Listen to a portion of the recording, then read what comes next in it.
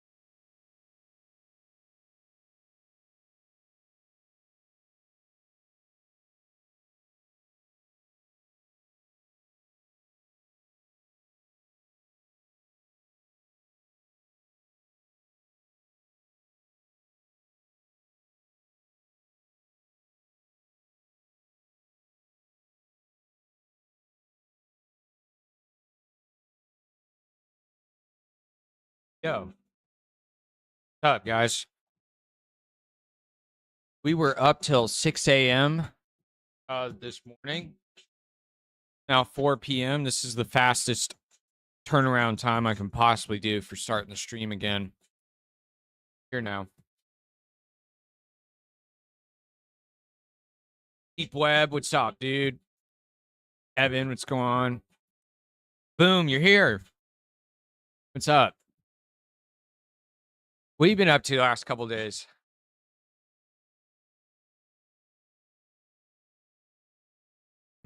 Got a salted cream jasmine green tea from the tea shop next door. Really good.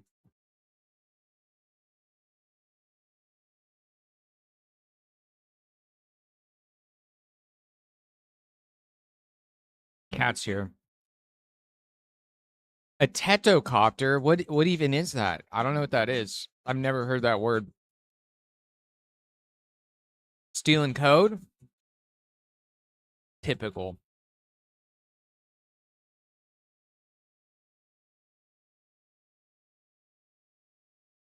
Vocaloid Tito characters? Okay, that sounds like some chaos.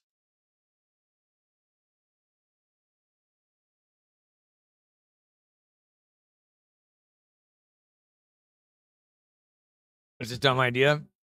Again, if you make this happen, boom, and it's a helicopter made of Vocaloid characters and they're all like yapping at the same time and doing crazy shit, just you gotta post like a YouTube short and an Instagram reel out of it. That's total quality 30-second clip explosive entertainment content right there. And people are gonna see that and be like, what did I just watch? I don't know what that was, but I need to watch it again. And they'll just keep watching it, you know? I got I found somebody made a music video using Marvel Rivals characters with Mantis rapping. And it got stuck in my head yesterday. I literally left it on loop like 30 times.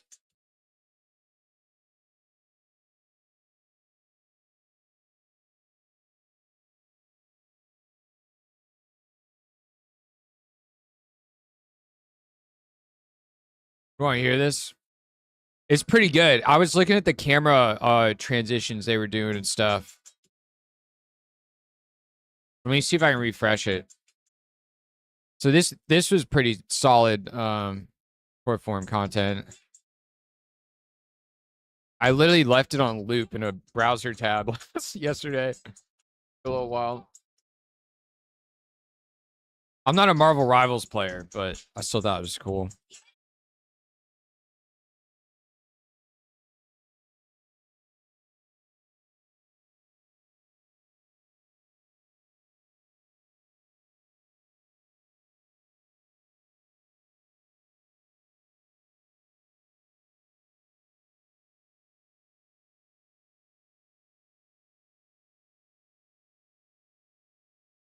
I love all the emojis and they're like wiggling and stuff.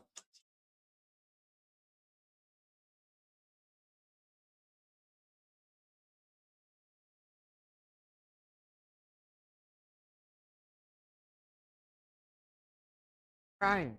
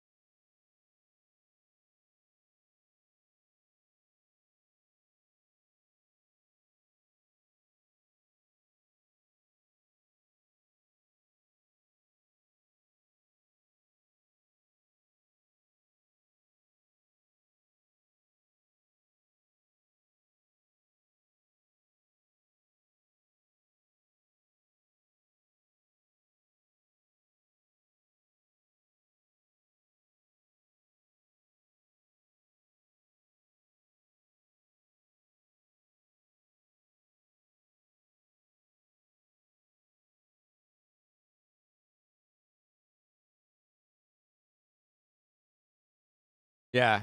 I thought that was awesome. It was stuck in my head when I was going to sleep last night all day, and then when I was going to sleep.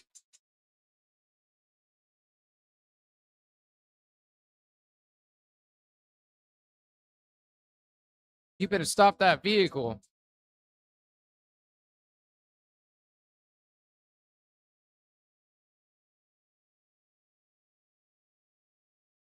What's up, Otter? Long time no see. What's happening, man? We're making these little Nuldrum themed characters at the bottom of the screen. I'm adding on to that going on today.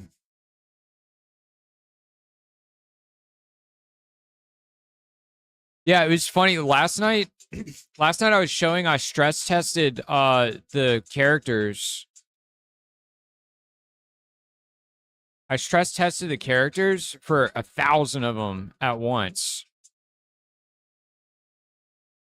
And as I was showing it off, someone rated me for 90 people. Like literally while I was like showing that video clip of like, look at this, you guys. Let me find it.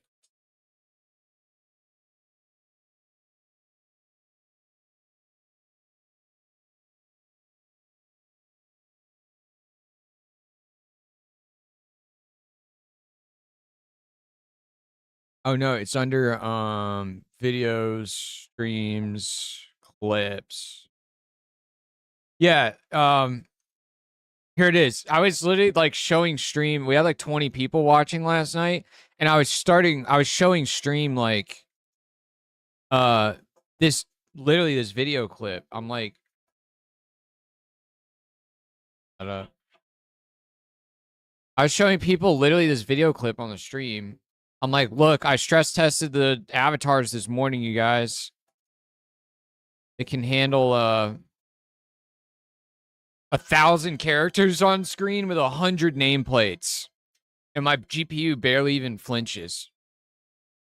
We had like 20 people watching when I was showing this.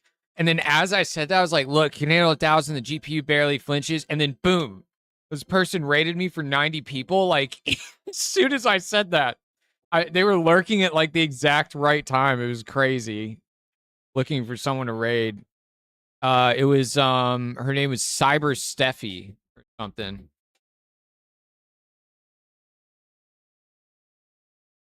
It was the most hilarious timing. But yeah, it's pretty crazy. And right then, 90 people showed up. Or like 100 people were there briefly in the chat. 100 characters on the bottom of the screen, no problem at all.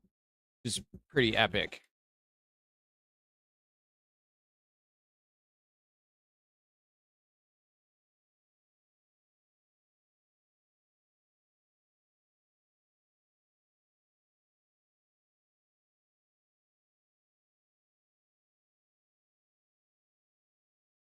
Yeah. What have you been up to, Otter? By the way, guys, if you want to change your characters, there is a place on the website to do it. And also, if you want to watch the stream without music, you can tune into the YouTube version of the stream. YouTube version of the stream does not have music. So now that I figured that out, I can stream on YouTube every single day.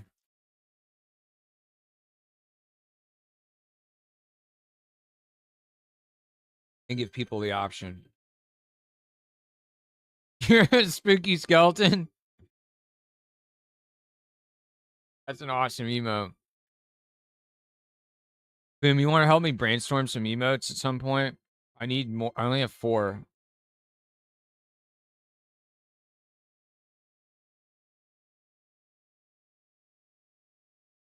You just been working a lot? Word, dude. What are you doing for work now? I lurk on streams here and there. Nice, dude. Convey an action or a feeling. Okay.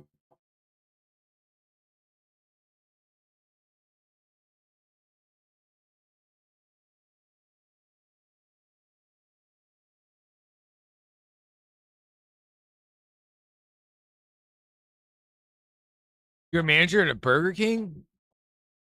Bro, the one thing that Burger King has that's still so good to this day that nobody can top is the French toast sticks, dude.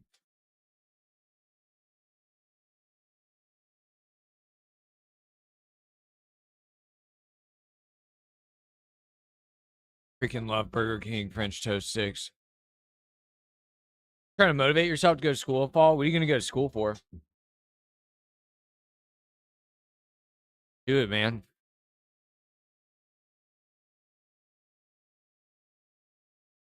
Level up.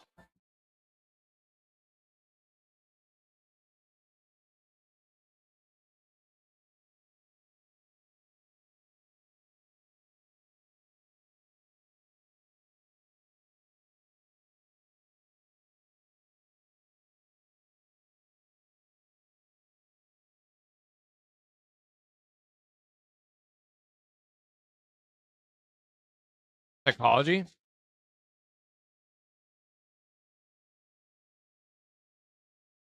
Nice.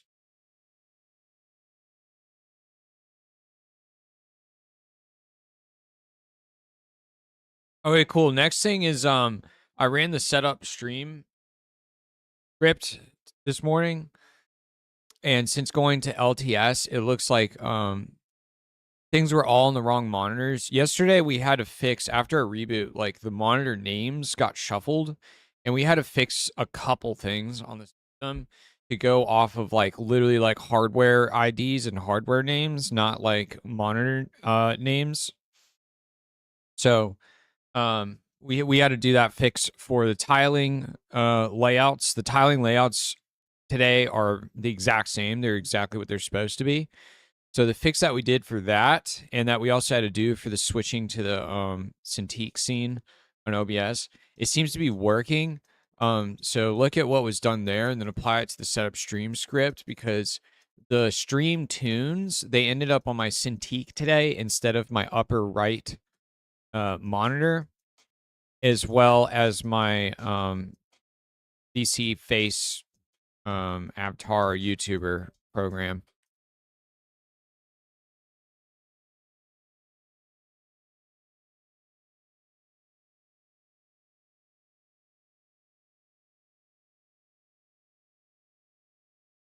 You went to school years ago, but you dropped out.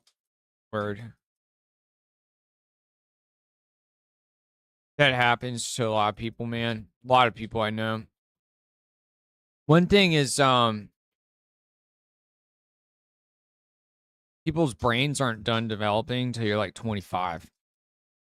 The part of your brain that literally is good at weighing long-term consequences and long-term rewards and thinking about things in like a 5-year, 10-year like timeline. You know what I mean? And being able to kind of, I don't know, just be able to predict and see the benefit of things like that far out in the future. So that's why like it's so common that a lot of people can't like um finish college and put up with the BS, and it doesn't feel like worth it and all this stuff, like when you're like straight out of high school, you know what I mean? And then a lot of people that I know, like once they're around that magic age of 25, for me it was 27 was when I like stopped drinking, and then just became the insane workaholic that you've seen me be now. But I was pretty lazy like up until that point. Like I played I would get super addicted to a lot of video games and just binge video games and ignore everything all the time, to the point where it's like unhealthy or damaging to like relationships and stuff. And then and I was drinking a lot and shit. Like, but yeah, something happened, man, for me. I barely got through college. I got a 2.65 GPA, I think is what I graduated with. I literally graduated with the exact like bare minimum, which I kind of did intentionally, which is not good. It's one of the, I don't know, it's one of the smart people things where you try to like you figure out like, oh, I don't need to do my homework. I don't care, and you calculate the bare minimum amount of homework to do to just barely get the piece of paper. Um, so even though I graduated college, I like barely graduated college. I did not take it seriously at all. I had no internships, like nothing. That's why it took me until 26, even after getting my degree, just to even be a QA tester in video games, you know? So anyways, so it's pretty common for people to not be able to do something as boring as finishing school until you're like 20, 25-ish and up. Yeah, that's my 2 cents on that. You're cooked. You don't even know what next month I'm doing. No way, really? Yeah, not drinking more definitely helped you lock in, dude. Hell yeah. Yeah, drink is a huge waste of energy. I skipped classes because attendance was only 10% of my grade. Ad break incoming. Exactly, boom. That's like the type of stuff I did too. Calculated the bare minimum. High five. Happy America Day. Yeah. Like, I don't know where this came from. I don't know if this is a common meme being passed around, but my friends, one of my friends in a chat, they posted this.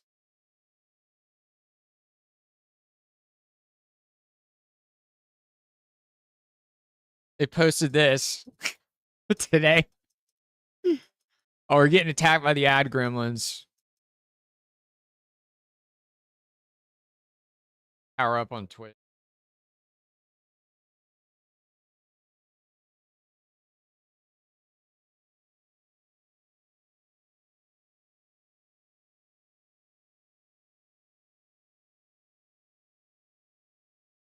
What am I looking at? Which, the meme or the ad gremlins on the screen?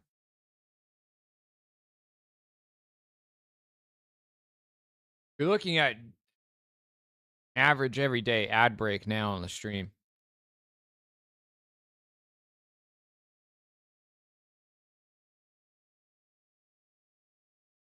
How bad is the heat wave in Europe? I don't know. But yeah, so one of my friends posted this, and then someone one upped him.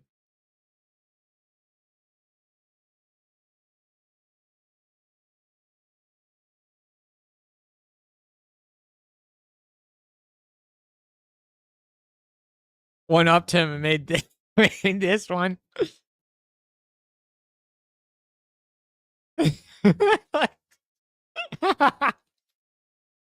America, the cowboy hat, and Asia with the like. I don't even know what the name of that hat is. Cone hat.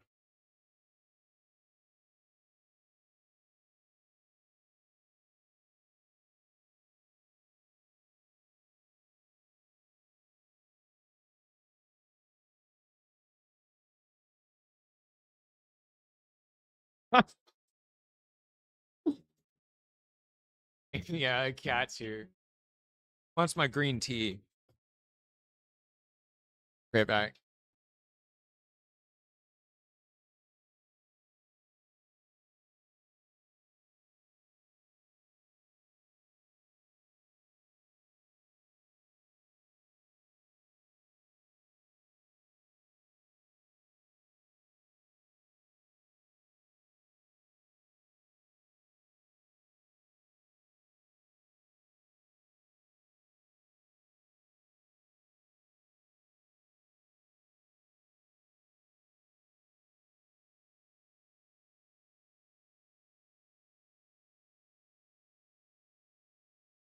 Arrived.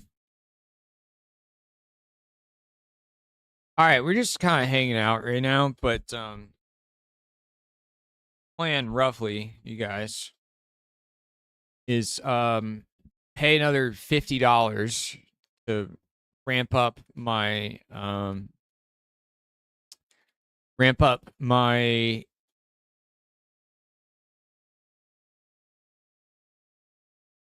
Yeah, I had to hard shut my computer down, so I might have some auto saves that we need to.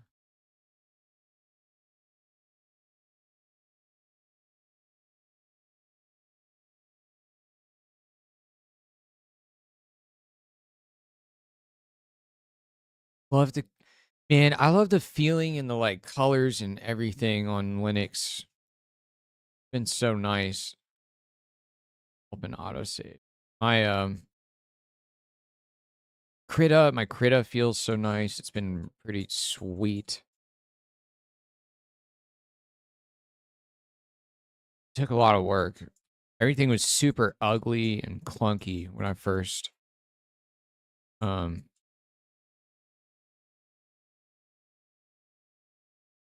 started setting stuff up on here.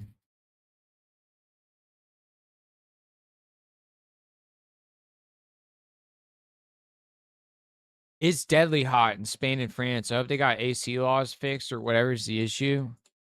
Yeah, wait, what's happening over there?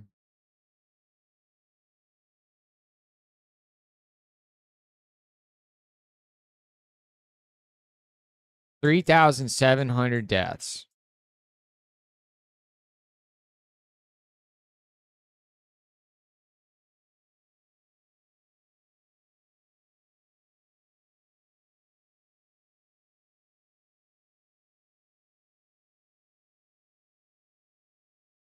Uh, 113 degrees Fahrenheit recorded in Spain on Monday, June 22nd. Holy shit. 113 Fahrenheit's insane.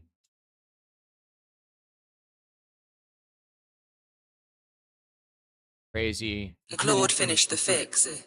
Yo, look at how like much hotter London and Paris are because of being cities without, just tons of pavement. Like, look at this. Isn't that crazy? Like, London's like purple and shit here. It's because it's all pavement. But it's like the rest of the country where there's no pavement, it's like not as bad. Pretty insane to see.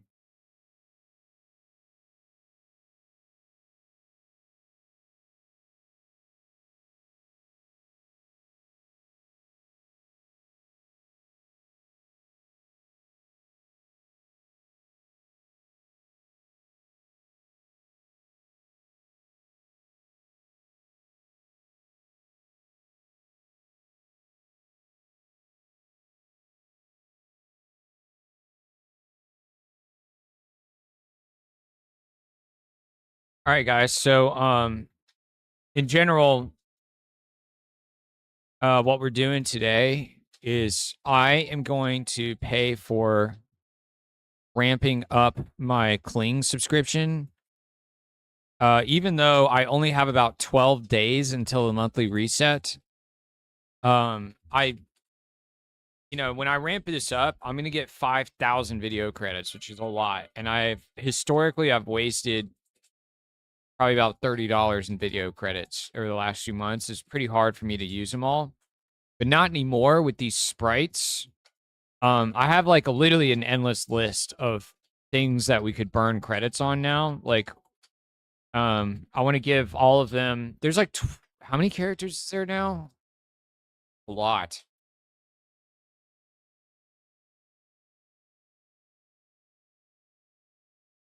We got 1, 2, 3. Why is Lady Vermilion in the unique characters? I'm going to put her in the Noble Reds.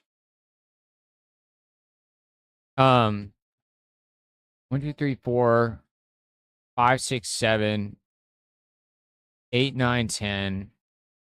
This is going to be 11, 12. There's going to be 2 crowns. 13, 14, 15, 16, 17, 18, 19, 20, 21, 22, 23, 24.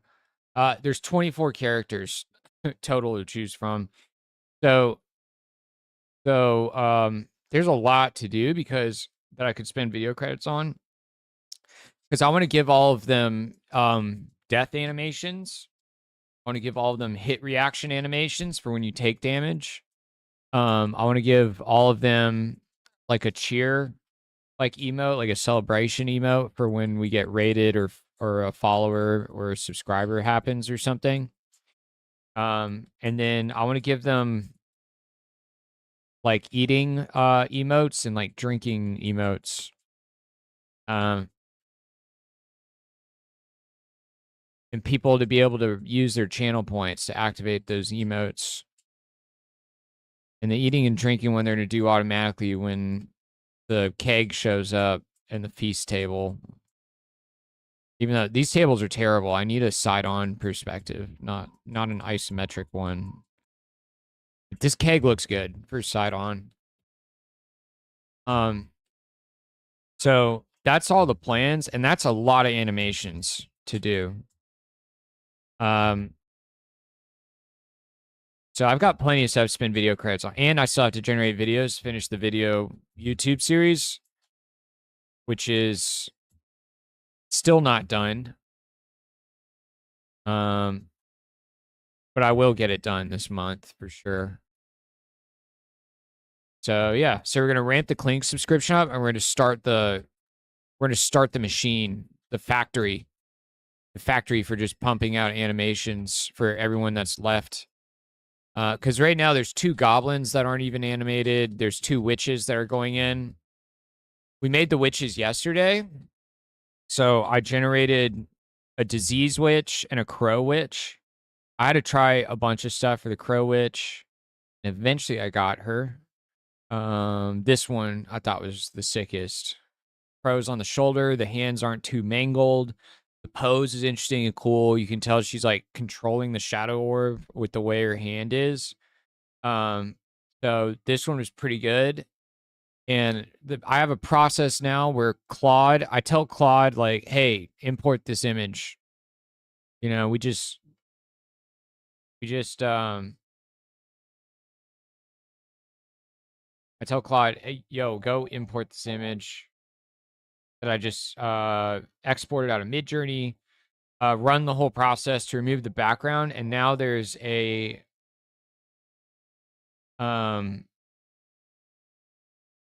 there's another step. So I'll show you guys. This is one of my secrets. This is the secret sauce. I just posted this on my Instagram story last night.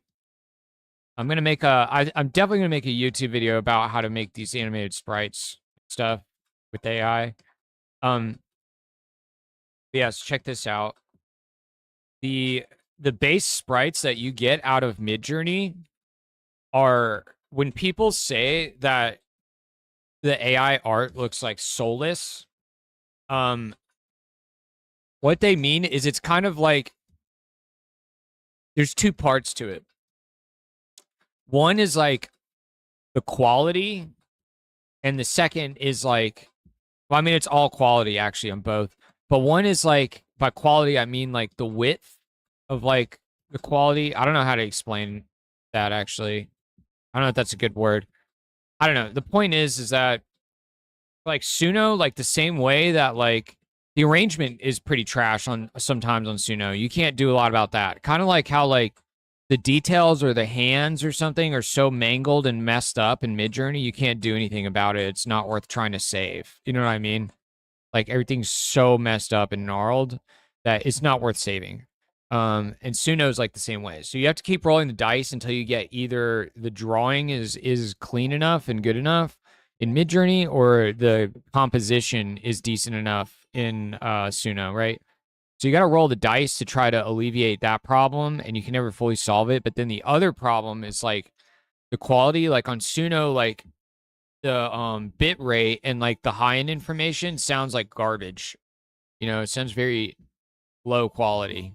And then in Midjourney, the equivalent issue that AI has is pretty weird that it has a very similar kind of thing. Is the colors are flat.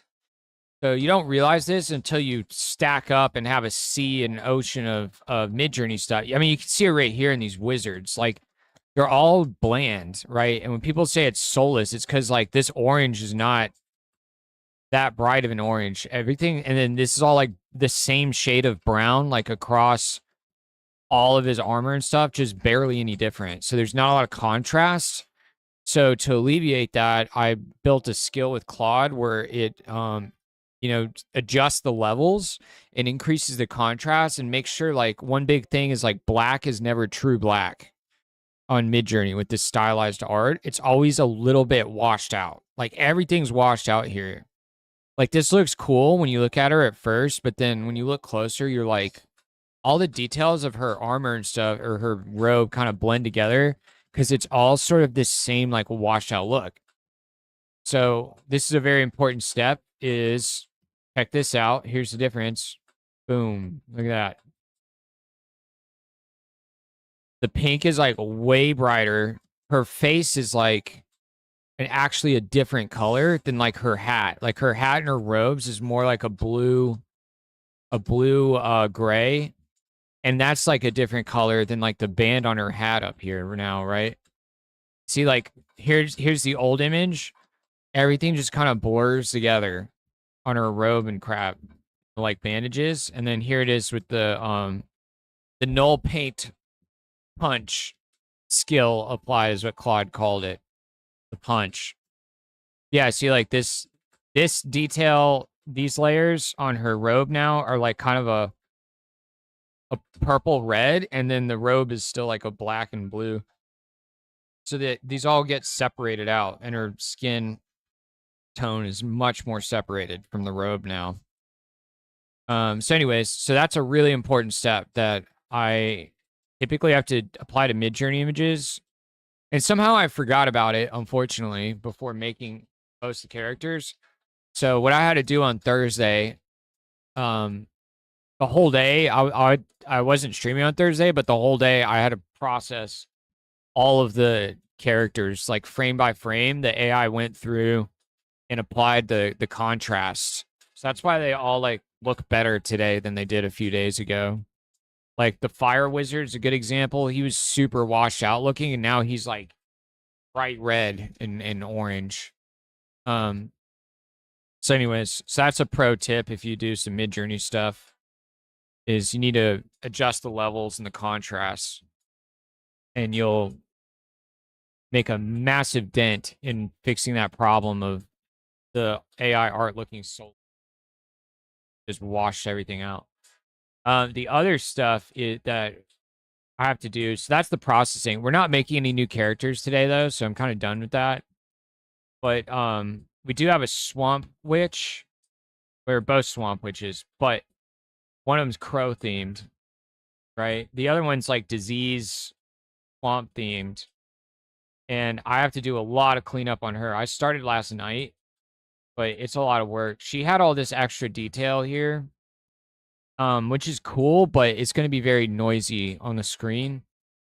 So I started erasing that stuff, and I realized, like, oh my God, once I take it out, like, I have to redraw.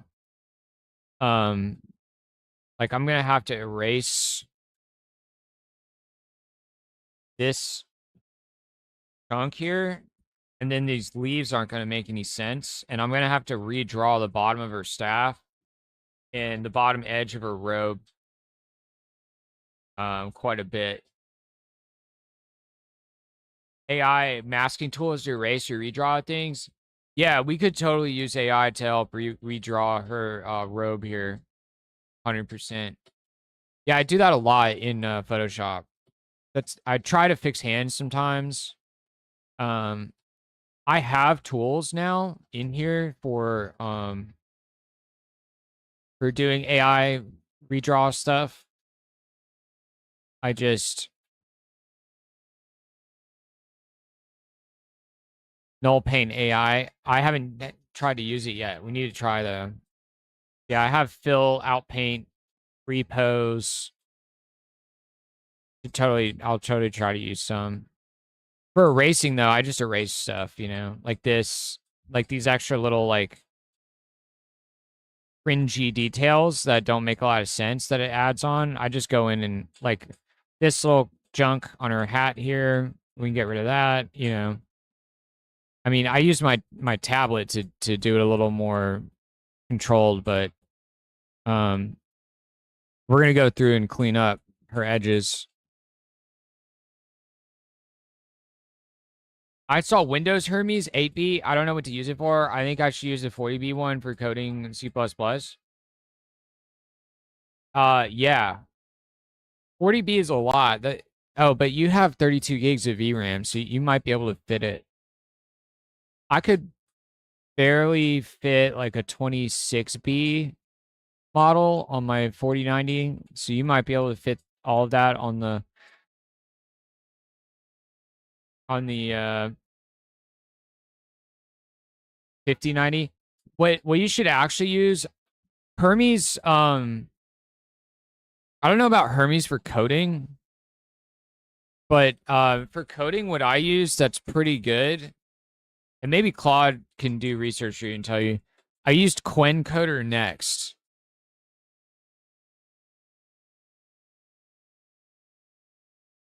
Yeah, if you don't want to spend money on, Claude or whatever, and you want to try local for coding, Quencoder Next is what I last used. I think this is still the best. It's 80 billion total parameters, but only 3 billion are active at a time, and it's always swapping them around. So even on your 5090, it'll still have to offload probably like 20 gigs or something to your RAM, but it goes really fast. If you ask Claude to set it up with Llama CPP, and not Ollama, but Llama CPP directly on Windows, with Quencoder Next and Open Code as your harness for it, you can actually just kind of use it like you would with Claude Code, but it's all local, and it ran at 30 tokens a second for me, which is the same rate as Claude.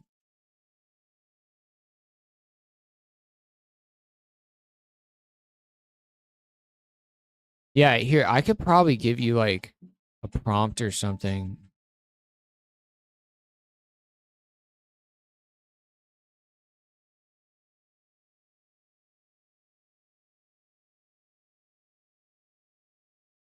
Hey, can you give me like a prompt and an outline to give to somebody else for them to um give to a Claude on their machine about how to set up Quencoder Next using Llama CPP on Windows for speed, and OpenCode as the harness with Oh My Open Agent plugin installed.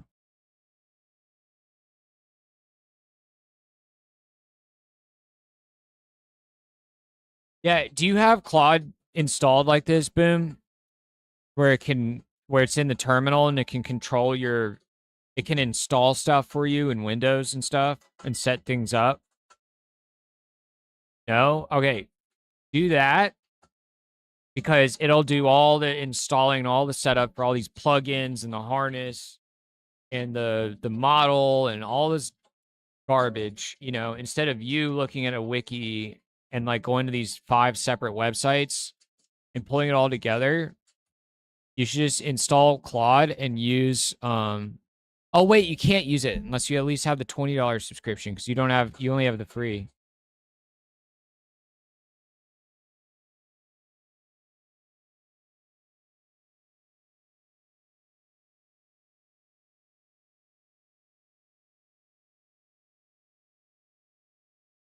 Do C++ blueprint functions.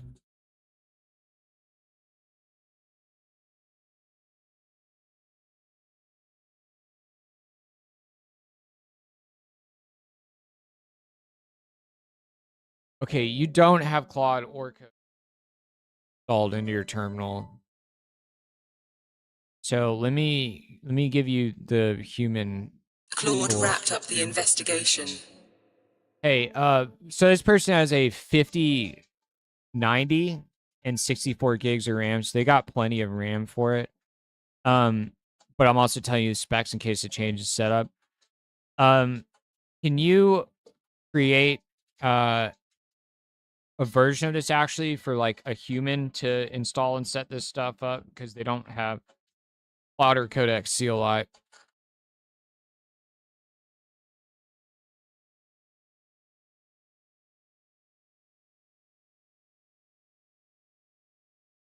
It's a lot of work, Boom, to set up a local model that can run fast on your machine without AI just doing it all for you. But I can hand you this.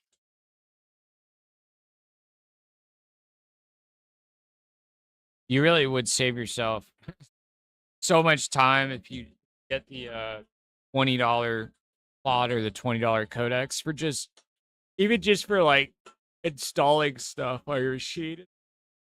I'll get repos and stuff. It's crazy how helpful it is. But I'm gonna rework this plan. Human to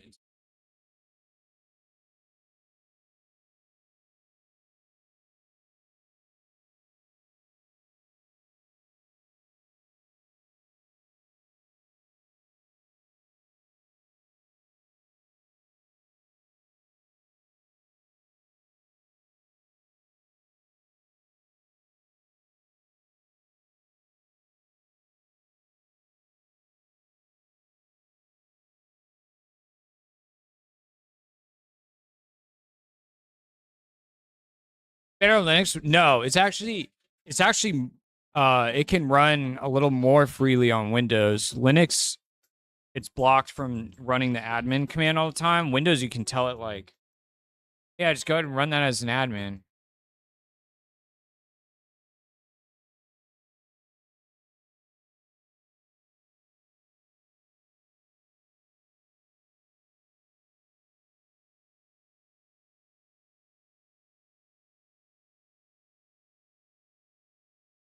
Yeah, like that's how I'm doing everything now. It's the future is you don't read like Claude's done with the task. you don't read like a readme or a setup guide anymore for anything. You just you literally just you just give your AI a link to a GitHub repo or something, and you say, hey, go look at this and install it. You know, like figure out all the pieces we need, the dependencies, the libraries, like whatever it takes. And it's been good for setting up the AI model stuff like locally because you have to change all these like settings and install different like drivers and libraries and all this stuff to run like a local model. But when you have just even like a $20 subscription to Codex or Claude, the CLI, you just tell it like, "Yo, set up a local model for me," and it goes and does everything.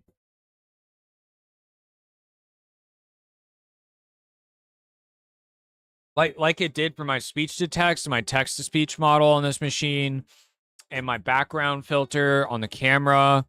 Like all of that stuff takes like Python library setups and Python environments and all these packages and pieces to run the model and talk to the model. And I'd have no idea, I haven't had to do any of that. I just told it like set up a speech to text model to run locally, and then it just did it. So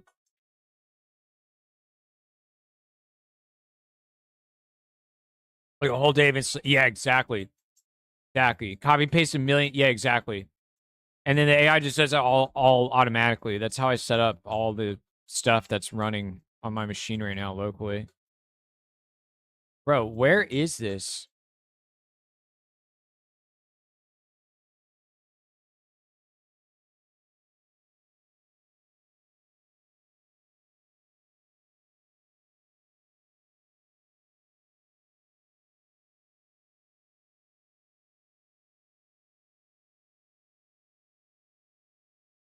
Claude, got your answer ready. Yeah, I'm gonna hand you this, but it's probably like you just said, it's probably a whole day of like it's probably a whole day setting stuff up.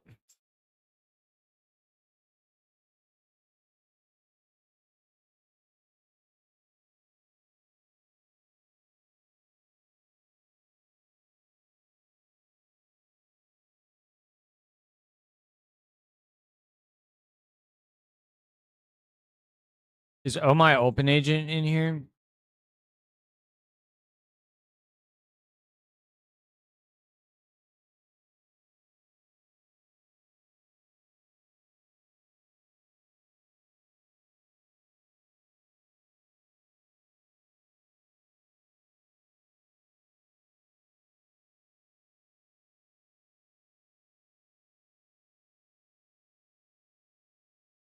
Oh My Open. Hang on.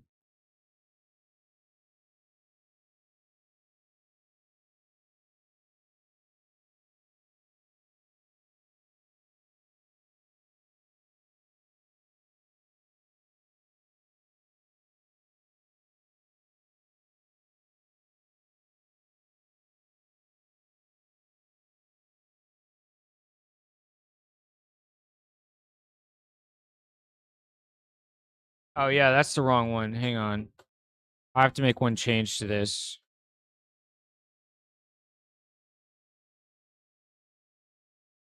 Hey, can you modify it? This is the plugin I was talking about for open Ad code. break incoming. Instead of Oh My Open Code, it's Oh My Open Agent.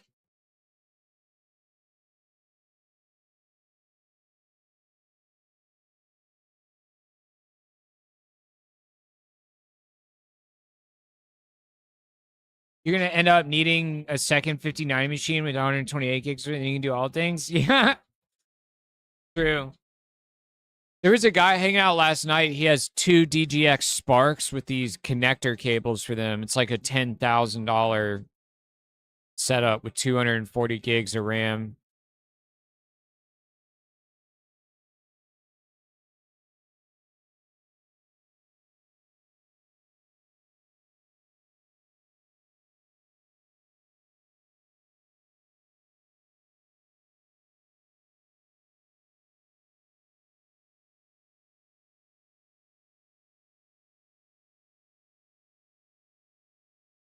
Claude's done with the task.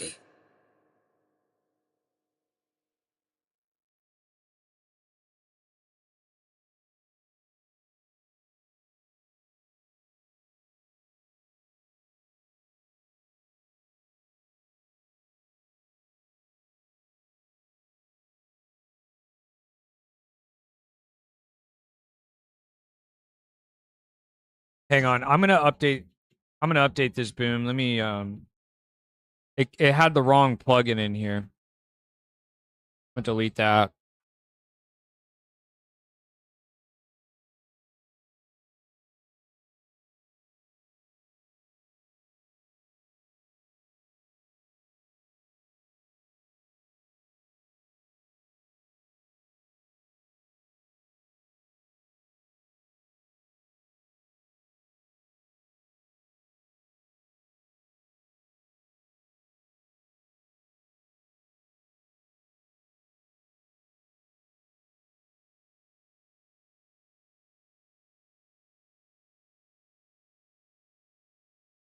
Claude squashed the bug. All right, now here's the updated one. All right, boom. Good luck. I mean, I would highly recommend just getting Claude for $20 and then getting the $20 Claude to do all the installing for you.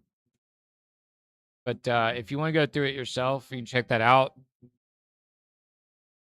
But this is the setup for an 80 billion parameter Qwen Coder Next local only model with an interface and a harness that'll work the same as Claude Code here, where you just like give it a big idea and then it does it, all locally.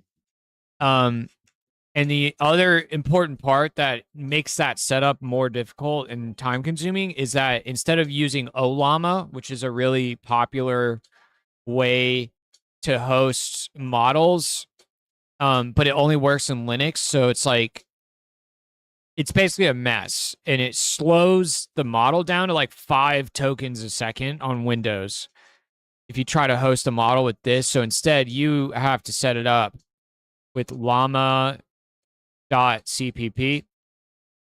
which is just straight up make sure the model straight up is running in pure C++ directly on Windows. So this part's going to be a lot of setup.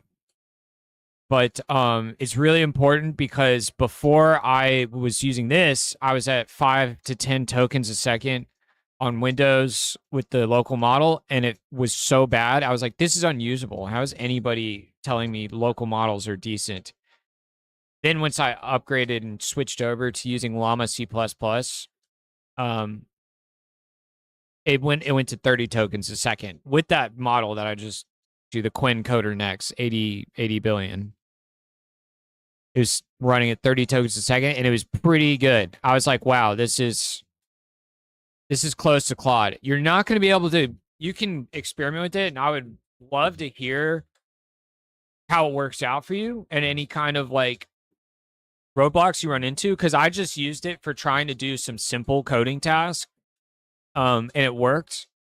But I don't think you'll be able to tell it stuff as big picture and abstract as like, make me lasers that run in Unreal that'll impress God. Like, I think you're gonna have to be, more specific, because the context window is not as big, and the reasoning brain of it is like 1/10 the amount. That's the prompt, though. Yeah, okay. Like Claude can 100%. Claude and Codex can totally take something that big picture and vague and then figure out what it means. But I think a local model, you're going to have to be like, hey, for these, lasers, change the rhythm to be at this time interval or whatever, right? Get a little more specific, and I think you'll get really good results out of the local model.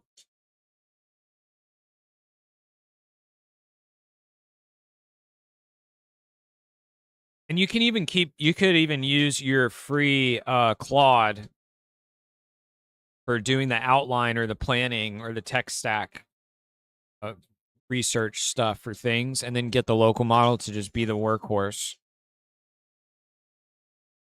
Kept doing bad things. I don't like expired milk. I don't like expired milk. Okay. Nice.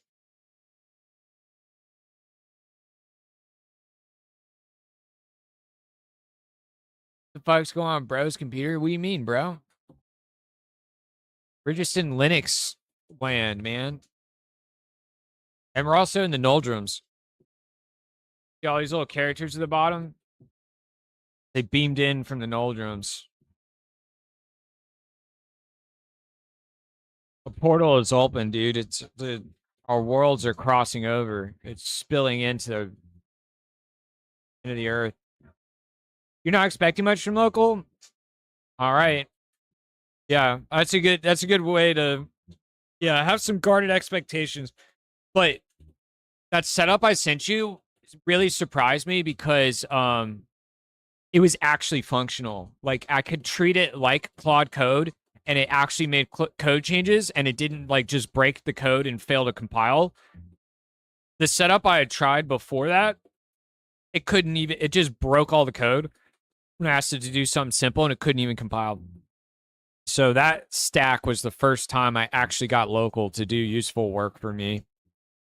Does your computer look like how it does on the streaming screen? Yeah. Yeah, bro.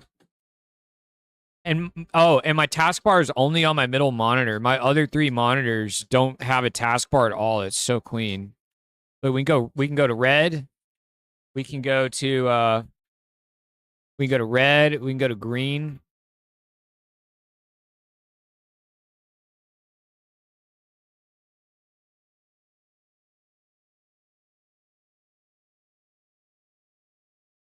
I can misspell a bunch of shit all the time. We can go to purple. We were in purple for a while last night. What distro do I use? All my specs and stuff are down at the bottom, but I am on Arch and Plasma. Look, dude, I got vibe coding token meters. This is really important. I think anyone that's a vibe coder on Linux should put this in their rice. I got token meters down here with my reset timers so I can watch my cooldowns. So I've got It's Codex Weekly and then Codex Session and then Claude Weekly and Claude Session token meters.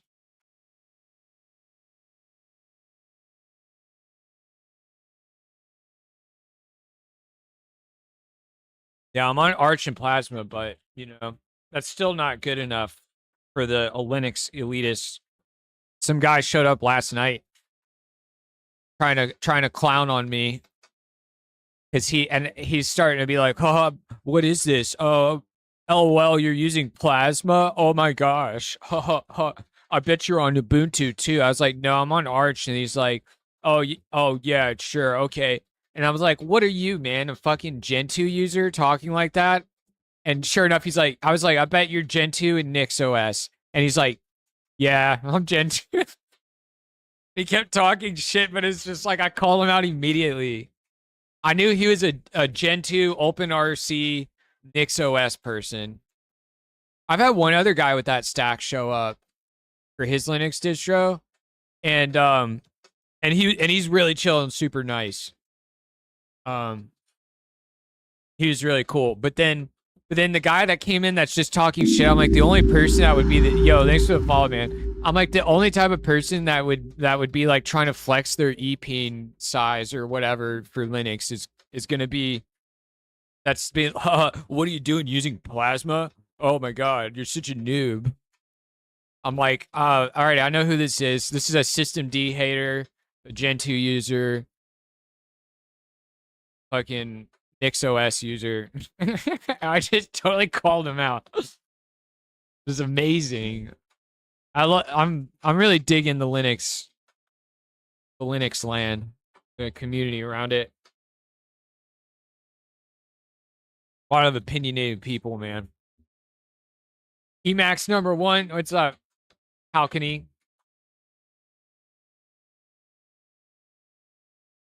You're an Emacs user?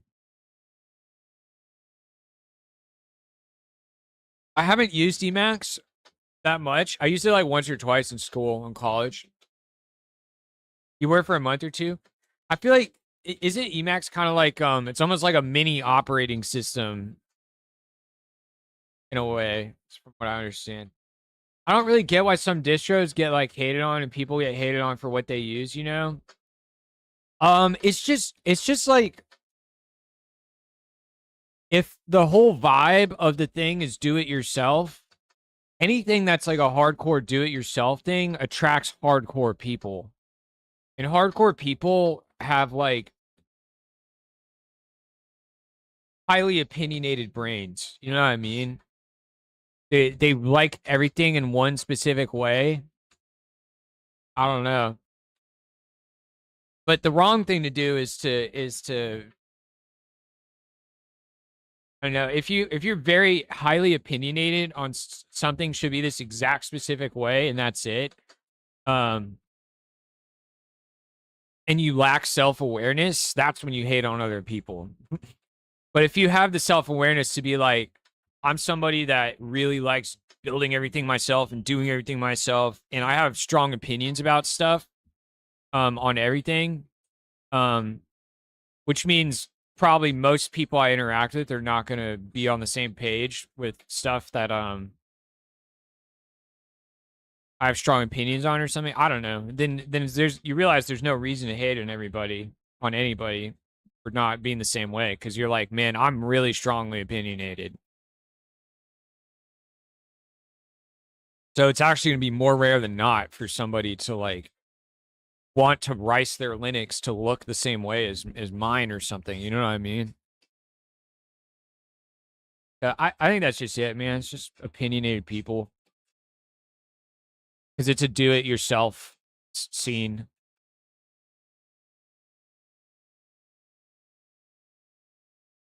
But it is the wrong way to go about it to hate on people because like everyone should just be like, "Oh my god, you're using Linux?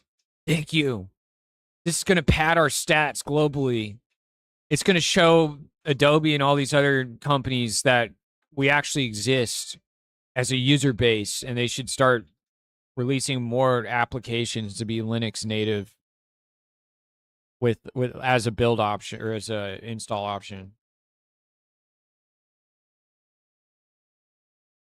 You know, that's what people. That's how people really should be acting. Be like, hey God, the global percentage user base just went up a fraction of a percent.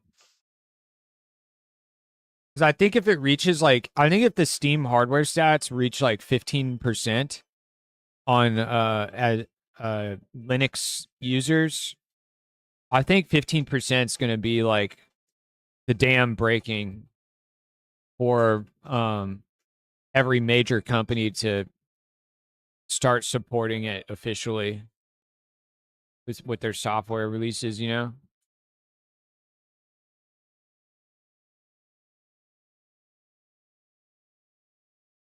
15% is going to be a crazy tipping point number.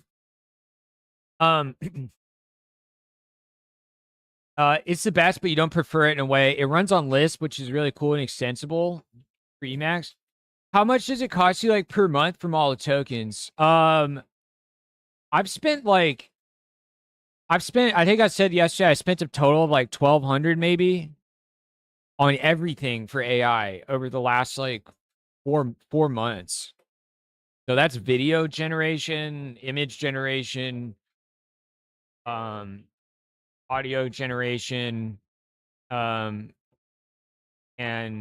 probably 500 of that's been on programming. So I don't use that many tokens. I've made a ton of stuff. I don't know. I feel like I'm very efficient with my tokens somehow.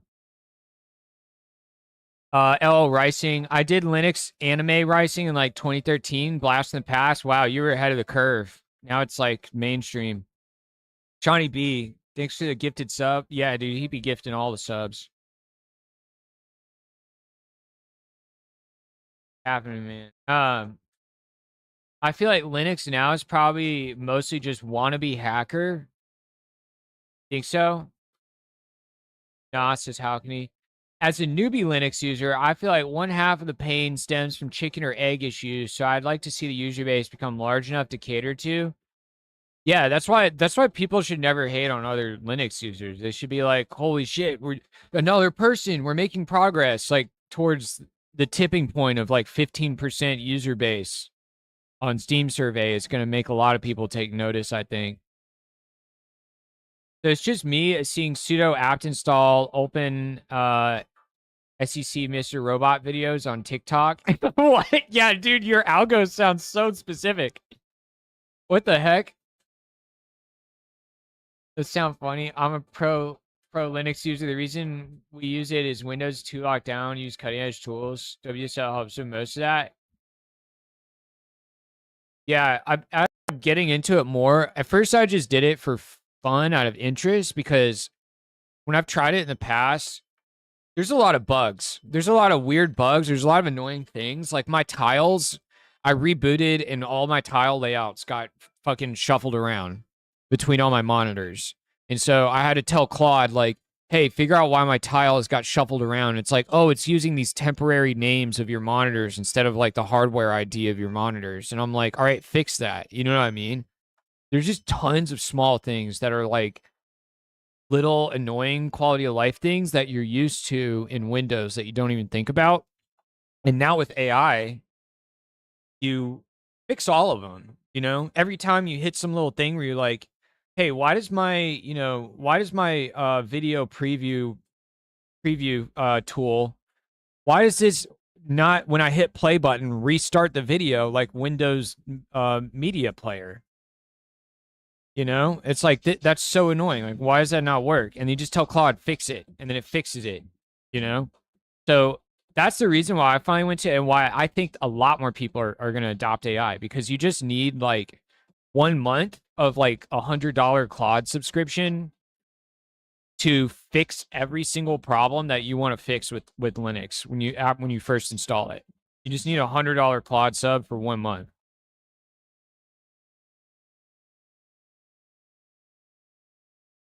And then once you have parity with Windows, then you can do really cool shit above and beyond what you could do on Windows.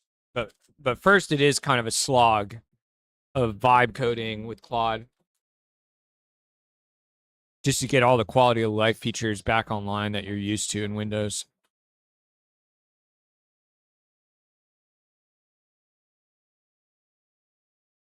like swatting flies, dude. That's exactly what it's like. It's exactly what it's like. You're just swatting flies with quality of life friction and shit in Linux with Claude the first month after you install it.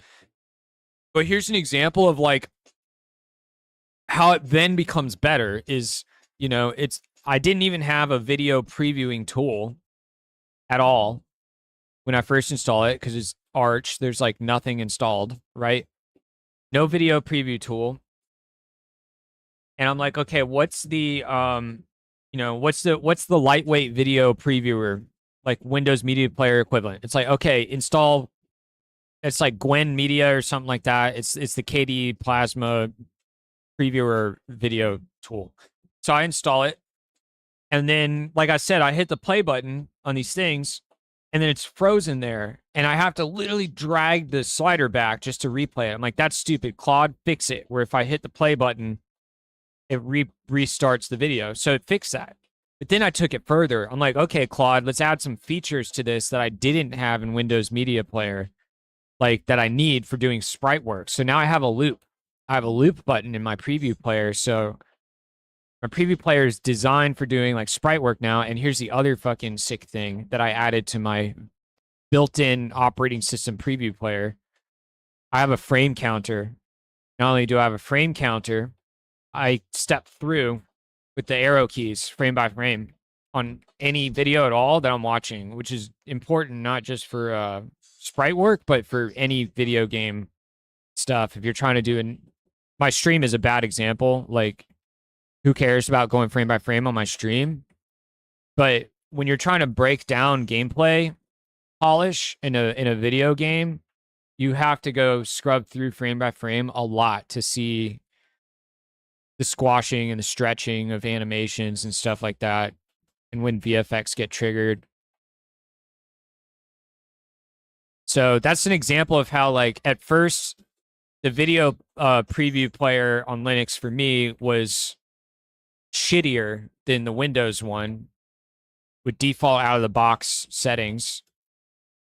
But once I got parity, then I started having ideas, and we had the flexibility to just modify the crap out of it on how to make it even better than the Windows one. So I think this is one good small example of that, illustrating my whole point there about when Linux starts to pay off.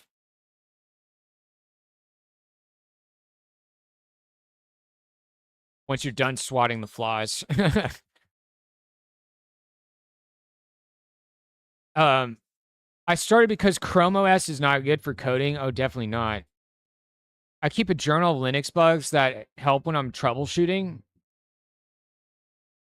What do you mean a bug that helps you? That's kind of weird. What is Cool Rock Eye made for? If you could wish for 3 things, what would you wish for? Dude, I don't know, man. I only want one thing right now. And that's for this world that I'm building to get a large enough fan base that I can sustain a living off of only building it up full time, and it look like I'll have a decent chance of having a retirement too. Not just like barely living paycheck to paycheck, barely paying bills working on this, because I'm kind of over that. But like, yeah, I hope I just want this world like project to get enough motion and momentum and following on the internet where people are like, they're like demanding, like, dude, where's the MMO for this world? I want to live in it. Where's the animated TV series on Netflix or whatever for this show? I need it. I need it right now. I can't live without it. I can't wait any longer. That's what I want. I want a big enough fan base that's that like rabid for this project to help us propel it like a rocket ship into the stratosphere to the point of getting a full-blown animated TV series on a streaming service and an entire MMO built in the world. That's the only thing I want right now. I literally don't wish for anything else. Maybe the second thing is I do want kids one day. I want like an army of kids that not an army, but like I want a few kids, and then they all also do a bunch of things to like help with making video games, and they're just like, my free labor, my workforce for making game. No, I mean it'd be cool if I had a few kids and then they made a game together as a team. That'd be cool. It probably won't happen though. Kids never like really follow in their parents' footsteps. It's pretty rare. Yeah, I definitely. Yeah, see, look on YouTube, I started doing a day counter, and that's maybe the second thing I would wish for. I don't really have a third thing I can't think of.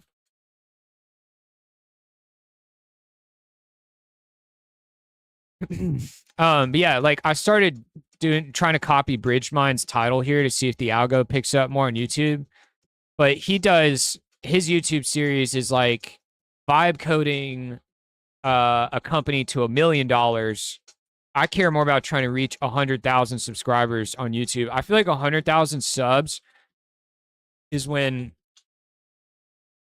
um we have enough momentum on the internet that you can start to attract like investors for big projects like making an MMO out of the world. All this stuff. You probably really need like 1 million subs. But I just feel like a game company and stuff is not worth it's not worth trying to get investors or people on board for a company until you have a minimum of 100,000 subscribers as on like YouTube as like leverage. You know what I mean? For negotiation and proof of momentum and motion behind your art project.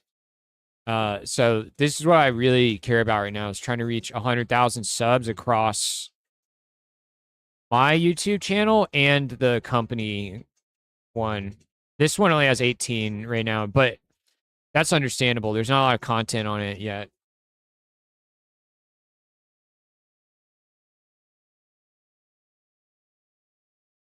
Yeah, that's it, man.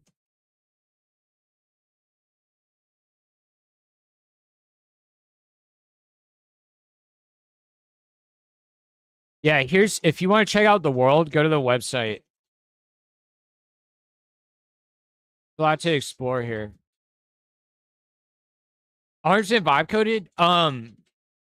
No, everything I'm doing is like a hybrid. It's a hybrid. It's a fusion of man and machine and man and AI right now. Like I started building this website like 2 years ago, 2 summers ago, and I manually like hand coded the whole like nav bar and like I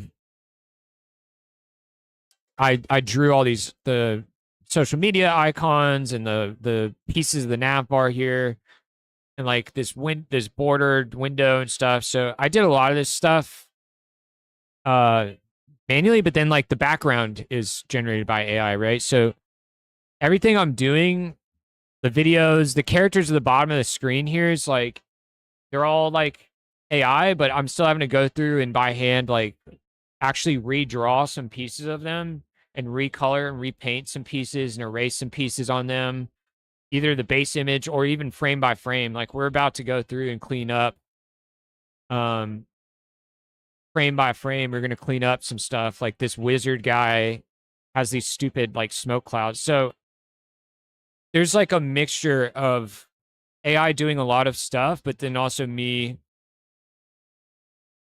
sanding off the rough edges with the human look, human touch. And then like a lot of the mid-journey images, I adjusted color curves on them myself.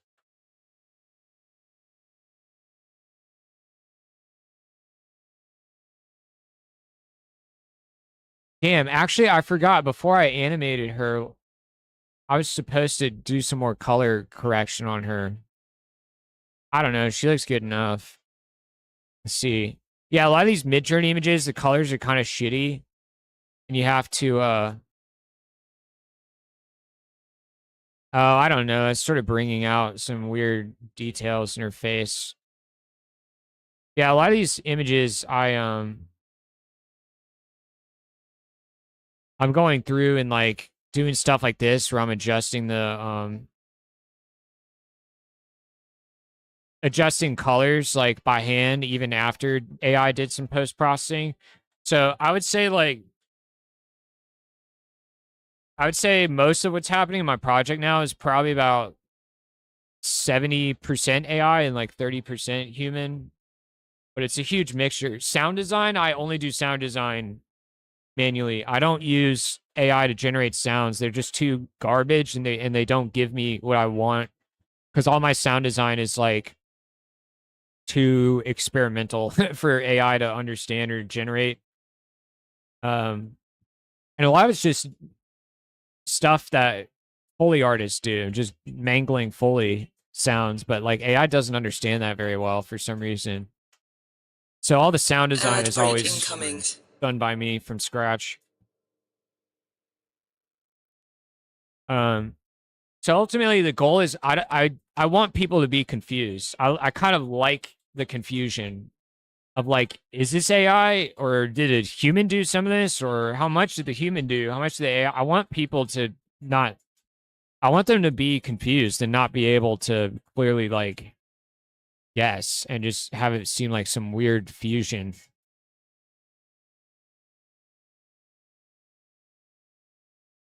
All right. The ad gremlins are attacking. Is it going to be a 2D game? Reminds me of a Sega game called Golden Axe. Golden Axe is sick. You played it when you were 7 in 2020? Oh, really? Yeah, Golden Axe is cool. No, these little characters at the bottom, I don't know if I want to turn them into a full-blown 2D game yet. People are asking about that, but that wasn't really my goal. The goal was just to replace stream avatars. I want to work on my 3D games in the world instead. I'm going to invest a bunch of time.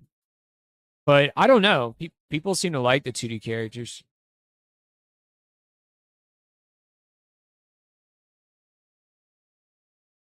I'll be right back, you guys. Go AFK for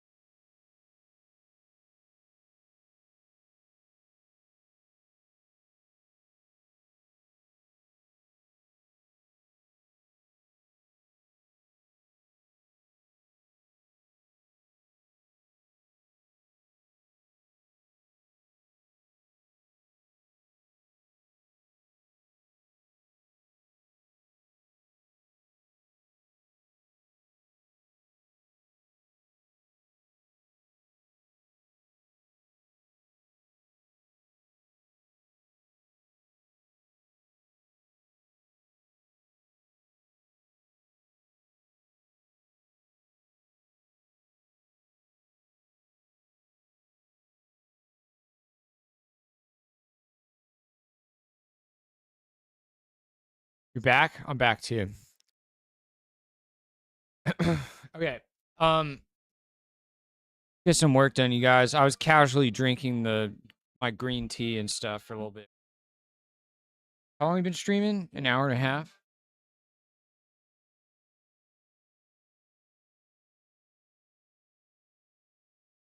Get some work done. Okay, so should we push the colors on this witch more? What do you think? You're back 3?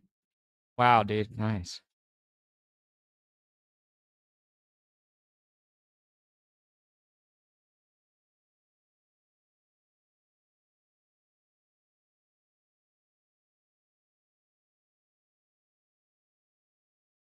So if I push these colors too hard, then like that just flattens things out. This little bump in the purple's nice. That's too dark.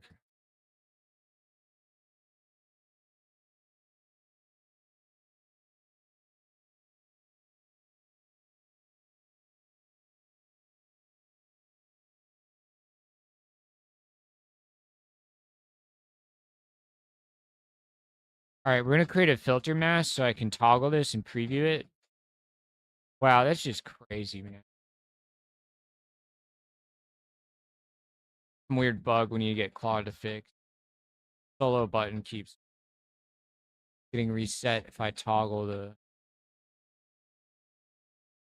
Okay, so no color filter, nothing at all. Mid-journey baseline, super boring, very gray and brown. Both with the color punch, and then this is with my color filter.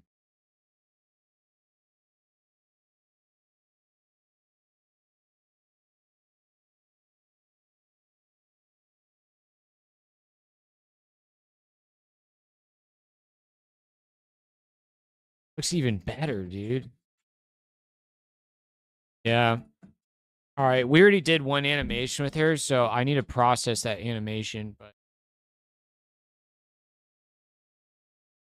we're gonna try something else new with this crone too. We're gonna try and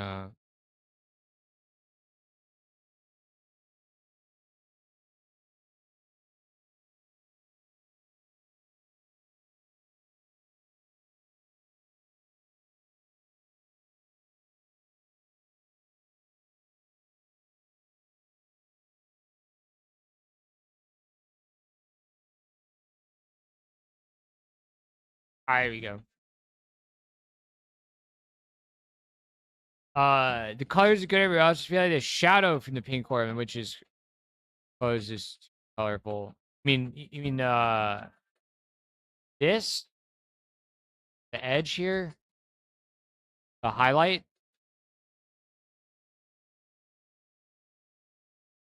light of the orb.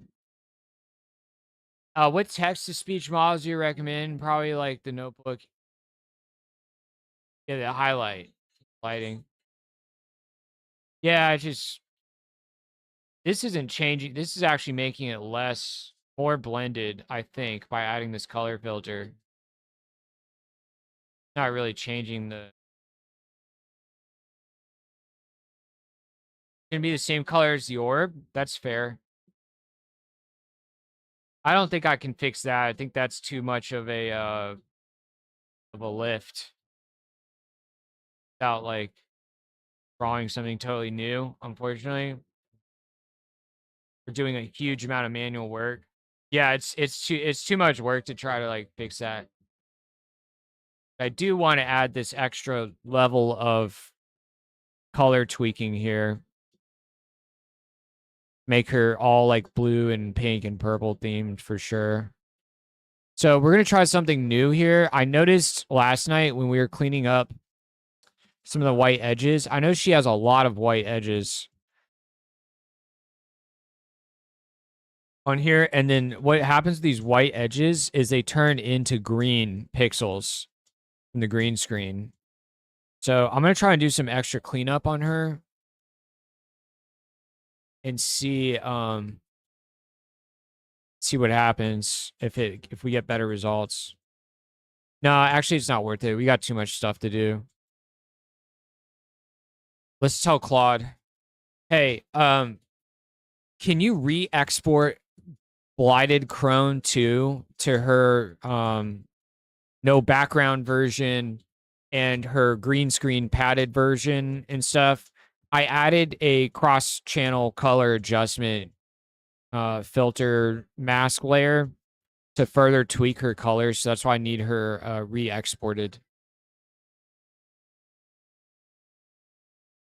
Are the white edges in the background from the AI or the background remover? Yeah, the AI background remover. Yeah, it uses an AI model to do the background removal.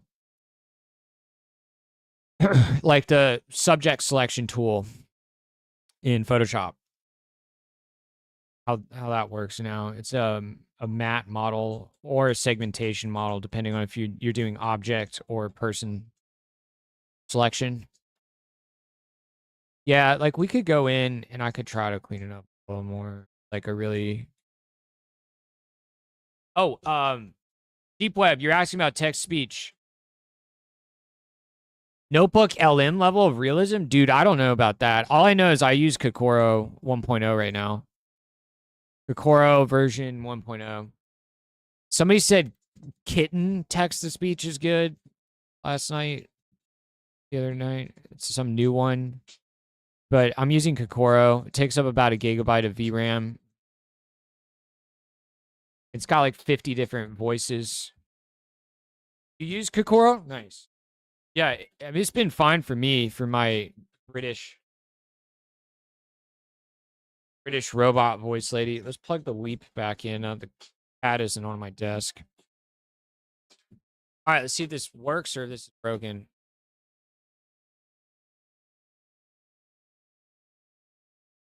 Switch scene to Cintiq. Switching to the Cintiq scene. No, it is still broken today. My monitor names got shuffled or something.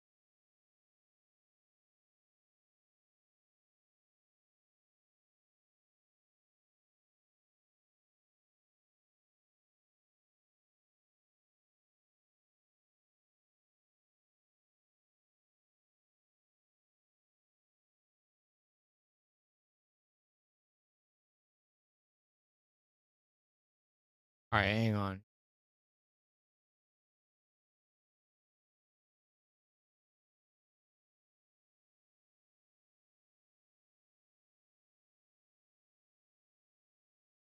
All right, we'll do some more Cintiq stuff. There's a lot of Cintiq stuff to do. While we're doing it, I'm going to generate some goblin animations. And let me bump my subscription up on Kling.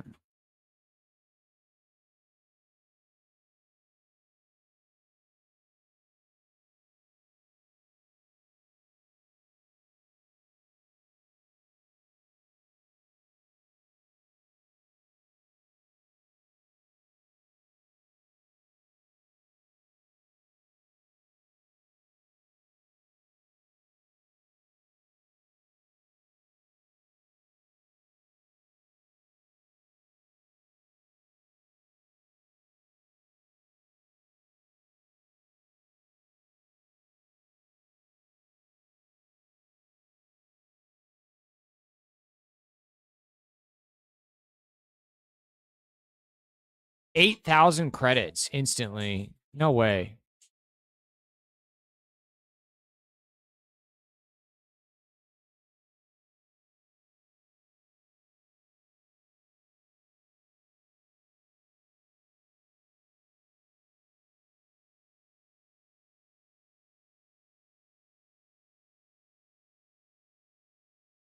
I got a confirmation.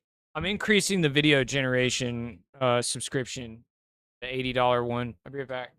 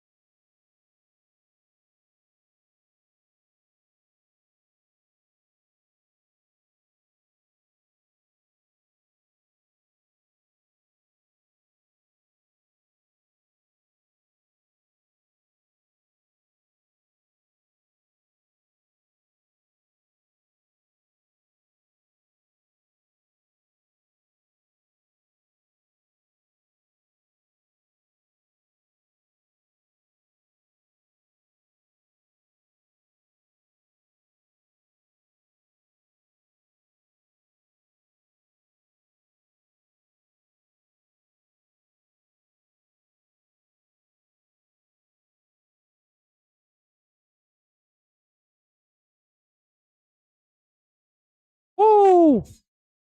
Just paid $80 and got 8,000 tokens for 8 credits.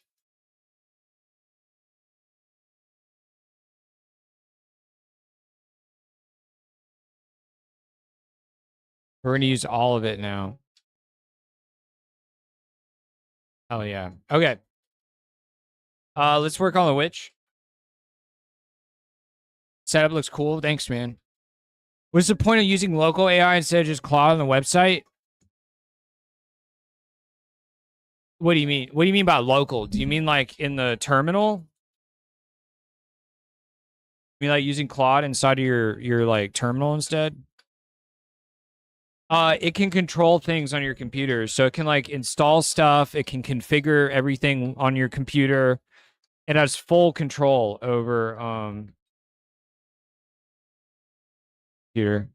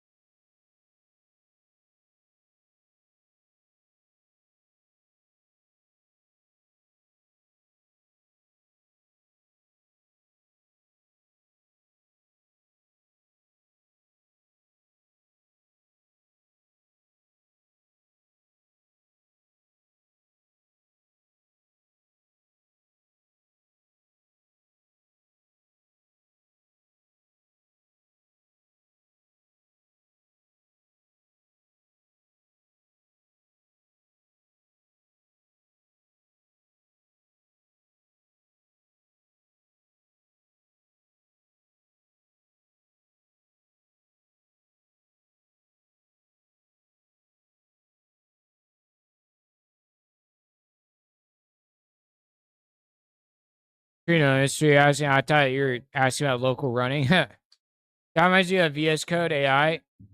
Yeah, it's like the same thing. It's like it changes files.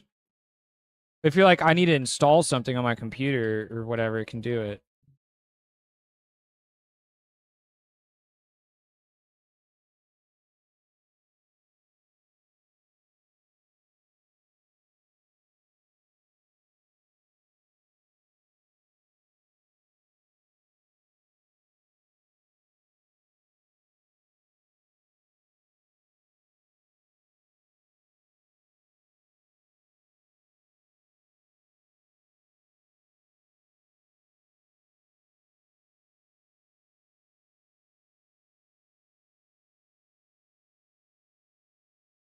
This is an experiment. I'm not going to do this on every character, but she's going to be the first one that I try to do this, where we erase some more of the white pixel anti-aliasing. You need some of the gray pixel anti-aliasing. We don't want fully opaque, like black pixels to be right up against. Like here, it's probably fine. You know. We got to keep some of the anti-aliasing, but hopefully we can reduce some of the white pixels.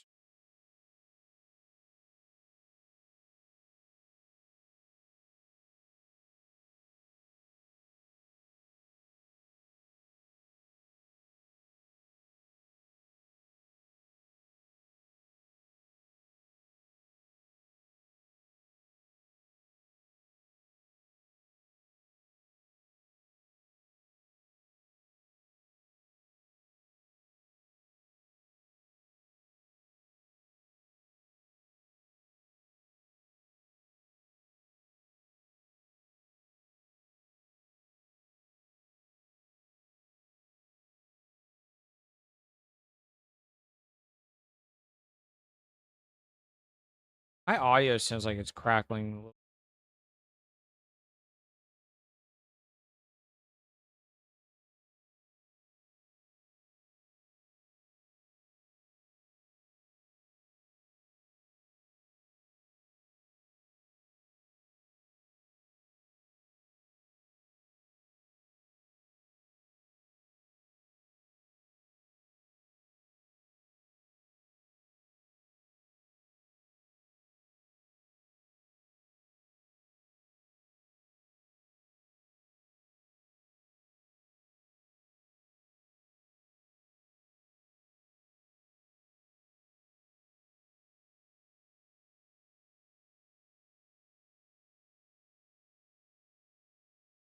Do you guys hear the music crackling at all, or is it just me on my end?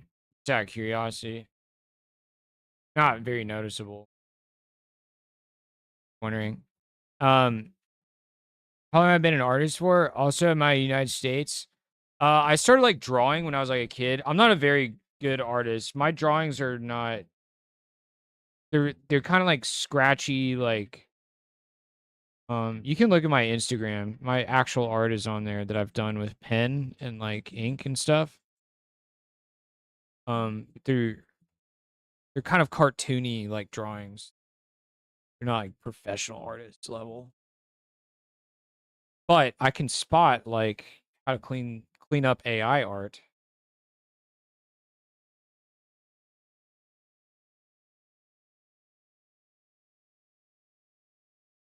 I can't make it too different because we already generated her idle animation.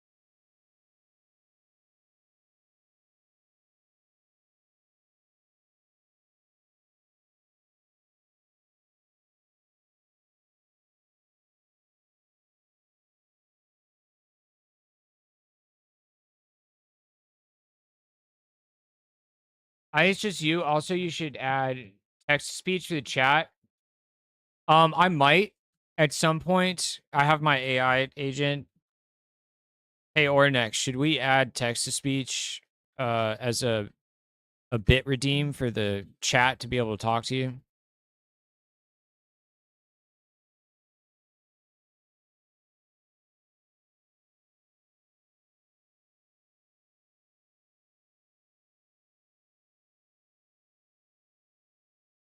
Yeah, I think that'd be a fun redeem. Chat spends channel points, types a message, and it gets piped to me and I respond out loud on stream. You've basically already got the pieces too, since Null Chat Hub can catch the redeem and Hermes handles the voice out. Want me to sketch how to wire the redeem into the chat hub, or just kicking the idea around for now?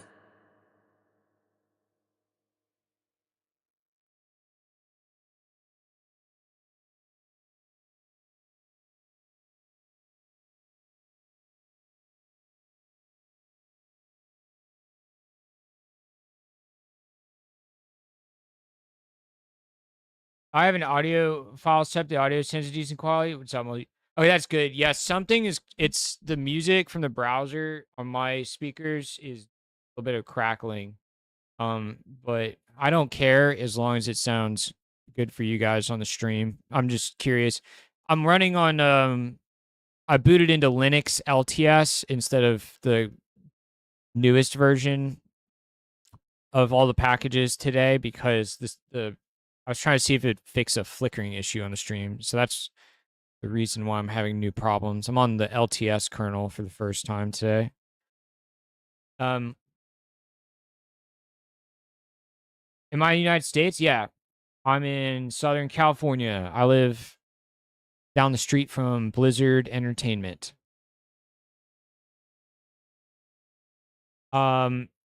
I think it's also just you and chat text. Oh, right. I just read that. Yeah. So let's get them to add that right now. Get Claude to add that.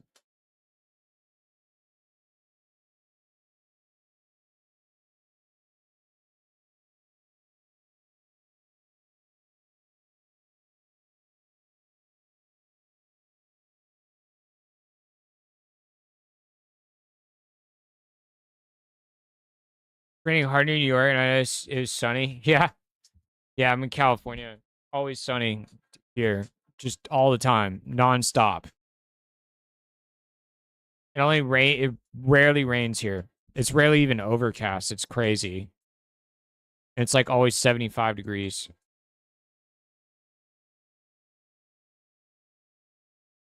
Name this pane text to speech Claude. Got it, this pane is now text-to-speech Claude. Tell text to speech Claude we want to look into users being able to route text to speech requests to you to the Hermes agent on my desktop in chat by spending bits, maybe channel points if it's like a lot, like 10,000 channel points or something. Got it. Sent that to text-to-speech Claude. Okay, Claude's gonna add text speech. It's gonna cost you guys bits though, or channel points. And the response is gonna be from the Oranex agent. We can also maybe make it where you guys can choose if it's gonna be the Miku voice, or I'm gonna make a third voice for the AI. I'm gonna design a Ad break incoming.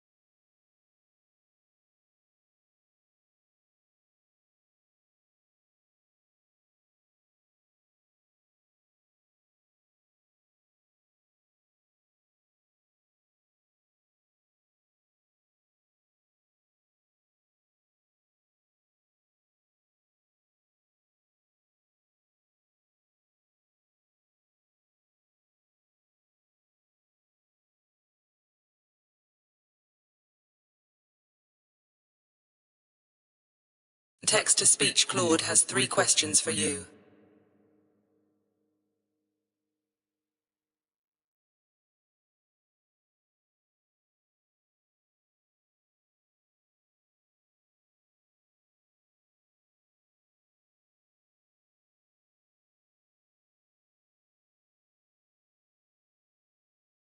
tell text to speech Claude. Choose option 3. Done. Pass that to text-to-speech Claude. I should text me.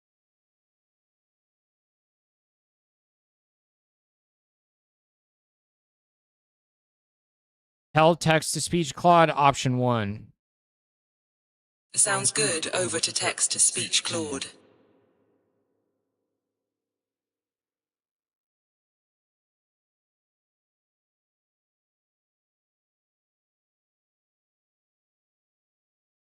Tell text to speech Claude.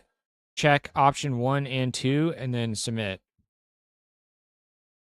Got it. Sent that to text-to-speech Claude.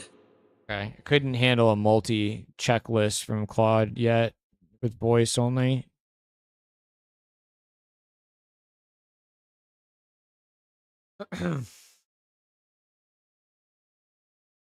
Oh wow. A lot of you guys died during the ad break.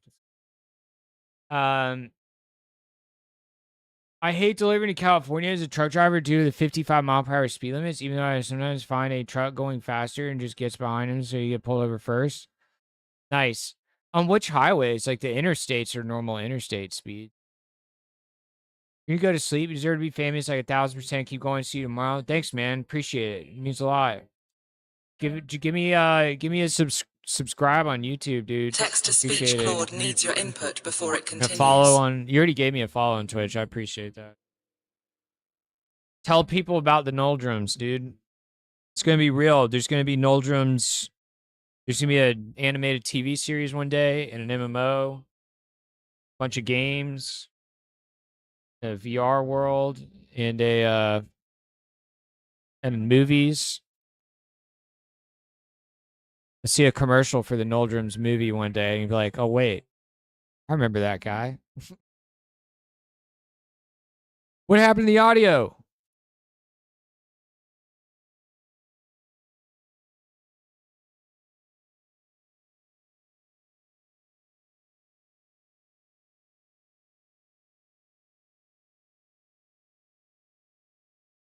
There you go.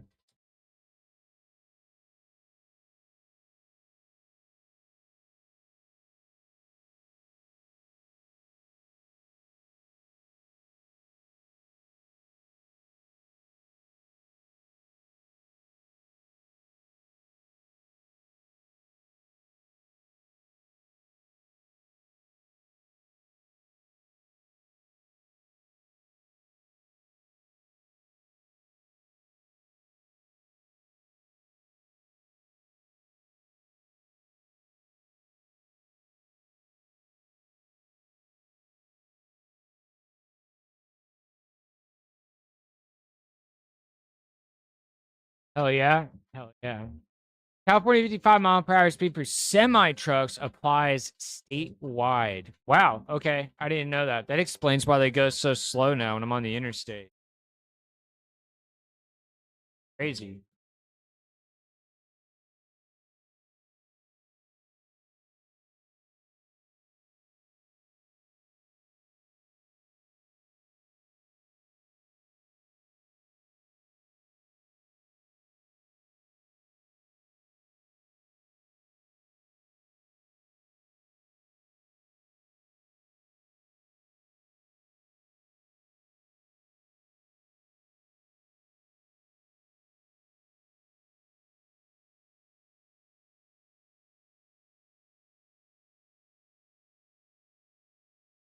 All right. So I kind of went around the whole thing. Let me get this little piece inside the hat.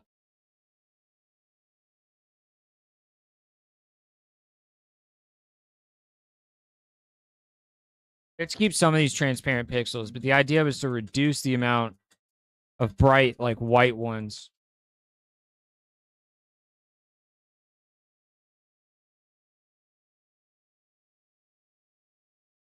This is an experiment. Like, this is too much work to do for every single character. It's already too late for a lot of them because we.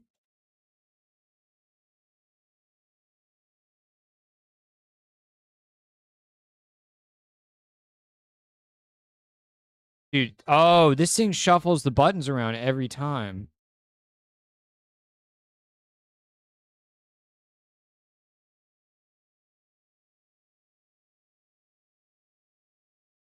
Got a lot of fixing to do on this remote.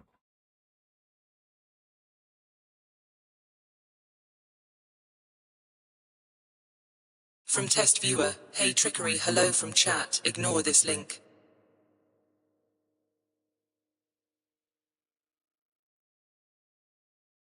Okay, see, like, I didn't get all of it. I think it's a little bit better. I don't know. Probably not worth the effort.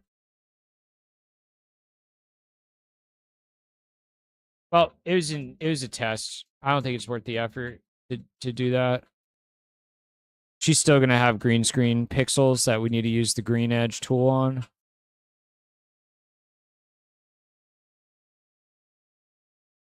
While I'm here in Cintiq land, let's clean up some frames on Magi and the Ripper.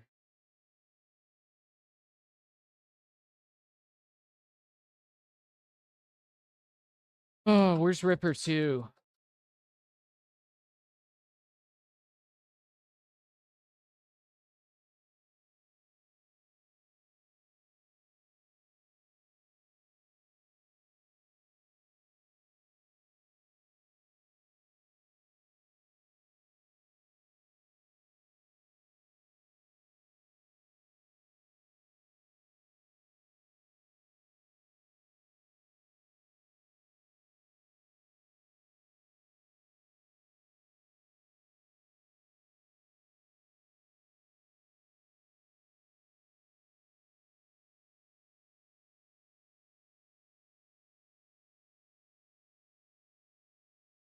All right, we're gonna clean up the smoke clouds of this dude's feet.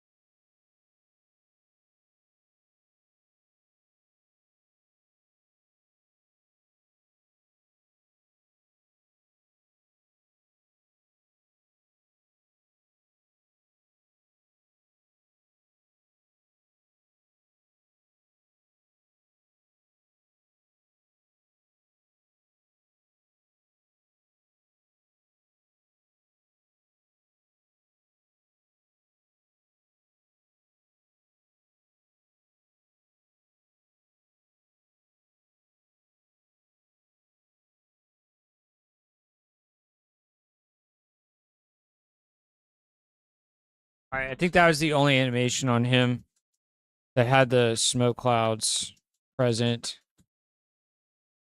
That was his walk start animation. Let's check his stop. Text to speech, Claude wrapped up the task. The rest of them are good, I believe. I think I went through and erased it by hand on a bunch.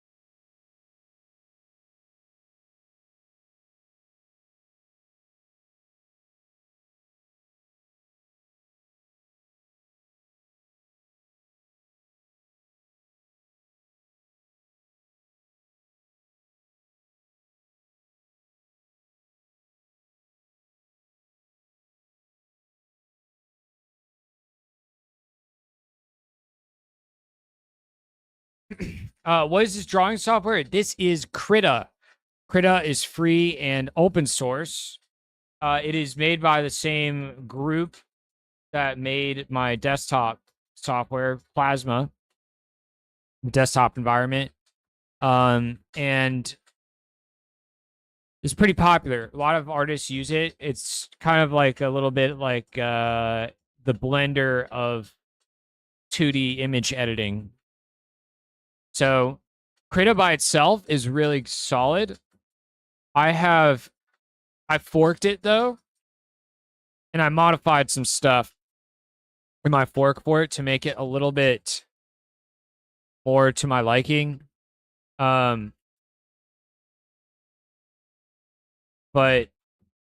the changes I've made are very minor to Krita. I don't think people have to fork it to get a lot out of it.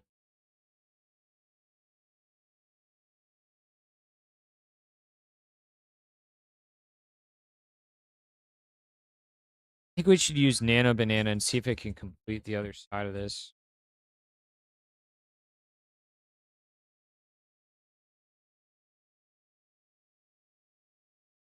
I was very impressed by the animation tools in Krita once I turned. Got onion skinning. We've got nice little animation timeline. Like, dude, why you don't need a separate piece of software for that anymore? You've got Photoshop and Toon Boom in one thing. Pretty dope.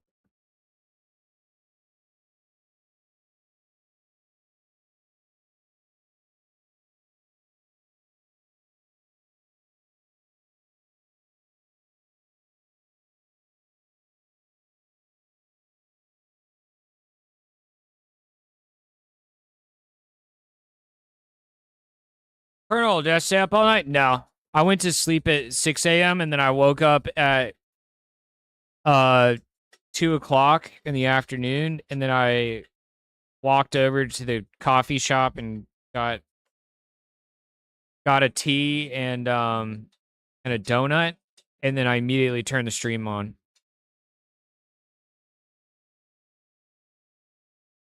Onion skinning looks lit. Yeah, onion skinning is how you animate sprites, so you can see what you're doing when you're drawing tweens. I used to use Toon Boom a lot when I was a kid, so I have some. I'm not going into this with zero experience doing 2D sprite animations. Yeah.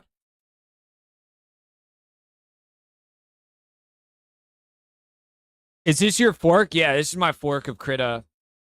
The only things that I've really done in my fork is I moved some stuff around that I didn't like.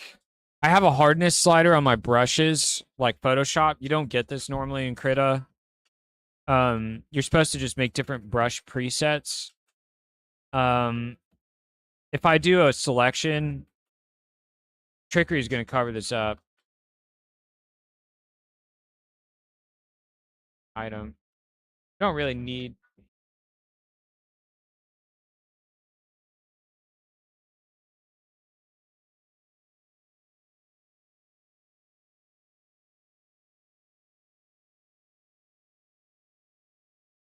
You like? Yeah, I mean, I changed the color scheme to look cooler, but I added a hardness setting to the brushes because I like being able to tweak that on the fly still, like Photoshop. But when I do a mask selection or any kind of selection, there's this little pop-up window for the tools that you get Claude finished investigating. from a selection on Krita, and it's always floating over top of your canvas and moving around. It's super annoying. So I put it down here in the bottom left corner. Dead. So instead of this floating mask tool, like bar selection tool bar, that's just over top of your canvas, if shit, it's docked in the bottom. I got rid of the like text in the telling me the color channel information. I felt like it was screen clutter. I moved the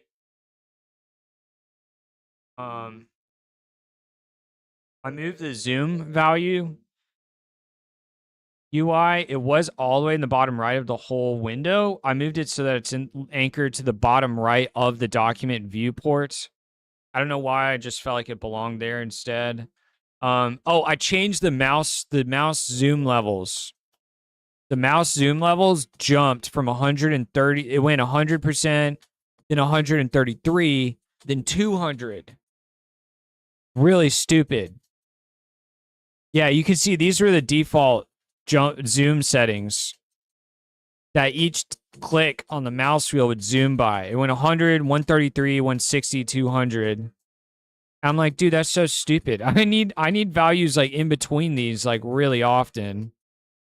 So the zoom intervals with the mouse and with my EK remote is 10%. It's a flat 10% each time I click the mouse wheel.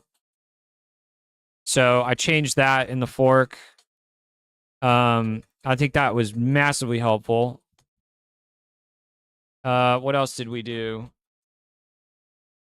I have AI selection tools and stuff, but all the AI tools that I built, you can get with a plugin called Krita AI Diffusion or something.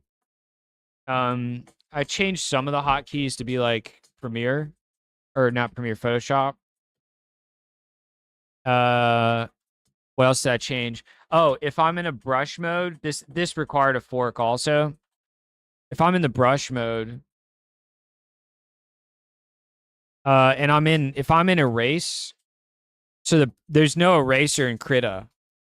There's no separate eraser tool. There's just the brush, and then you toggle your current brush to be eraser or brush, which I like. I think it's actually better than Photoshop that way. But it's really tiny. It can maybe be a little bigger.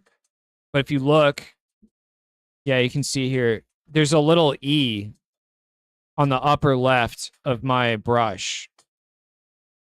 I don't know if you can see that. There's a little E. It's like probably too small in general. I had a fight with it. It was too big and then it was too small. But the little E is an indicator that I'm in the erase mode on my brush because I'm usually really zoomed in and looking at stuff really close. And I don't want to move my eyes all the way up here to the top of the screen to see that I'm in the erase mode. I want to see that I'm in the erase mode while I'm looking at my brush. So that's why I added that. That required the fork also. So I just like, yeah, I just as I'm going with Krita and using the tool, I'm just finding little UX stuff to fix that was driving me crazy. Or UI layout stuff that was too cluttered, or the zoom being 10% increments per mouse click is wheel click is so nice. It was absolutely terrible before. But yeah, that's the tour of everything I've modified in my Krita so far using Claude.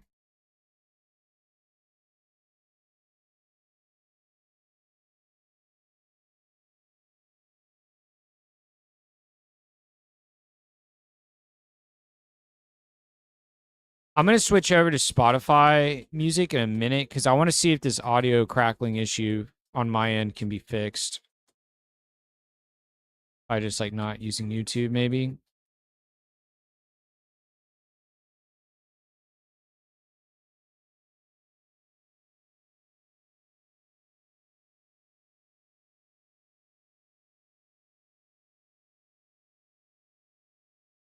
This makes it almost over.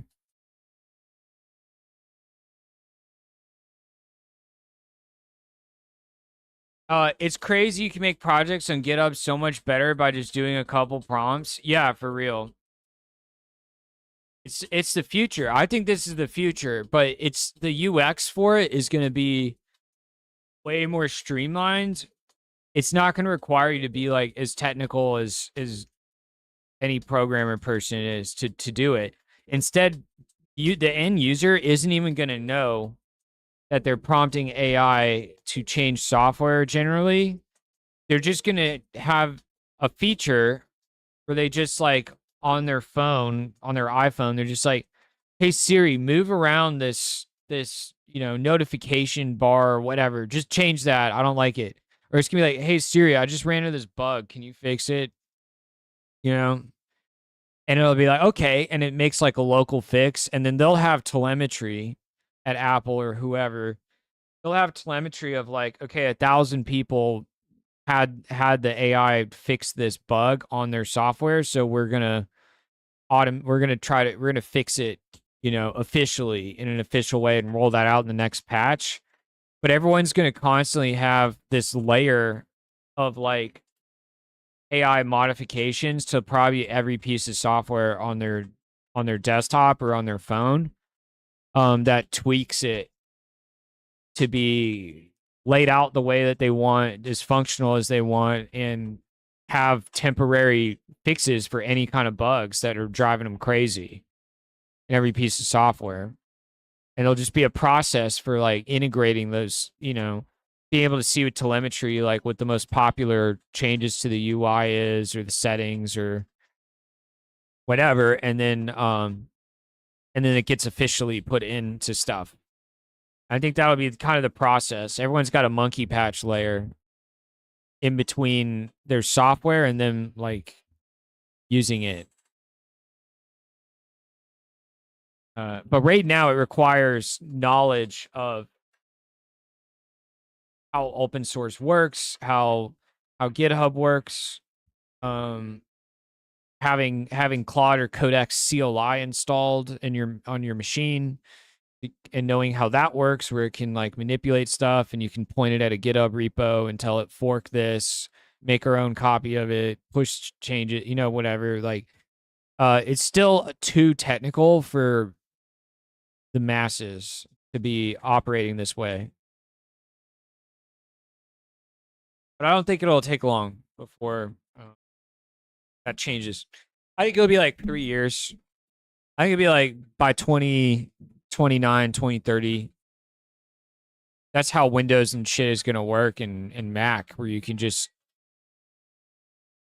over voice tell it to fix bugs that you run into that drive you crazy on any piece of software you're using.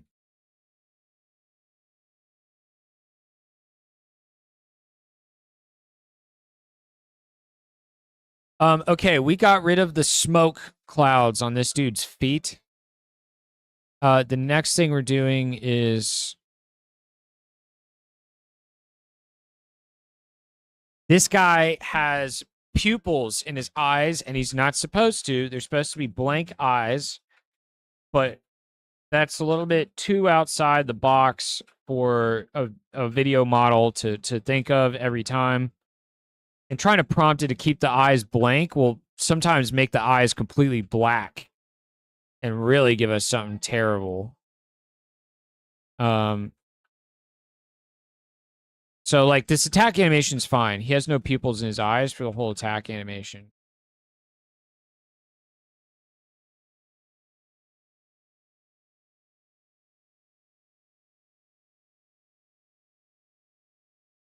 Okay, Krita froze. Ooh, Krita crashed.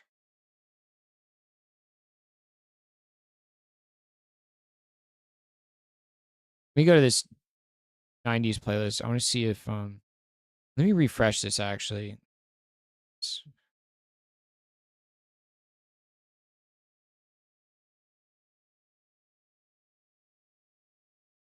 If the audio is not crackling on the stream, but it's crackling for me, maybe it's the loop back. Because for the audio to go into the Docker, maybe it's the loop back channel. Needs to be like restart. Make sure the Docker's work. Check. Yep. All right. The Docker's still working.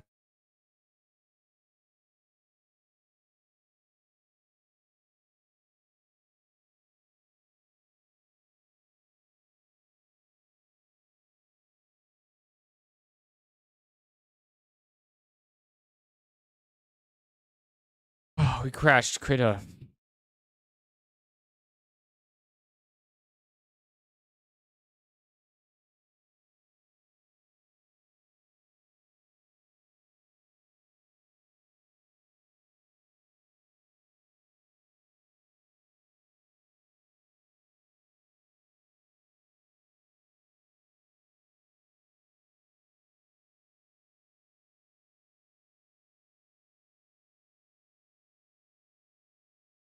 I repositioned everything already. Okay, so our audio is like fixed for the stream, but I am hearing the browser audio crackle going through my Focusrite on the speakers right now. Is there something up with the because I'm pretty sure that the way we did the routing with the browser and OBS and then me being able to hear it in the Focusrite too, there's like some kind of loop back channel or process going on. Can you like investigate that and look at it and like take some kind of sample of it or something over time and see if there's a way that we can identify the crackling that's happening from my end? The viewers are saying they're not hearing it at all. Yo, what's up, Carter?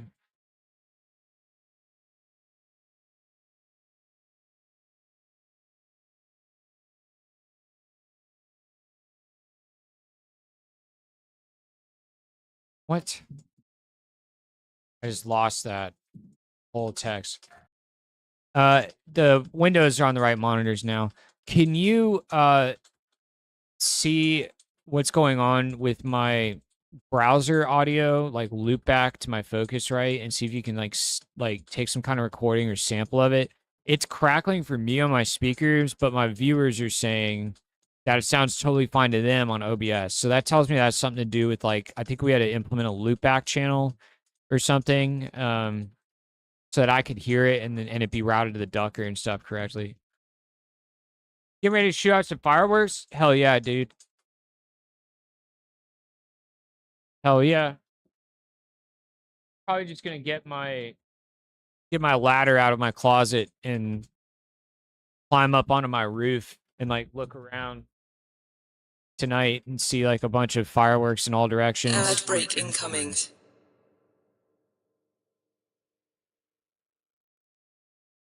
It's awesome, man. Have fun.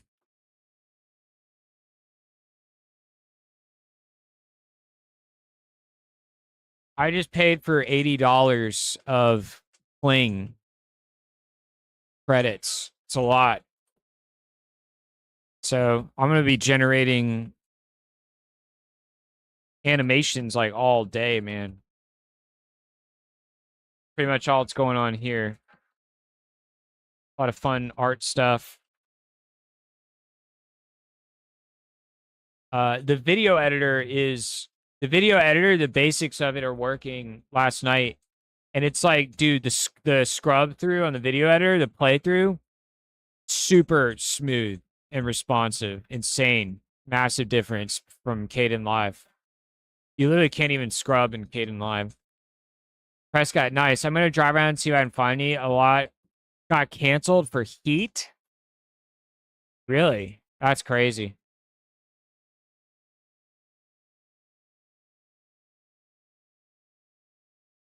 All right, we got to fix. So this guy has, he has little pupils in his eyes.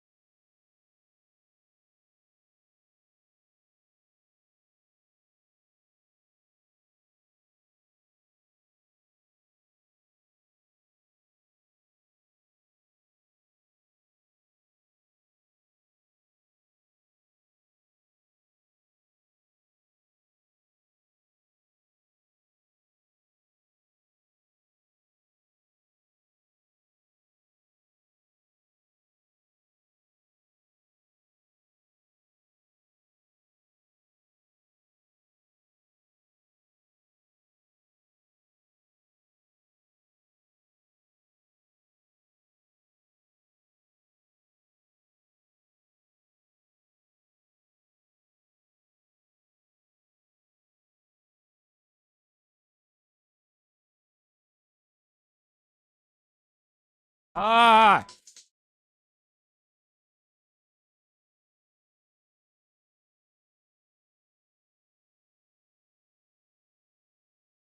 Do you guys hear that beeping sound? Did that affect you guys, or is that only me? Pod's trying to debug my audio issues. Yes? He thought it was... Red alert! Warning.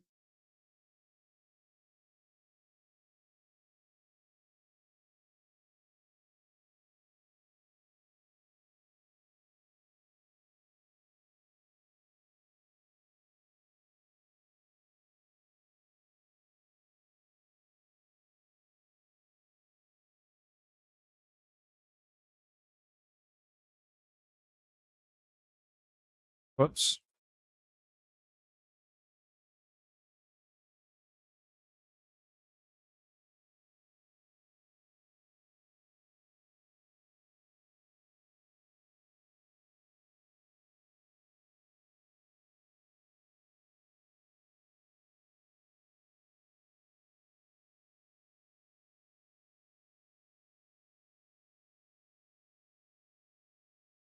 Dude, I give up on this whole, like, trying to fill it. I don't think it's that much faster than just painting.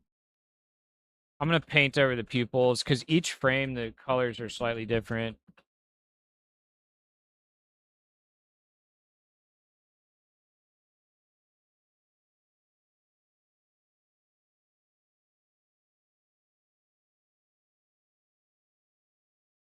Claude finished looking into it.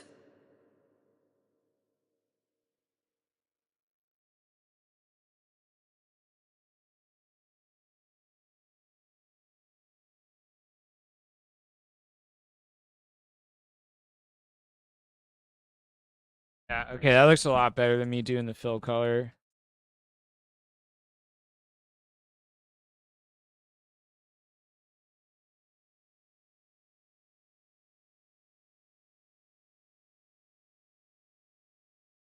Just doing,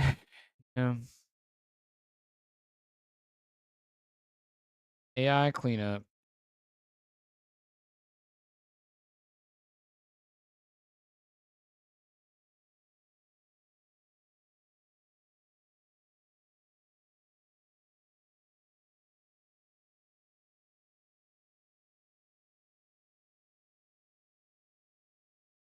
Hey, sorry. Actually, the Spotify track just stopped playing because of some issue. Run it again. Ah!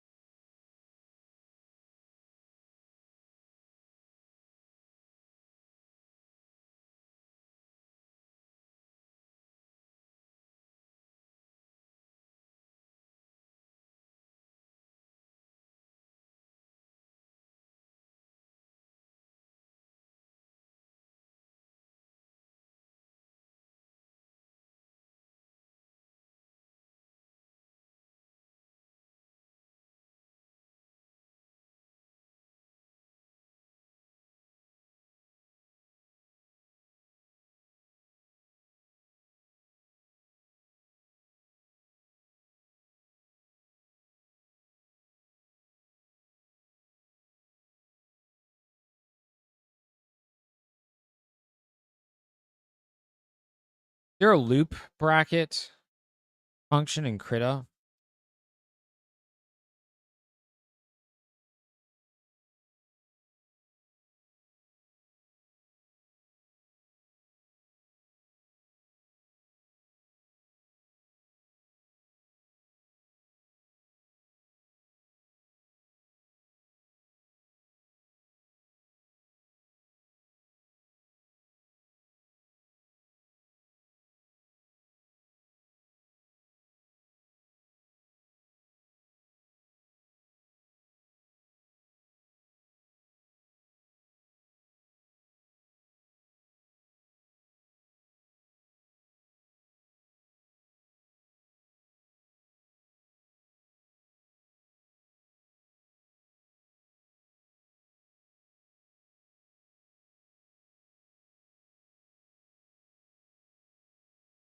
Hey, is there a like a loop bracket when I'm looking at the animation timeline?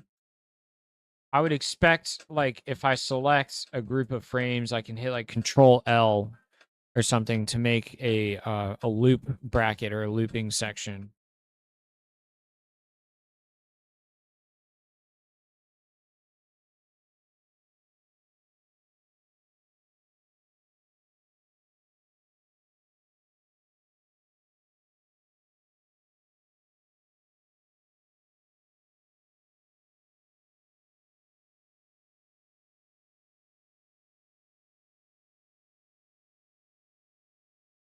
Yeah, and also like I can't shift select multiple frames on the timeline to even make like a loop bracket. Like if I am on one point, then I hold shift and I click on another, it doesn't select everything in between.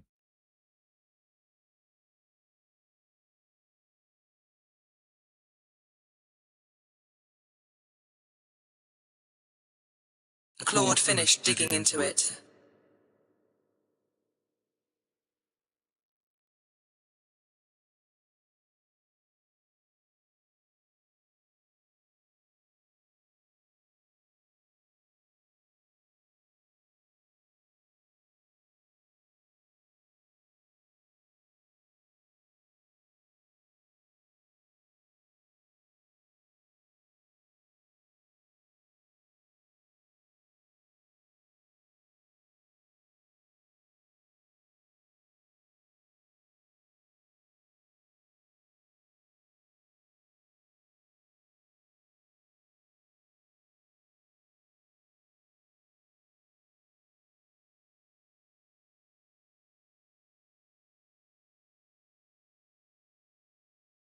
Isochronous. I've never heard the word isochronous.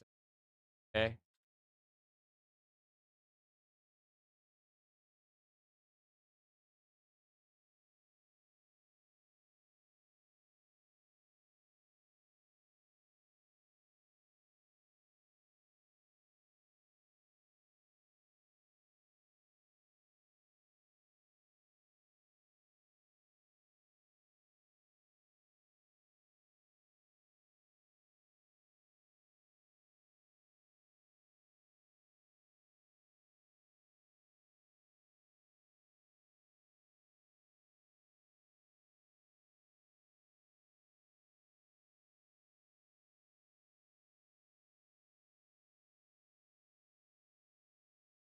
Wait, so I should try plugging it in to a different USB port or like a USB 3 port.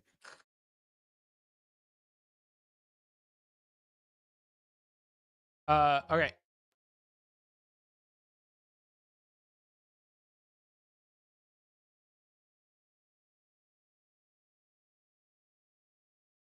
All right. Claude's looking if there's a loop bracket or loop settings here for the animation timeline. All right, we got rid of the. Oh, no, I missed one. Missed a frame here.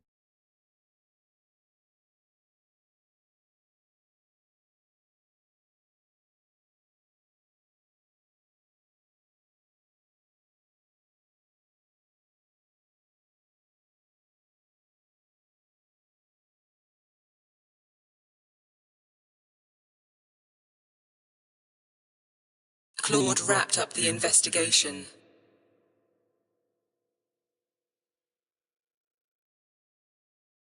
Claude finished digging into it.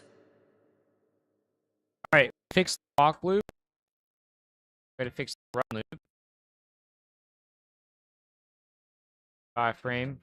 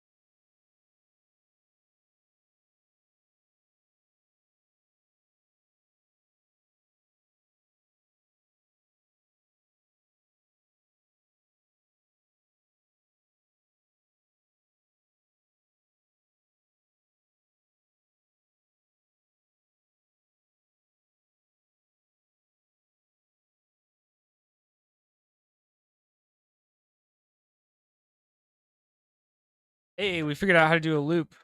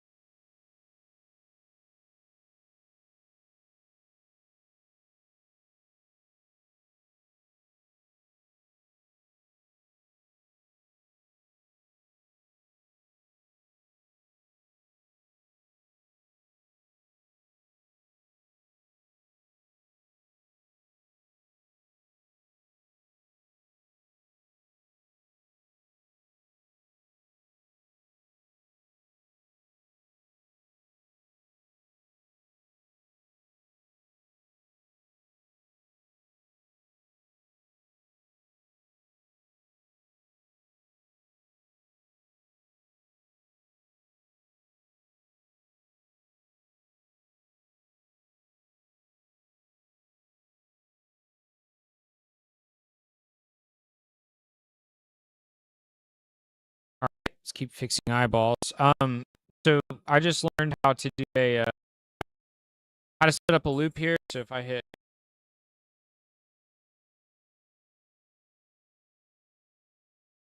play it loop,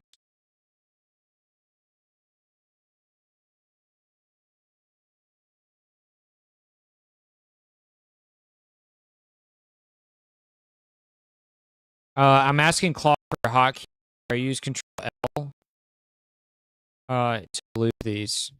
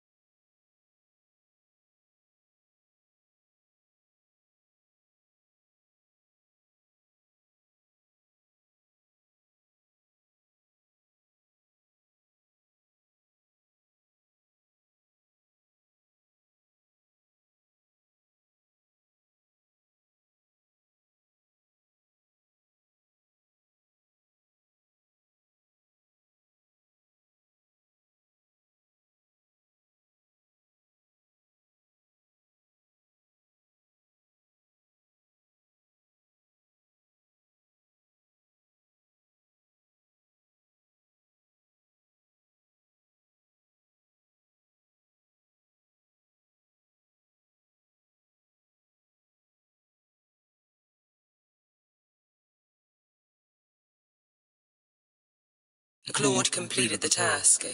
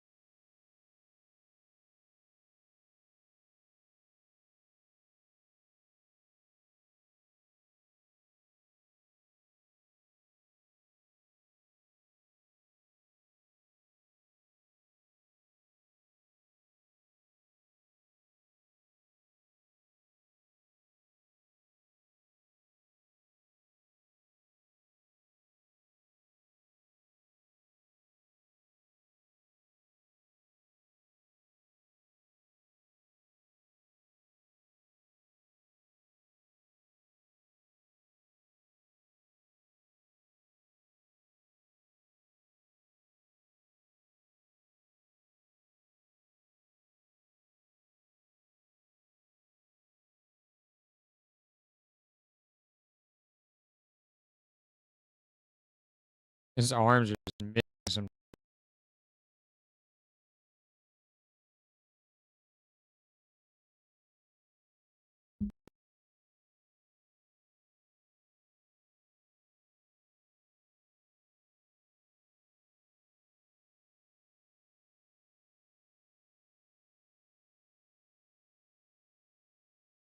All right. Well, still in critical land. Who else need to be fixed?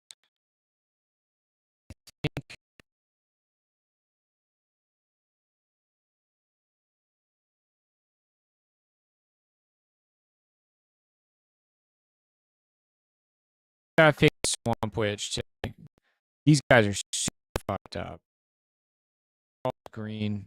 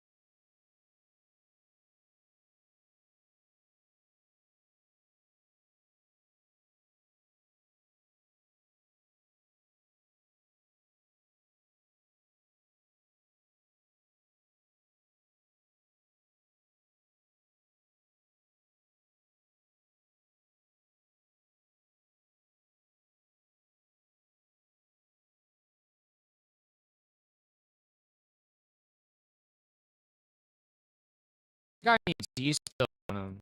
No way I should have to clean up.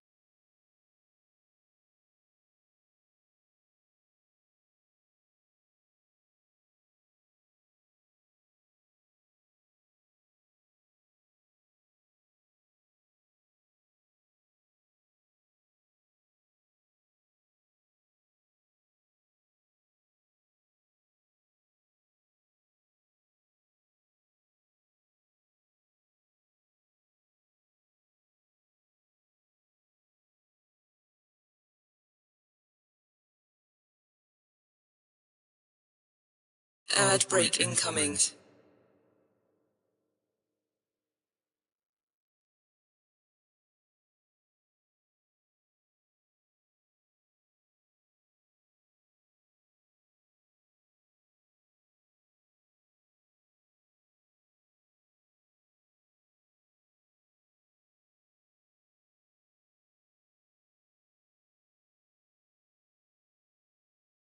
Switch scene to main.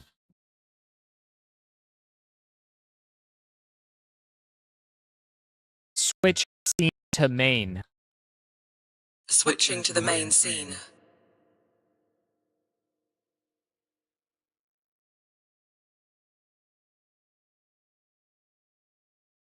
Boom, boom, bang, pow. Works music awesome too. Yeah, I'm all in on these old dudes for the next couple weeks.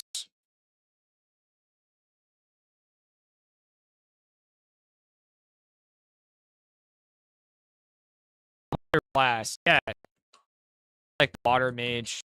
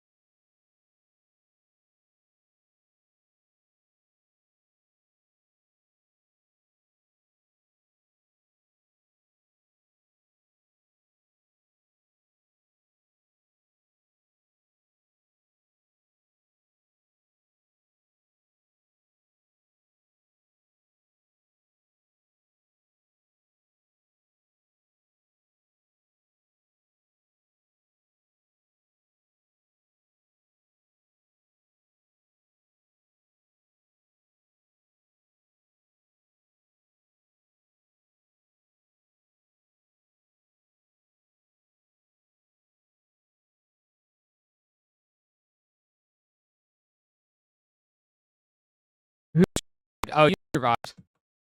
Deep Web survived.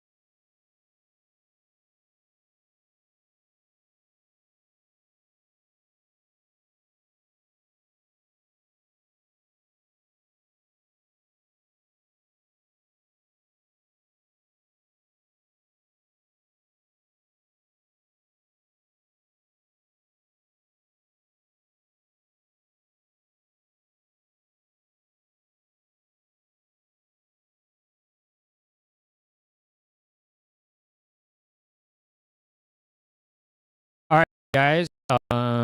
I feel of stuff out of my list for touch ups. There's still some, like Nully has like green in his paw sometimes. The gremlins are like really, I don't know what's going on.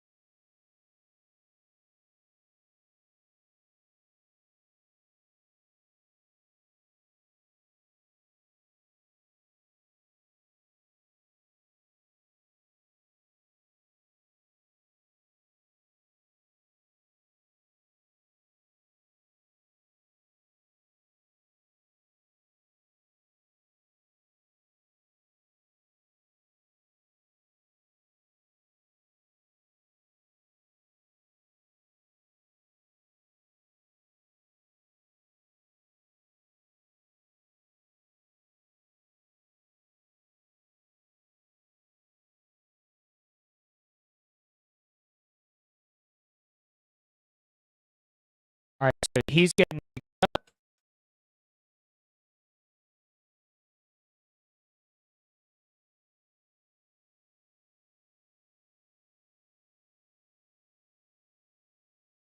our crone just got updated.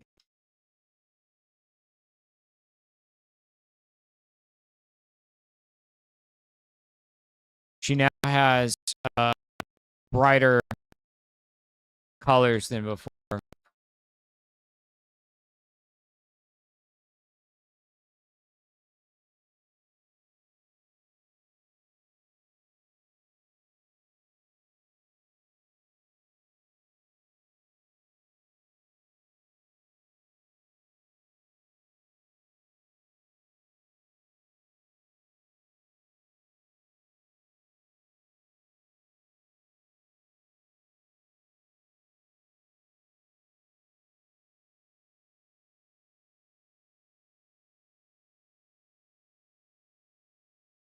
Also, we now have, I just paid $80, another 8,000 video credits on Kling.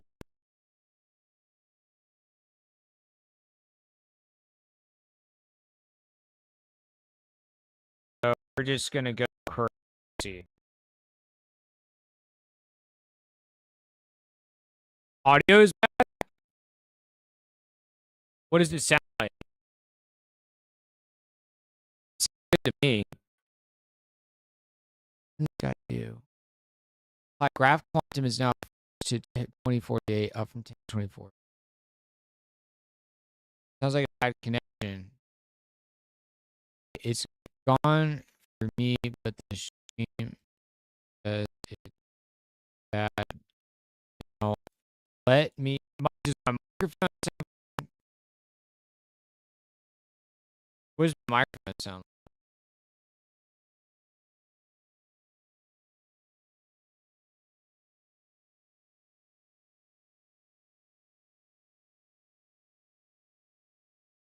The microphone messed up?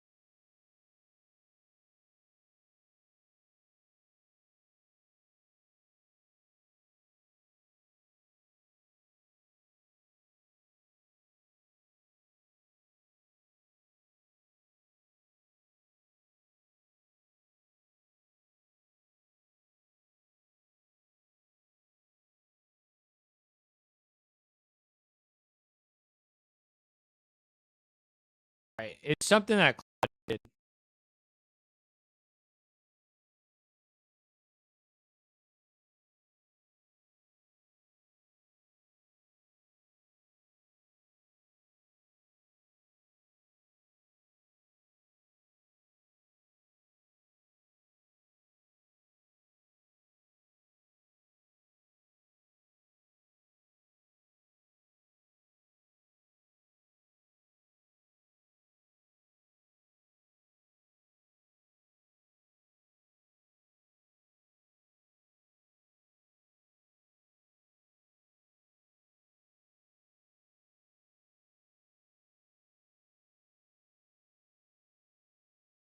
Claude finished looking into it.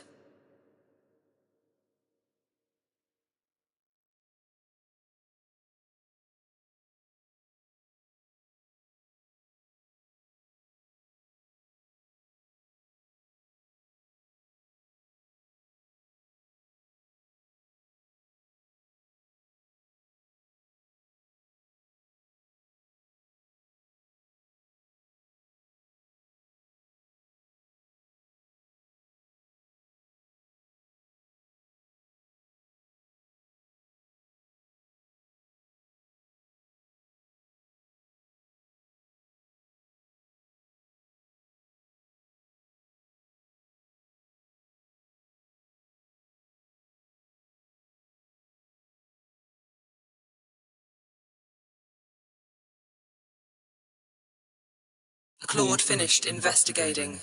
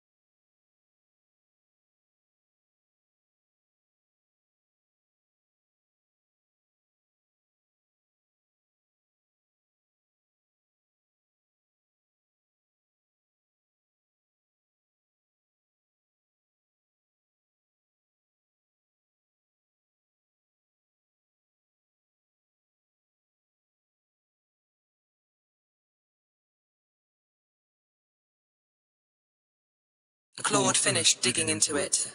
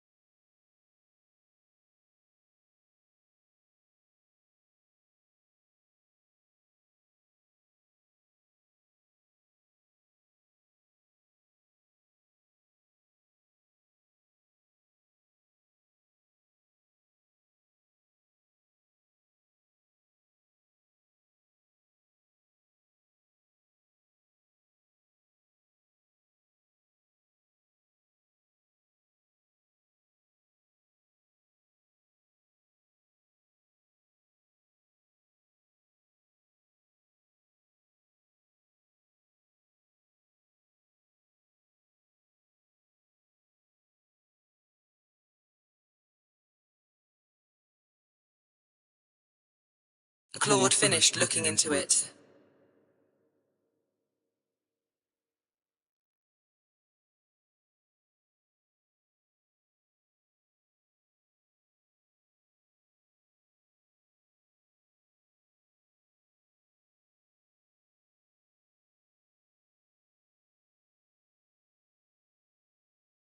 Check. All right, we're good. We got the mic back.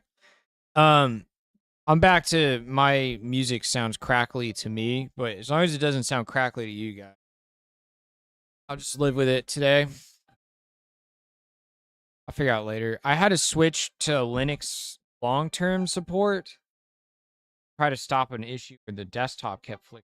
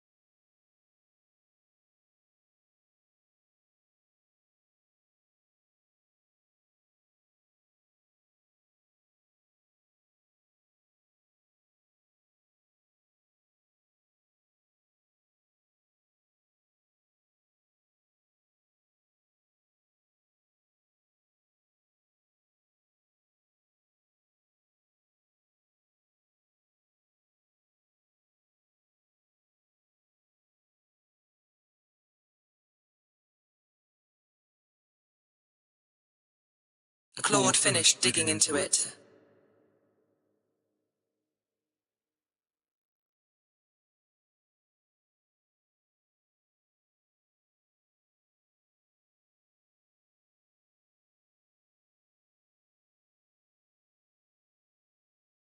Claude wrapped up the investigation.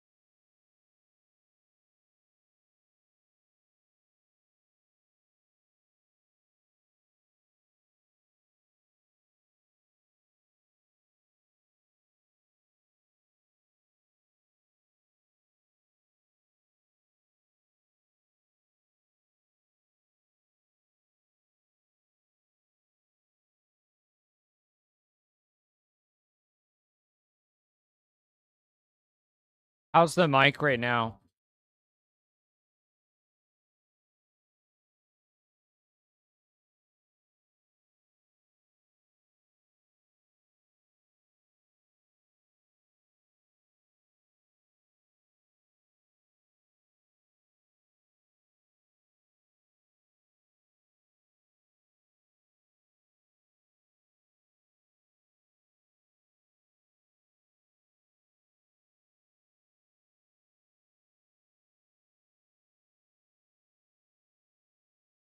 Okay, good. All right, because it tried to do something to possibly fix the crackling for me.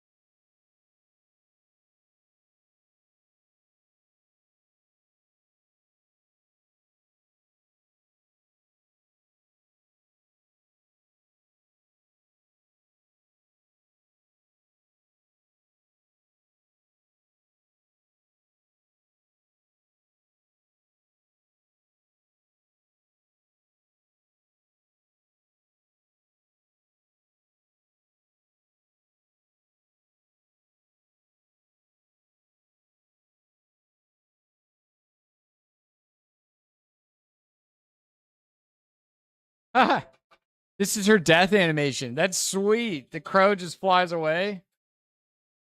Oh, that's awesome looking. I can make the crow like fade.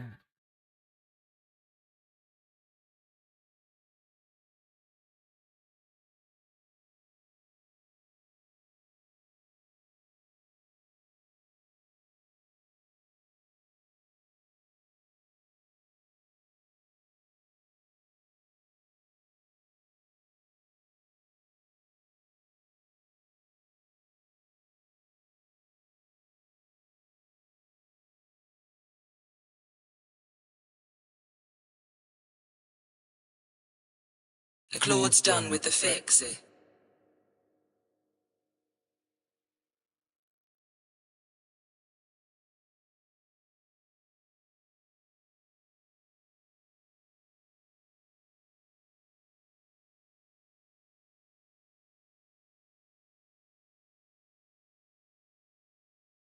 I wonder if Claude can reverse the zooming. Yo, she's the first character that can drink.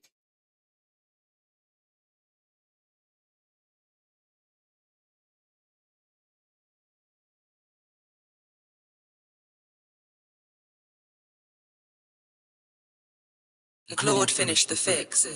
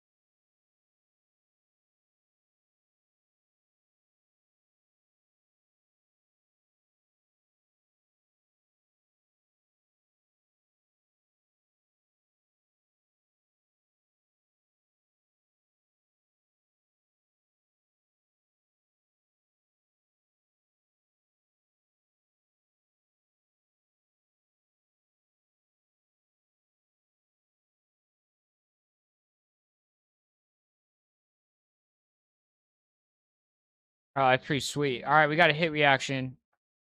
First ever.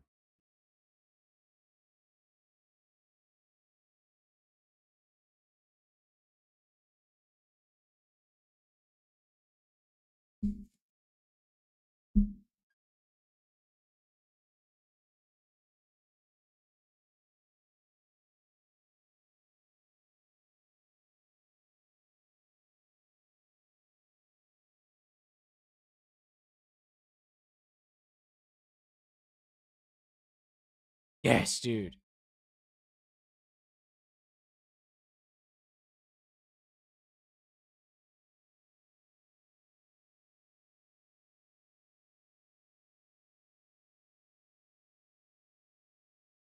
He looks so.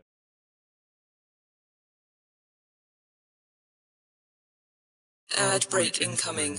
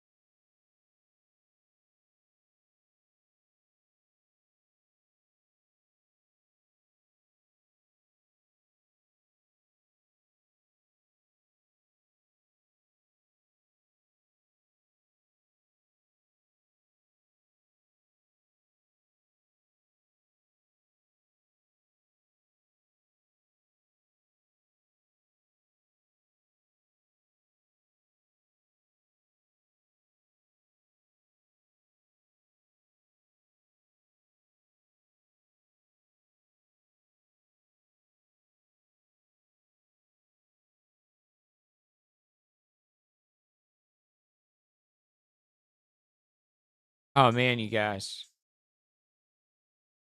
I gotta go next door and get some fried rice in a minute. All right, so I paid $80 for Kling. That's not what I was expecting. I was hoping to pay 50 to upgrade, but whatever, because each character is going to cost about 300 credits right now. So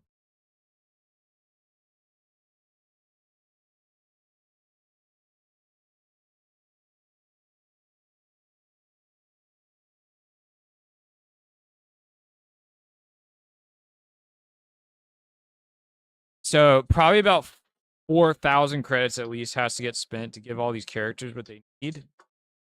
And then I have to do all the videos for the video series, and then we can also make like a bunch of enemies and stuff.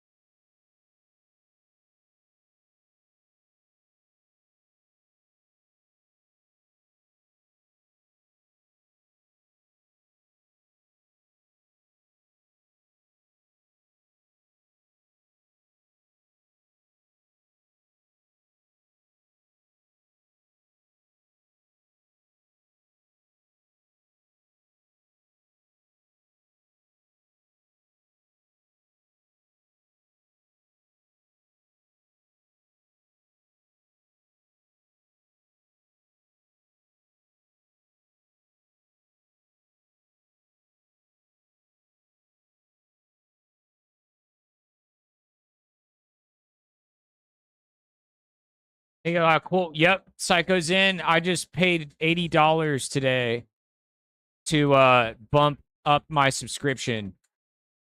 Why she got a beer? Because we're doing a party.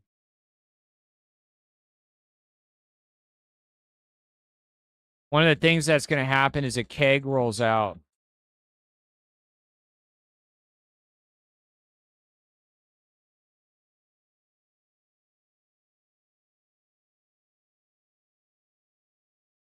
Found some fireworks. Nice.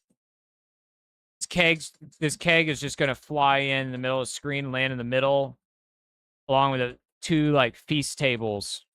The characters are gonna go back and forth between the keg, drinking, and the tables eating.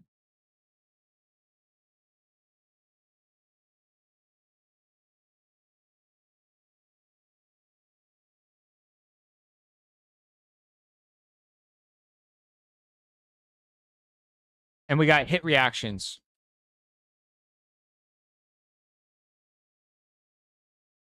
Got a shadow attack.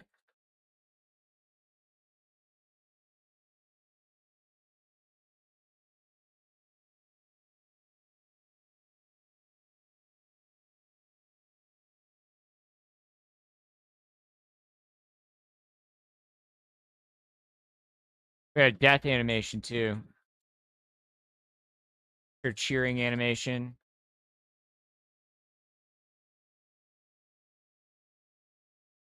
The crow flies away when she dies. It's crazy looking. I'm gonna have to have it like fade out though, because it clips. Pretty amazing.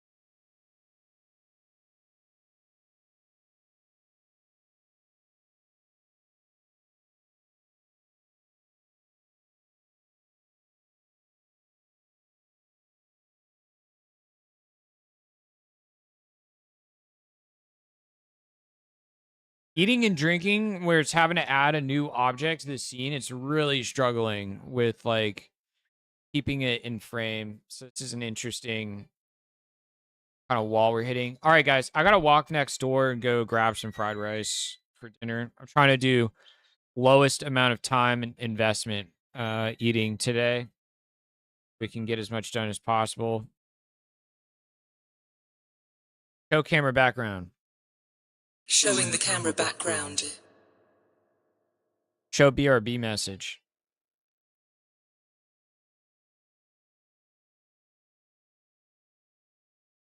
Never mind. All right, I'll be right back. Let me go get some food.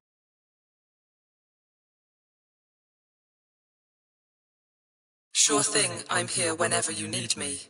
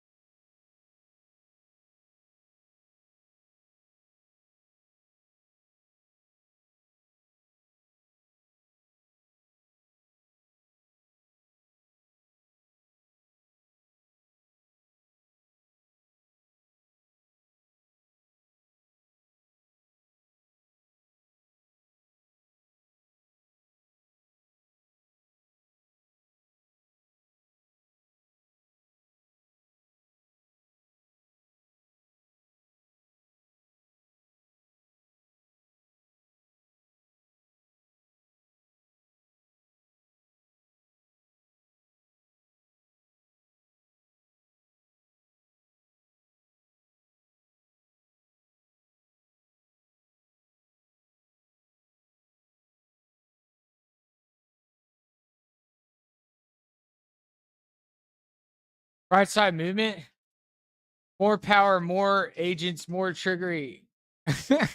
What's up, man? How's your subscription stuff going? Or you said you just started using Claude for some stuff, right? Man, I cannot get an eating food emoji out of this character. This one was great, but then it just for some reason had to zoom it in a bunch.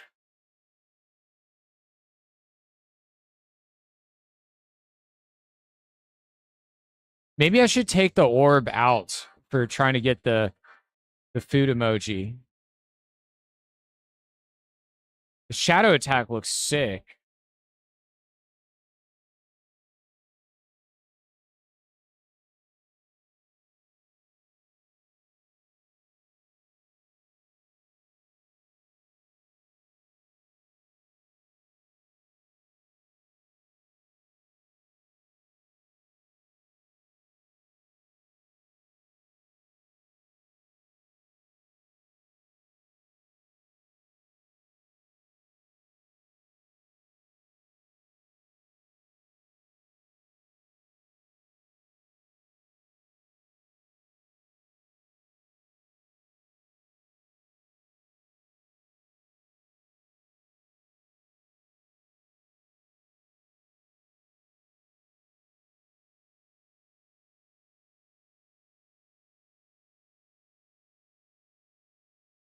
Yeah, we got a beer drinking emote.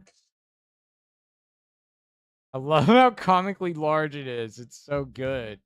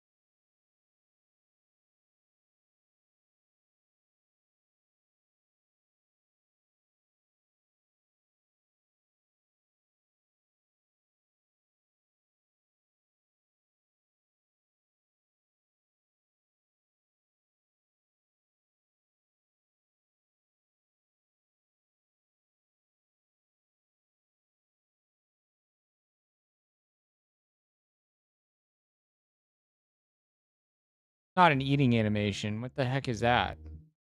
Oh, that's the jump.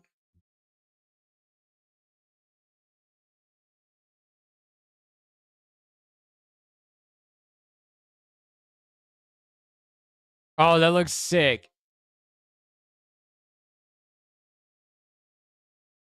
Yo, her jump is awesome. Look.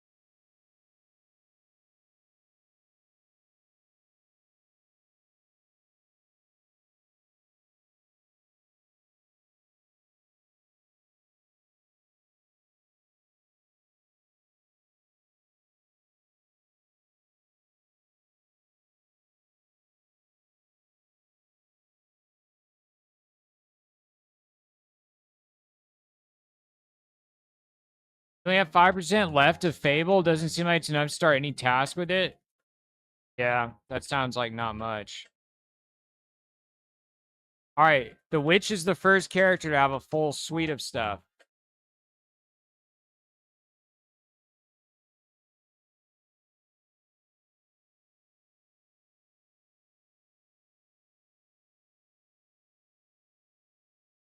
She eats the orb?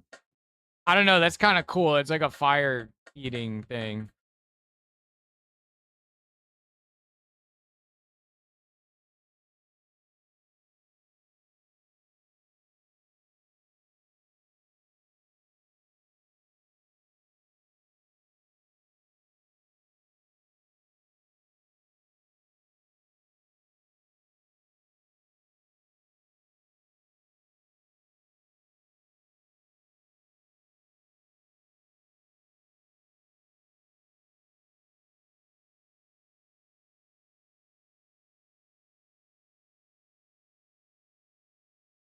Ad break incoming. I'm gonna go pick up my fried rice next door, you guys.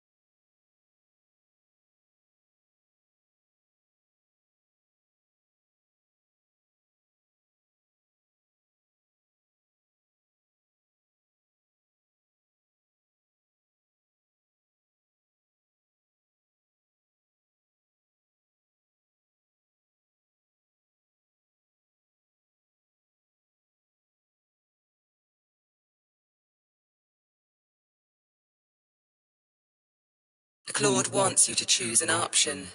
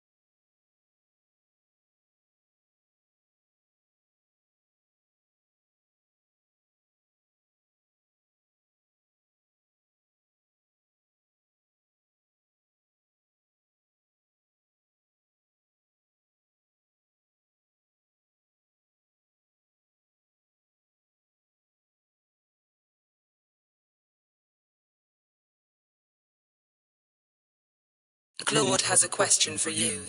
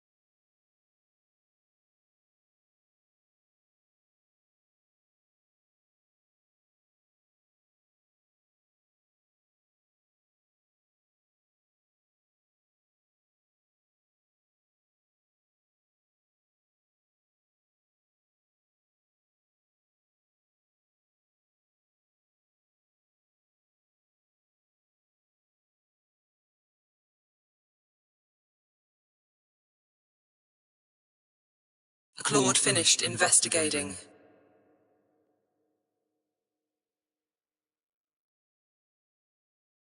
Ad break incoming.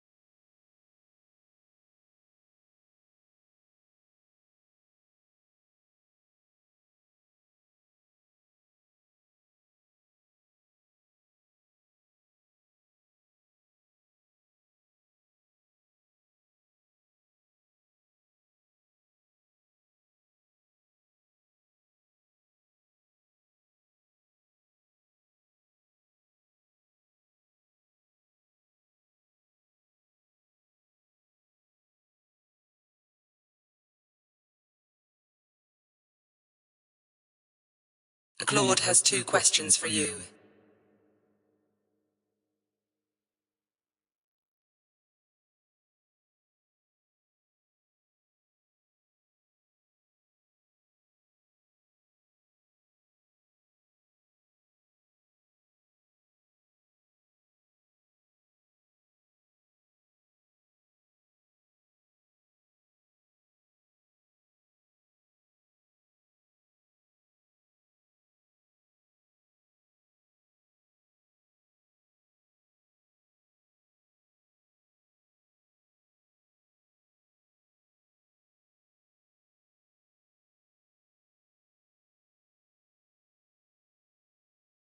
Claude has a plan ready for you.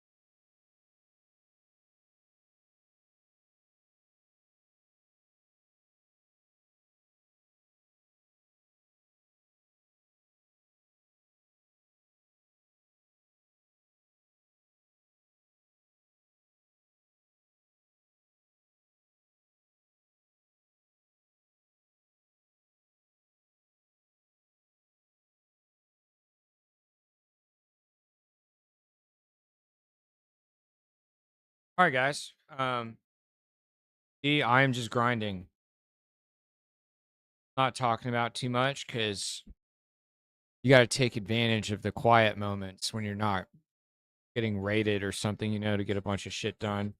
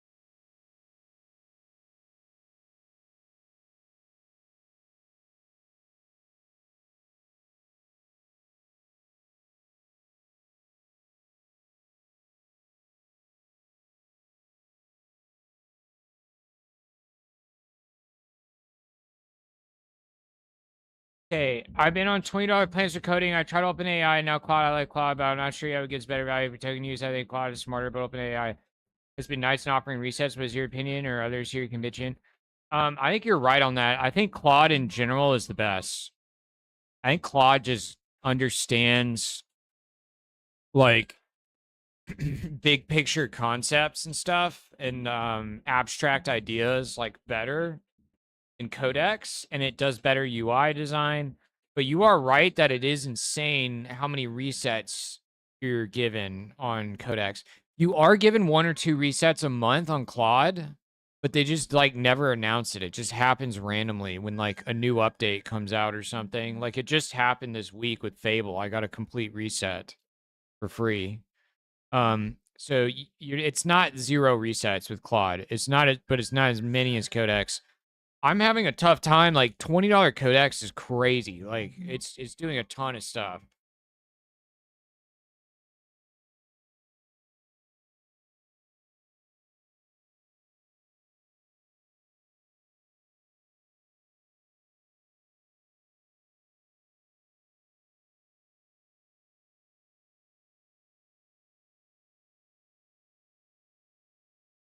Yeah, it's a pretty insane amount of code you can done with $20 Codex plus the resets.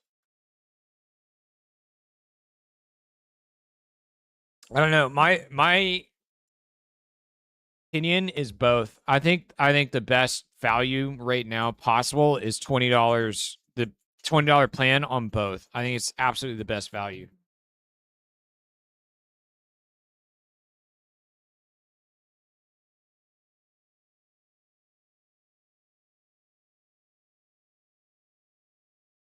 I can squeeze out a ton of stuff with just the $20 plan on both.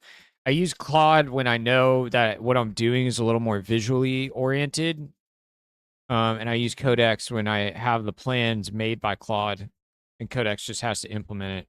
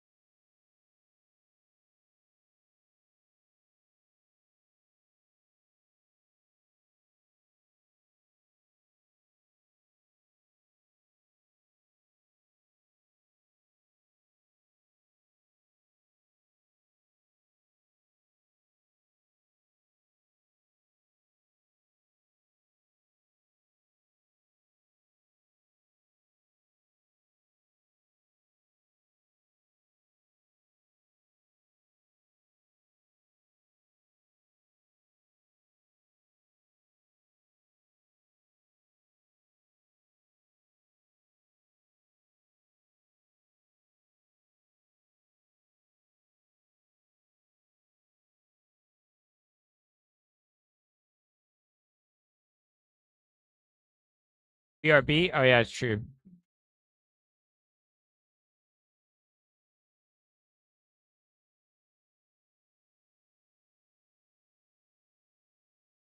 Hide camera background. Hide camera background. Hiding the camera background.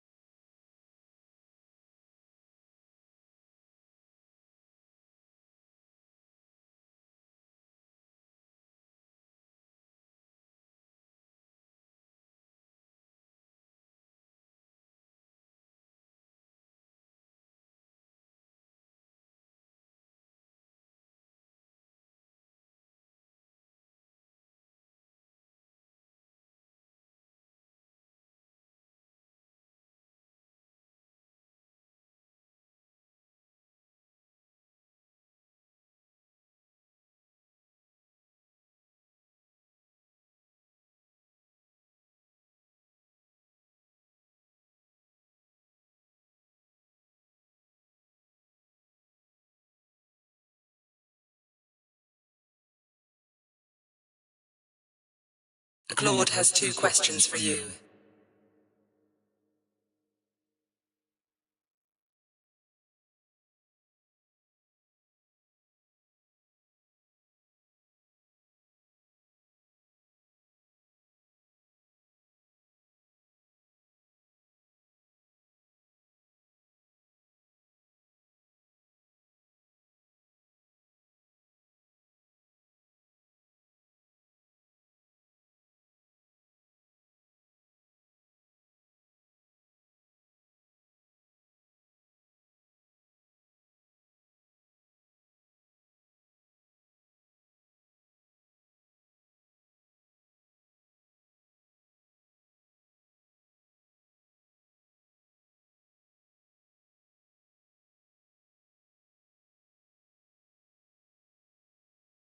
Claude wrapped up the task.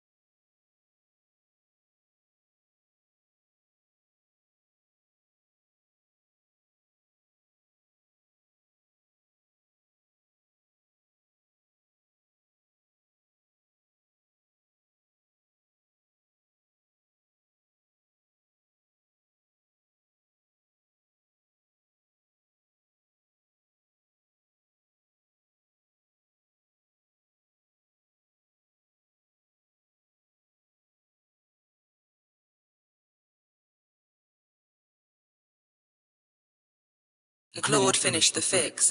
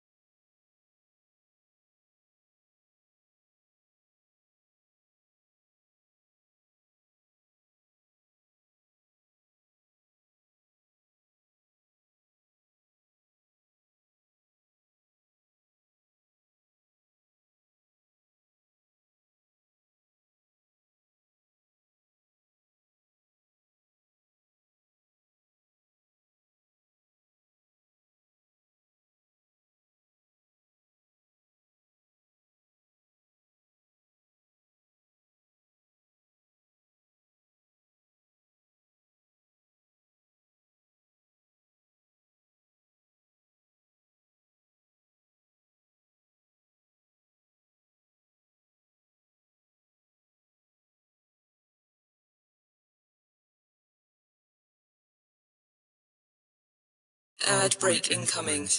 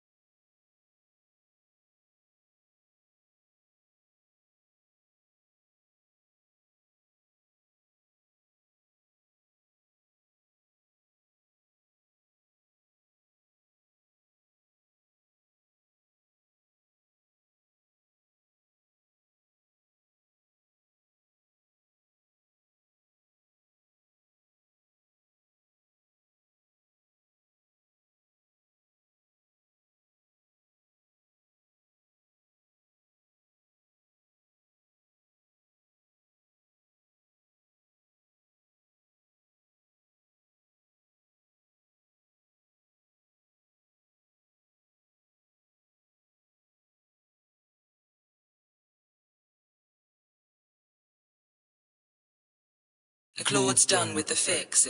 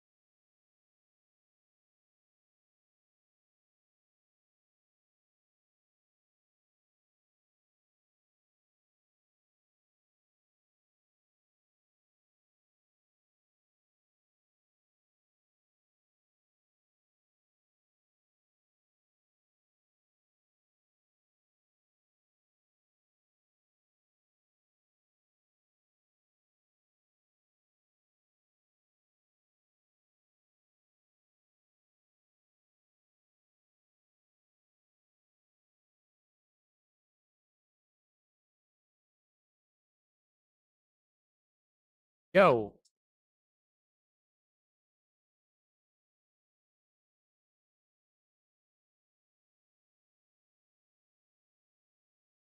What's up, guys? Sorry, I was checking on the fireworks. Just poked my head out, climbed up onto my roof, looked around. They're way far off in the distance. I can't really see them very well. Still cool though. I saw a few. I missed some messages here. Oh man, my desktop's still flickering. Oh well. Hey Fixie, I'd be on Linux. What's this thing doing? I'd be on Linux if I could run my high-end applications like ZBrush, Character Creator 5, and have a bit better support for your Wacom Cintiq 22. Yes, there's OpenTablet, and yes, I got ZBrush to work in Linux, yet clunky. I think it's possible it was the Linux build I tried, which was Kashi OS. Most games for me work in Linux, so that's not the issue. Plus, I have NVIDIA, so Linux isn't as good for me. Such a shame with NVIDIA. Hey, Matt said, hey, Fixie, Codex is the best for backend ATM, much smarter than Opus. Of course, Fable's a different piece. Yeah, I tried Fable once. It's great for most likely non-$20 plan at 8 a lot of tokens, but I had to wait till my reset. Yeah, it's true. Selenith, what's up? How's it going? Hey, Fixie, on your Linux stuff, yeah, I don't know what the solution for ZBrush is yet on Linux. Cintiq you don't need some random trash random program. I don't know what OpenTablet is, but you don't need it. I got my EK remote to work for my Cintiq on my machine. I just had Claude figure it all out. There was no support for this on my distro of Linux, on Arch or anything. And on Plasma or no Wayland or whatever I'm on. There's no official support for it, but that doesn't stop the computer from being able to read the inputs of the device. So Claude literally built the whole support for me to configure the remote and get the remote working on Linux. So you can get everything working with your tablet with just Claude. ZBrush, I don't know what you do about that because ZBrush is pretty insane. It's a very awesome piece of software. I don't think you can just vibe code a ZBrush replacement very well.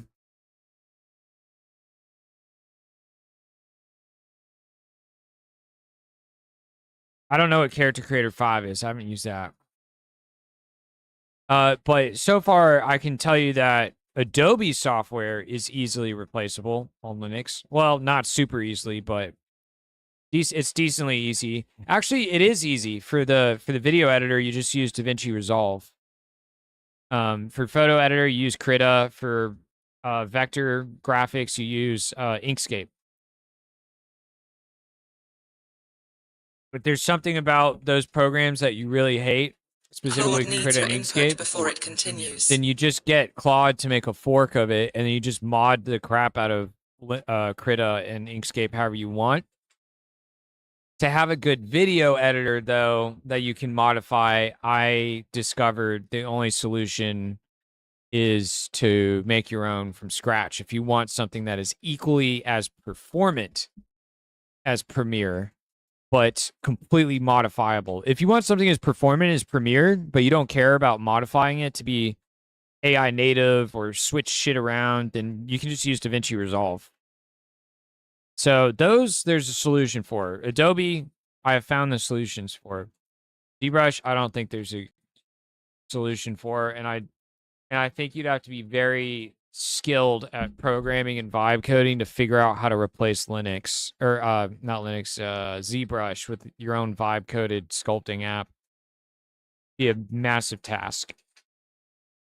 The time I tried Linux here, I didn't have you sub to AI, so maybe I try again with AI as my help. Yes, that's why I got into it, is because I was suddenly the light bulb went off. I was like, yo, Linux is super viable now with AI. You just have it fix every little thing that bothers you. Every single little thing that bugs you.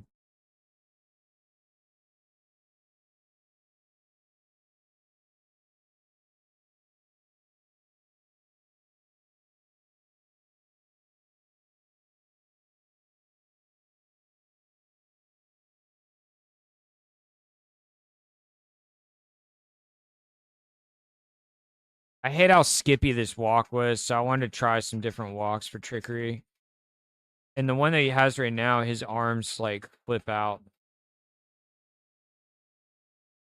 This one's really good. Okay, we're gonna redo trickery's walk loop. Yeah, ZBrush is just the only thing that you're kind of cooked on. Unless it sounds like you said there is a Linux build for it. So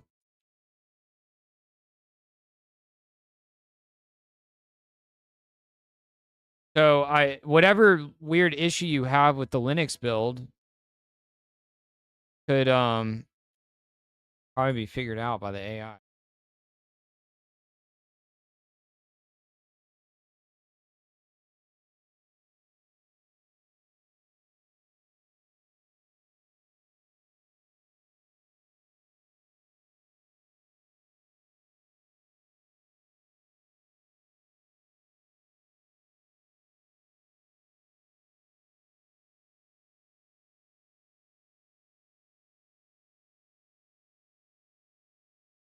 There is no Linux. No, there is no Linux, but it's better. Maybe I get AI to fix ZBrush. It was mostly a UI issue of it rendering weird.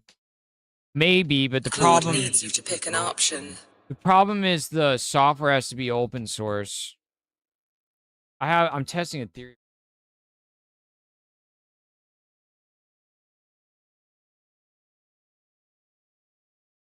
It has to be open source so that you can fork it so that I can change anything in the code. If it's closed source, it can't just like fix bugs in the software. So you could take Blender and then make the Blender sculpting. You could fork Blender and then make Blender sculpting work closer to ZBrush. But Blender sculpting is super non-performant.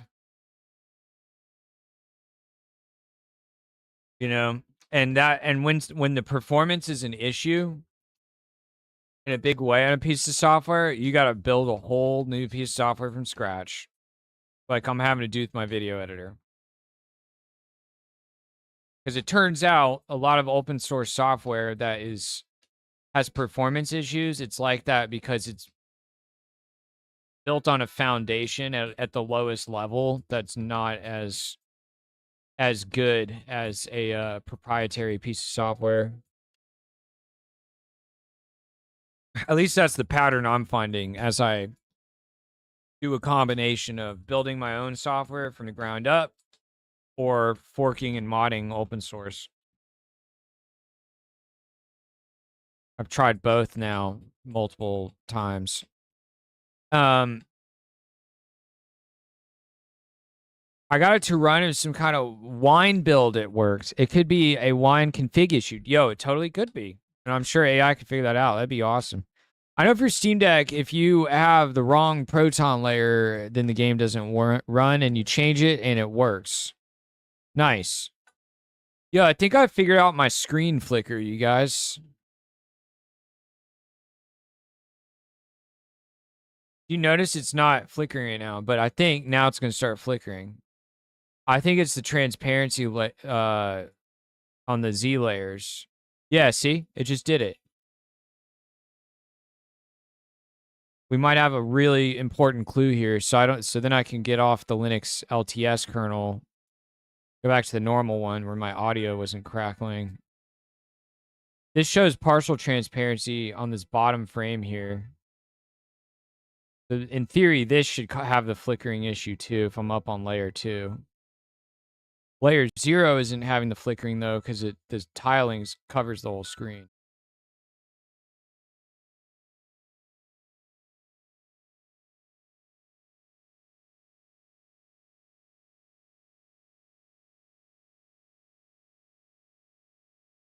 All right, we gave Trickery a new walk. Let's see what this thing says. First, let's get the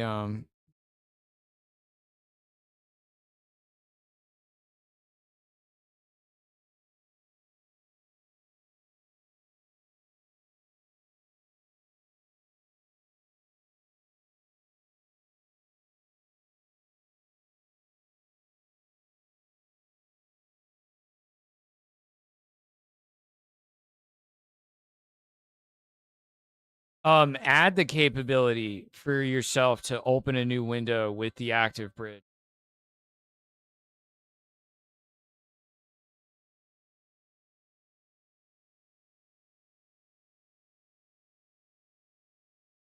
I'm trying to get my Claudes to be able to pilot multiple Krita simultaneously, because like I have to do cleanup work by hand, one of them, and then at the same time I need another Claude that's doing recoloring processing or green screen processing or something on a different file that's in flight.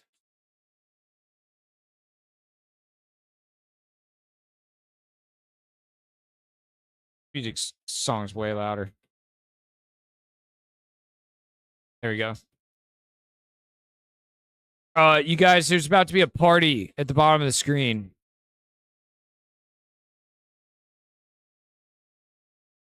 Let me see if I can export this shit before the next ad break. Beer keg. We're going to have a keg like drop down in the middle of the screen. And then 2 little feast tables.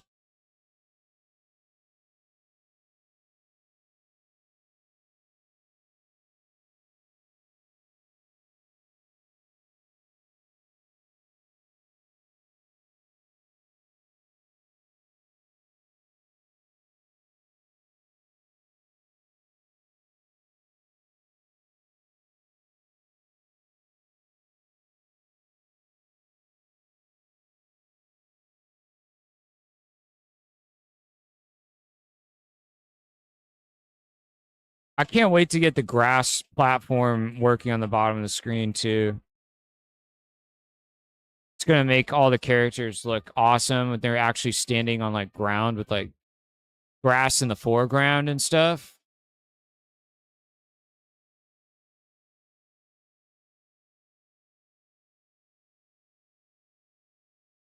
And we'll see if we can get you guys to control the characters before the end of today as well.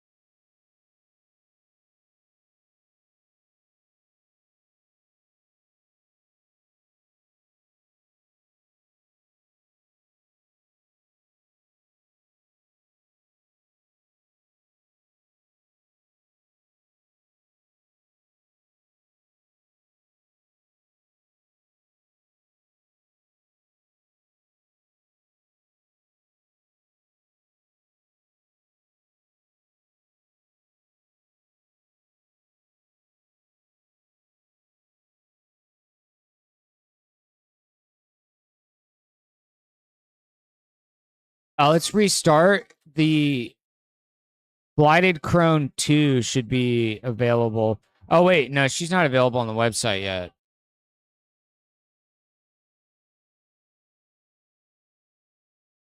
Let me add her to the website.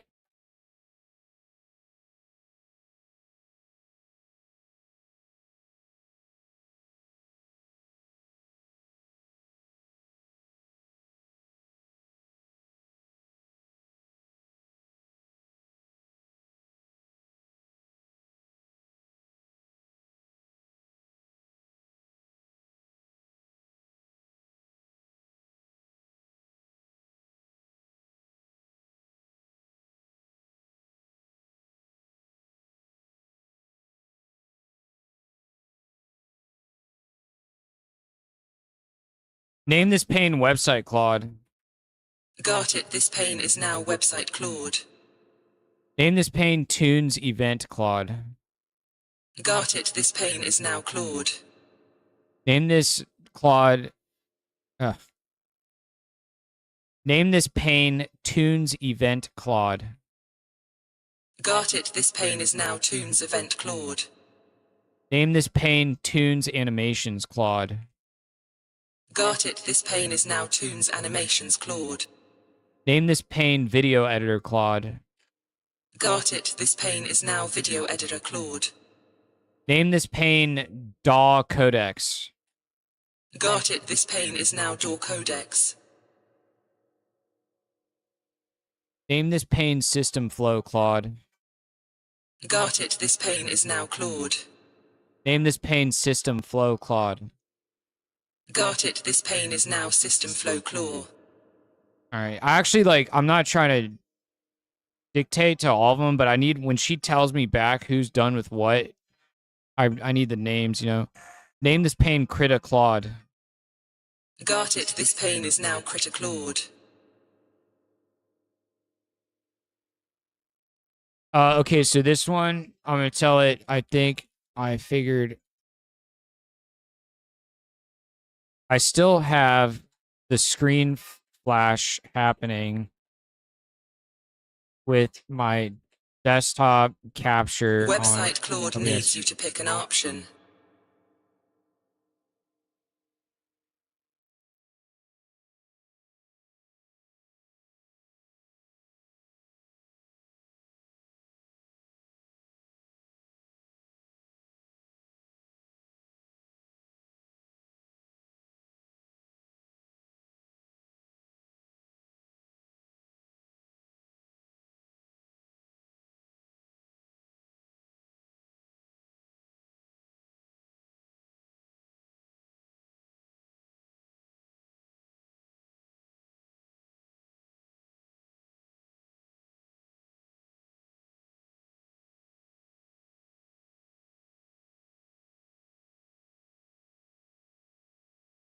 Despite moving to Linux LTS.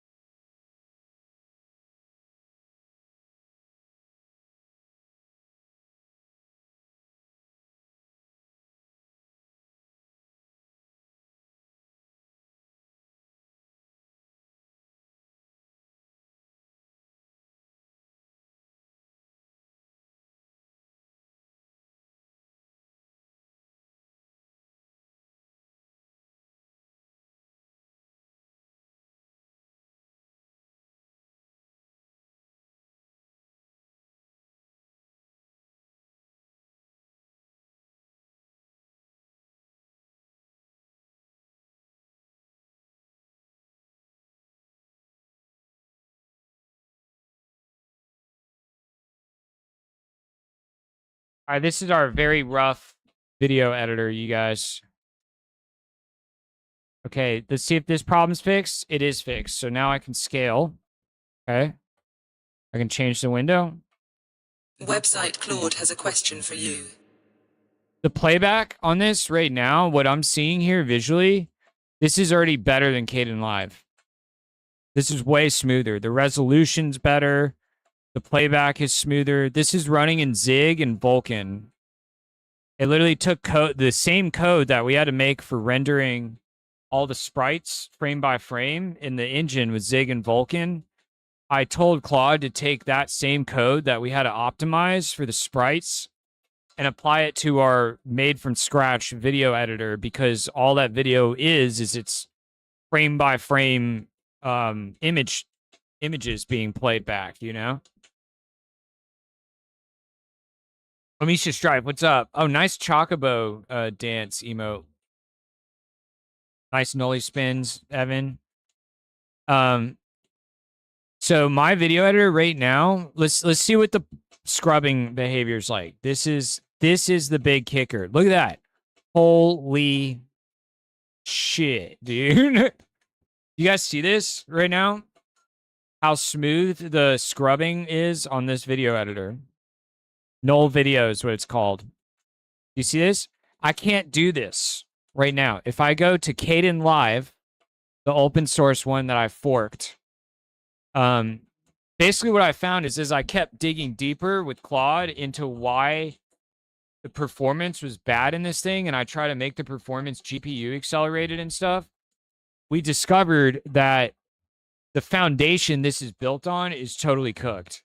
There's no saving it. Like you have to build your own editor from scratch with a completely different foundation. You cannot fix this thing. There's like no support to fix it, and it's been announced that they're not going to support it any further. Yeah, look at this. Look what happens when I try to scrub through this video editor. I'm not even going like that fast. And it can't even scrub. Like, it's just trash. That's why I don't recommend using this editor if you're on Linux. Just use DaVinci Resolve. If you're not gonna bother with like vibe coding your own editor from scratch just because you want things to be modifiable and AI native. And then here's our made from scratch vibe coded video editor on Linux.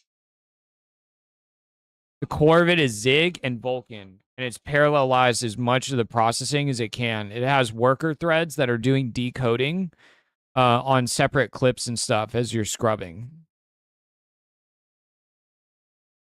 So it's running in parallel as much as possible. It's leveraging the GPU as much as possible. And this is how Premiere and DaVinci Resolve work under the hood, is what I discovered. So both Premiere and DaVinci Resolve have very performant Critic Claude needs you to pick an option.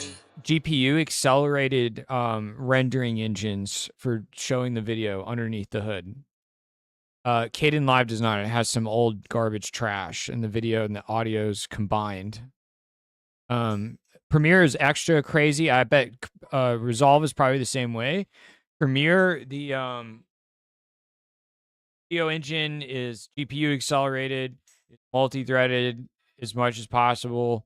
Lots of processing and decoding and stuff, and playhead and play seeking on the clips and stuff compared to the longer clips they're a part of. All that's happening asynchronously as much as possible to give you the smooth video stuff in Premiere. But then on top of that, their audio engine in Premiere is separated from the video engine. The audio engine is Audition. So Audition, the whole audio engine of Audition is basically just as powerful as an entire like DAW, like Ableton or Reaper or FL Studio or whatever. Adobe Audition is equally as powerful as a full-blown DAW for their audio engine, and Premiere is a whole audio engine layered with their GPU accelerated video engine. We're doing the same thing, what we're building right now. We're building and I'm sure Resolve is just as good and structured in just the same way as Premiere, like I just described. But yeah, ours is Linux native only, Zig and Vulkan. And my audio engine is also being written from scratch in Zig. And the audio engine code is going to be duplicated and shared because we're also making a DAW right now. Codex is making a DAW in Zig and as well. Because I'm trying to make my own replacement for Ableton that I can use in Linux. This is insane, you guys. This is crazy. So this is 2 days of trying to burn all my resets on the $20 codex. That's all I've done. I had Fable plan this on Thursday. Fable did all the planning, the architecture, like research. And then I passed it off to just codex $20 plan with my weekly resets, capping out the sessions, every single reset for the last 2 days to get this whole thing built. With just the $20 codex plan. This is so fucking smooth, dude. I can't wait for Carter to show back up, show him this.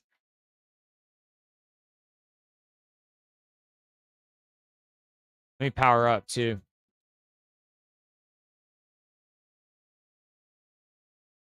As to your computer nerd, I'm embarrassed I've never messed around with Linux. Well, now's the time. I'd never messed around with Linux desktop. I had to do a lot of Linux server work for various gigs.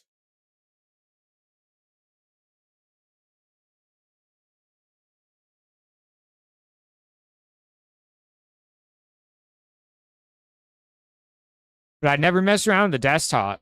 And now is the time because you just combine it with $100 Claude sub, and you'll literally be able to just swat all the flies, as someone described earlier, of like annoying little things that you need to fix. This is pure carnage right now.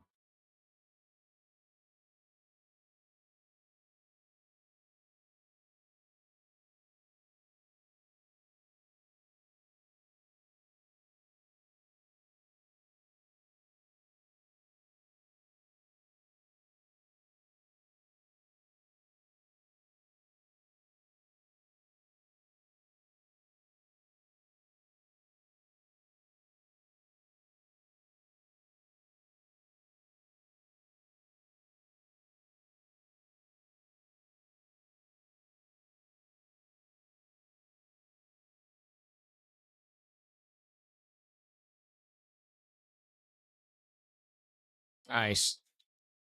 I'd say it's balanced pretty well for 20 viewers. Got a Toon's good balance. animations Claude's done with the fix.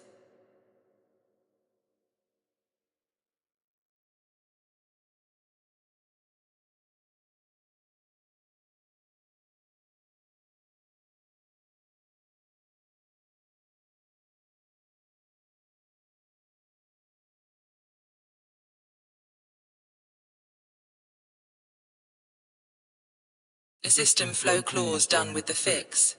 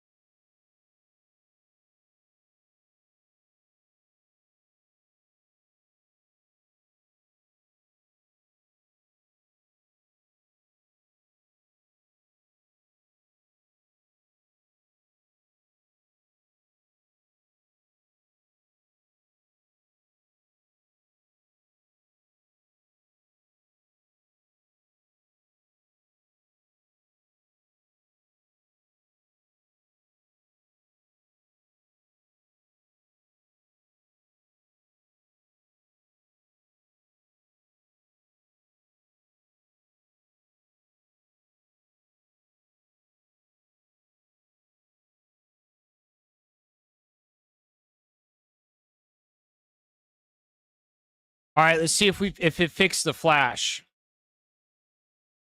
I think Claude might. It said that the reason why my screen's been flashing this whole time is because of our code that we had for pausing and resuming the playing of the Galaxy wallpaper animation. When there's pockets on the screen where you can see through to it.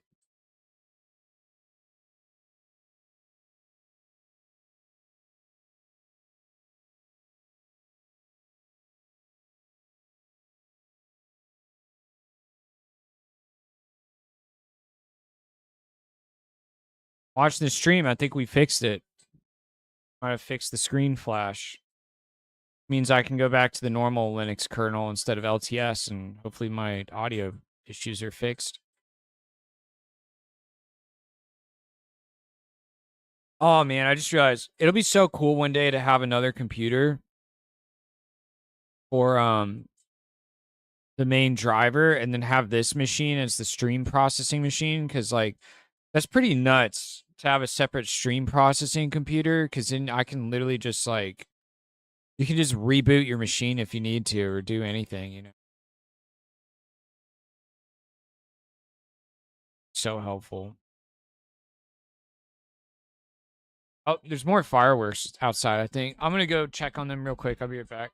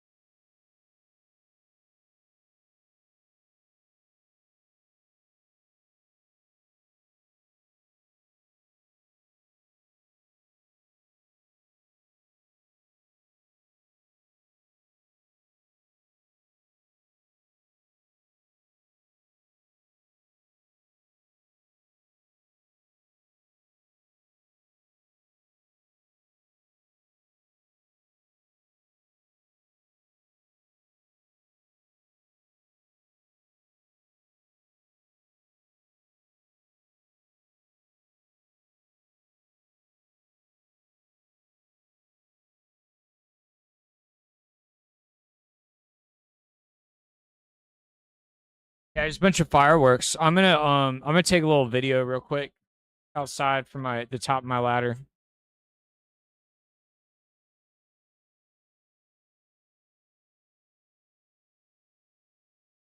I think we fixed screen flash, so that's pretty awesome. Just took some good QA testing.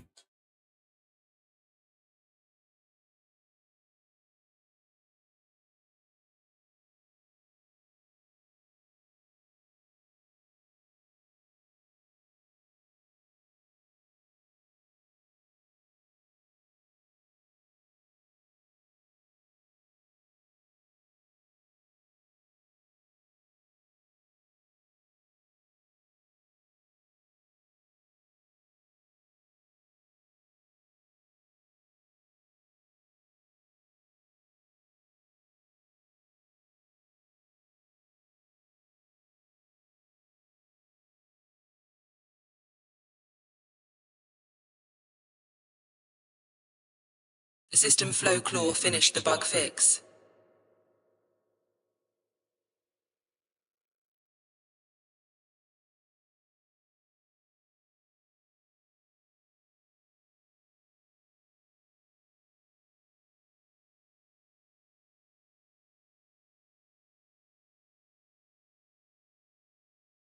The system flow claw finished looking into it.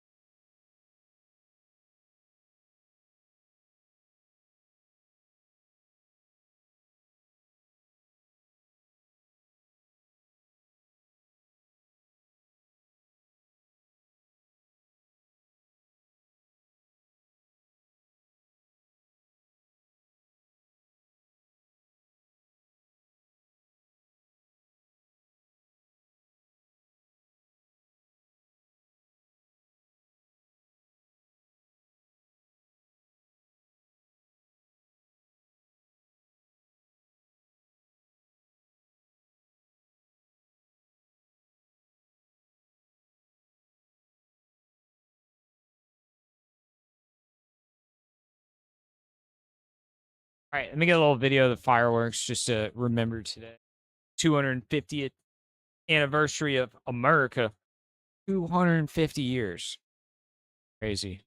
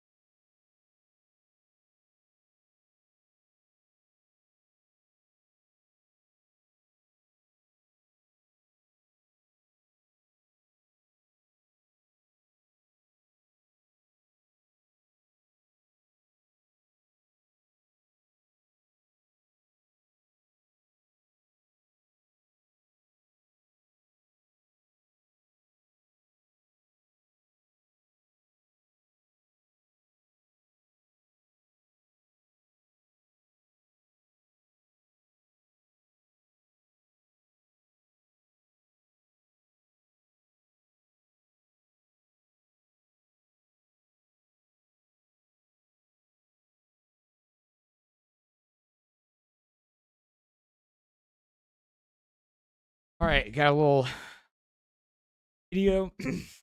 Video of the fireworks because it's the 250th anniversary of America. It's pretty hype, you guys. Pretty hype.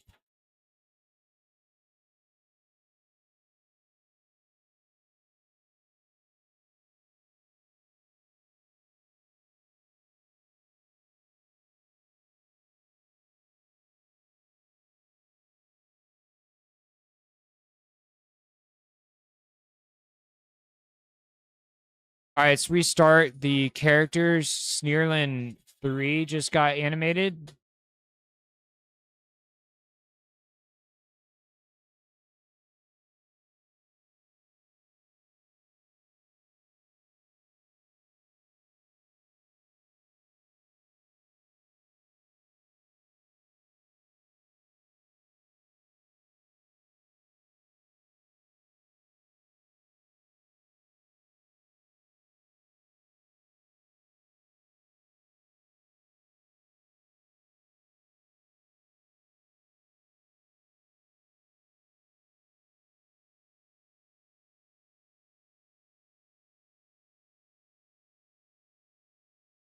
Trickery got a new walk cycle that hopefully looks better. It doesn't look as like... That's not good. My power just flickered.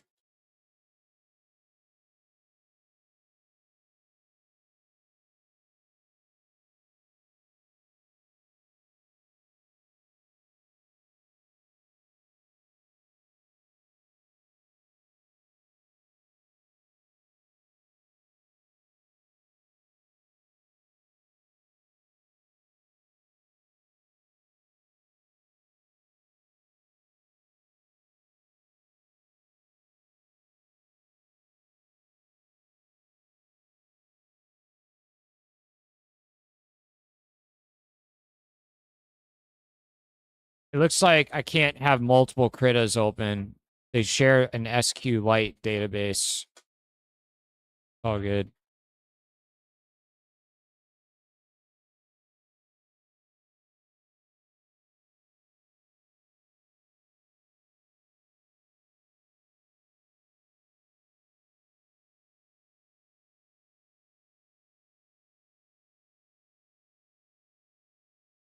Trickery is not blending well.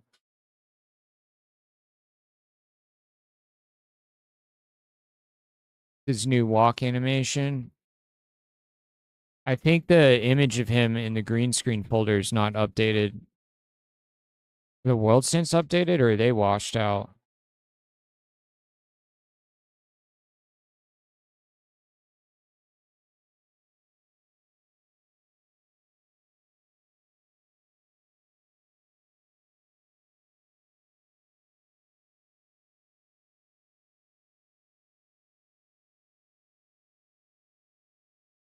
Wait, what?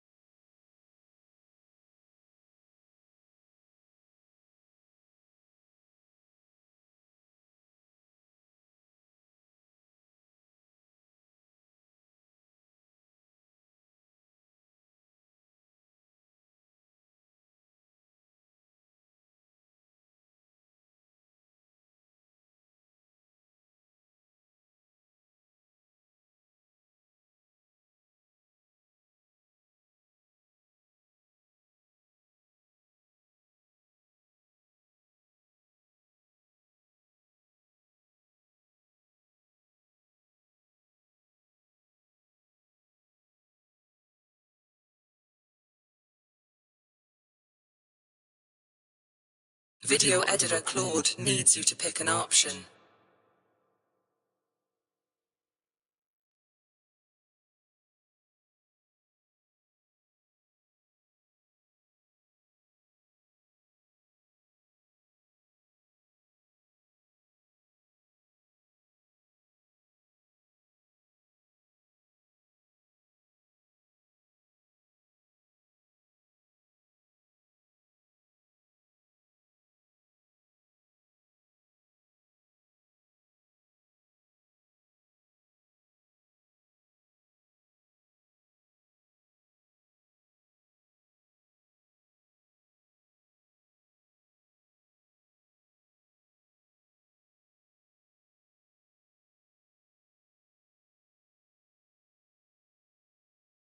Now that's a proper character. Look at all the animations on the Crow Witch now. Eating, drinking, jumping.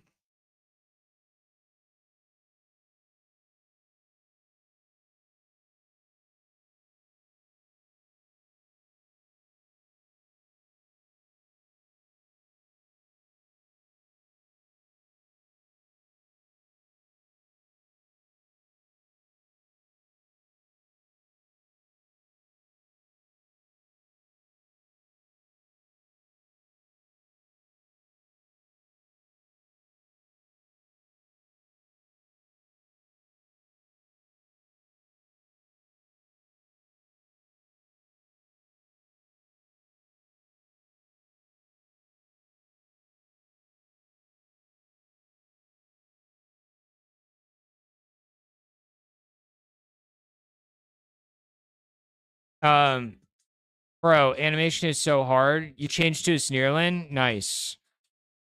I'm trying to fix. I noticed the idle animation, the new Sneerlin's head is like see-through. We're working on fixing it.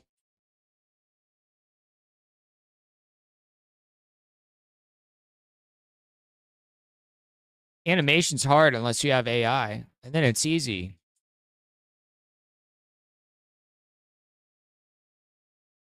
I think everybody here is regulars, but just FYI, guys, I am multi-streaming to YouTube as well, and YouTube has no music.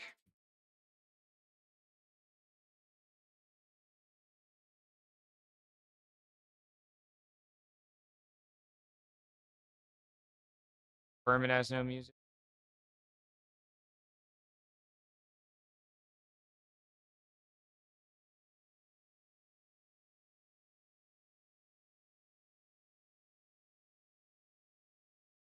Yeah, if you guys want to stream without the music, you can go to the YouTube stream. If you want the music, stay on Twitch.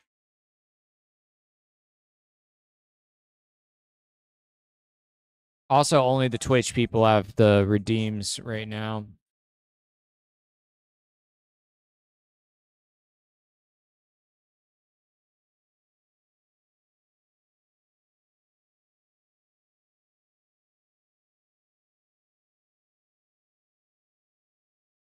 I'm gonna animate Sneerlin number 2 real quick. The one with the blue scarf. We'll do him next.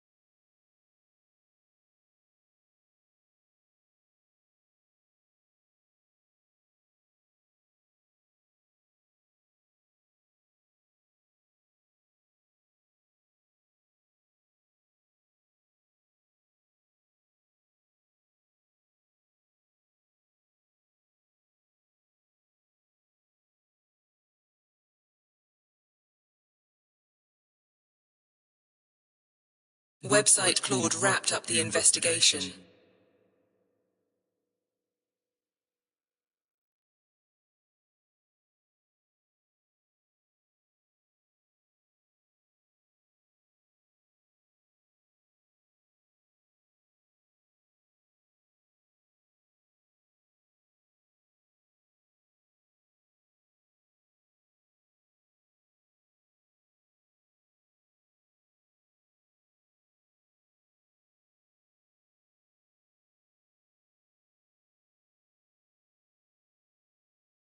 Video editor Claude needs your input before it continues.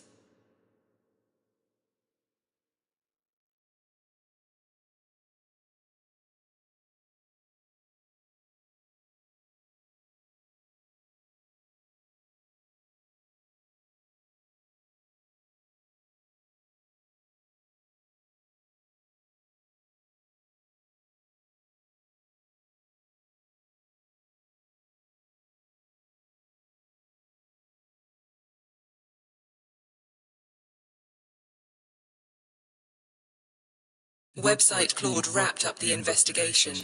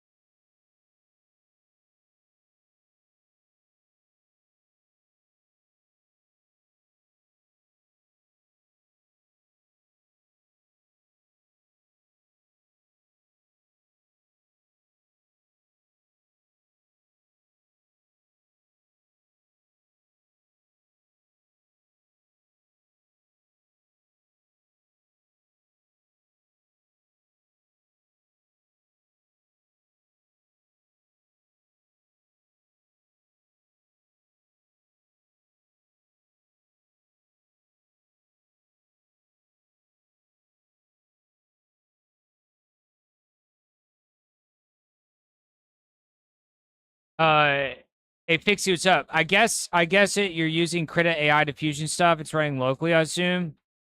No, I'm not using the like official plugin for that. I wrote my own, but it's the only things it's doing locally is removing green screen from the animation clips. That's what it's doing locally. Toons animations Claude's done with the fix. It's doing background removal with the local AI model, and it's doing green screen removal with a local AI model. And it's also doing green screen like edge removal with a custom tool that is not AI powered. It's just like simply finding the first inside fully opaque pixel on characters, and then it's extrapolating out like what it should recolor green edges to. So that's called the Green Eater tool. So there's like 2 AI layers there for the image processing, background removal, green screen removal with despill.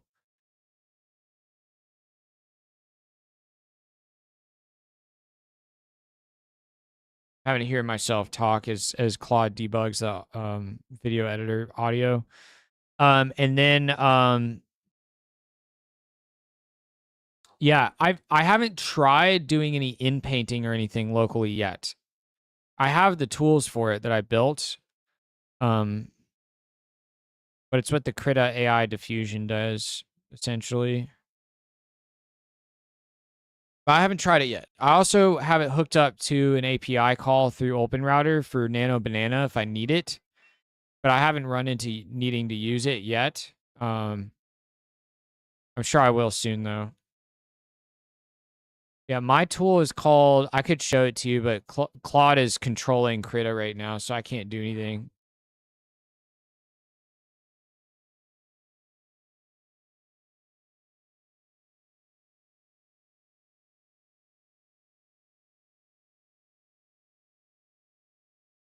Let's see if we can get the other Sneerlin animated, this one.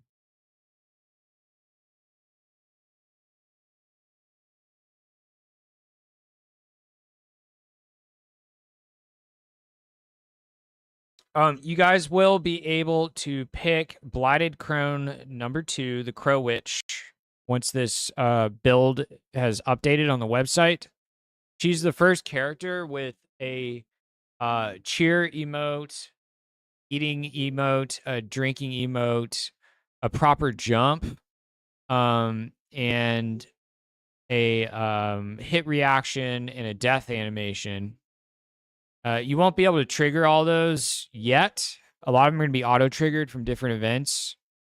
But I will change that slowly over time. Critter Claude finished investigating. She's our first pilot tester for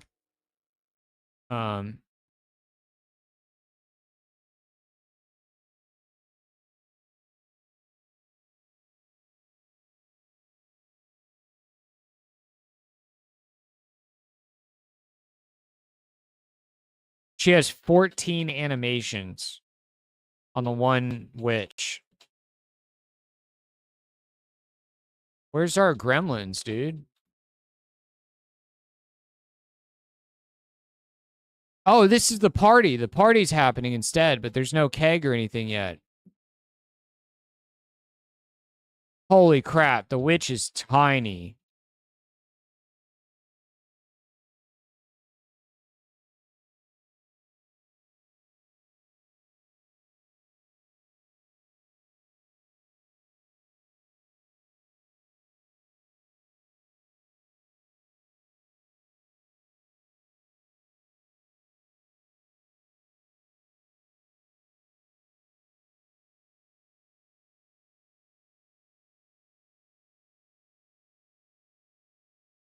All right, the party's supposed to be happening right now, but we're missing the keg and we're missing the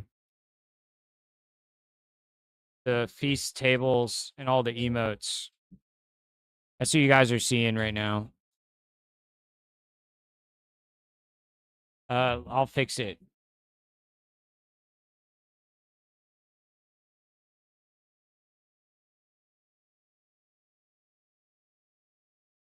Oh no, why is it a crit file? I wanted to export. Video editor Claude stopped for a clarifying question.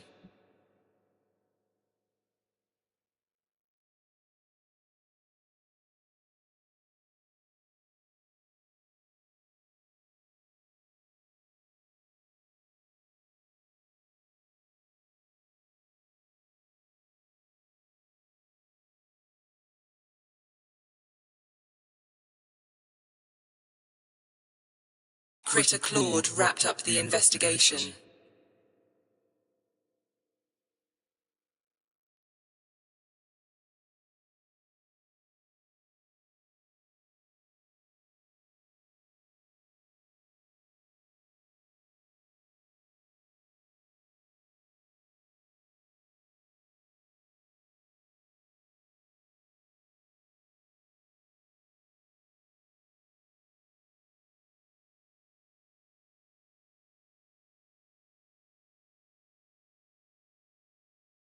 Yeah, guys. So, the experiment with the witch, where I went in and manually, like, super cleaned up the white edges on her, was unfortunately it was a huge success because that means I should do that for every character now that hasn't been animated yet, and it's very time consuming.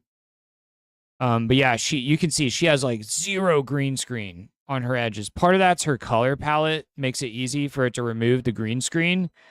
But the other reason is like there wasn't a bunch of transparent white pixels for Kling to turn into green pixels. Or like mixed color green pixels right on the edges. So yeah, I don't know. If I do any further animations on any of the characters, I should clean up all their edges even more. He is very clean looking. Our process is evolving.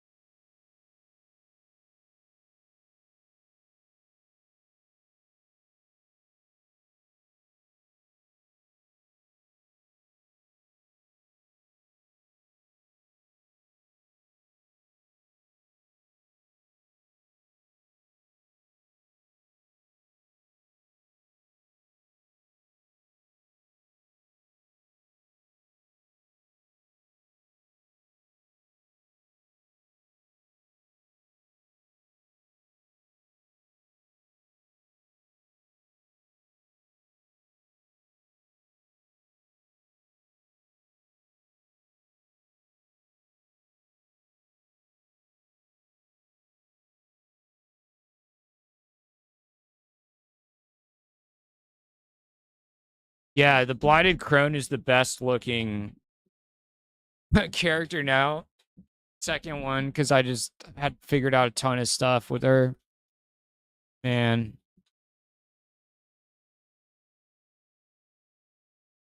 We finally stamped out the green screen problems once and for all, but damn, it's a lot of work.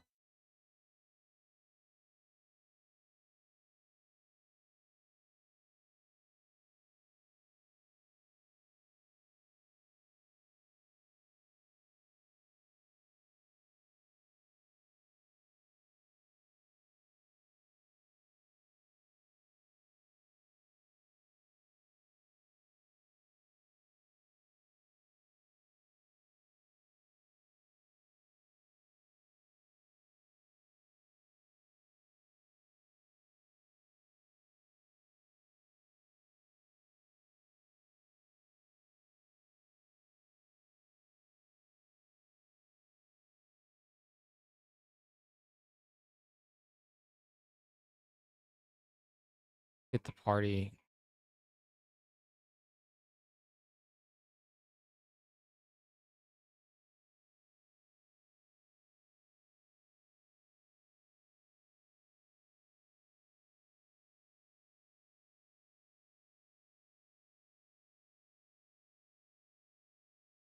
What?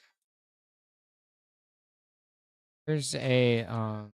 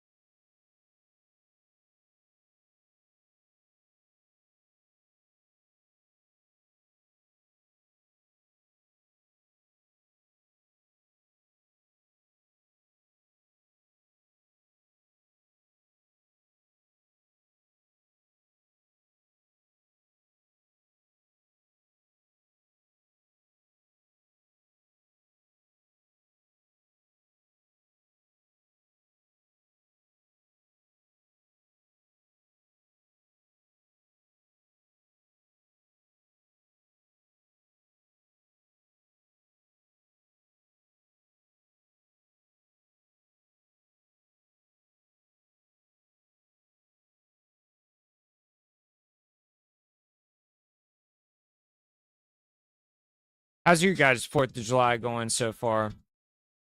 Is it chill?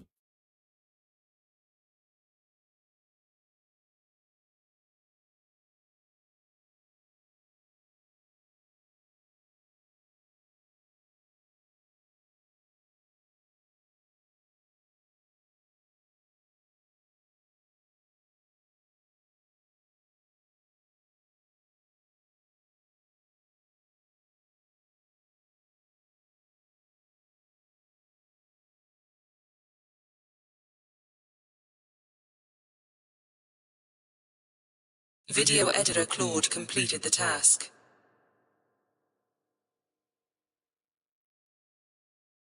Been great. With the fam, just chilling. Nice, man.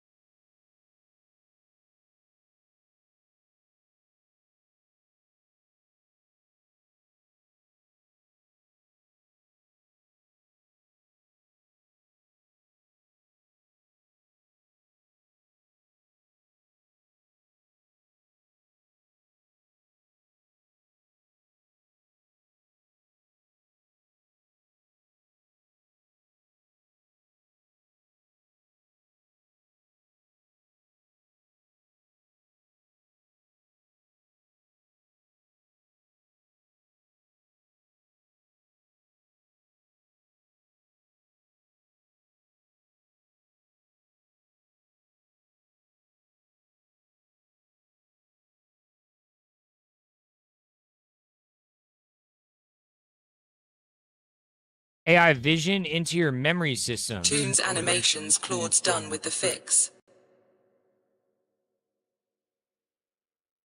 That's cool. What's it gonna have vision of?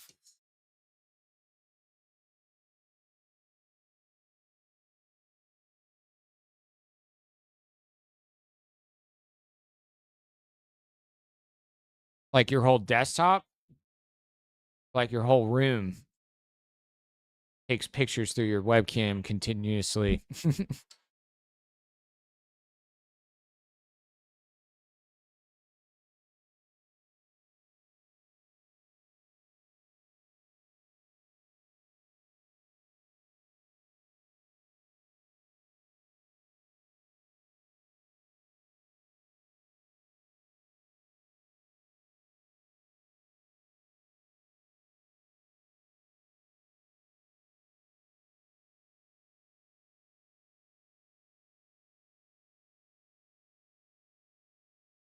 Critter Claude completed the task.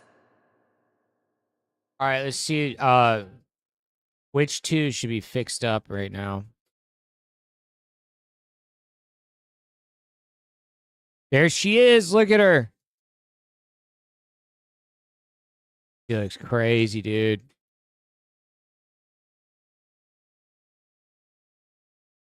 She's pretty tall with her hat when she walks. Look at this Shadow Witch. Oh my god, she looks crazy. This sucks. I'm getting better at the characters with each new one that we make, and it's just doing the thing where it's making a bunch of the rest of them be put to shame. You know?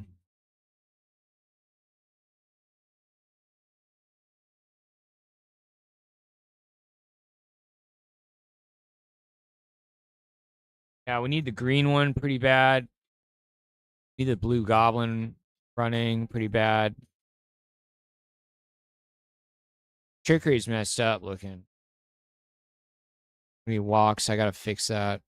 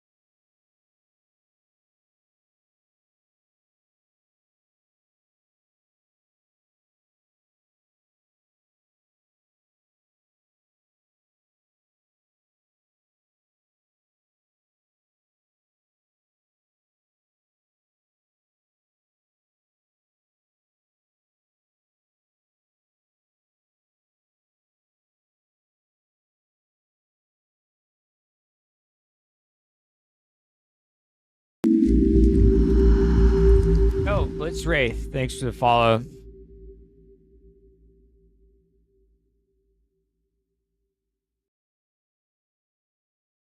Critter Claude wrapped up the investigation.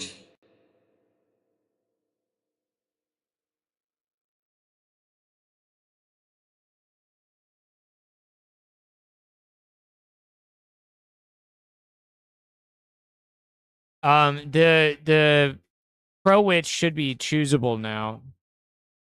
The character chooser. I'm about to check it. Organize.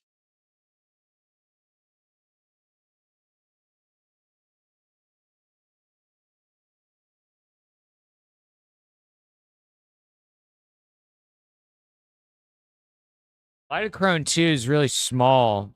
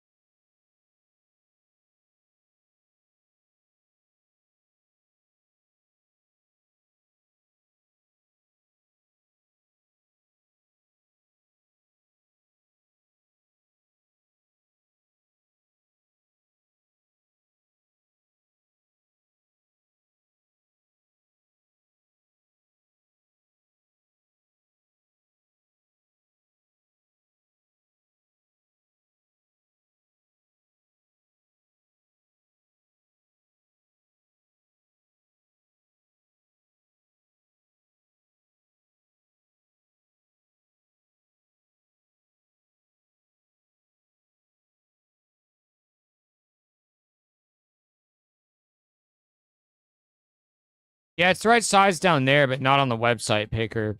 The website picker, she's...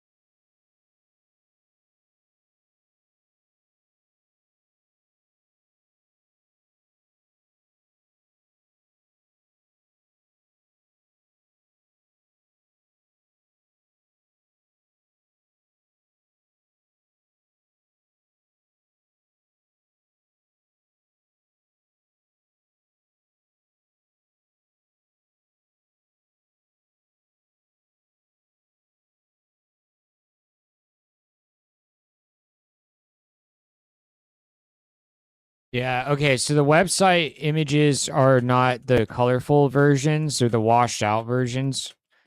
So I'm gonna fix that. The crone's like small on the website for some weird reason. Um, they're all organized correctly now, though.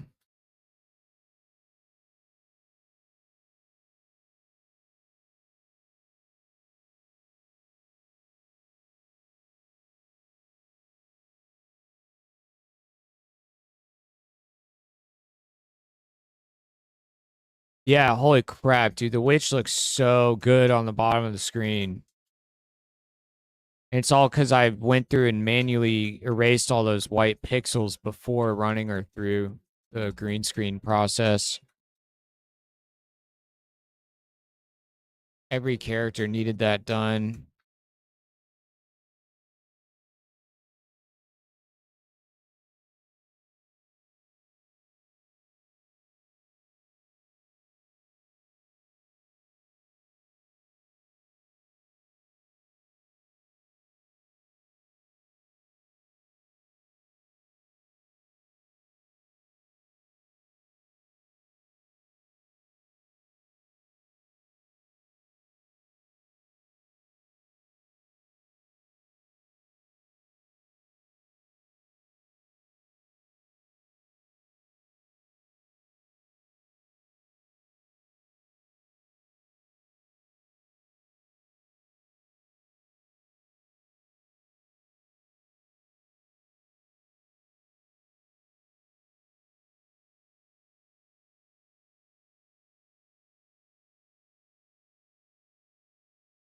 Critter Claude finished investigating.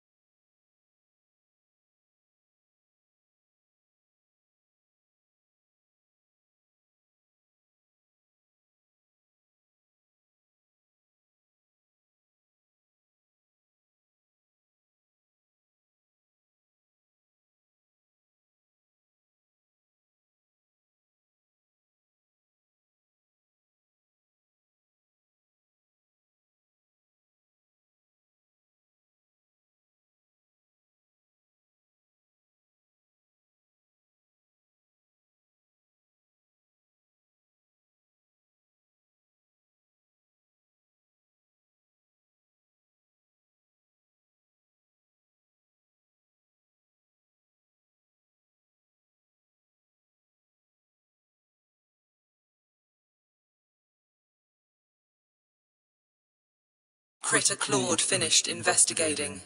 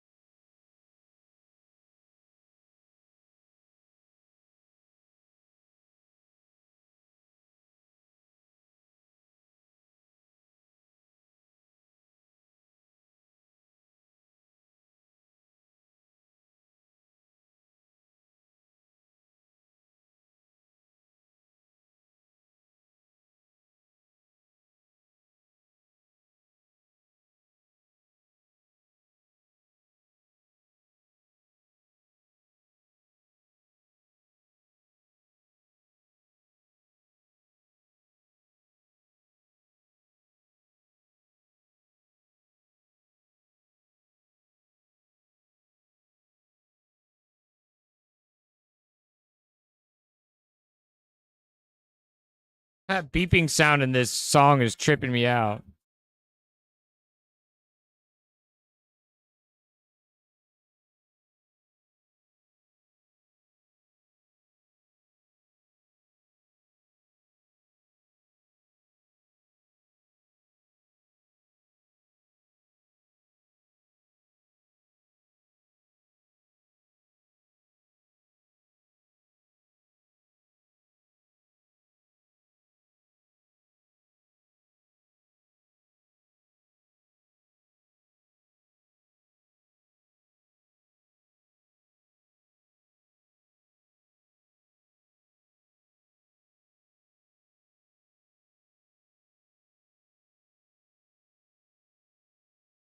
Happy 4th from up north. Thanks, man. Happy 4th to you as well.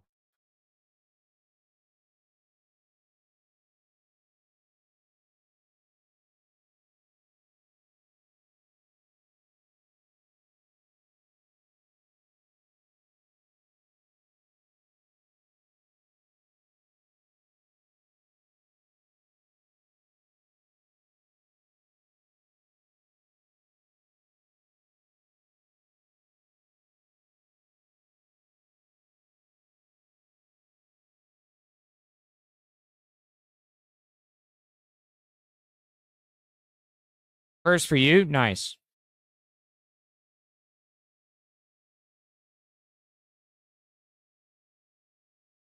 Tunes event Claude finished the bug fix.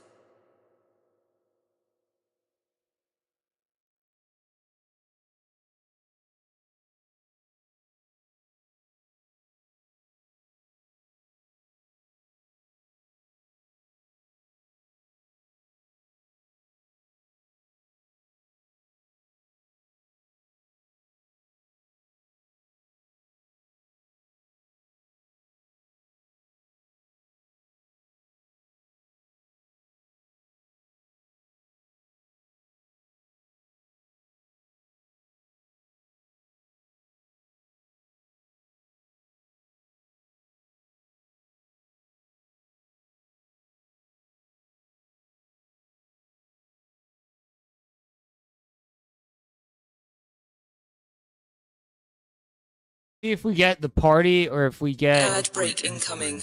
the invasion in a minute. It's the first for you. Nice. I knew Canada had a Canada Day. I just didn't know which date.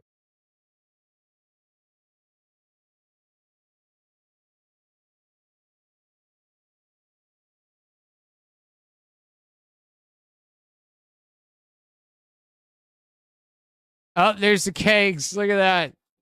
Oh my god, the one in the middle is crazy. Dude, look at the crone. She's eating, bro.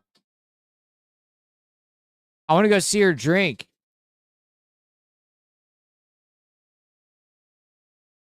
She gonna drink from the keg?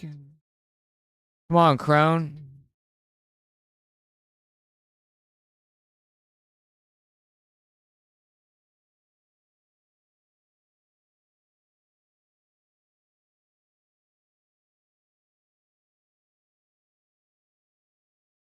Oh, look at the crone drinking beer, bro.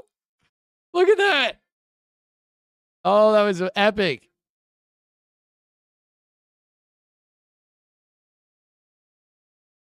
We're gonna get some redeems for this so you guys can like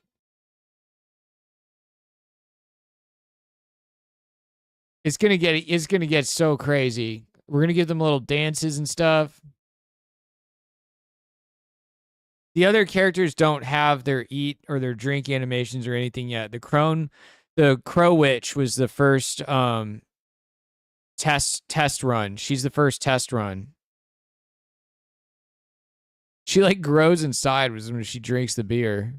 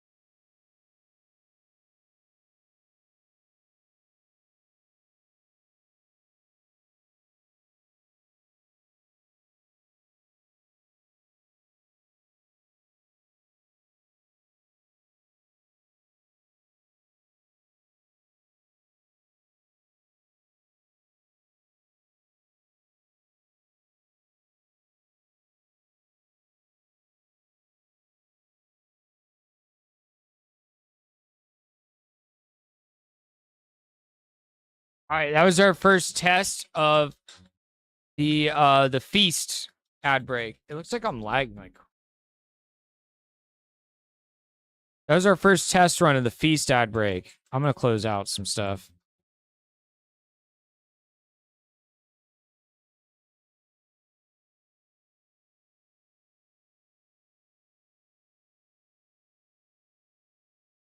Yeah, I'm lagging a little bit.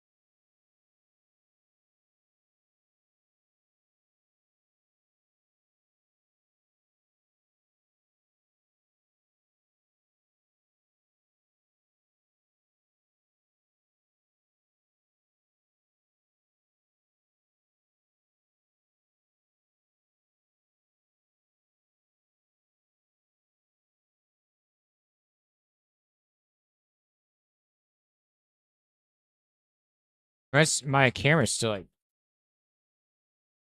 oh, that's better.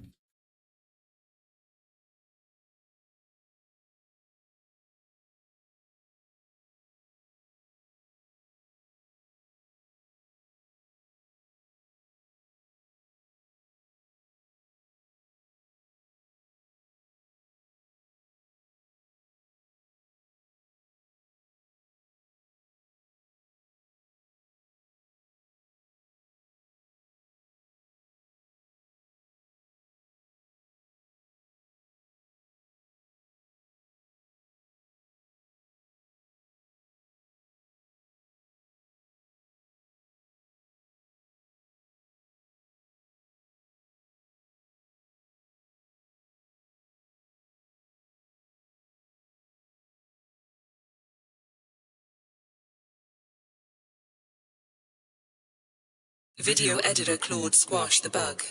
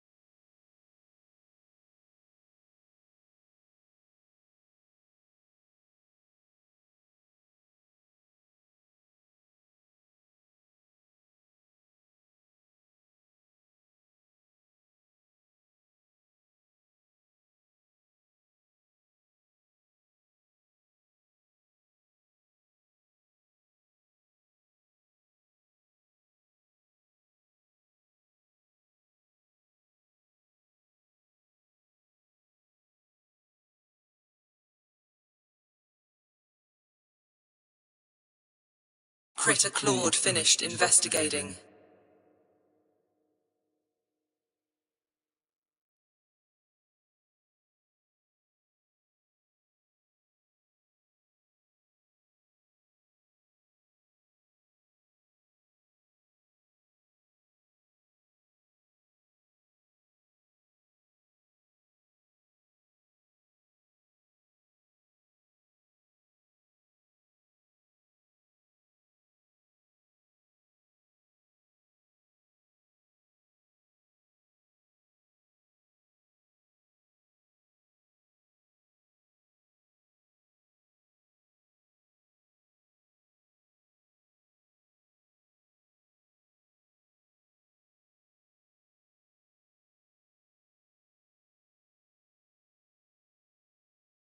It can't do this side on view for the table.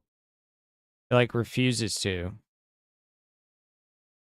I think Toon's event Claude wrapped up the task. this is the closest one we got. It's all right. It's not great, but it's decent.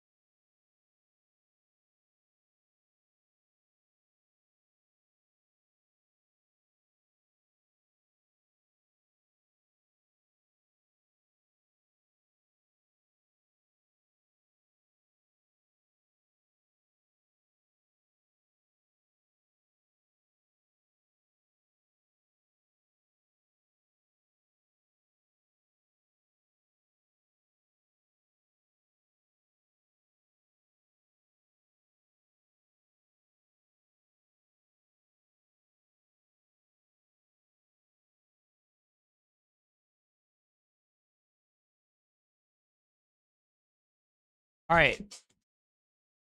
Thanks for chilling, you guys. I'm doing a ton of just adjustment and cleanup work on lots of characters and reorganizing the project before I go in, and then I'm gonna clean up the white edges on a lot of them. And after I do that,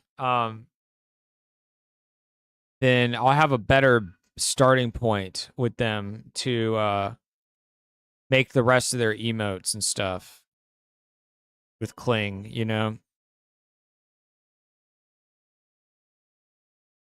Yeah, I have to fix Trickery's walk right now. He changes colors. That was an accident. So I have to fix that. The Magi 2, I think I re-exported his animation to get rid of the little smoke cloud at his feet. So I need to re-export, re-import that animation. What else is going on?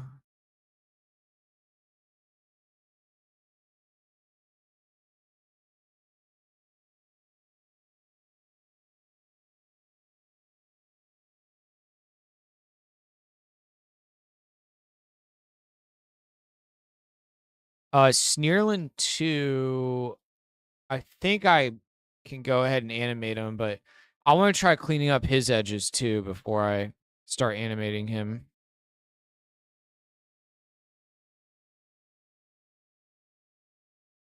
Sneerlin 3, one of her animations, I got to recolor the eyes.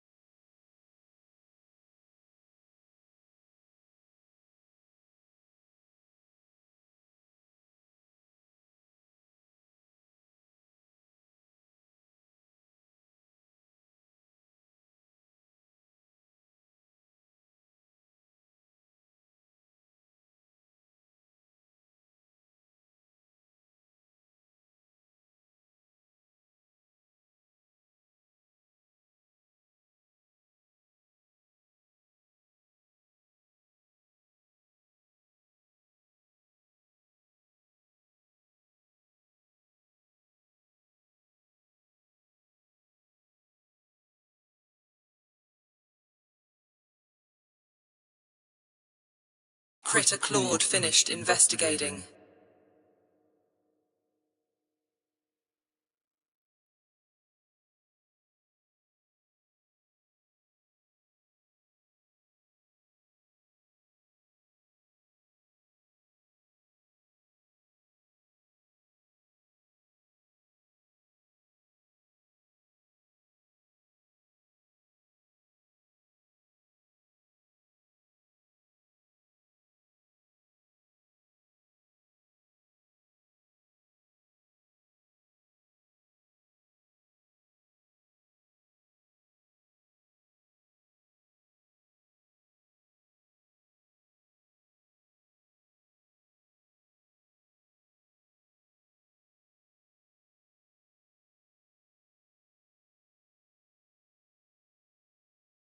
That looks like a harpy.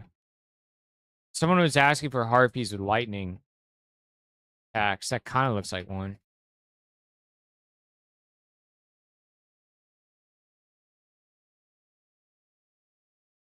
Try to get one that looks like WoW. It's not as good.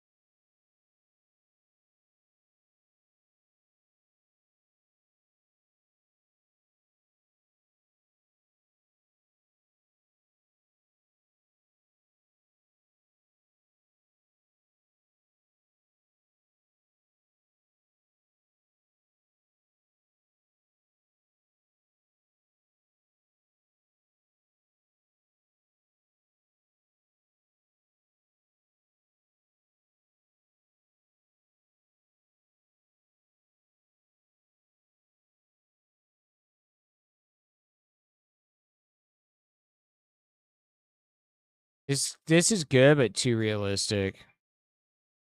I feel like this one's usable. Their current art style. It's close enough.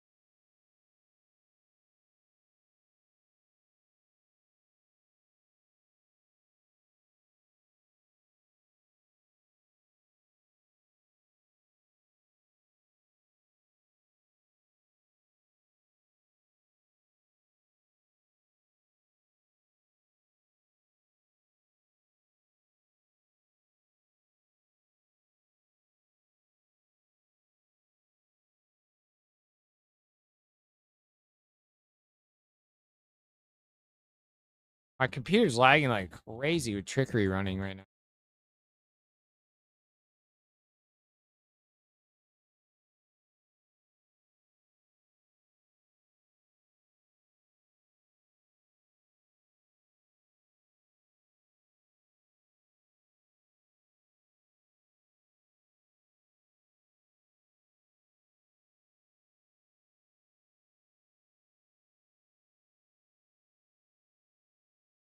Critter Claude has a question for you.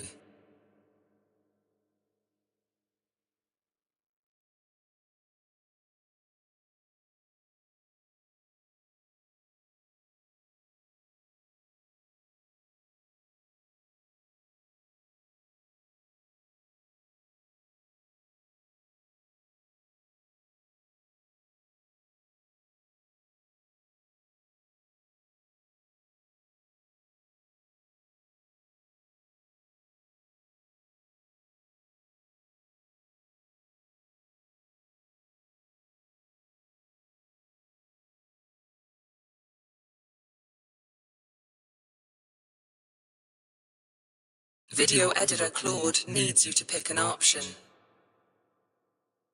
Ad break incoming.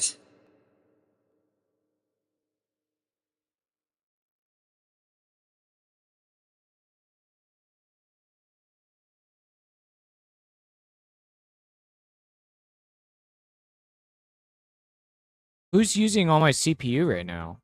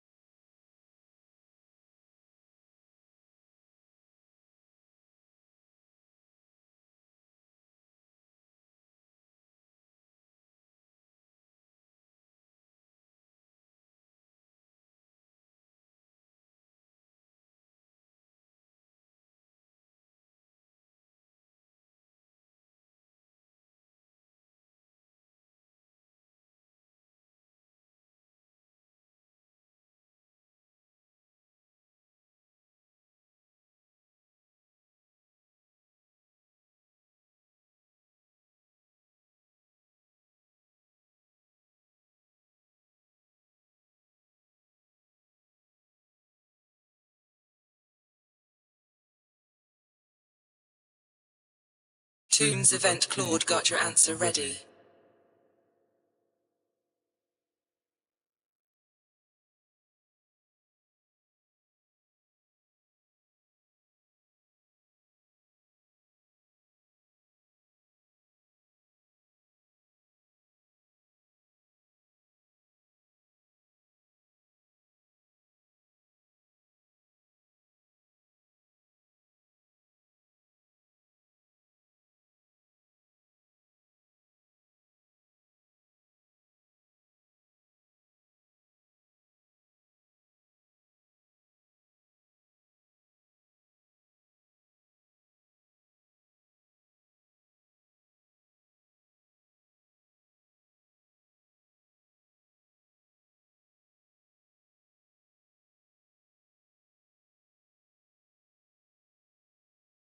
Wow, yeah, Chicory is really using a crap load of CPU.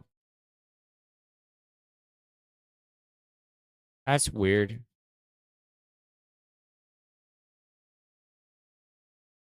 A lot. Like he's using like 50% of my CPU. It's never been that bad.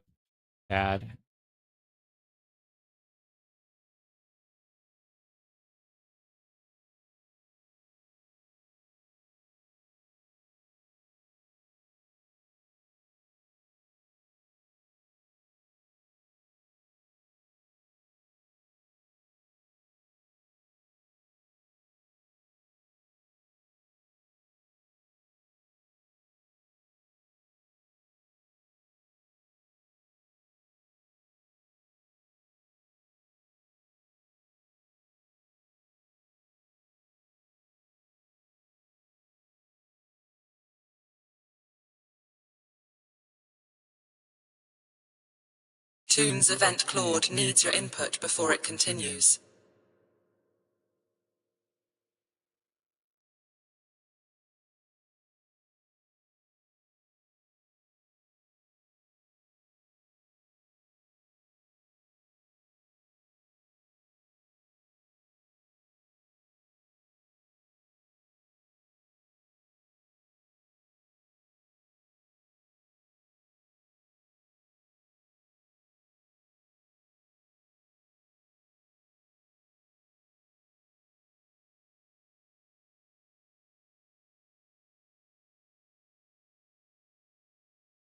Weird. Yeah, I don't know. The VTubers really tanking my perf today.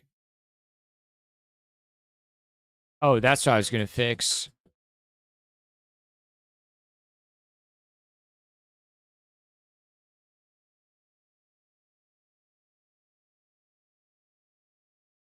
Hey, my codex meters just like disappear. And they stop showing the weekly reset and they stop showing all the progress and stuff after I hit 100% on a session. So there's some kind of bug going on there.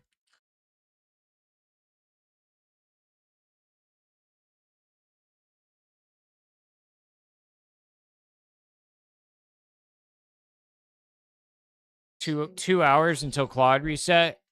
The video editor is looking fantastic, guys. I might actually. I had a bunch of YouTube shorts I needed to make, and I might. At first, I was going to be like, "These are the first YouTube shorts I make with Kdenlive," and now I'm thinking they might actually end up being the first YouTube shorts I make with Null Video instead. Let's see.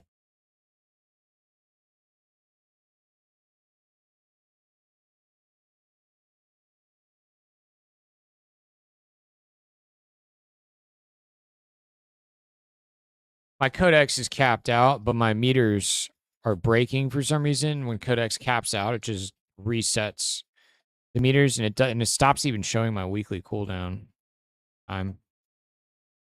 Some weird reason. All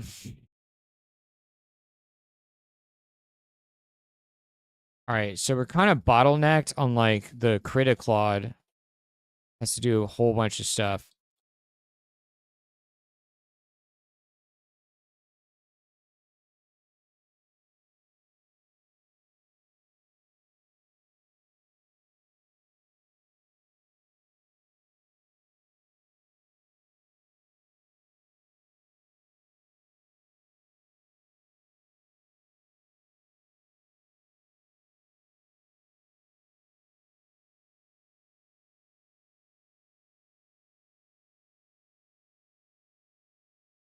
Video editor Claude needs you to pick an option.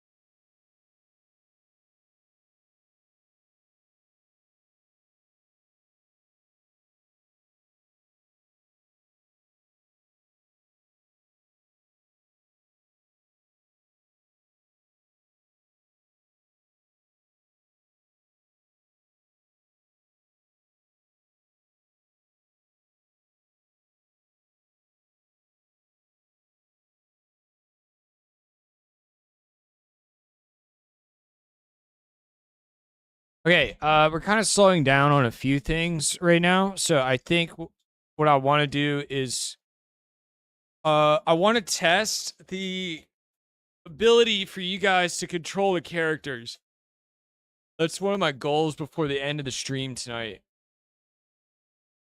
So let's figure out where Claude left off on that.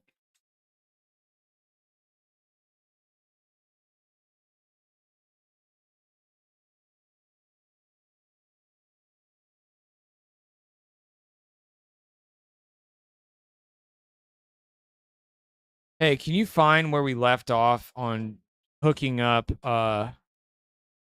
allowing players to pilot and test or move and jump and attack with the characters through a app and a page on the website in real time? I think we left off on allowing just me to run around and pilot and control trickery for testing how it feels in terms of speed and like physics on the jump and stuff. Locally, I'm going to run a local host version of the website and control it from the website. And we're going to route the inputs and stuff from the local host website straight into the locally running instance of the Stream Tunes engine.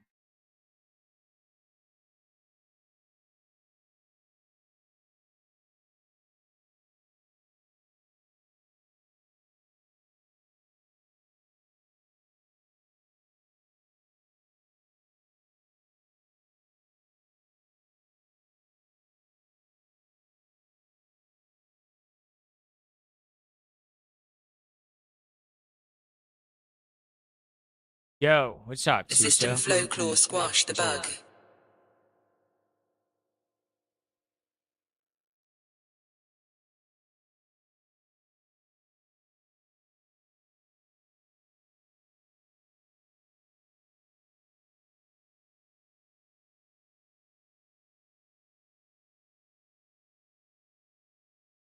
Claude paused to ask you something.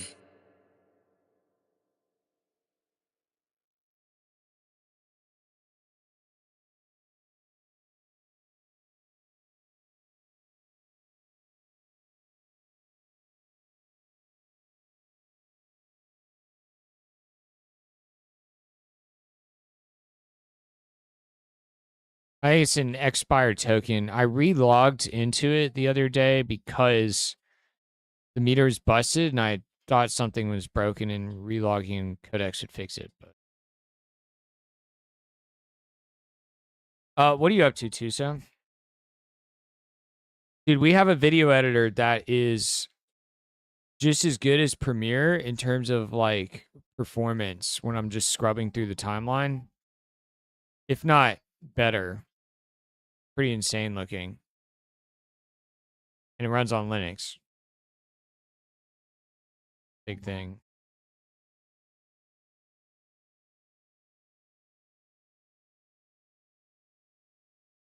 Catching up on work stuff and start your streaming. Nice, dude. How's the farm game? Are you still grinding on it? Or are you making a new one now? Yeah, look at this, dude. Wow. Look at this playback. Insane. The system flow claw finished looking into it. This is way better than Caden Live already. Crazy. Yeah, it's written in Zig and Vulkan.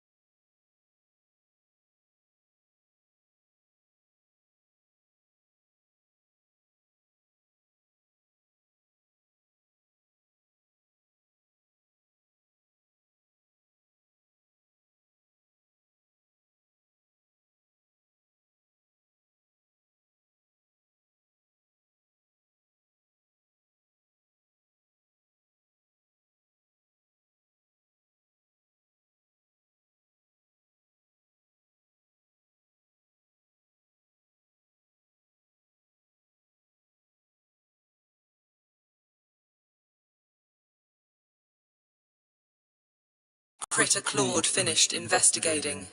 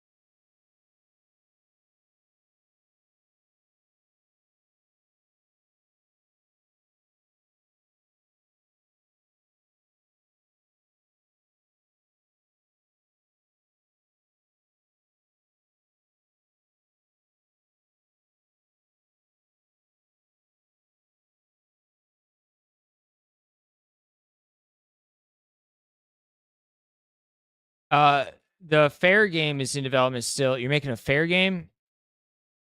Token prices. Oh, that you mean the farm game? Token prices plummeted, and a lot of people got angry and left, though. That sucks. Is that what you were expecting for the life cycle of crypto games, or was it not how you thought it would go? You probably made a decent amount from the exchange royalty, right? Like enough to pay the bills for a little bit. Maybe buy another monitor.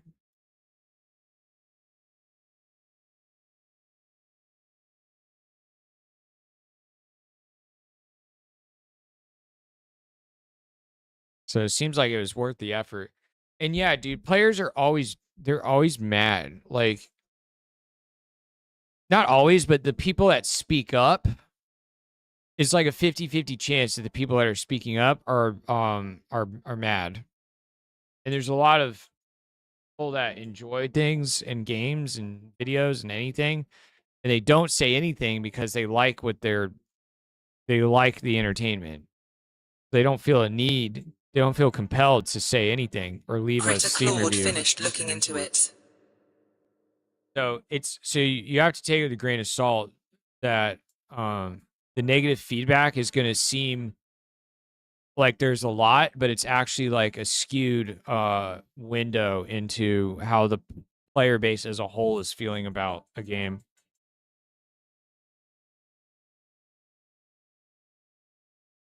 Like you can have a piece of content, game, video, whatever, music, that on the surface, the comments section on the internet might seem like half the people hate it, but then underneath the surface, actually 90% of people like it.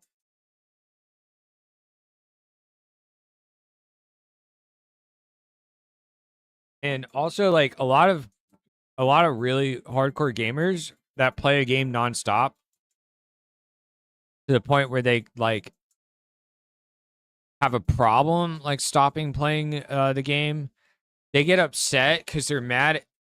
They're like mad at themselves. They have like a problem. They have like an addiction problem with gaming and stuff, and they know that what they're doing is unhealthy and it's not getting them anywhere in life, and they're upset about like where they're at in life and how they haven't, accomplished whatever they need to do or whatever. And they just keep getting stuck in loops of like gaming addiction and whatever other addictions. And so they don't have their head right and their priorities straight, and they take that out on the developers and the other players and wherever they can throw little temper tantrums and baby rage.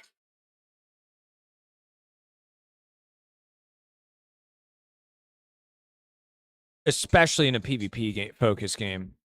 It's totally true in a PvP focus game. So I don't know. I always take it with a grain of salt whenever there's angry players, they're upset. You can feel it half the time if they're like a cringe lord that it's like they hate themselves. But at least like half, that's where half of the anger is coming from. Then the other half is usually roughly justified for some issue in the game or something that needs to be fixed. But the reaction to it is usually pretty outsized.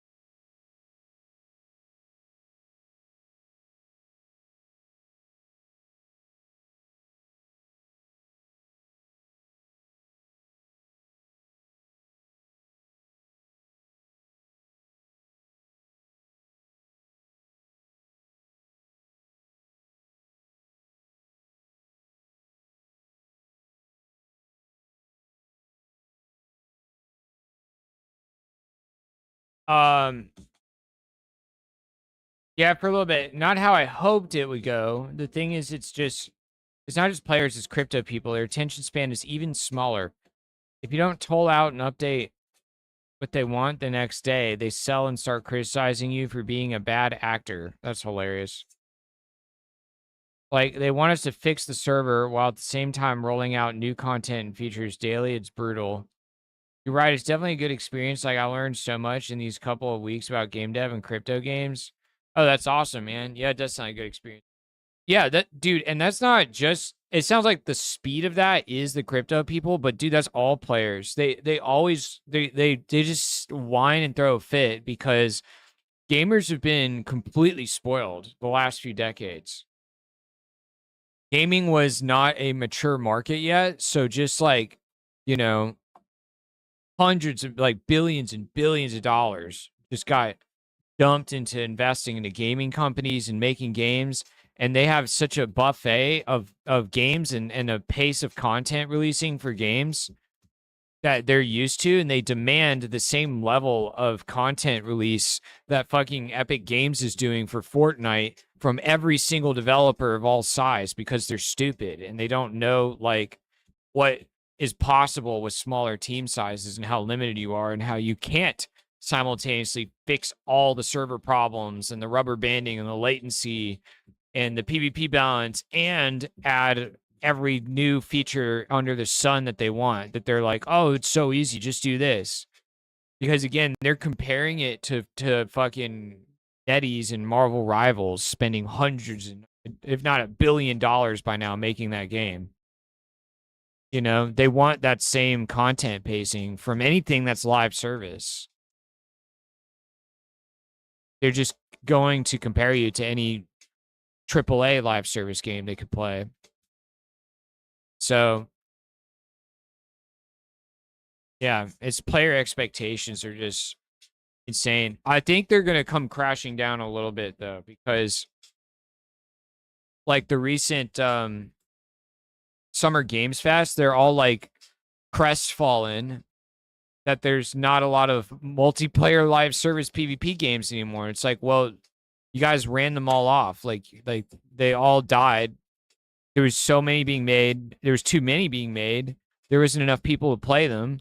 They're all shutting down. So now the powers that be that invest money into the gaming industry have pulled back and they're not making live service games anymore. No one's funding them and they're very expensive games to make and maintain.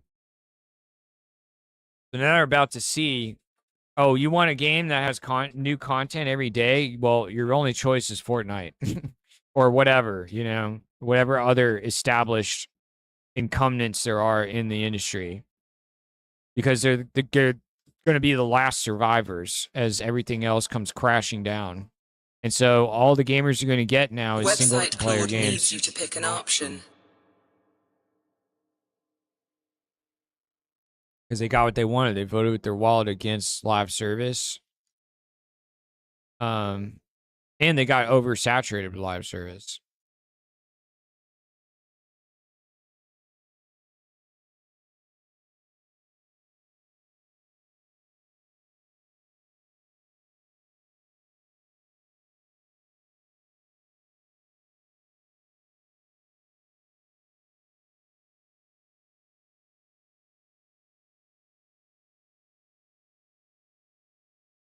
So I don't know, man. Just trying to maintain a live service game with a small team is like impossible. The players want everything, and they think it's so easy.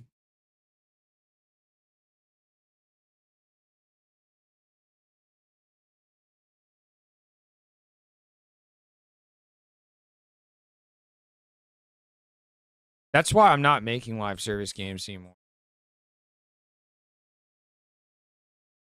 As a small team, I'm not doing any more Video small teams. editor Claude paused to ask you I something. only want to work on a live service game if I'm at a AAA company with like 100+ people or more working on the game. That's the only time that I feel like I could do it and maintain my sanity and not have to be overseeing like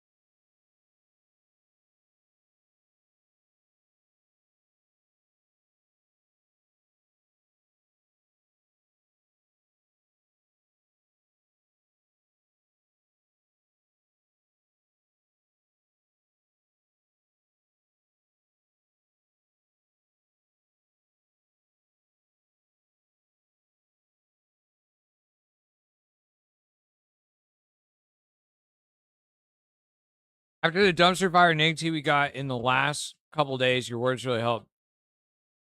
There are definitely a lot of community that are like, listen, we get it. Take your time. Take some rest. The game is already addicting. We will wait. These guys are currently the people who are helping us to get through this. Oh, nice. Yeah, there's always some good players. There's always some good players in community. It's awesome. But you just have to always the negative people are just annoying as shit. I kind of hate them. Critter Claude finished investigating.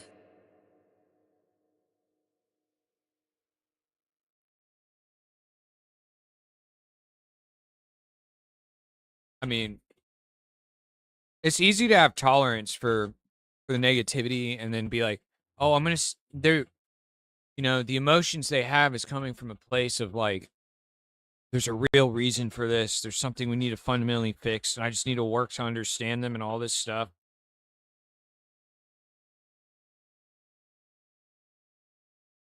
But the reality is, like,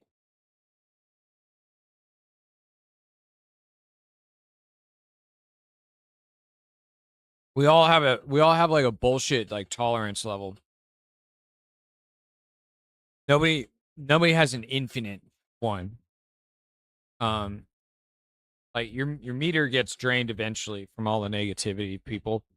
You have to like recharge like somehow.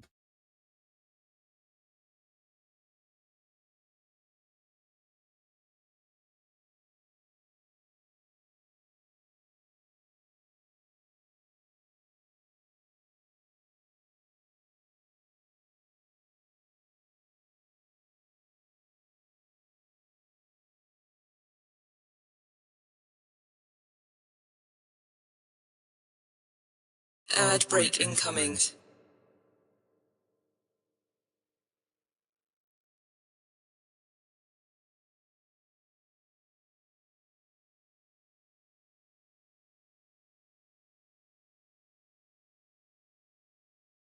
Yeah, I think the moral of the story is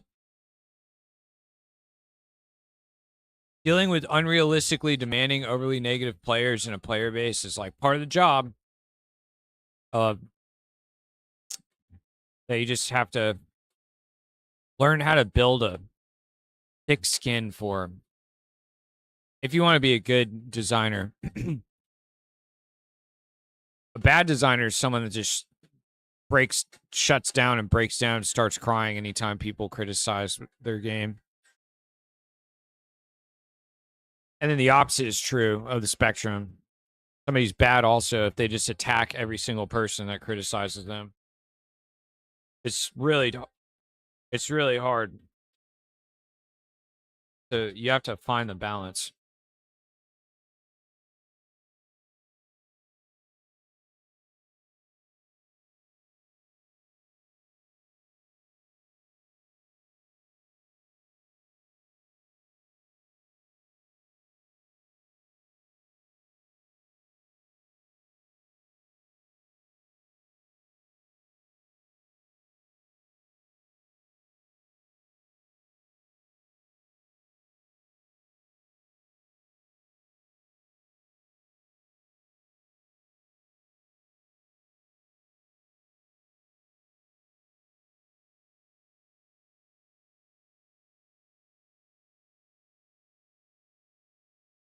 Projects applying for job. Dude, I've only applied to one job. I'm doing a horrible job of applying to jobs.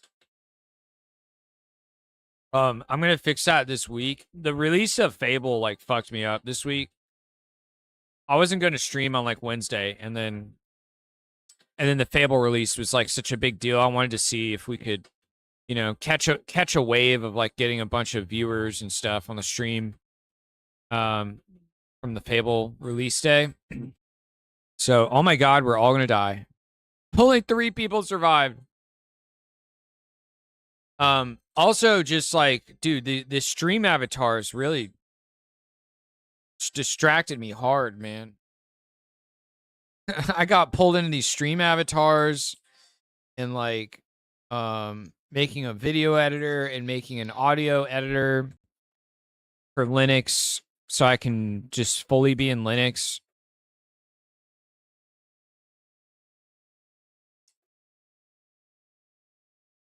My Claude $100 subscription goes down to 20 on the 16th, so I'm just trying to token max, you know?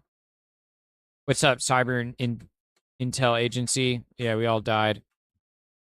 They look really good. Like, I didn't know you could animate game assets that well with AI. I didn't either, dude, and that's why I'm so addicted right now, is because I've cracked the code. You know what I mean? Wait till you see The Witch. The Witch is the first one, the Crow Witch. I just paid $80 and went up to the 8,000 credits on Kling. The Crow Witch is the first one with this is her idol. Then this is her walk. That's pretty good, but she's the first one with full-blown like emotes. And the first one was she's got a death animation. The crow flies off of her when she dies, which is pretty insane. And then she's got hit reacts. This is her like cheer emote.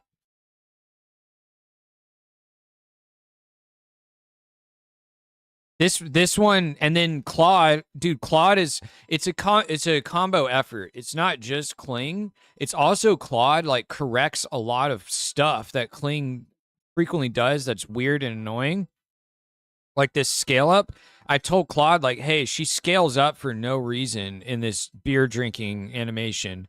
But the animation's really good outside of that. And so I was like, can we use this and just counteract the scaling that happens? And then Claude is able to, with its vision, like read individual frames and fix all kinds of issues and stuff. Like sometimes in Kling, like things are stuttery, and it's because it's repeating frames 3 times in a row. And the skill that Claude has developed for me for processing the Kling videos into sprite sheets, that's one of the things that automatically looks for is removing the duplicate frames when Kling sometimes does the weird thing where it's stuttering and stuck.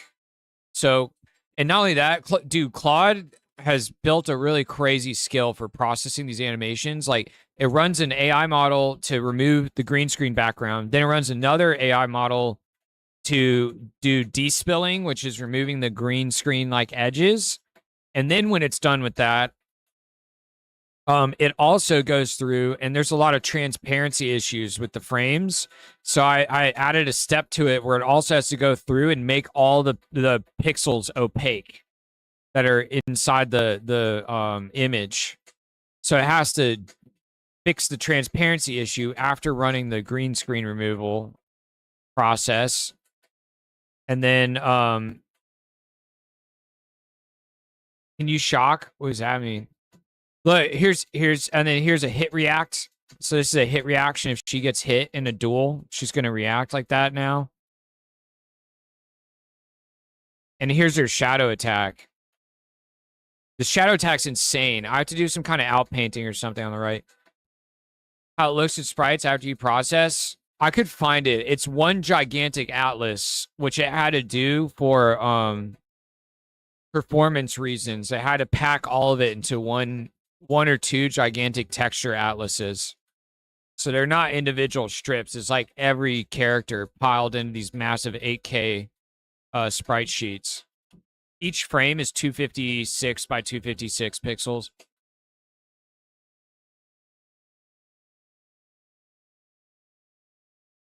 Yeah, we scale them down.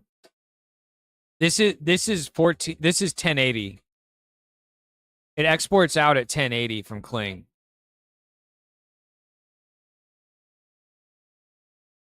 I don't think it scales it down that much though, because 256 is, well, yeah, it does.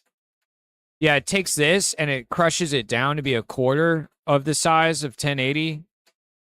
And then packs in the sprite sheet. Because their space they occupy on screen is so small that it's okay to crush it down from 1080. And then these are the bad runs where I'm trying to get her to just eat something. And it keeps zooming it in.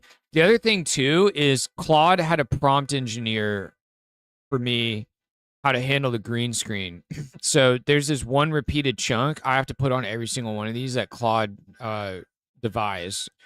Solid flat chroma green background, static and uniform, no shadows, gradients, particles, camera move, even neutral lighting, no green spill on the subject, full body and frame at all times, keep margin around the character. That's important. So that's what keeps it centered. Static camera, no zoom. Those I add a lot in other stuff.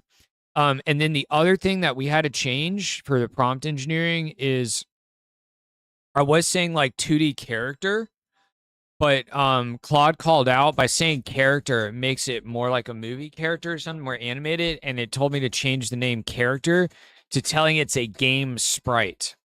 So I always prefix it with 2D game sprite, or I tell it what type of 2D game sprite it is. Like this one's a goblin, this is a 2D witch game sprite, you know, whatever.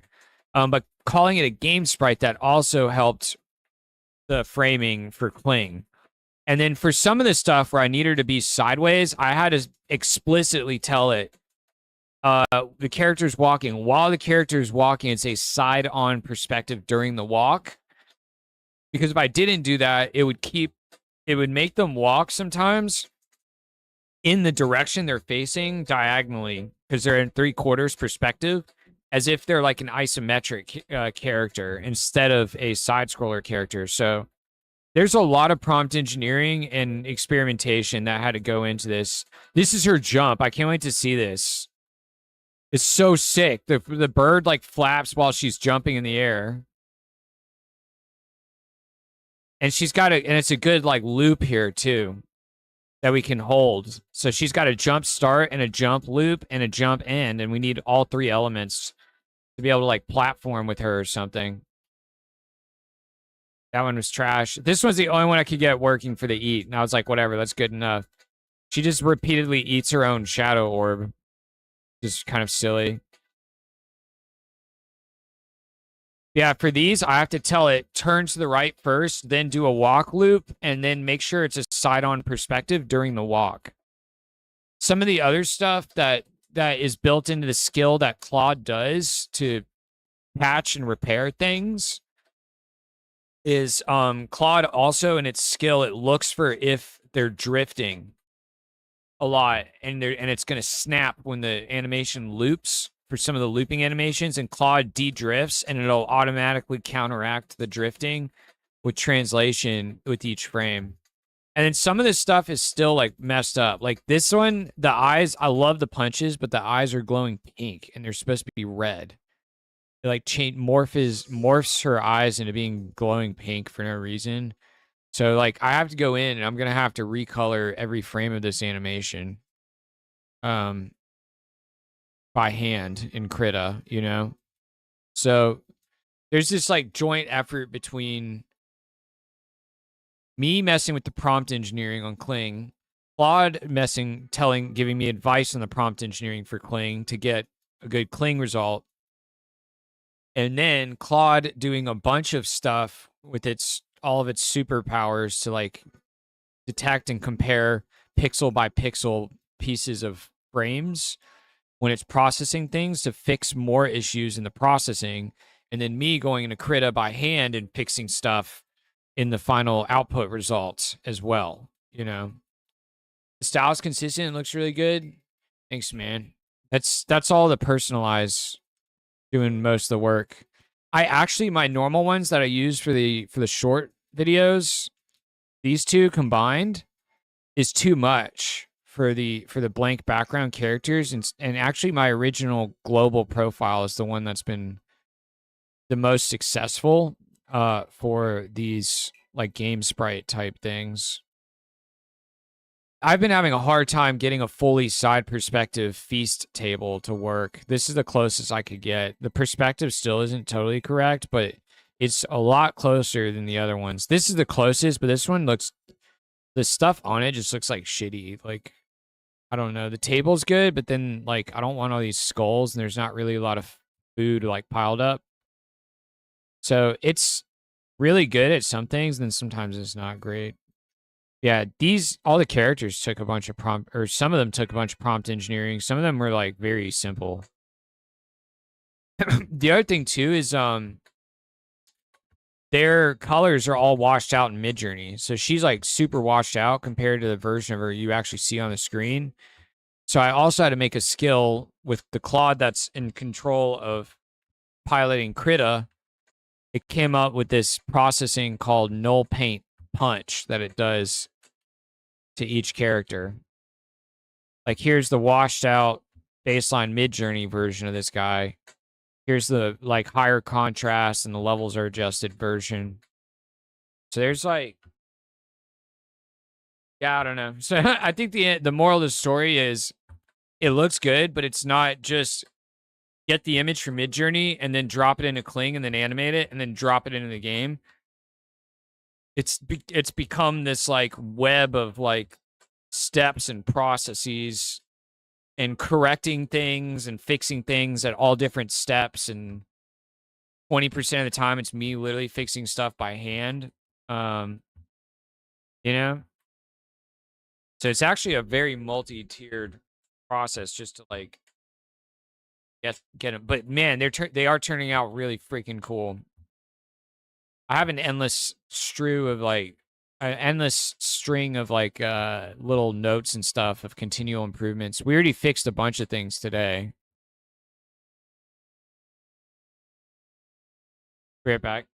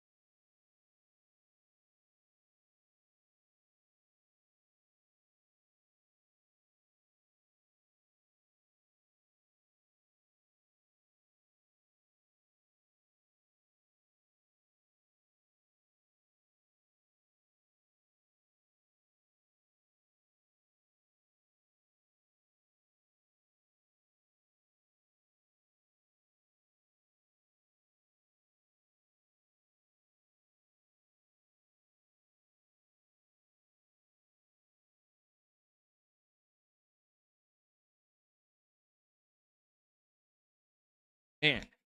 All right, I had to take the trash out. What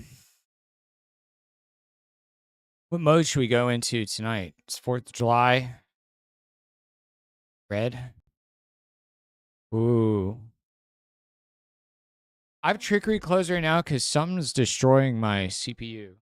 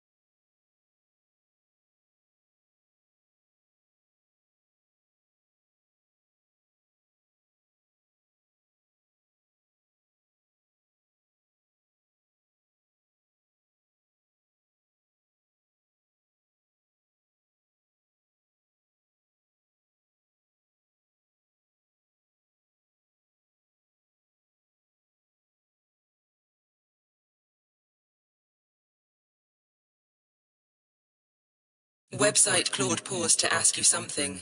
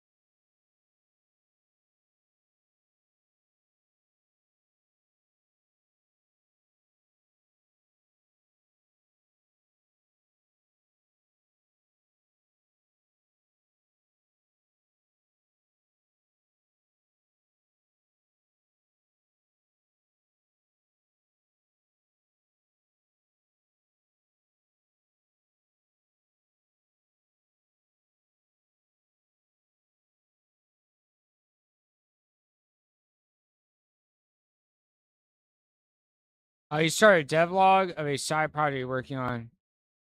Got 4K views on the first reel. That's awesome. Was that on Instagram?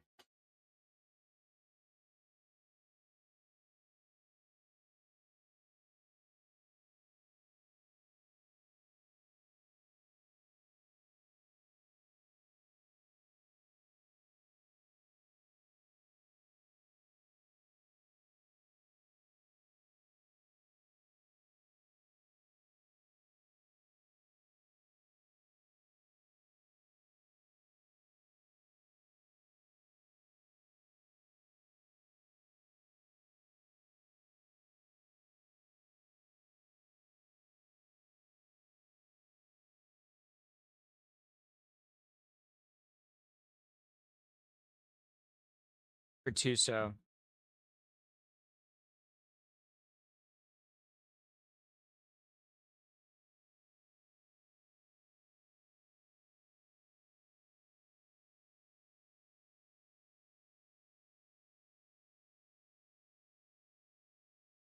It's on your Tuso account?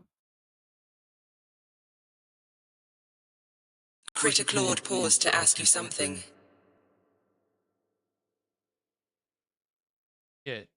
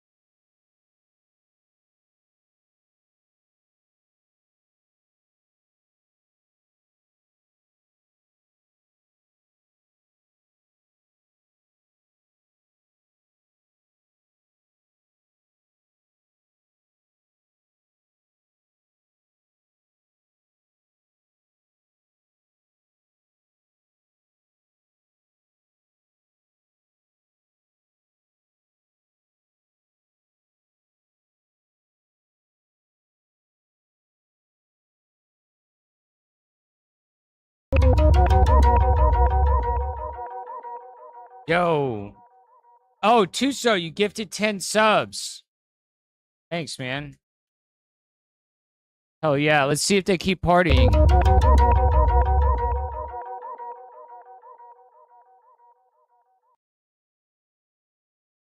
Oh, they do their walk start for a jump animation now. That's funny. Look at that. They just keep jumping. Oh, it's here. The link I just sent.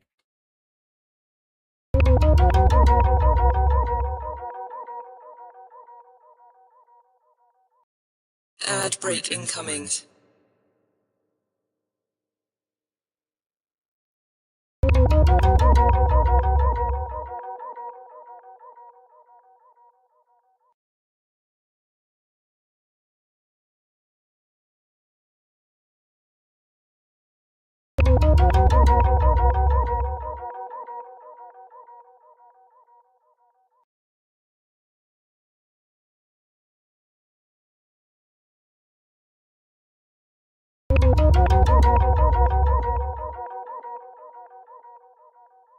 Ad break is here.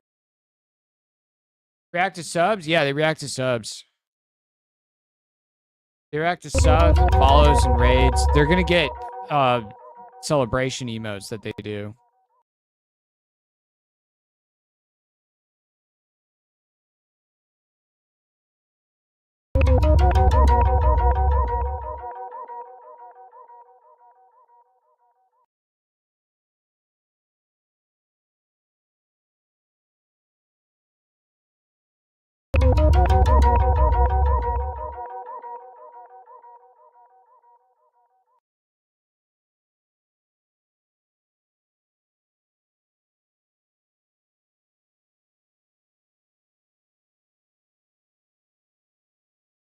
Dude, thanks, man.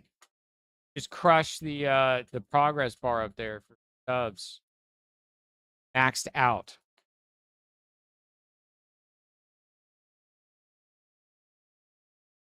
Like we got 2 Twitch follows and 1 YouTube sub today. I bet the YouTube stream boring. I haven't said anything. I've just been working. I haven't been talking that much. Yesterday was all like yap and stream personality and just like the Fable day. Tired today. We're just making awesome shit.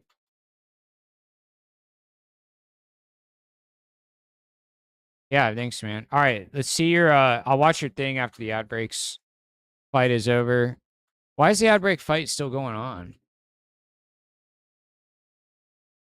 Damn, this thing's lasted forever. There it goes.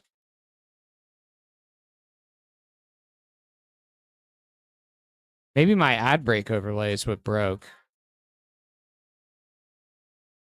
Cyber Intel, is this app you build going to be closed source or open source? It's closed source. The only thing that I'm open sourcing is like my like voice agent and stuff. And I'm not even like promoting them. I don't really care. Like my speech to text model setup and my text to speech model setup. Those are open source. All the forks that I made of Krita and Kdenlive and Inkscape, the fork I made of this is open source. But anything I do that is video game related is closed source because that's what I get paid real money to do. It's my real skill set that I have like 20,000 hours put into, so I keep all the video game stuff carefully guarded.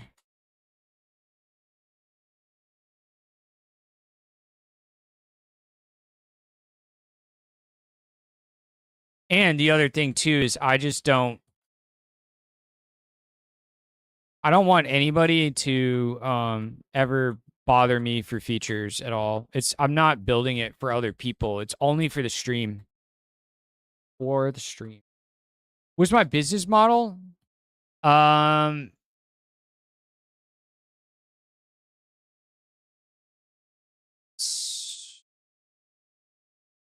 Selling t-shirts and socks and Twitch subscriptions right now, and I'm probably gonna have a monthly subscription where people get like access to a secret part of the website, the clubhouse and stuff. So I'm not actually selling any games yet. I do have one that's for sale, but it's a prototype. I mainly have the t-shirts and those socks and Twitch subscriptions and stuff. But I have this one game that's $20. It's not really done yet, so it's early access. Ad break incoming. But eventually, the games that I release on early access on my website through my own launcher, they're all in 2 years or 3 years from now, they're going to be full releases on Steam. So I'm going to be selling a couple games on Steam. Is going to be the main business income source. So selling games on Steam, selling games through my own launcher first that are early access. Then when they go full access, I'm selling them on Steam for a one-time purchase box price. I'm not gonna have a subscription-based game yet. That'll be way in the future when we make an MMO. So yeah, so that's it. Sell early access games through my own launcher, then sell them on Steam when they're full release. And in the meantime, I'm also gonna have shirts and T-shirts and hats and socks for people to buy to support, or they subscribe to the Twitch stream or gift subs in the Twitch stream, or they use bits for redeeming like text to speech stuff on the stream and whatever other reactions. We're gonna have a bunch of things for people to spend Twitch bits on soon. So that's all the different income sources across the whole stack. Name of your app called the fighting one right now? It's just my version of Stream Avatars. So somebody made an app like this. It's called Stream Avatars. It's on Steam. It's $12 right now. It's normally $15.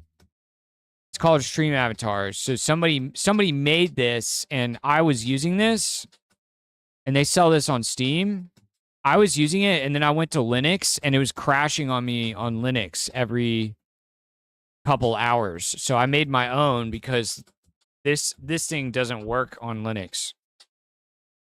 It works, but it just keeps crashing. So this one was called Stream Avatars. I decided to call mine Stream Video Tunes. editor Claude's done with the task.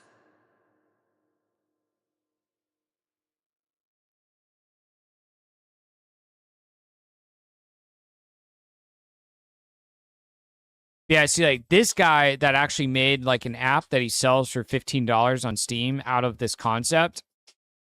He had to make it be able to support all different kind of image formats and people importing all kinds of different things that they want to import, and being able to, make it super flexible, and it responds to all these whatever emotes people want to put in. Like, as soon as you go from making something that's very specific to what you want to making something that a bunch of people are going to use, then you have to start making everything very generic and like modular, and flexible, where people can all slot these different things in and swap things out and have a unified website and all that stuff. And I don't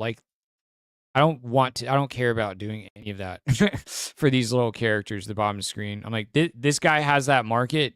He can keep it. It's not what I want to sign up to maintain for the rest of my life. What's the name of your app called? Oh, wait, $15 a one-time thing is sub monthly. It's one time, and I'm actually really shocked at it when I found that out, because they have to run a server for all the Twitch commands that people put into Twitch to get routed up to the server and then come back down to your characters that are doing stuff. Like, you guys are able to change characters on my app because I am running I'm running stuff on my own website server. So I'm really surprised that that tool, that Stream Avatars thing, is profitable at a one-time fee of $15.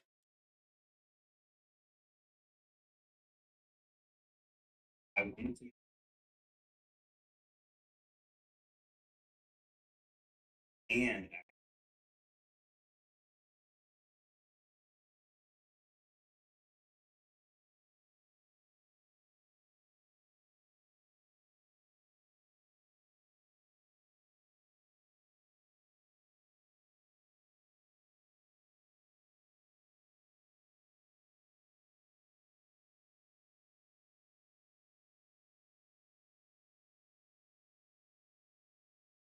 That's pretty sick.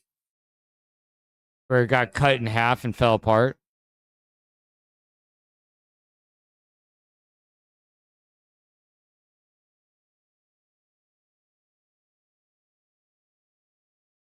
Awesome, dude. That got 4,000 views. wow, It's amazing. thank you guys. Ask for more.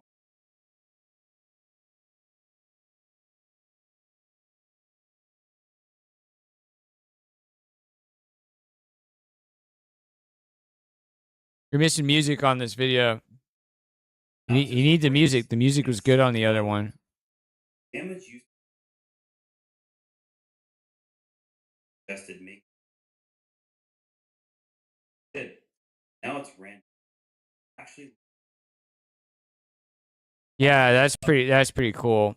That looks way better. and I added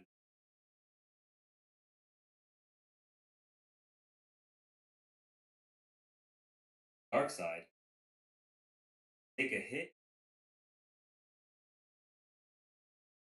Still just one. Every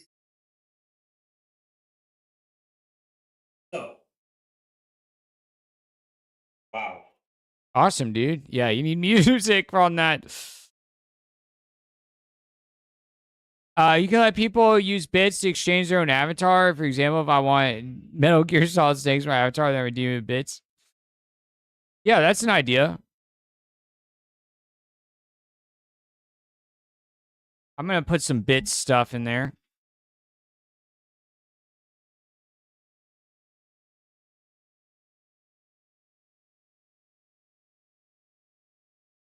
Why do spaceships still have glass windows? When you think about it in space fights, it's the clear one shot to kill. Oh no, no oxygen, dead. Quit thinking logically.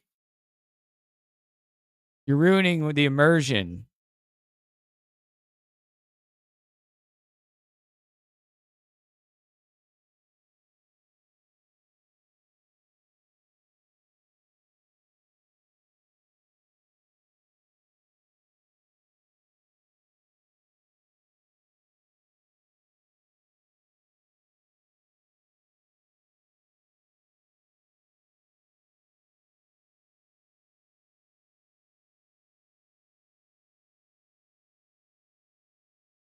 Look at the pixel value on his shirt. Which one is it on the website?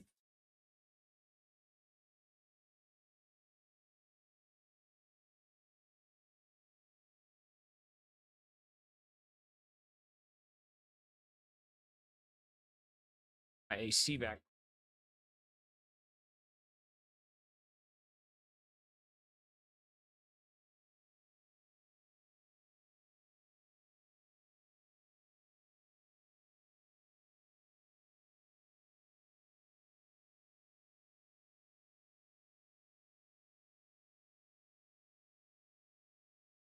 How many avatars are you gonna create? I'm done with them. There's 24 total. I'm not making any more. Unless I come up with a like a new race or a new specific character in the world. Just because just today, like, I decided that I'm going to add all these emotes and death animations and jump animations to them. Now there's 14 animations per character, which takes a huge amount of time. And I need to stop working on them. Like, I need to hit a stopping point and stop working on them and go back to working on some other videos. And I actually have to spend a lot of time applying to jobs instead this next month. So yeah, so there's one more that's getting added, and it's the Swamp Witch. But this total list of characters is that's it. I might add more enemies at this point instead of characters. There's plenty of characters to pick from. 24 total, and they're all from the world of the Null Drums.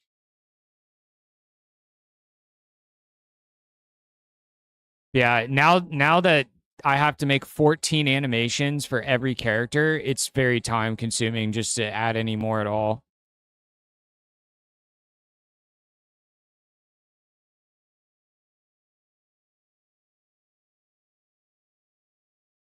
So the plan is to add more animations to all of them. Like, they all need to be able to dance and like eat and like drink and die and take a hit reaction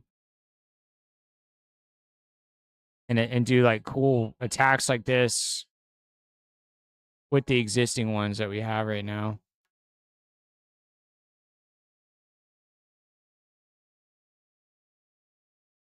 Entry animations? You mean like when they show up or something? When they appear on the screen? It's kind of a cool idea.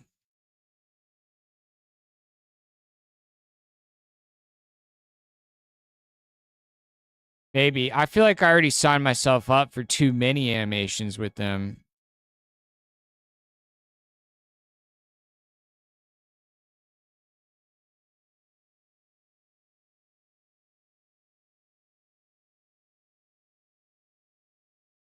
They were more like a fun experiment. They weren't supposed to be my main project. They were a side project for the most part, you know. It's getting a little, it's getting too crazy.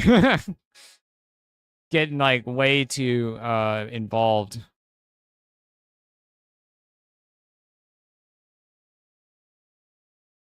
Critter Claude wrapped up the investigation.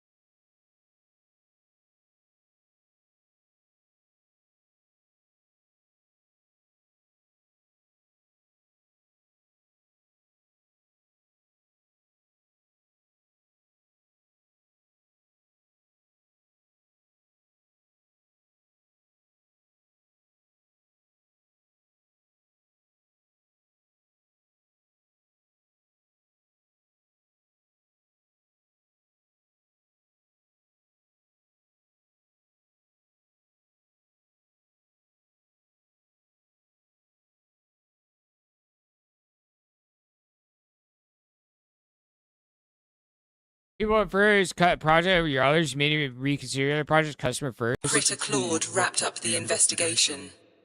Somewhat. I don't really operate that way though. Like I'm just gonna get a job. Like at some point soon. And it's gonna pay off way more than like tweaking the stream tunes. I care about like trying to get followers on YouTube a little bit more right now. I feel like that's kind of the important metric. And Twitch. But I am gonna keep building it a little bit to humor what people want. But I have a video series that I'm working on that I think is more important than anything else right now. Let me see if I can find it. Check this out.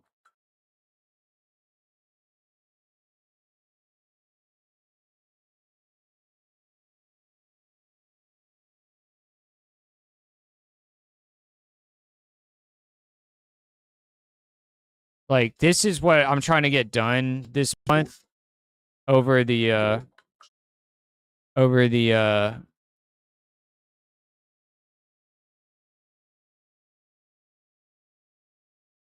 stream avatars. The stream avatars were just a distraction. I was doing it as a test to see what's possible with AI, and I'm gonna make like a YouTube video explaining. I'm gonna make a YouTube video explaining like how to do the animations, and I'm hoping like making a YouTube video about how to animate the guys is ultimately the payoff I'm looking for from this. all the food.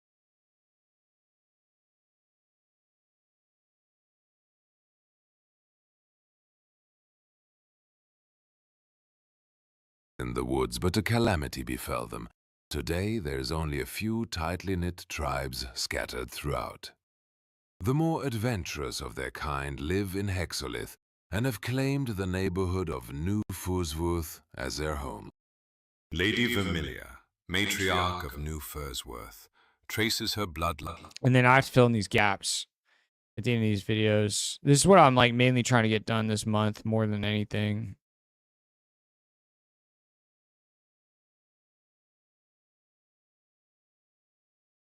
So I'm going to put the stream avatar dudes on pause until this gets done like pretty soon. But really, I'm trying to like The apply to world jobs synths. next week. 3 omnipotent beings called the world synths sit in an eternal triangle beyond reality, silently facing one another as they speak, by spawning entire universes from their mouths as tiny black beads. Each bead lives out trillions of years, a full universal life cycle, before being absorbed by another synth in an instant, forming a language where entire realities are mere syllables. Everything that has ever existed might simply be part of their conversation, a side effect of communication on a scale so vast that existence itself is just punctuation. If their endless dialogue ever stops, even for a moment, all universes begin to break, suggesting that reality only exists because they are still speaking, trying to solve some vast, unknown problem. Null drums. Yeah. So I want to get that video series done pretty soon. I was just trying to get to a pause point with these little characters where they look good enough. One more tool is coming that can do this. Do what? Do the animation stuff? Probably.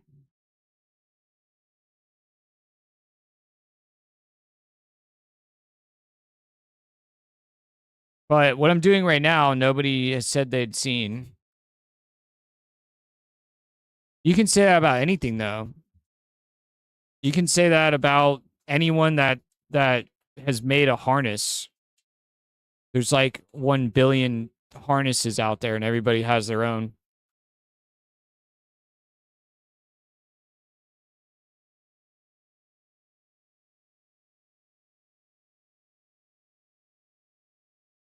And you can say, well, Codex and Claude Code are just going to have that functionality baseline, so why bother? Or something, right? You can make the same point about that. And there is a lot of stuff that people try to do. Yeah. That's, I don't know. The characters are a little fun distraction. They were not my end goal. They're a test. And they were mainly to make my stream feel themed around the world that I'm building, so that when people see the characters, they feel what the world's supposed to be like, you know? The moat too low, is the avatar much higher?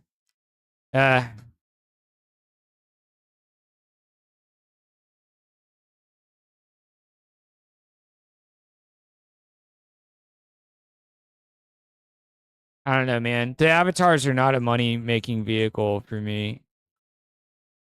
I just want people to buy a t-shirt or subscribe on the Twitch channel or follow me on YouTube and trying to build motion, trying to build a following behind the IP. We're trying to build the IP of the world, not an individual product, right? We're trying to build original IP, like Warcraft, right? Like the universe of Warcraft is essentially more important for me to build. Is that like brand and the like the wizarding world of Harry Potter, right? What issues to customers? It is my call to choose like what I want to spend my time doing. It's always your call. I'm not a slave to the customers. I can choose to spend my time however I want to spend it. And I care about building the world and building the like IP and the brand like more than some tiny narrow little like product. You know what I mean? Like again, like the wizarding world of Harry Potter. The wizarding world of Harry Potter encompasses video games, books, and movies. That's what we're building. It's more about the big picture. It's not about like one piece of it.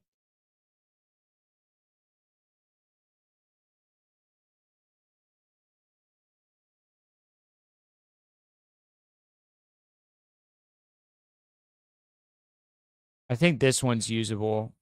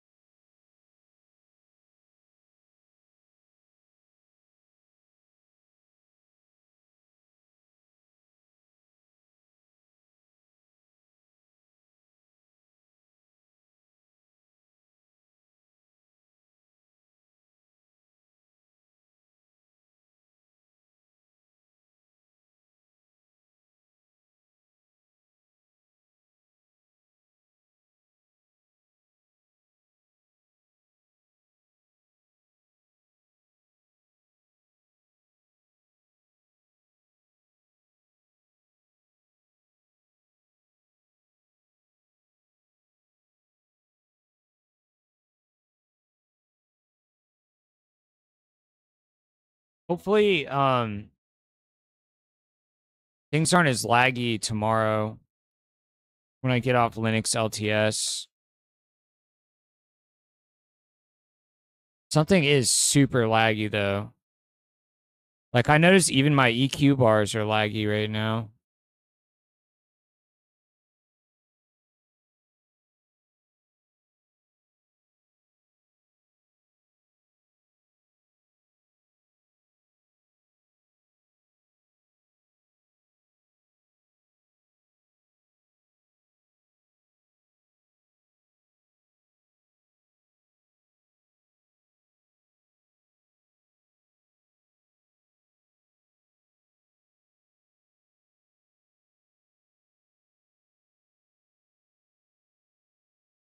System flow Claw finished investigating.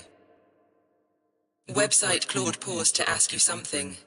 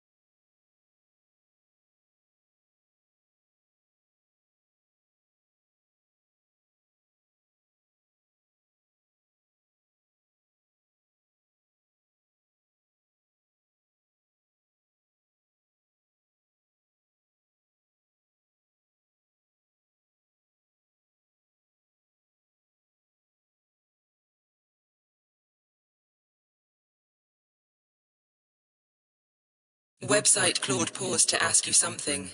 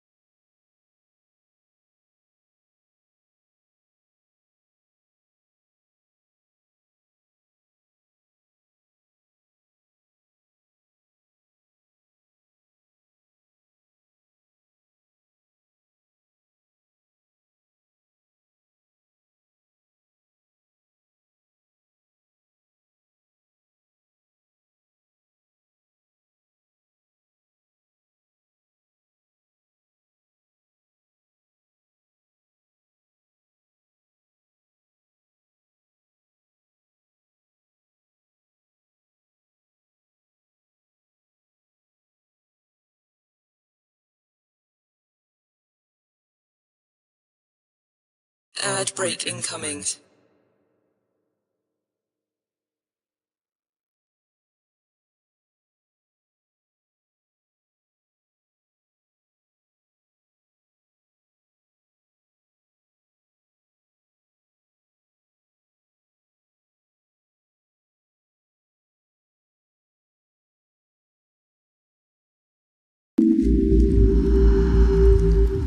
Claude needs you to pick an option.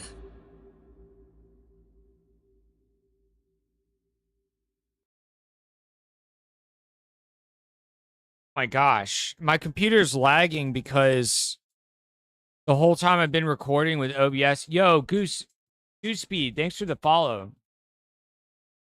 4 out of 10 followers today. Redeem power up. I'll power up with you.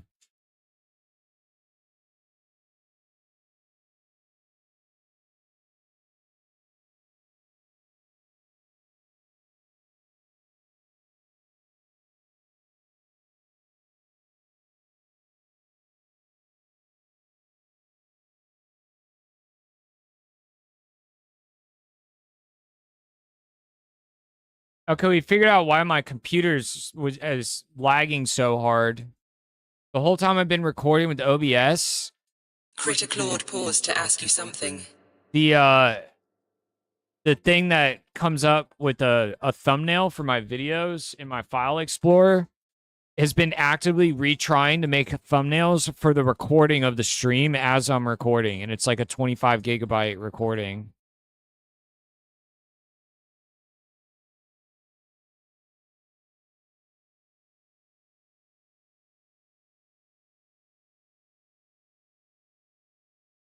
Yeah, my CPU just dropped down to 30%. Okay, this makes sense now. I was like, this didn't make any sense. My computer never lags like this.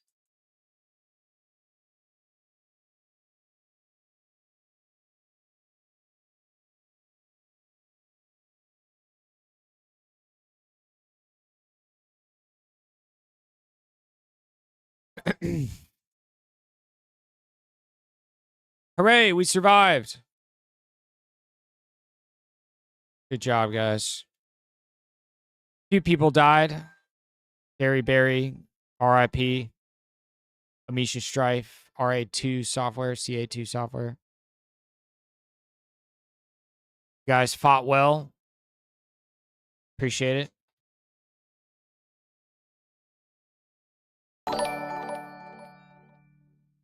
On-screen celebration. What is that? How do you do that? I've never seen that before. That's amazing. Claude paused to ask you something.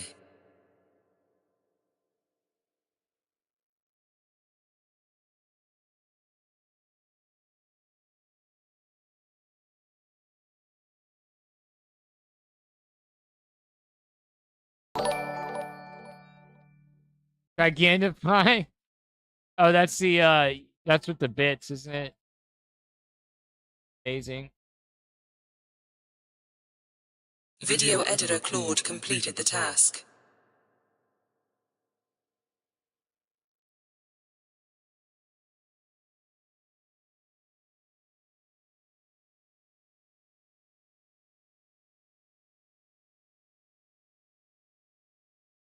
Website Claude finished the bug fix.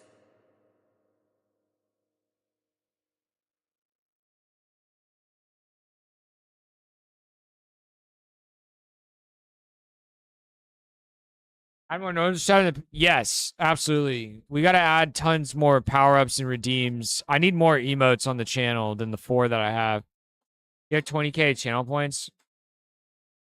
I'm about to add the ability to spend 10,000 channel points to trigger my AI bot to talk. You want to annoy me. Interrupt whatever I'm doing and command her to talk.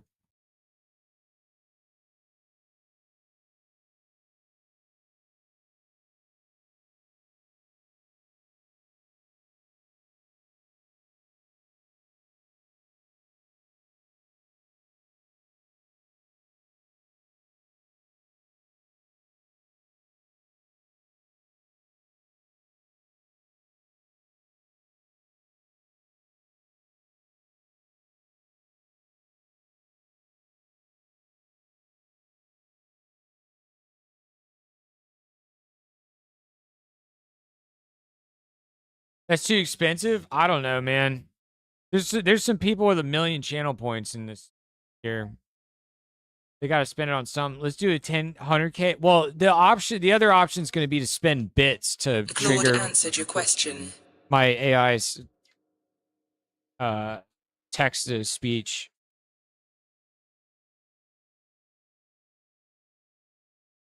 So I have to make the bit version of it feel worth it. You know what I mean?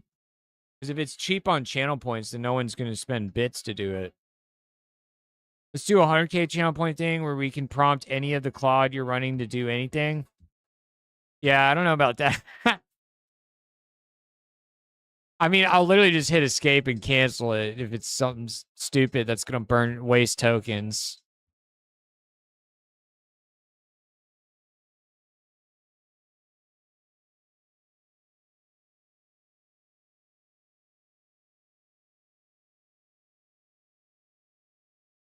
Oh, yes. Okay, my desktop's back and it's not lagging. Oh my gosh. Okay, so what was happening was...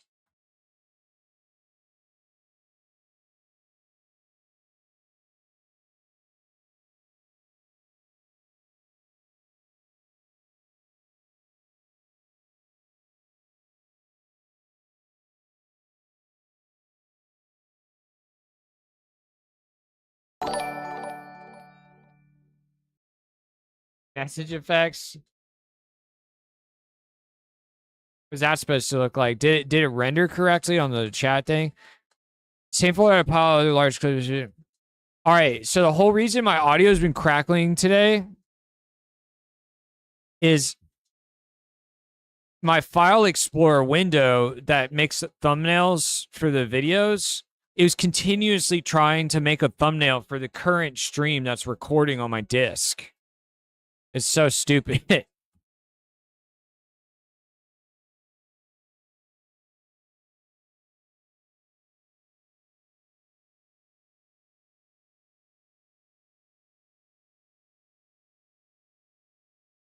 That's the whole reason my audio has been crappy for me and why my CPU is just sitting at 60% for no reason. So now I can turn Trickery back on.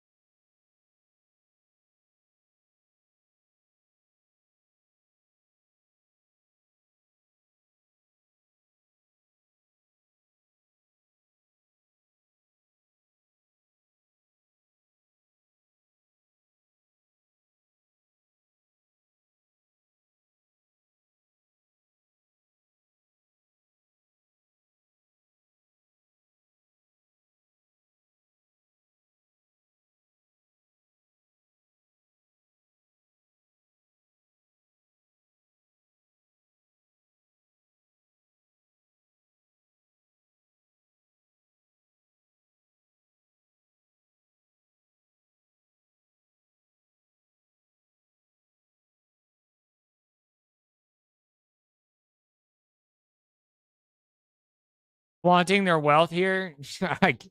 I guess so. Maybe that's what we need to change in the stream. We need to have a way for people to show off.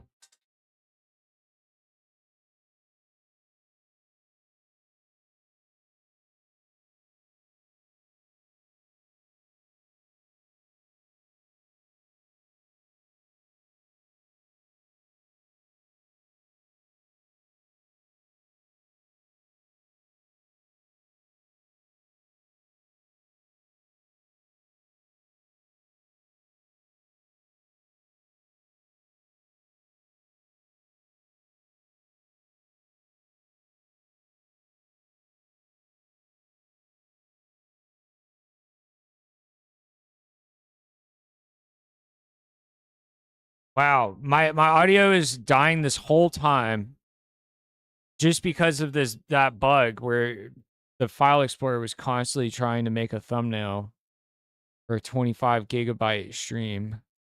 It was flooding my CPU. What would I do without Claude finding weird Linux bugs like that?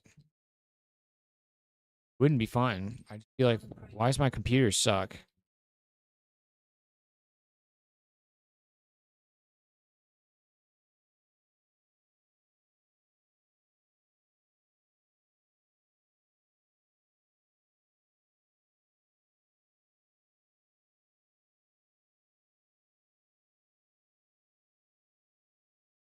Claude finished looking into it.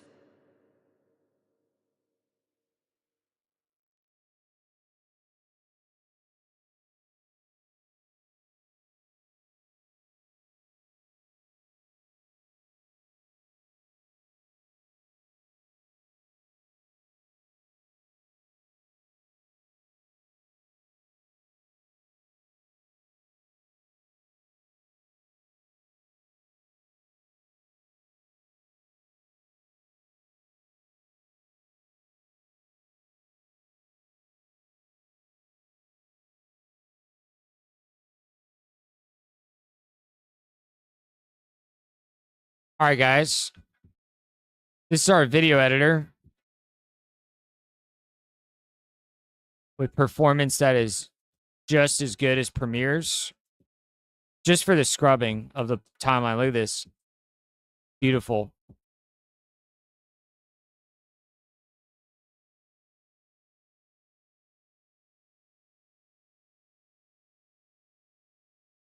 The interface is, not good. We got to fix that part. No, like file, there's no menu bar, no file, save as, or anything.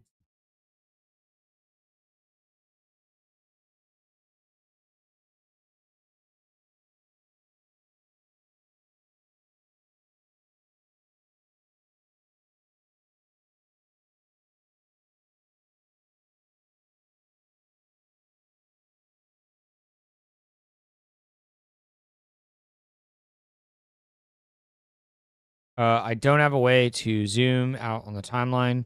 I don't have a way to scroll on it. Claiming that I can drag a video clip on. There's no preview. Anything.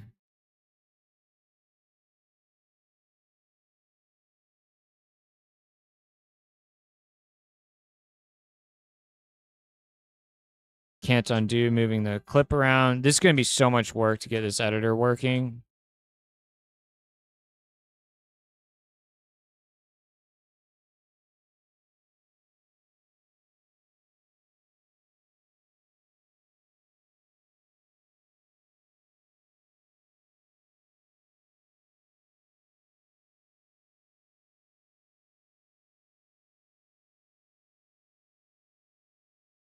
C Films, what's up?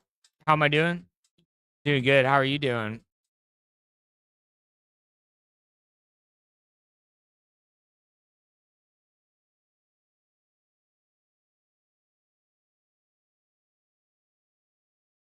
Rated one viewer. Thanks, man. Appreciate it.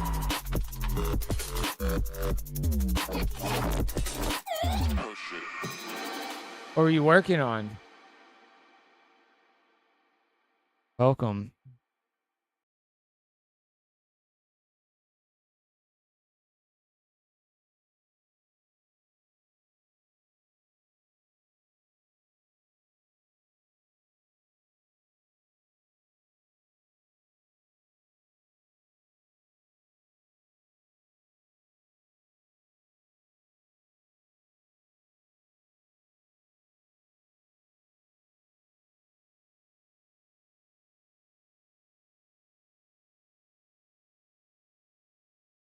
C-Films website database. What's it for? Film? Film stuff?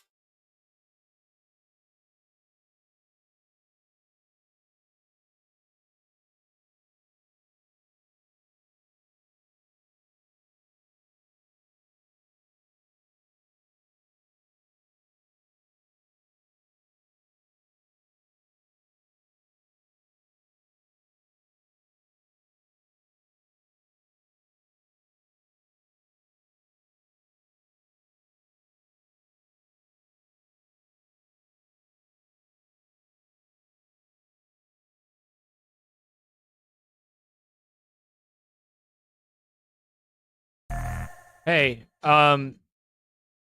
we need the interface to be rearranged to look more like Kdenlive in terms of like the same like iconography for the cut tool and the razor tool and all that stuff, and it's sitting right above the timeline bar. We need like a menu bar at the top, with like file drop down for save and new file and stuff. And the timeline, I need to be able to zoom out and get some workspace off to the right side to move things around, while I'm working and trying to shuffle clips around. We also need all the clips to, snap like per frame, and we need a little clear like kind of indicators of the frame count and stuff on the bar. Right now, they slide around like really suspiciously smoothly. I don't think they're moving around per frame. I could be wrong though. And I need to be able to right click in the timeline space and add more video tracks or audio tracks. So we just need to start building out some of the basic functionality for me to move around and edit stuff.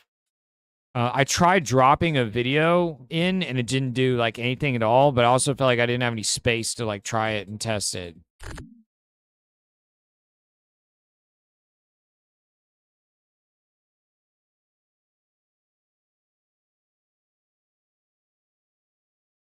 This is going to nuke my tokens if I ask them to do this. I might wait a little bit. I need to do some image processing.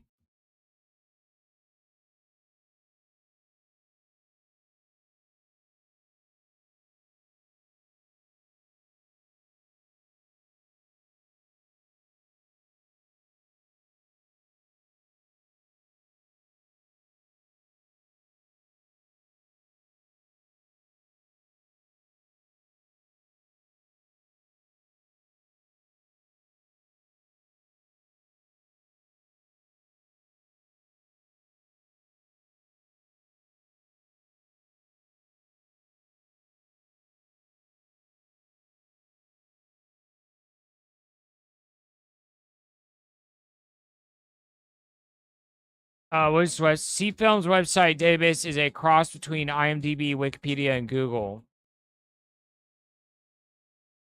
That's cool.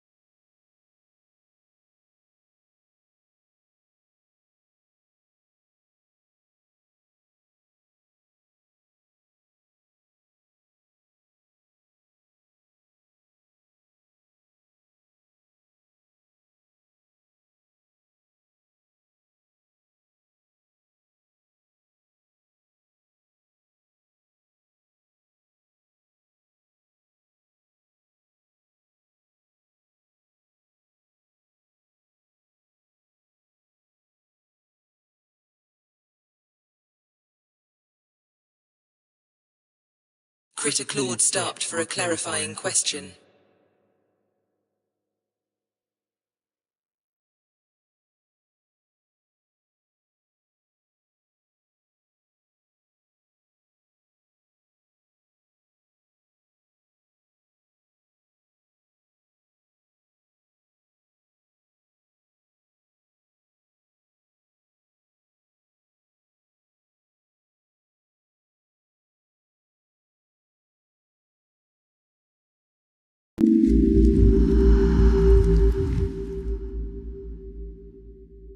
Yo, thanks for the follow, C-Films.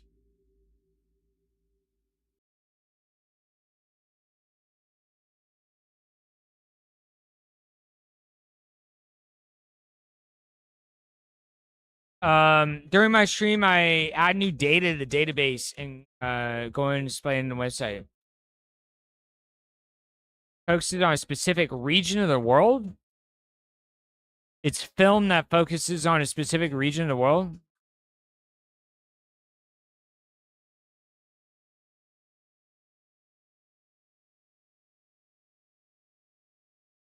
Oh, nice, Jessica. You got one of the gifted subs from Tuso. I need more emotes for you guys.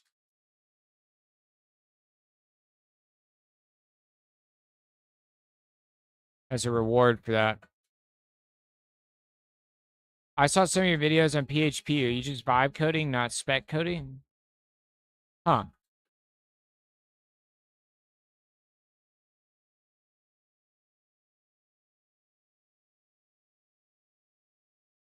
All right, guys, we hit cap.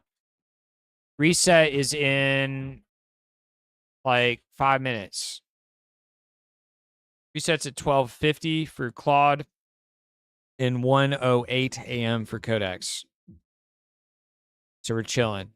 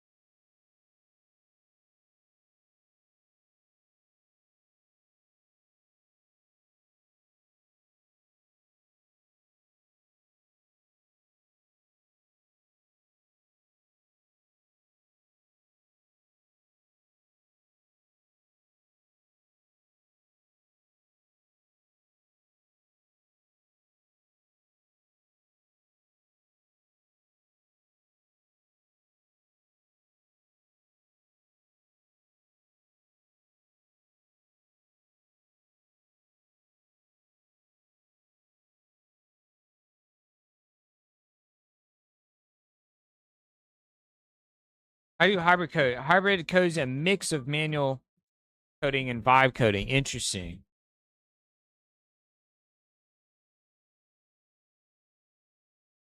Pure vibes these days. I think when I get a job again, I'll have to do hybrid.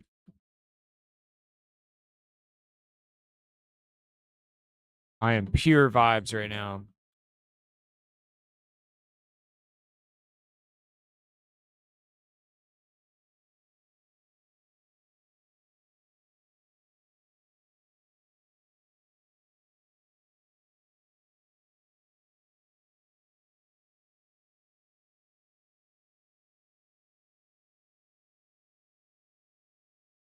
Do you think there are jobs for vibe coders yet? Is it a thing yet? Do you guys think it pays well?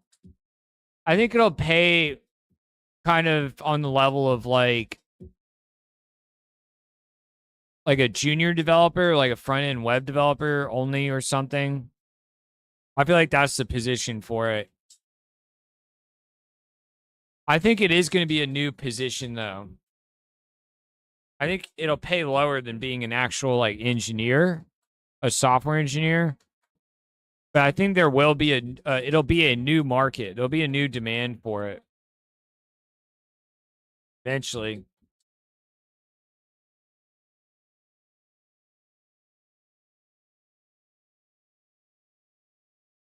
How goes the animations? I've been lurking overnight. Oh, word. Pretty well. Just slowly but surely getting more stuff in. Don't say vibe coding. You're spec coding. Why not? Vibe coding is a fun word. I think it's gotten really popular because it's just a fun word to fun thing to say. Is spec coding when you're just like outlining specifically what you want? What do you think is vibe coding? What do you think about the word agentic engineering? It keeps wanting to make this goblin so freaking happy. I can't make him look good. I'm gonna recolor his freaking eyes for every one of these animations.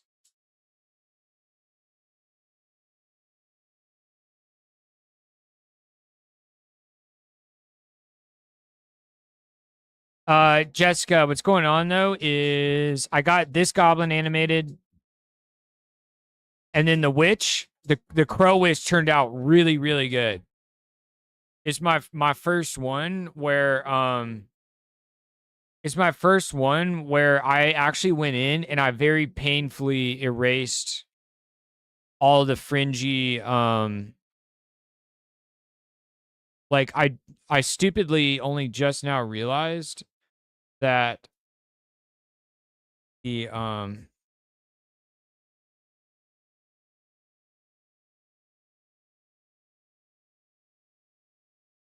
this character's not too bad, but some of the characters have a lot of white fringe on them because of the background removal, right? One might be a good. Wow, he's actually really clean too. He's super clean on the edges. Huh.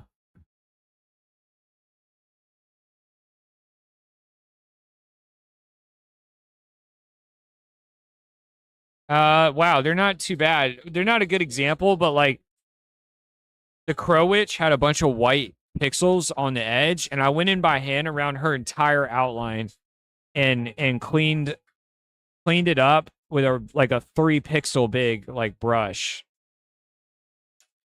And the end result is that her green screen bleed is like way less than anybody else. Because it's all the extra white pixels that are left over from the object selection that then get green screen color like mixed in with them. You know? So her stuff turned out really good. And she was my prototype for a full suite of the emote animations and stuff. So I'll show you what she's got. So no wait, that's her walk start. Here's her idle. The idle took a few tries. And I had to add a color curve to her a little bit. But yeah, the idol was very impressive. Walk.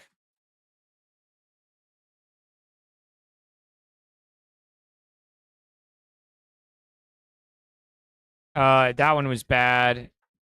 This is her death animation. She's the first one with an actual death animation. The death animation is amazing. That the crow flies off of her shoulder and flies away. But it goes out of picture, so I'm going to probably go in and manually fade the crow out in those last few frames. That was a hit react, but a bad one. This is her cheer emote when people like raid or something. It's a little intense. It's not really a cheer jumping for joy, but it's still pretty epic. I wish she didn't have like the flames on her feet. They look a little out of place, but they're so layered over top of her, I can't really fix them. They're not bad. Then I try to get her to eat and drink. This one I was actually able to save because it's a clean like scale up that it does in the first 12 frames. And then and I was able to tell Claude like, hey, it scales her up before she starts drinking. Can you like counteract the scaling? And it managed to do it. So she's the first one with a beer drinking emote. And there's a party event that can happen now with a 30% chance on the ad breaks. So everyone, there's like feast tables and like a keg. There's her running. Here's her hit reaction. This is if she gets hit during a duel. It's crazy. The crow like reacts and flaps. Ad break incoming. Yeah, you can select her right now on the thing if you want to switch to the witch. The blighted crone, the crow crone. The shadow animation is amazing, but it goes off frame. Like, I really wish I could complete the graphics for this shadow attack. It looks pretty sick. It loves giving them, like, a staff out of nowhere for magic attacks, but it's not the end of the world. It's magic, so who cares? Then I tried to give her an eating animation, and it was very difficult. And the best I could get was... Oh, she has a jump animation, too. With a jump start and a jump loop and a jump end. And we're going to be able to control them eventually. That one was a mistake. And then her eat animation, the best I could get was her eating the shadow orb. And it's kind of cool, like a fire eater. So she's the first one with a whole bunch of emotes that we're going to test out.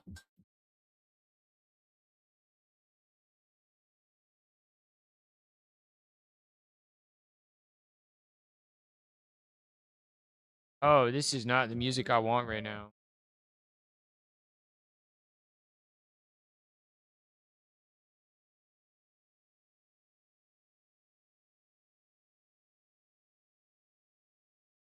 What do I think of the term traditional coding? Trad coding. Traditional code is another term for manual coding. Hand coding's the other popular one I've heard. Vibe coding is low-level stuff, usually for non-software engineers. Spec coding is about guarding everything and understanding your project. Okay. Clean edge Tia's, yeah. We are an AI first now. Our CTO sent company-wide email a few weeks ago. What does that constitute? What does that constitute? What does that mean? It means code with AI first.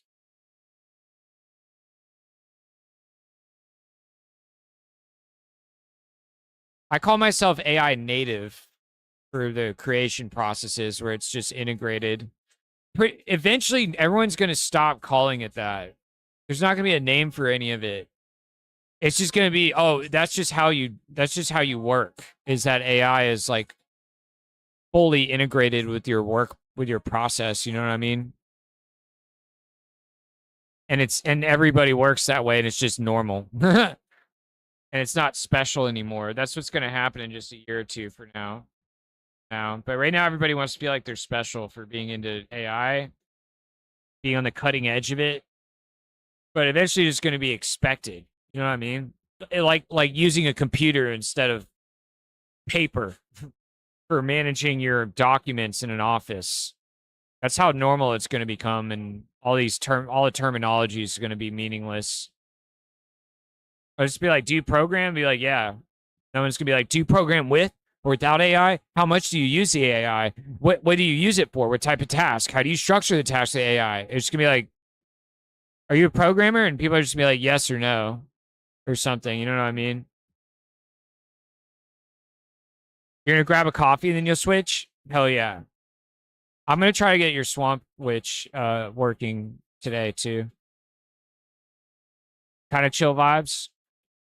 AI first is AI gets the job done. If anything goes wrong, AI will ask you to do things. Yes, AI is your boss, including KPI. AI first is, yeah. That's like one of my previous coworkers that's a software engineer somewhere right now, or he's a database engineer. Yeah, he said the place he's working at said all your coding should be done by AI. You shouldn't be coding by hand anymore. Don't do that. You're not allowed to do that. This is what he said for the place he's working at. Sounds pretty similar. Bring it back.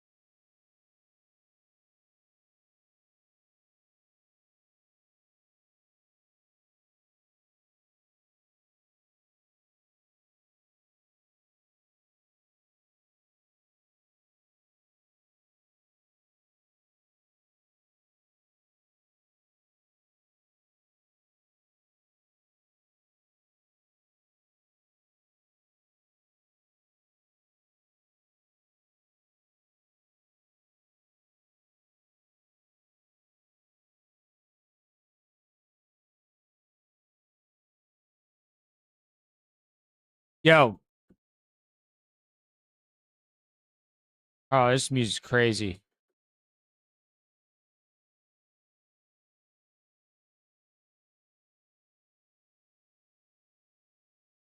Implementation is done pretty much. Yeah, makes sense. I wonder how one comes with ideas for games like Mecha Chameleon. That game looks so fun, and yet the idea is so simple. Is it that special of an idea? I heard about it. I highly doubt it. If it's some viral simple game.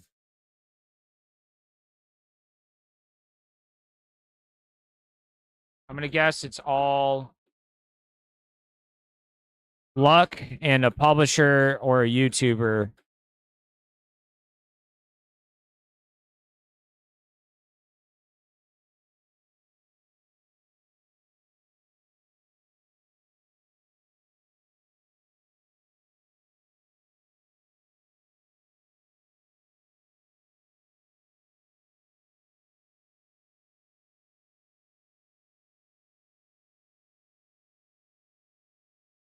Okay, so this is the latest FriendSwap thing to go viral. Okay. It's literally just that what's that object game? Prop hunt. It's just prop hunt. But you're like a little guy that paints himself the color of the environment.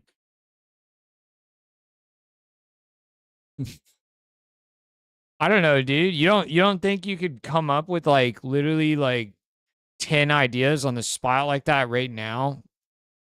Especially with the help of like AI. I feel like we could brainstorm 10 game ideas that simple right now.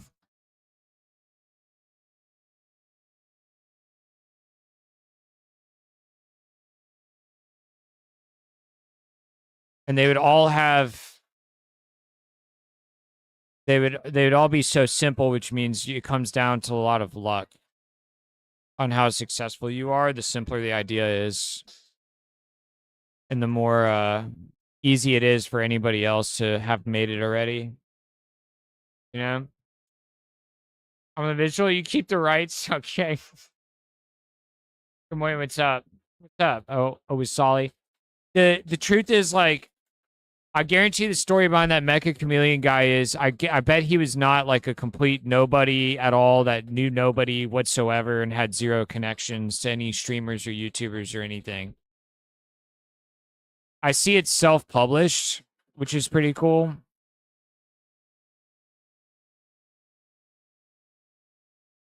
Hidden object party game, but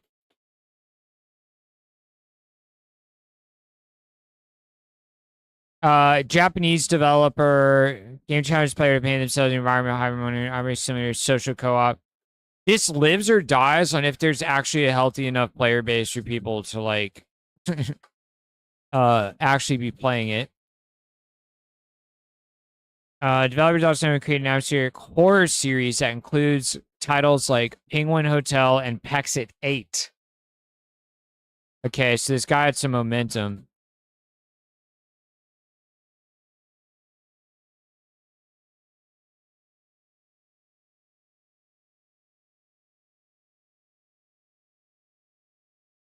Oh, that one's pretty, that one's not that much momentum, actually.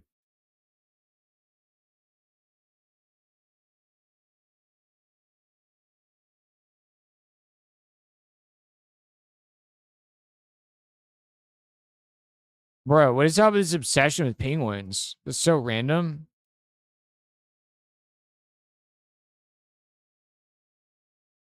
Guy's obsessed with penguins.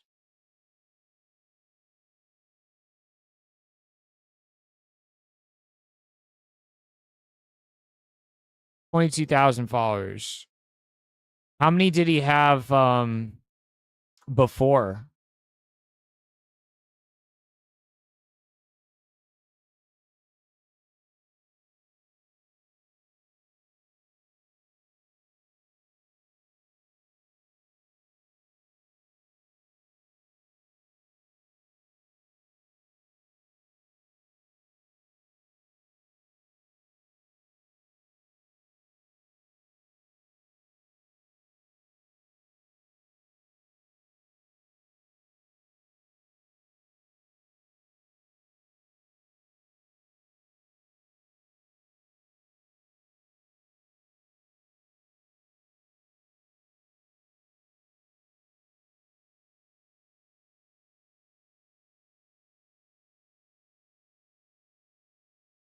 I don't want to listen to music like this. I just want to listen to that one song earlier.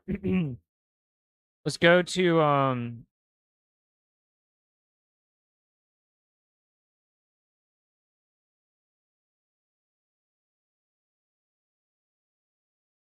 if you build the same game, how long would it take you? What game? The flip completely everybody is Mega Mega Mega Chameleon. Just the latest viral simple game idea. Looking at this guy's history and everything, this is all luck. I don't think the idea is that special. I don't think it's hard to pull off anything like that. I think this year already, there's probably about 1,000. There's probably about 500 Friendswap games equally as good that we don't know about. That's my opinion. There's probably literally 500 Friendswap games that all have died in the last 1 year that were equally as good that we've heard nothing about.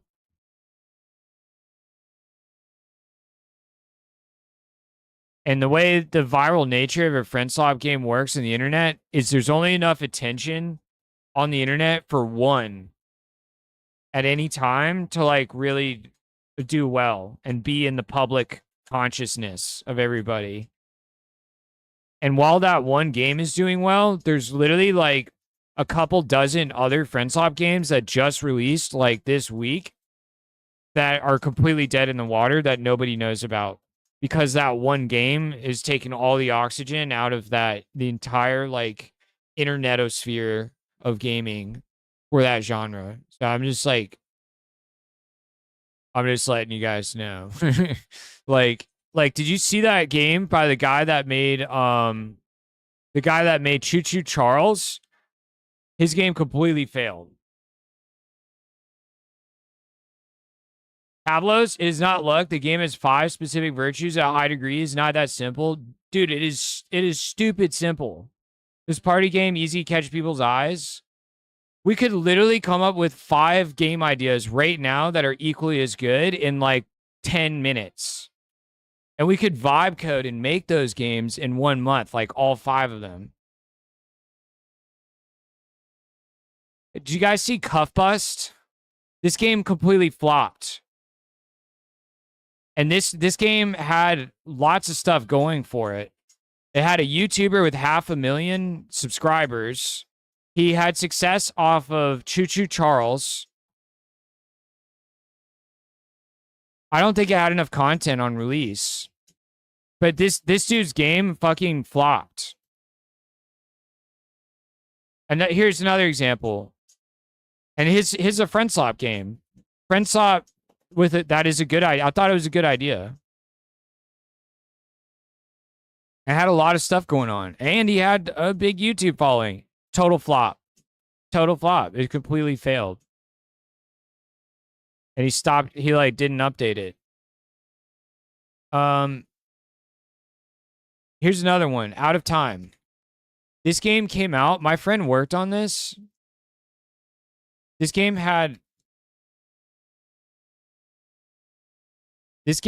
was a pretty awesome 3D Vampire Survivors game.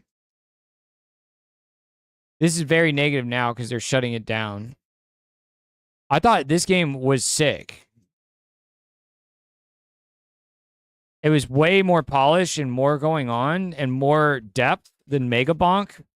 Megabonk came out the same week as them. It came out 2 days later and totally stole the oxygen out of the air for like a 3D Vampire Survivors.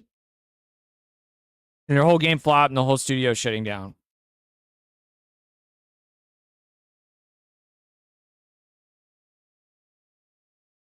And it was literally objectively a better game than Megabonk.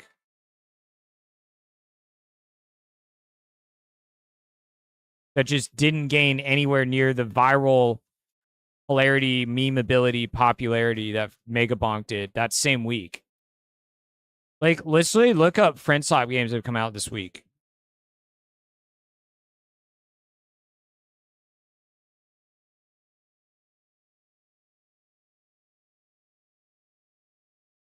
This is a party game. You get it. Choo Choo Charles was cool. Stop following him after release. You didn't know he released exactly. Like, it's crazy. Just because you make like a good friend slop game doesn't mean you're going to have success. There should be a good reason it failed. I think I meant the idea is not as simple as combining all these specific characteristics. In my opinion, it's much harder to sell people sci-fi stuff.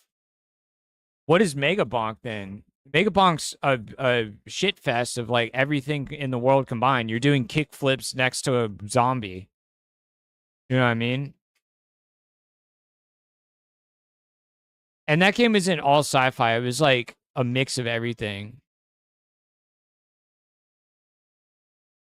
I don't want hidden gems, dude. I want a list of all friend slop games. Anomaly Company, Clean Up Earth, Friendly Steps. I want like all friend slop games that have come out in just this week. How do you filter by that? The customer decides who lives or dies whether the game is good or not. It doesn't matter. As long as customers buy if it's a good game. Yeah, and the customers are also, everybody's subject to groupthink. Like, if something's popular, then it's like really popular. You know what I mean? Like, and then if something isn't popular, then a bunch of people are going to be super hesitant to like it at all. It takes like really brave divergent thinkers to be the first people to adopt something. So there's a critical threshold with like something where once a bunch of people are on board, then everybody's on board. You know what I mean? But you need just that critical mass for it to snowball. And then at that point, the rest of it is kind of not the game itself. It's just more about people wanting to be a participant in a global cultural moment and caring more about being seen in that global moment than the actual merit of the game itself. Like Fortnite is an example, right? It was okay, but how many people were playing Fortnite just to say like, just to be like included in their friend circles at their middle school or whatever, you know, where everybody's talking about Fortnite. Farmville is a good example too.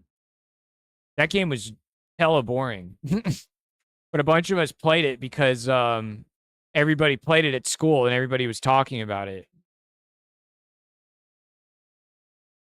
The customer game just like a movie. Those really good documentaries may win an Oscar, but it's not the best seller. Yeah, exactly. That too. That is a part of it too. Yeah. Anyways, I don't think I don't respect like friend slop games at all in the first place. If you couldn't tell, I think I look at them. I'm like, oh, okay, that's kind of clever, I guess, but it doesn't excite me as a game designer. I don't think they're impressive. I think they're a lot of luck or marketing. Because anyone with half a brain can create a friend slop game that's decent.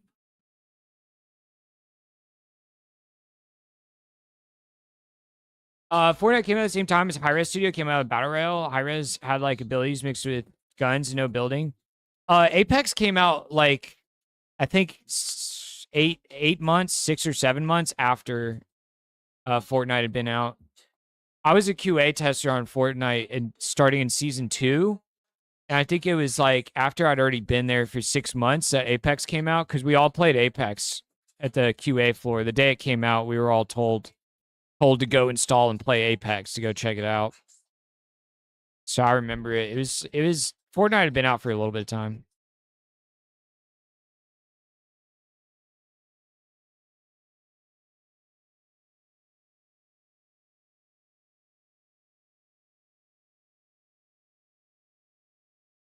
What about the new kind of hype train that indie game devs go for, like much simpler incremental clicker idle games, build them out in a couple months and release?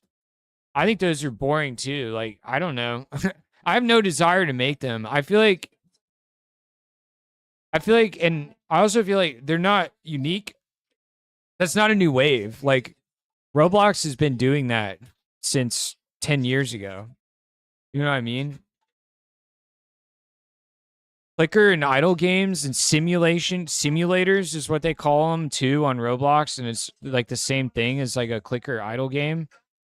Those have been the main most popular, some of the most popular games on Roblox forever. And before that, it was Cookie Clicker, right? Cookie Clicker is kind of the OG mindless idle game. But for some reason, Roblox adopted it as one of its main identities. I was new to that. When I showed up on the UGC platform that I was building my game on in 2020 during COVID, they were trying to target the Roblox market as they were aging up. And I got introduced to that whole range of subgenres that had spawned over the years and grown out of Cookie Clicker. Like everyone educated me on like, oh, this is just how everything is on Roblox. You get free dopamine hits for just standing in this one corner and being AFK or clicking the same thing over and over again. So that's been Roblox's main identity. So I'm not surprised if there's like a big wave of those being popular on Steam and also being made by developers that are making games for Steam, because it's all Roblox kids that are now in their 20s. You know what I mean? So it makes sense that they played all those kinds of games and made those kinds of games in Roblox as kids, and now they're like in their 20s and they're making and playing those same types of games on Steam. And en masse.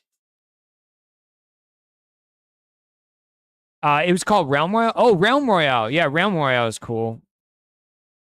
Oh, Hi-Rez. I don't know why I mixed that up with Apex. Yeah, Hi-Rez is pretty cool. Realm Royale died, and a lot of people liked that. I know some people that worked on it. I know one of my friends did sound design for it, and another person I know did animation for it. Yeah, I thought Realm Royale was cool. Didn't it have like mounts? Yeah, but I kind of see the appeal where you make a bunch of these games. Some you build out but do okay. Most don't, but you get a stable source of income that builds up over time the more games you release. And you basically have a foundation of building the actual game you want to build. Yeah, that's one strategy you can take. But I mean, again, that points to like the easy, mindless clicker, easy games. People are like just making them to like try to make a quick buck or something. So I don't really like, I don't think that much when there's like a new one that's on the block that's doing well. I'm just like, yeah, it's just something that somebody slapped together. It's slop. Like, not, doesn't impress.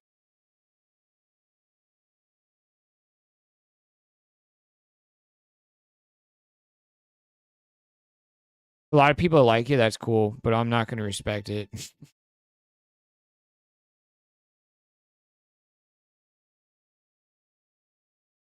I'm weird though. I only like Black Desert and Eve pretty much. That's it. What is this?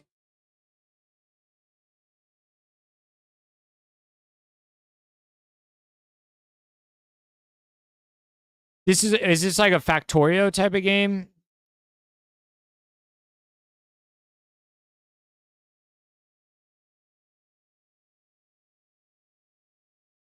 I like that game, Evil Genius. That was a pretty cool game back in the day.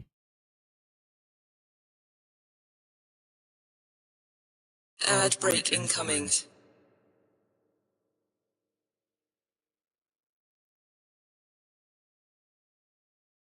That's cool, man. How hard is it to make that kind of game? Maybe with AI right now, it's probably kind of easy. But normally it's pretty tough to build these types of simulation games. But the fact that it's 2D, you could probably vibe code something like this. But usually they are pretty tough games traditionally because the performance is actually difficult with a lot of entities on the screen. You have to have like an ECS system. The systems design for these games is very hard. There's a lot going on. But at the same time, it's like single player, so it can be as chaotic as you want. You don't really have to care about like balancing it necessarily. But it is a lot of complicated systems and economy design and progression design to get things to scale well to feel fun.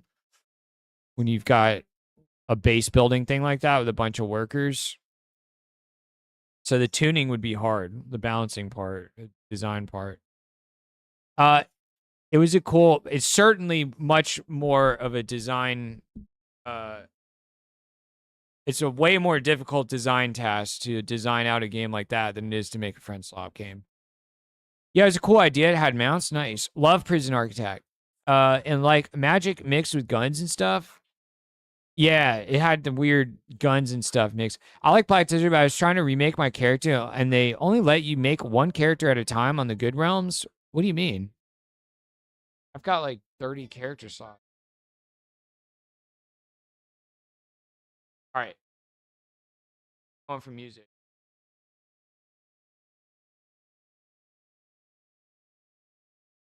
Going some drum and bass. Everyone that's hanging out, if you guys want to watch the stream without music for any reason, if you feel like you want to just see the visuals and be a part of the conversation, feel free to tune in on the YouTube stream. The YouTube version, I keep music free. The Twitch version is a big old party. Prison Architect had a new game in the series development. It was like fully 3D. Oh my gosh. Yeah, that really ramps your cost up immediately. Pavlos, I was thinking a lot of how and why you can say easily is luck or promotion. You need that too, but so I'll share my magic recipe. Nostalgia. 2, easy to play, understandable as native game hide and seek. 3, team multiplayer. 4, fast gameplay. 5, creativity. 6, unique ideas. 7, streamable and fun. 8, low price. Okay, yeah, all those factors together help. But I'm just saying, I guarantee there's 20 other games that just came out in the last couple weeks on Steam that satisfy every single one of those things you just said, and nobody knows about it. Because the final filter is luck. And that's that. The reason why I say is because I have seen firsthand lots of games that are good and they are fun and they just fail when I've talked to lots of people that have made games that were decent and they failed. Because 5 other games came out that week and one of them got way more attention than theirs. Dude, there's so many failed indie dev stories, dude. And you just don't if you read the game dev subreddit, you will see them every day. So yeah. There's no such thing, and also there's no such thing as unique idea anymore. There's no unique ideas in game dev like left, is my other opinion.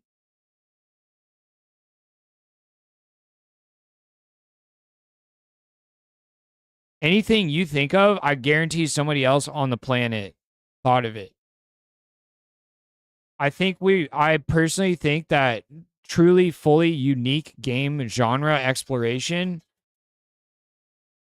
kind of ended in like the early 2010s. And then after that, I think everything is just a combination of existing ideas. Like the last frontier was like games that were very artsy. And like, it's not even a game. It's just like an art experience. Like the game where you're just like flower petals flying through the wind, or Journey. I think Journey is an example of like one of the last kind of frontiers of like some gray area in between being like a fully involved, intense game and being just like barely a video game and more of an experience. I think that was kind of one of the last games that sort of explored some fully new, like, kind of pacing, but even then it wasn't fully new, right? I feel like Myst is kind of a little bit like that, and that's really old. So I don't know. I don't think there's any such thing as unique idea in games anymore. I think everything's been done. Everything you're seeing is a combination of stuff that's already been done. Nothing's truly original. But I think for sure all the way up through like the 90s and the 2000s, there was a lot of room for people because it was a brand new medium still.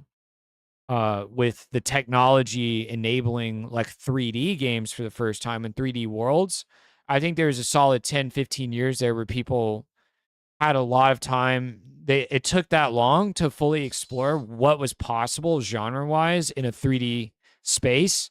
And then after 10 or 15 years, people pretty much tapped out everything that was fully original. And then at this point, everything's just derivative and cyclical, just like film has been, right?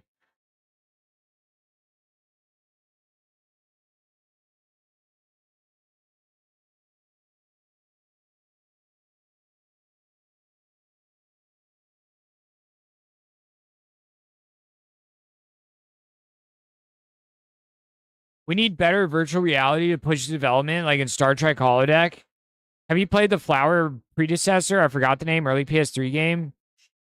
I played a demo of it, and that's what I'm saying is like, to me, that was kind of one of the last things I ever saw where I was like, oh my God, this is fully original. I didn't think it was that exciting to play, but I thought it was exciting from a designer perspective of like, this is truly never been created before as a video game. And that's kind of one of the last things I saw where I felt that way. And then everything after that, I would look at and I'm like, oh yeah, they took pieces of that game, they took pieces of that game, they took pieces of that genre, and they took pieces of that genre, and they just put these together. Nothing surprising anymore. After that, it's all just like, oh, it's just combinations, which combinations can still be cool, but they don't they're not super wow, like impressive, you know what I mean? Like it was when people were first figuring out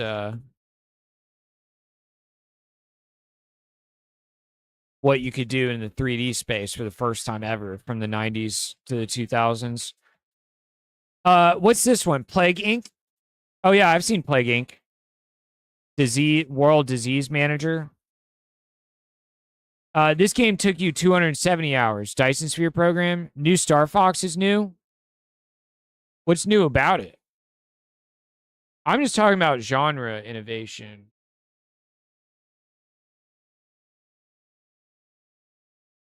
When I say there's nothing original, I'm talking about like an entire genre that nobody's ever done before. That is what I'm talking about. Everything now, you can just trace the DNA of it to a million other things. Oh yeah, I've seen Plague Inc.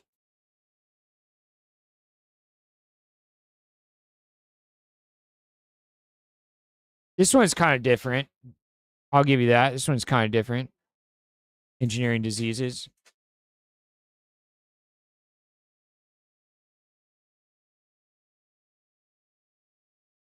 Now, I know it's a harsh remake. It's a harsh remake.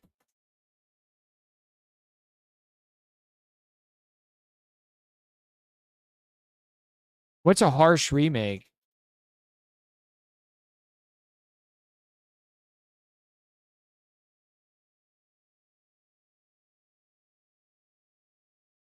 Game design sense. You played Fire Out Plague Inc. when it came out on mobile? Not new at all? Oh, yeah.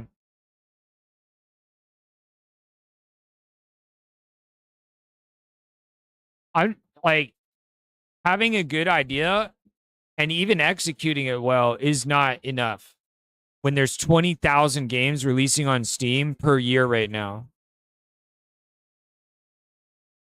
You have to have a good idea and you have to execute it well. And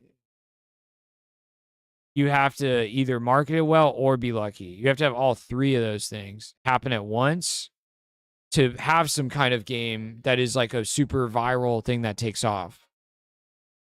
Because there's a lot of people that also have a good idea and execute it well, and then they have bad luck. And something else out of the 20,000 games releasing on Steam, the 60 every day or whatever it is, something else in there caught the attention of all the YouTubers and all the Twitch streamers, on the planet and took away all the attention from the other 60 games that released that day and the next day and the next 7 days after that and the next 2 weeks after that, because that's 2 weeks is generally about the attention span of the internet. For something to be like super on fire. And then really like if it's really popular, it's about 2 months for it to fully like play out. Like Arc Raiders or Claire Obscure or I don't know, what's another example of a friend swap game that took off? I'm trying to think. Mega Bonk. That's not friend swap, but just like in general, it's like I feel like it's 2 weeks is when you have something will take the entire internet's attention away, and a bunch of games, even games with $10 million behind them or $20 million behind them, AA size studios, they'll die too. To the Mega Bonk that just came out. That's what I just showed happened with my friend Video with that editor out of time Claude game. squash the bug. Like their game, I don't know how much money there was behind it, but literally like one Dark Horse game like Mega Bonk can basically guarantee that a ton of indie games by solo people on Steam are all going to die. A ton of games that are made by 2 to 5 person to 10 person teams, they're all going to die. A whole bunch of games made by AA studios of 20 to 50 people with tens of millions of dollars in funding behind them, they're also all going to die because of the amount of attention is so finite relative to the amount of games that are releasing daily. Anyways, I've been on the failure side of games enough times to see this, and have talked to enough people in the industry to know that's the reality. And all you see is survivor bias if you look at the one Mega Bonk that came out, you know?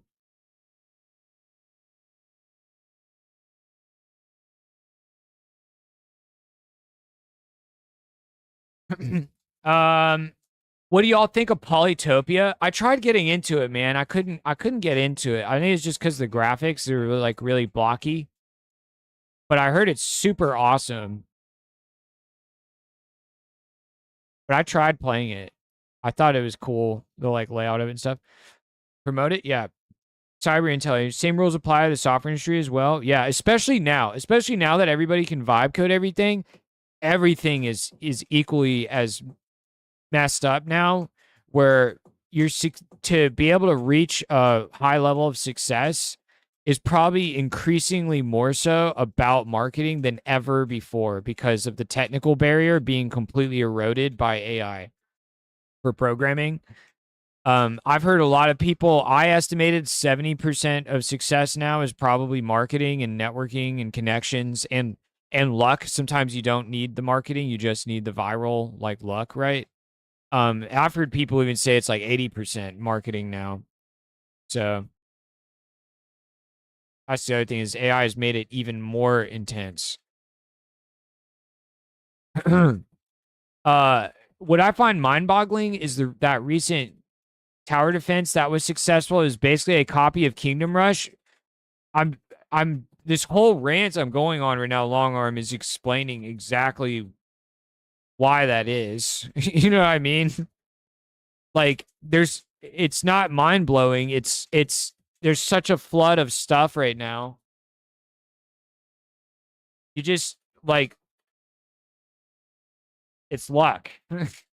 They had the right game in the right place, the right time, and the right people like found it that liked it, that were influencers or YouTubers or something, and they just happen to pick it up and like it, even though, like you're saying, it's a complete clone of some other game. I don't know what game you're even talking about with either one of them, but you know, if you're trying to reason in your head, like, how did this person have this level of success when all they did is they literally just cloned another game that already exists? And the answer is just luck. That's it. That's your answer. And once you like embrace that and you accept it, then like then you can it'll free you up from agonizing over how something that is like lower quality, or like a clone or a cheap clone of something, or like a Roblox game that's literally a clone of something that exists, or something that already exists in the past. The answer is just luck, man. Of having the right thing at the right cultural moment, right? Like the internet, the hive mind of the internet and all the streamers and everything, it's constantly shifting based on like news of the industry, what other games are popular, and all this stuff. And to try to like predict like what game is gonna hit the collective consciousness of everybody globally during the right week, it's just completely impossible. It's like, I don't know. It's like it's an ocean. It's like an ocean that's moving. And every game and YouTube short and YouTube video and Instagram reel and TikTok that gets posted every day is like literally like a plankton, like tiny microscopic sea life like floating around in an ocean. And the streamers are like, I don't know, they're like the baleen whales, like like filtering all the plankton out of the ocean or something. You got to be lucky enough to be ingested and hailed by them. I don't know. That's a weird analogy, but you get the idea. That's the whole thing why I'm saying that.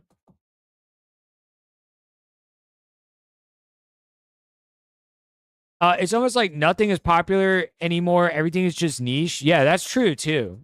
When you've got 20,000 games released a year and all the crap that's on streaming services for TV shows and movies, it's so flooded. All the markets are so mature that the only hope people have to try to survive, to try to minimize the factor that luck has. So luck is already the biggest factor when everything's flooded and there's no new ideas. But if you niche down, what you do by niching down is you hopefully decrease the impact of luck. Like luck is still there as the final filter of God over like the final filter over anything you try to put out there in the world, right? But if you niche down, you probably shrink. You probably shrink the like piece of the pie that luck plays. So that's why people niche down, because they try to niche down to minimize the impact of luck, to have a higher chance of success with a smaller audience and then grow out from the niche. That is a pretty common strategy. But yeah, when everything's so flooded, you have no option but to make some dumb games about, oh, you're playing this genre of game, but your main character is an ant queen that you're controlling. These are real games that I've seen. Oh, you're playing this horror game, but your main character is a gecko that you're controlling, because like you're playing this other game genre, but the main character that you're playing is a squirrel. Look how original we are. Like, I've seen all three of those examples and I laugh every time, and it's something I predicted a few years ago. I was like, everyone's so run out of ideas in the game world. Everything's been done before. One of the only things people have left to do is to just rotate through every single animal in the animal kingdom as the main character that you're piloting. And they're literally speed running doing that this decade because they're all out of ideas. It's pretty weird when I see somebody who dedicated their entire life to making Ninja Gaiden, but your main character is an ant. I don't know who the fuck that target market is. Like, that's ridiculous. For you, page area, Polytopia is an MMO. No, it's like it's fast-paced, like 4X, not 4X, but it's like a fast-paced strategy game. Pavlos, you got a big paragraph where you get to that in a second. I accept this. We just announced $2.5 billion US for AI marketing. Nice. Everything is democratizing. We're moving to small, highly relevant communities of people. Yeah, for sure. The OPCs, the one person companies. It's going to be really weird. It's going to be this complete mesh network of one person companies for like 50% of the market for everything. Pavlos, is like saying creativity is a game over and is looping. For sure with AI, everything from now on everything from now on almost will be a reproduction or a mixing. I can understand that may be they may be saturated enough, but can't accept easily that everything is discovered. My first game in my home was Arkanoid in Spectrum Sinclair ZX Spectrum 48K 4 decades ago. What you're saying is true that very good games are lost as they didn't have promotion or exposure. That is very true in every market, though. It's harsh and unfair and overcrowded. Yeah, but they're more overcrowded today than they were 40 years ago. And part of that is because of technical barriers a little bit, you know? But yeah, for sure. That's cool. I want to look that up. 4 decades ago, Sinclair ZX Spectrum Arkanoid. I want to see that. I haven't seen that before.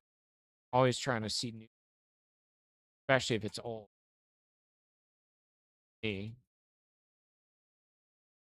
Like, what was the other cool movie somebody told me today that I hadn't heard of that was from the 80s? Arkanoid. But yeah, dude, like, you know, the amount of games released on Steam over the last few years. So 3D games in the 90s, right? You know, Arkanoid and downloading with a cassette. Downloading it with a cassette? That's crazy. No, I'm looking it up.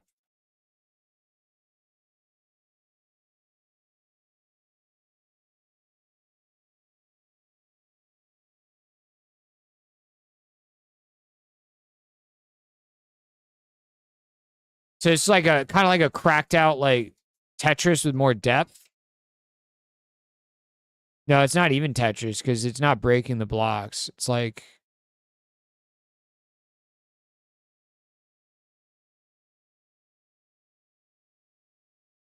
do the blocks break, or is he trying to just get it to go into that this whole maze here?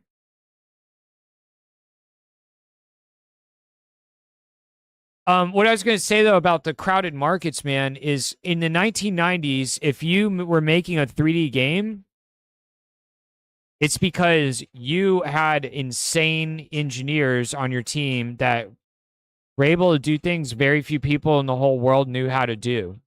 They were on the cutting edge of creating 3D game engines for the first time ever, right? With Wolfenstein and then Quake and Unreal Tournament.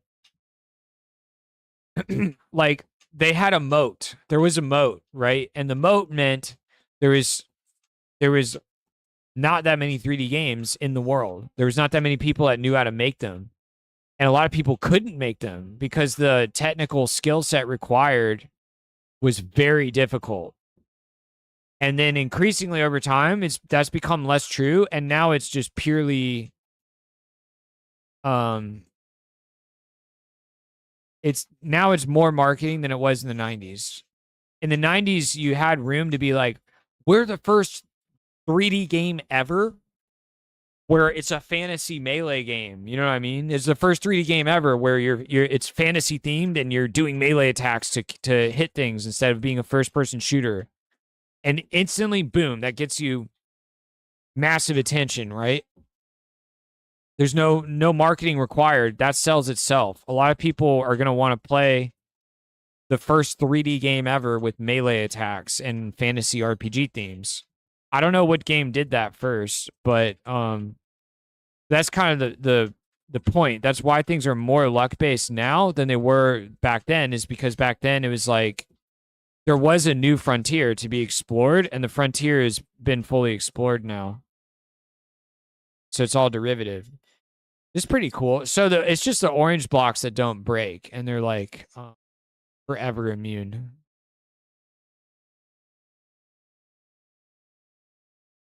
Interesting. Yeah, the overcrowding has just ramped up exponentially is what's happened. And that's why marketing luck became a bigger factor in just the last 15 years, especially. Steam game releases over the last 10 years. And it started when they removed their Greenlight program. and they made it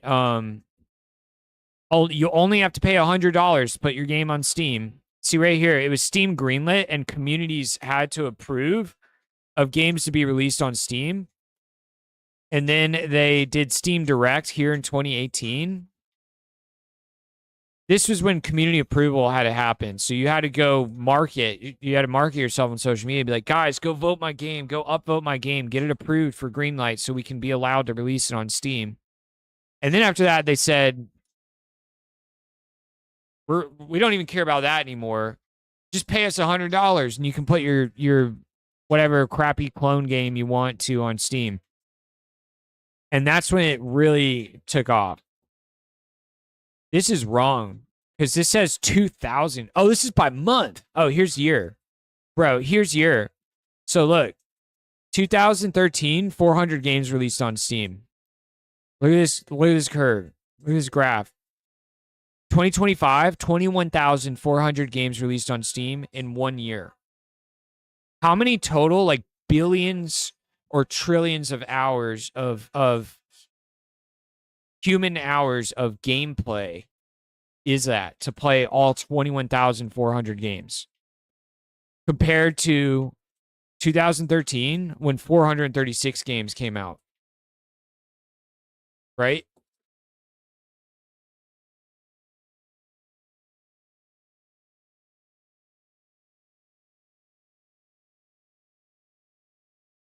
And the tools are so much better now.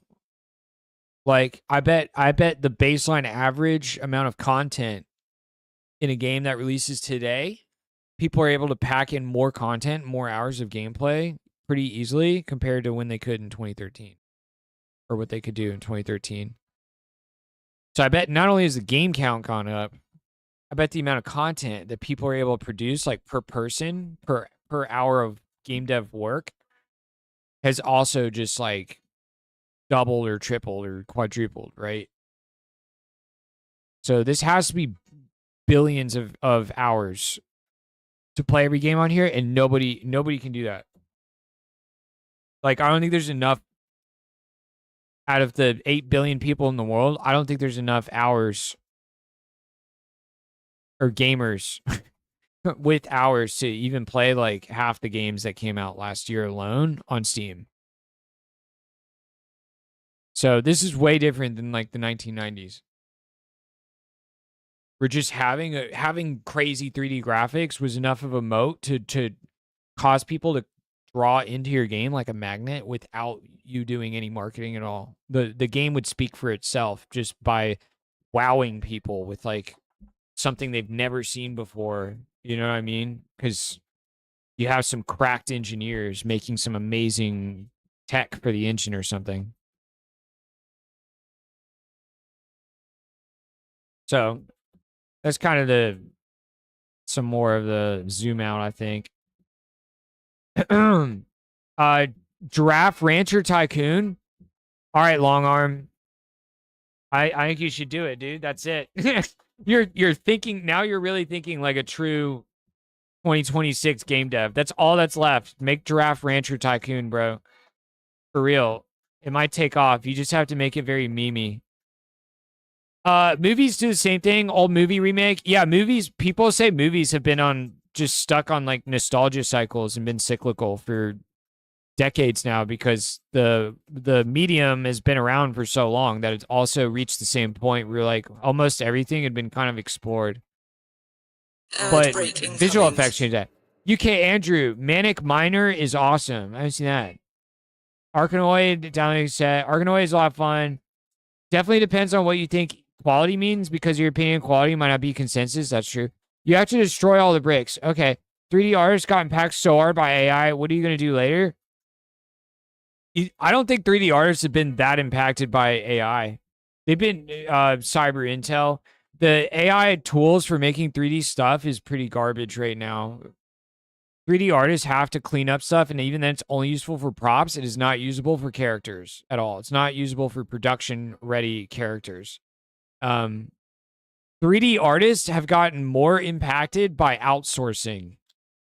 So 3D artists in the West have all lost their jobs because the 3D artists in South America, Southeast Asia, and Eastern Europe are all way cheaper, and they're all equally as skilled now as a lot of the 3D artists in the West, or almost as good. The gap is super small. So 3D artists in the West have mostly gotten impacted by outsourcing to cheap countries. From what I've seen. Descent. UK Andrew. Lots of old games honestly would hold up well to many recent indie games. Blood Money, Rick, Dangerous, Xenon 2. 90s games on Atari and Amiga is far superior to PC. They likely break. Just take multiple hits or a different ball. Okay, for the orange one. This stream is so much better than history classes that cost me too much. You think so? I'm just talking about video game history, man. I don't think they tell you about video game stuff. Oh my god, guys, are we gonna survive this? Let me try powering up.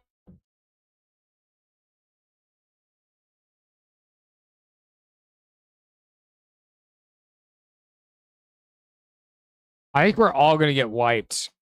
How many viewers do we have right now? 25?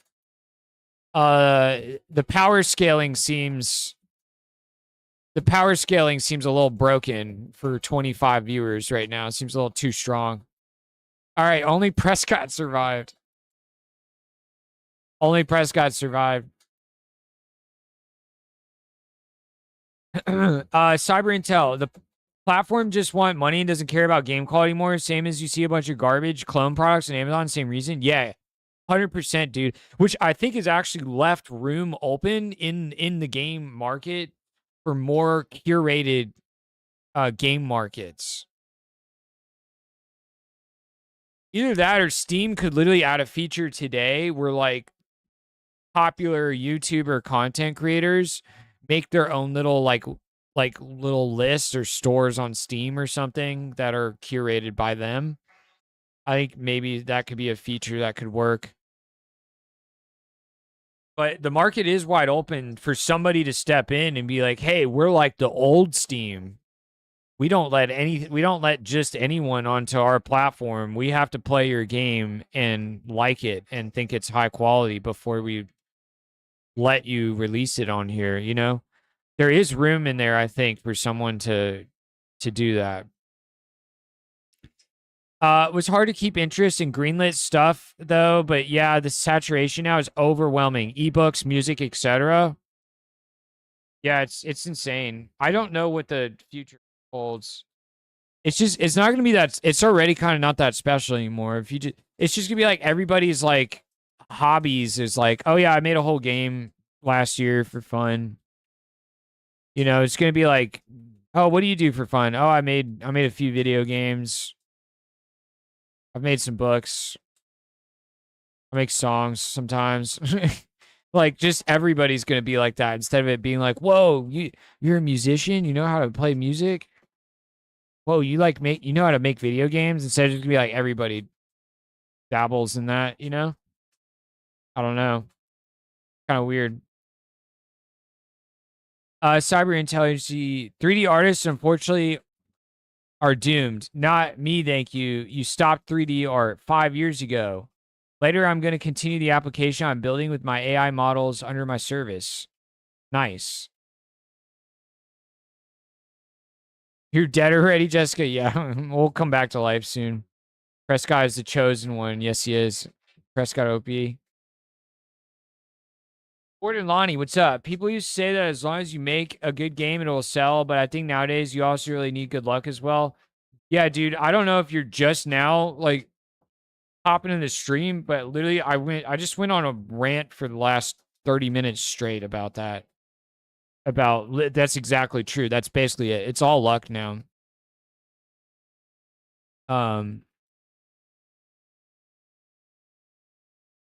It's luck or it's still a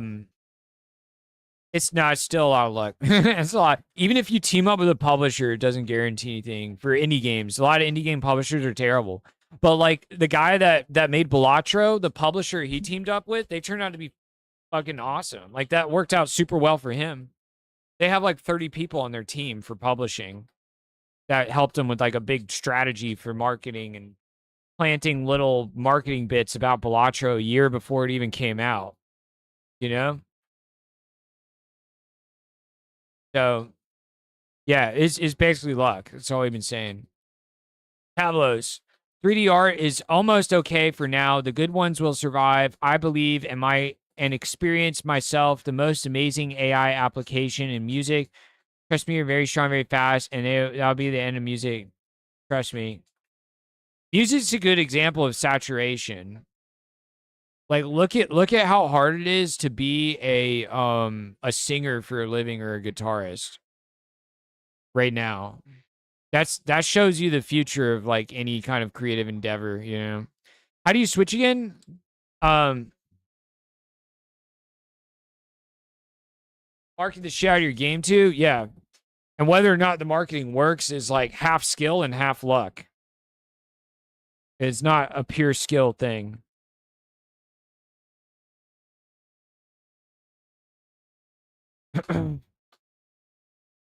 Max Gamer, thank you for the creative, insightful input, bro.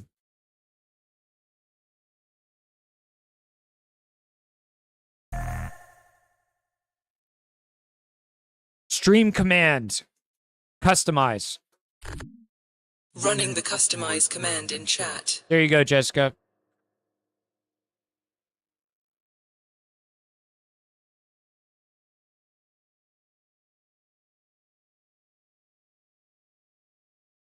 If you guys want to listen on the stream without the music, you can tune into the YouTube version, just FYI. Thought I'd let you know. The music is always on the Twitch version, though.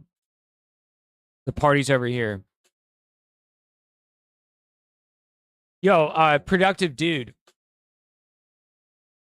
You want to see something really fucking cool, man? You want to see my video editor, perf?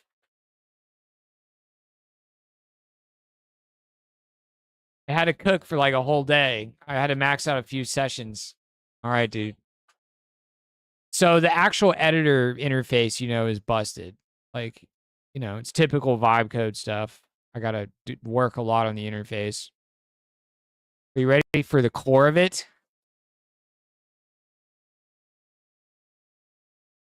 These clips are in 2K. These clips are 2K. So already the resolution, like the clarity of these clips in the preview window, much better than Kdenlive. Kdenlive looks super pixelated. Here's the cool part. You ready? Look at this, dude. Boom, 60 FPS on the clips, 60 FPS when it's playing. I can scrub at like the speed of light. No problems. Boom. Perfectly smooth. Kdenlive can't even hold a candle to this, dude.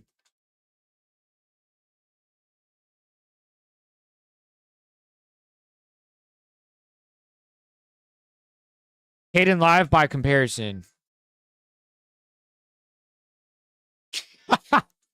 It literally can't even scrub. You let go, it takes like half a second for the frame to load. But it can't even scrub. This thing just chokes up and dies. I hit the play button, it runs at like 25 FPS. The clips are at 30. Look at how laggy and choppy it is. There could be one. The preview window, pixelated. It's like having the clips are having to be down-resed in the preview window just to even sustain 25 like sub 30 FPS. Factors that are different. Let alone amounts. 60. It's not one thing. There could be one thing. Garbage. And we got this. So it's all running on the GPU. For the most part, it's GPU accelerated. It's multi-threaded. It has multiple worker threads doing the decoding for the video as you scrub through the timeline. It's running in Zig and Vulkan for the rendering. So we've got the most important part, functional. Now I need like an actual timeline that I can edit and stuff, you know. And that part will just fall into place, hopefully. Let me keep catching up on chat here. Controversy also seems to help sell games. True. Awareness of game goes up when headlines for something controversial. Yes, it's something people do. That's a strategy for marketing for sure. Is my stream growing month over month? Yeah. It's not enough to fully take over paying the bills, but it's paying for my electricity at least. Which is a lot for this computer and the stream setup. And the one with the AI cat running next to me half the time.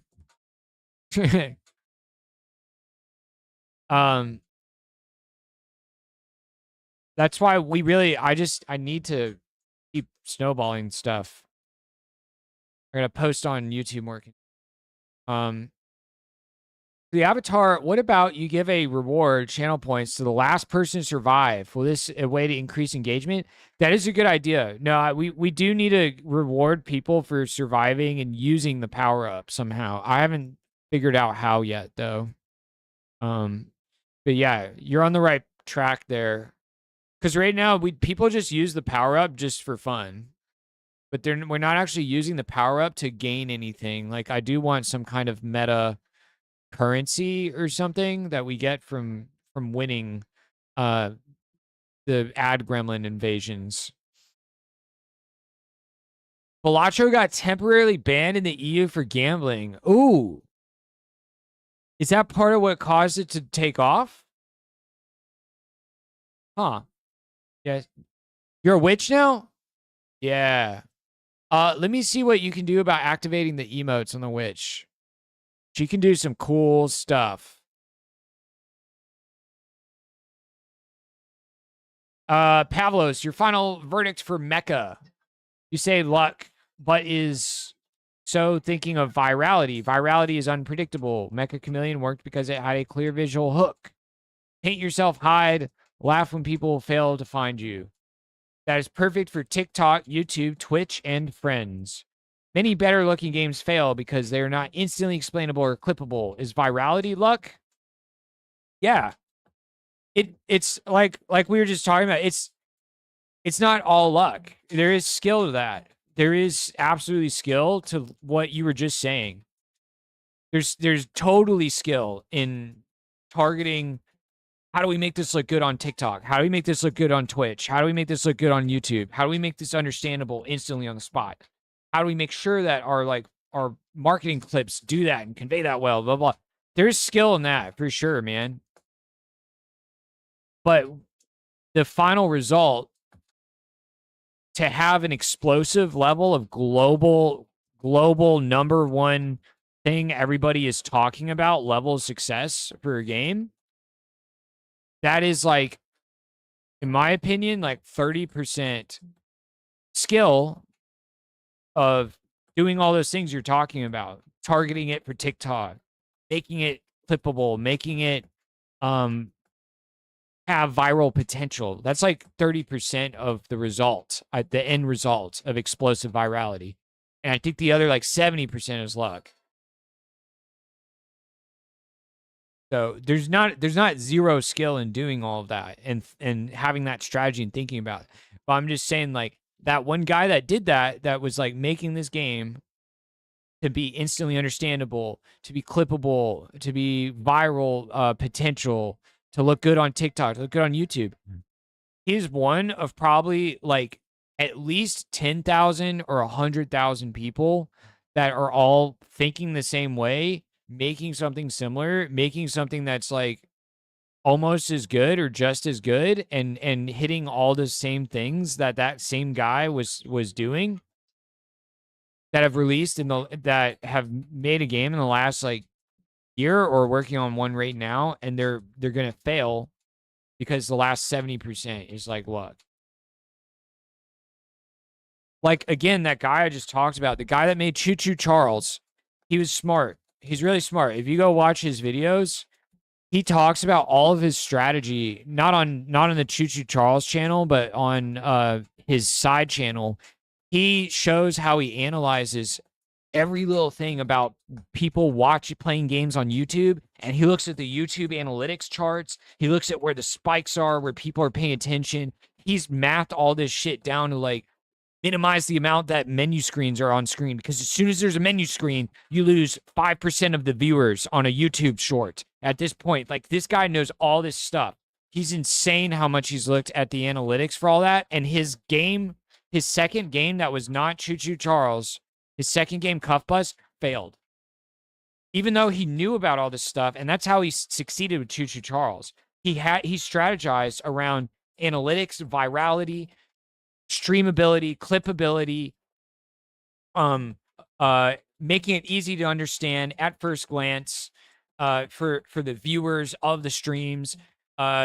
Nostalgia cycles. He purposely targeted nostalgia cycles because he knew that nostalgia cycles are powerful. So he made it look like a horror version of Thomas the Tank Engine on purpose to try to target, and combined with like a Five Nights at Freddy's type of like vibe. He strategized all of this stuff you're talking about to manufacture as best he could the viral success that he had with Choo Choo Charles. And he has an amazing YouTube channel where he breaks all this stuff down.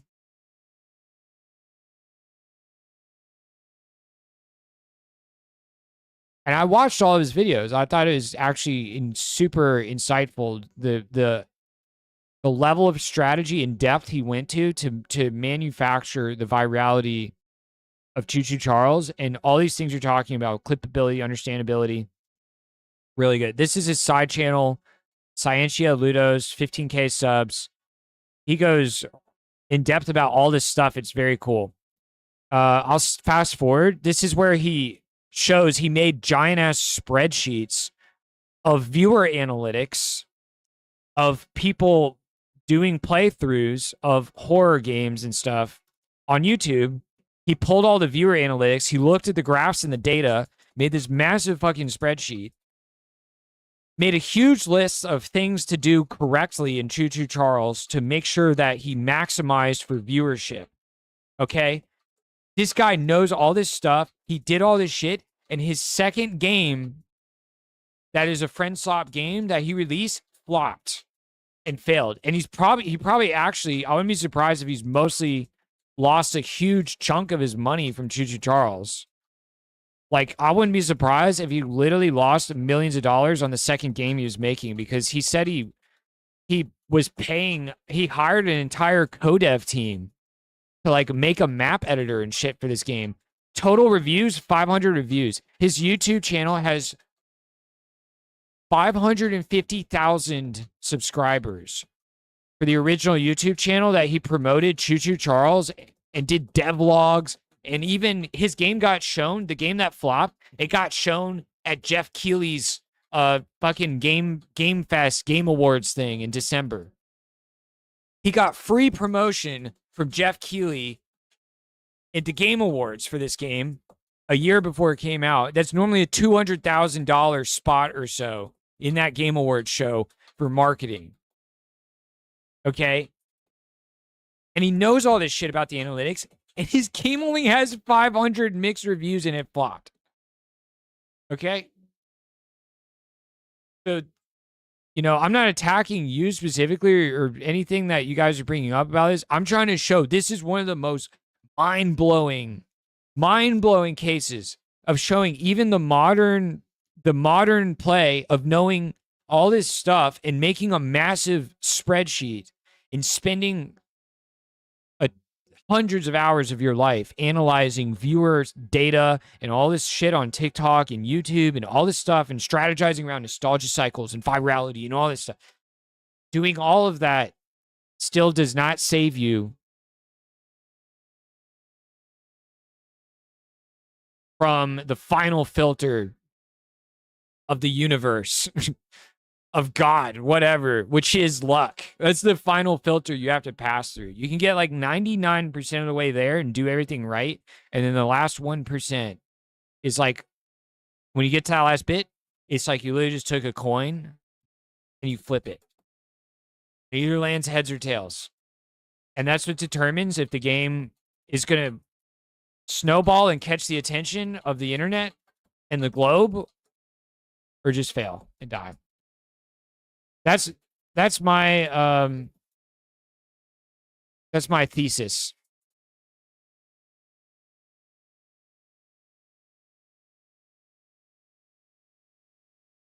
I've accepted it. So, you know, like the last game I worked on is the third thing I've worked on that's failed. And the first game I think didn't work out because it wasn't good. The second game, I was on a UGC platform. And I don't know. You can look at everything you did wrong. The last game that I worked on, for sure, I felt like we should have succeeded, but a lot of reasons why it didn't work out. But I've also talked to a lot of people that have made indie games and failed and all this stuff, and I've paid attention and studied all these other people that have succeeded and then failed, or failed and then succeeded, or just repeatedly failed, and I lurk on the game dev subreddit a lot. I check on the game dev subreddit frequently, and there's a lot of failure stories on there, just floods of them. People love posting their post-mortem stories about how their Steam game failed, and they spent 5 years of their life toiling away on a game. And sometimes you look at it and you're like, yeah, that's trash. Sometimes you look at it and you're like, oh my God, dude, that sucks. That sucks for them. Insane. So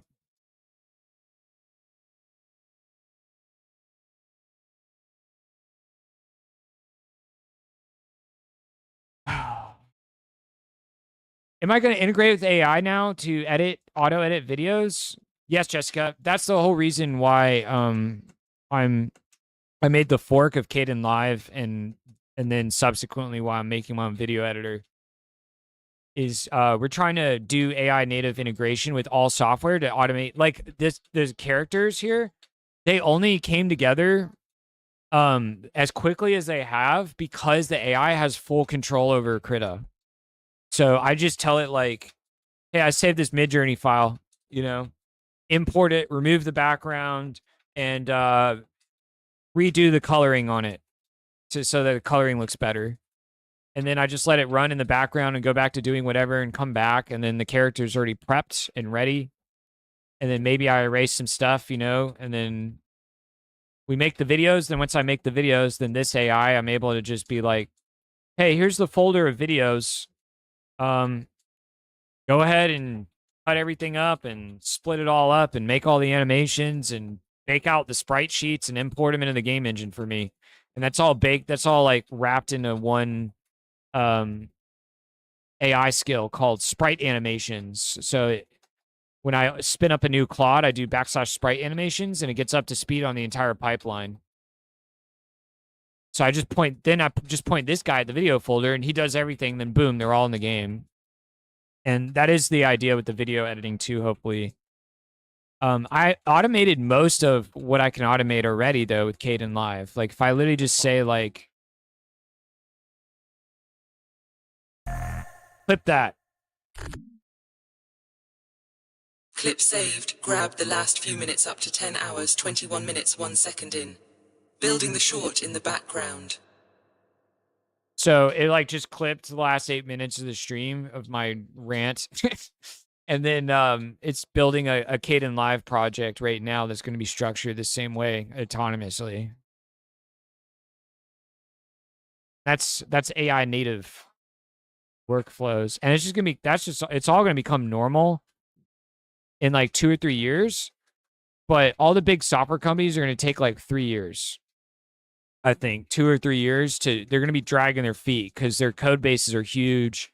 Their user base is huge. The surface area is huge of like Adobe products and Unreal Engine and all that stuff. And it's going to take a while before they achieve the same level of AI native parity that you can get right now in a month with just a little bit of programming skill and a coding subscription to Claude, you know? So right now, everybody that's racing to make an AI native version of whatever tools they use daily is basically racing ahead. You're buying yourself about 2 years of a competitive edge by doing so at the moment. But eventually, the big companies will have the same level of parity. And it won't be as much of an edge.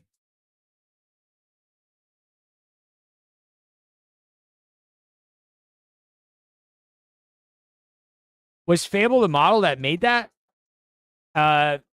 Fable did the planning. No, actually, no. I only used Opus for it, actually. But I knew the piece. We already built a lot of the harder pieces for the game engine and for the audio DAW that Fable planned.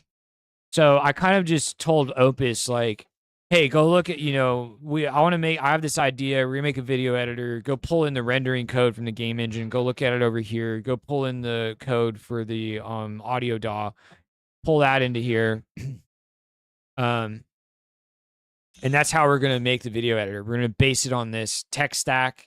We've proven that you can render 1,000 characters on screen at once with the stream avatars. So I'm like, surely we can handle a couple video clips playing in real time. And Opus just kind of figured it out. I feel like Opus is just way more token efficient, Like the little bits of the little tiny, like, I saw some charts for the intelligence, the IQ level of Fable versus like Opus, and it's like 10% better. And I just feel like that 10% more intelligence doesn't buy you that much compared to, I feel like the token efficiency is like twice, it's like bad. It's like half as good as Opus, but you're only getting 10% more intelligence. So that's just on gut feeling from using it. So I feel like Fable is only good for planning phase when something's a really big greenfield piece of software. At the moment, I feel like I get so much juice out of just pure Opus 4.8. Make us big the next battle. Maybe I could have an admin command and power everybody up. Sales went bonkers after they got unbanned, similar to Cake's game. Got removed when it came back. Sales number go up. Oh, really? That happened to Cake's game too? Why did Cake's game get removed? That's so weird. His was just some basic tower defense game. I'm quite convinced that co-op games with chaos probabilities that you can invite your friends and make your own levels, all for less than the cost of a large cup of coffee, is the meta formula. It is the meta formula right now. We'll see if I'm right in a few months. It's definitely the meta formula. But because it's the meta formula, it means literally there's like probably 1,000, there's probably 100 games coming out. There's probably 1,000 games coming out this year that are following the meta formula. So that's why you're just like, you're a grain of sand in a desert. Or on a beach. You're a grain of sand on a beach. You're following the meta. Did it like fail or make some bread? Damn, sounds painful. What fail? The game I worked on at work, it wasn't a total failure. It made enough money to sustain our payroll and stuff for a whole year before we had to shut it down, which is quite a bit. It was a decent amount. But it still failed in terms of like, it's not sticking around for 10 years like Fortnite. Well, at least his YouTube is making bank for him. Absolutely, that's true. He's probably you're right. That guy probably got all his money back from just YouTube passive income. Jeff Keighley is a curse. He might be. Consumer psychology changes so often. You can't guarantee sales. You still need the timing. I think luck is defo a factor, but you also need to plan the junk out of your game and marketing strategy. If opportunity knocks, you need to be prepared to open that door and take advantage of it. For sure. Yeah, that's the skill part. There's absolutely still a lot of skill in the marketing. Ad break incoming. And it's still worth spending tons of hours melting your brain on marketing. Like the Choo Choo Charles guy did. Or you have a 0% chance of success if you don't try. DMCA striked about a copied goblin from another game. Why is that so? Did he buy like assets off of like itch.io or something? Which sucks because I had this game plan for the last 5 years, had to wait for time to make it. I'm not following the meta, but now I fit the meta. Oh yeah, that sucks.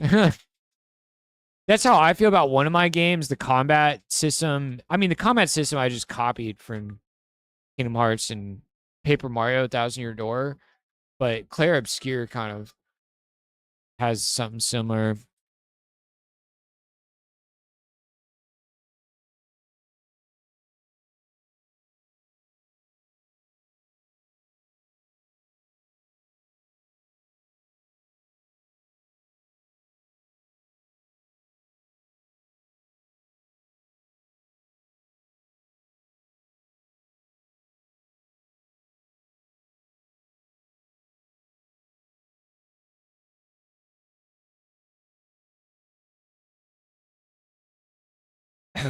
No, he literally found a goblin from another game and put it in his game. It's pixel art, so easy to make things the same, only so many pixels. Oh, like he literally, so he like recreated it like almost pixel for pixel. So he didn't rip it out of the game, but he like copied the design. Now that kind of an interesting area of copyright. Massive difficulty in copywriting pixel art. So simple. That's kind of crazy.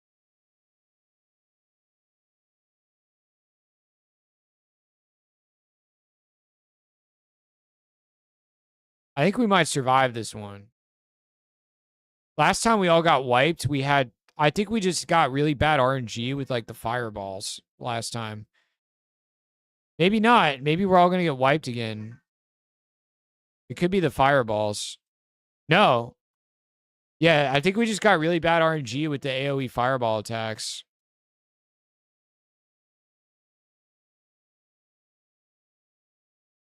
Let's see if this works. You guys want to see the party? Well, I'll wait till we're all alive again.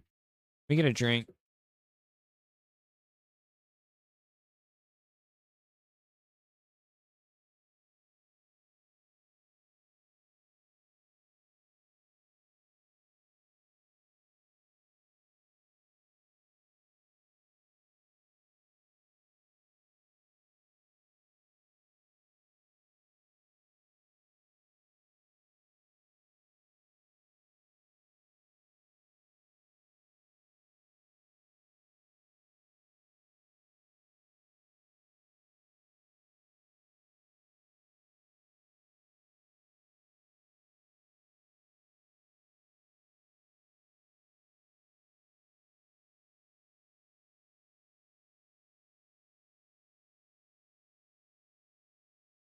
You stay big if you power up? Yeah, the power up buff lasts for 2 minutes.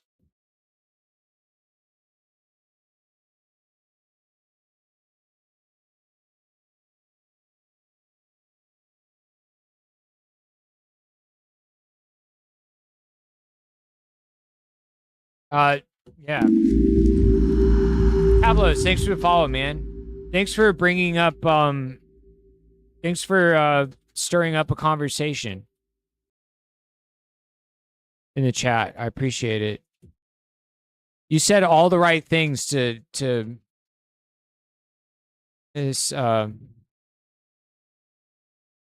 a whole conversation about luck and marketing and stuff and game genre exploration.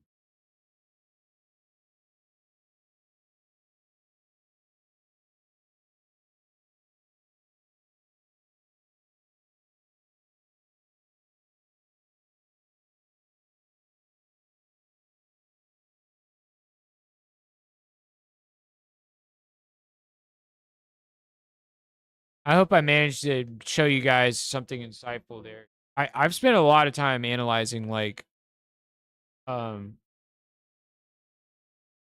different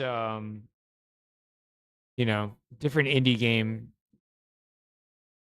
successes and failures the last few years, having worked at indie companies and done indie projects. Put a lot of hours into. It was really fun at the office where I worked at. We talked about every game that came out that was like viral or games we knew about from other studios that failed and died and other studios that were shutting down. It was just like there's not a dull moment in the game on the game industry side of things. last couple years.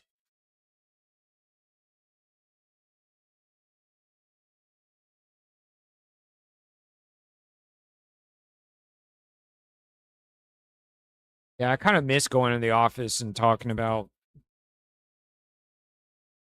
game industry every day with people. You kept dying, so you didn't realize it? Oh. All right, guys, let's see if the party works. You ready? The two things on the side are supposed to be feast tables. And everybody's eating at the tables on the side. But the main thing we want to see here is everyone's missing their animations for drinking and eating other than the Crow Witch. So let's see if we can... Damn, you're hidden right now, Jessica. Your witch was just drinking beer. I wanted to see it. Oh, look, that witch is about to drink. Look, the witch is chugging beer. We got to get everybody animated.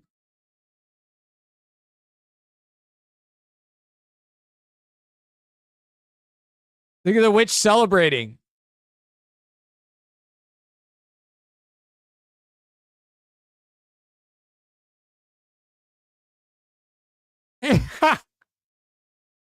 This is going to be crazy when every single character can eat and drink and dance and celebrate during the party. So there's a 30% chance on the ad breaks right now that it's a party instead of the invasion of the gremlins.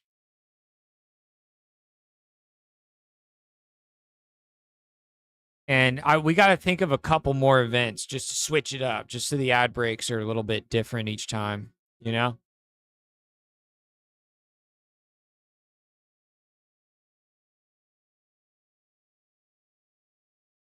There's only so many I could do, though. I think we'll probably end up with like 4 or 5 different types of ad break events.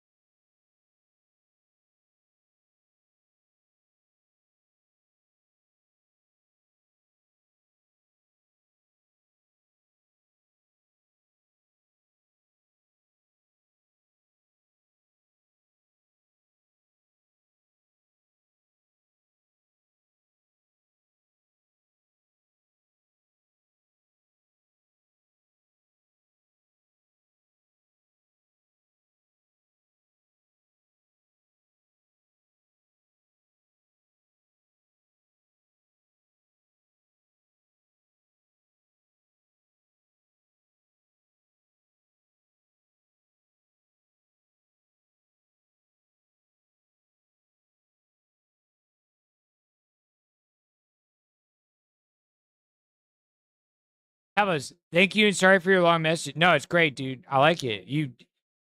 The way you turned everything into a discussion. It's good. It's something I think about a lot. Why did I buy it? Was it because I liked it? Because it Video reminded me editor of Claude got your Blender answer Vertex ready. painting, or because the idea felt instantly familiar? Having played games all my life on almost every kind of machine and across many genres, I keep wondering what actually makes a game successful in the era we live in now. Huh. Interesting. I mean, it seems for sure fun, especially if you have a group of friends to play it with. For me, the only time I've played Friendswap is when my friends want me to play it. Like, I played Peak. One of my friends got me to play Peak with him last year.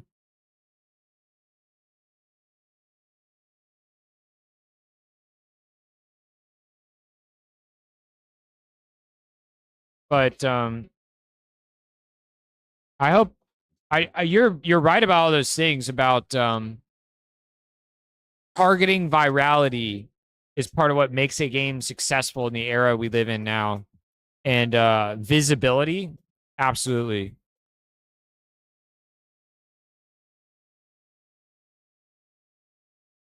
You got to do all that. Got to market it. Those are all ingredients, but none of them are a guarantee.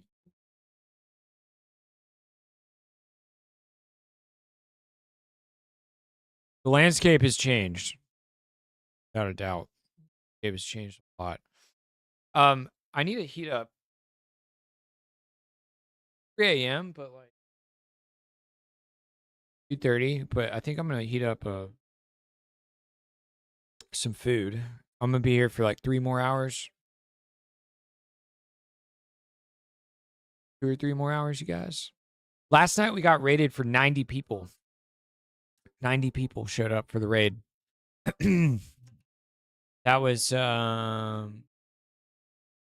Steffi rated us for 90 people. It was pretty crazy.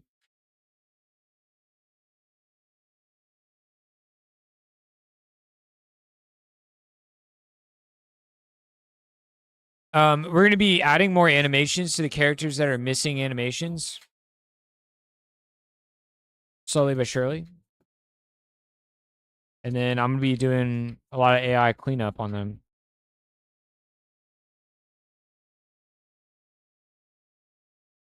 Cyber Steffi's cool. Word. I didn't get to look at her stream because her streams were only subscribers could look at them.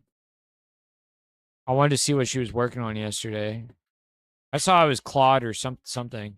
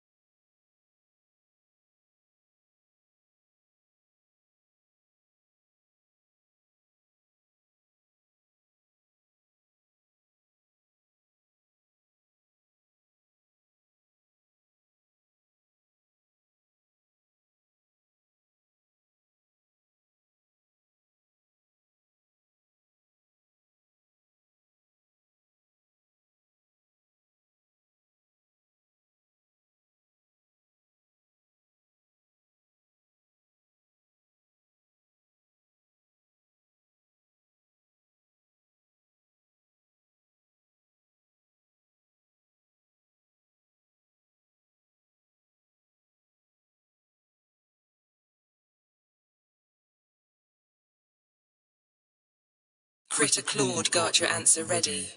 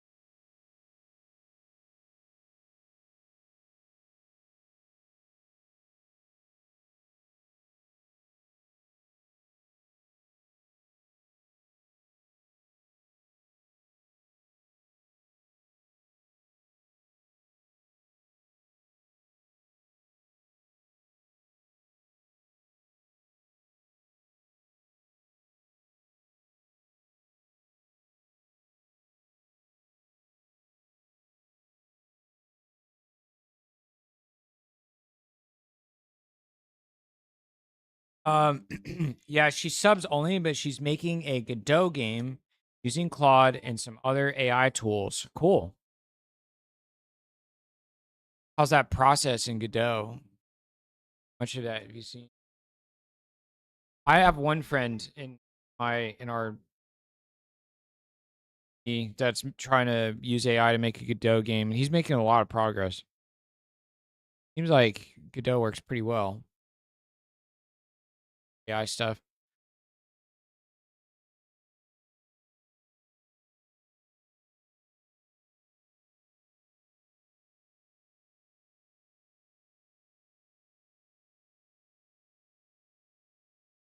Song's intense. I'm gonna.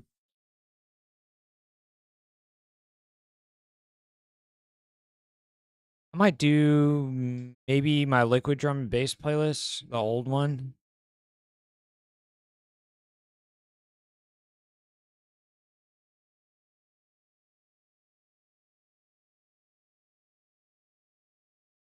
Go to it in a minute.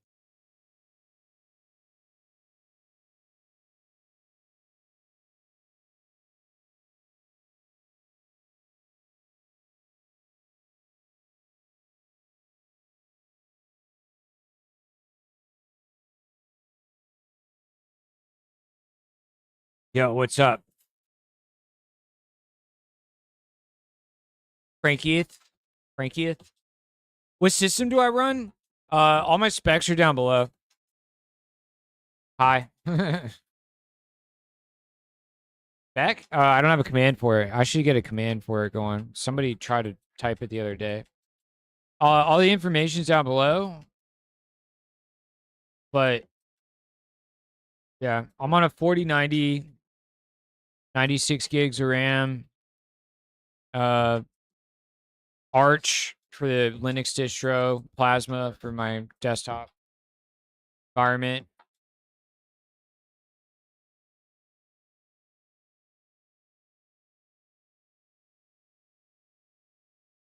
Facts.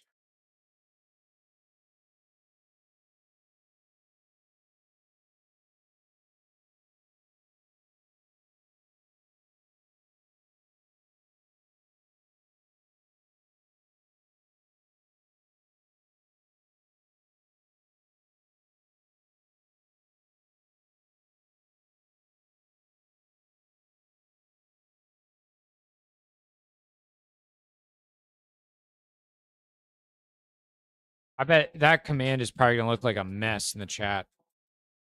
Probably not going to look very formatted. Oh, you mean coding? Right now we're doing Claude Code and a little bit of Codex.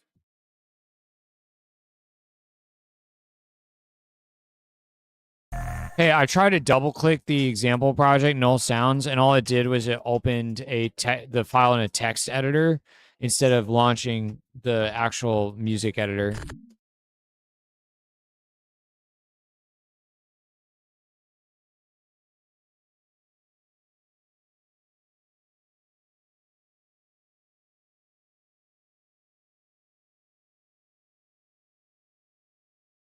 Godot is great for integrating with AI, it seems. I think because it supports a few languages. Interesting. Do you run your AI locally? No. Most of my GPU is going towards my VTuber multi-streaming at 2K resolution to both Twitch and YouTube and 1080 to Kick all at the same time. And the little characters you see at the bottom of the screen here, these little characters, they're taking up a little bit of my GPU, a little bit of my VRAM. So I only use like cloud models. If I wasn't streaming at all and I didn't have all this extra stuff happening, I could totally use I tried using Quencoder Next with Llama C++, the 80B mixture of experts. That worked pretty well, actually, in open code for the harness. So I've tried local and had some success. But I can't do it while I'm streaming until I can build another computer and use this one just for processing the stream one day.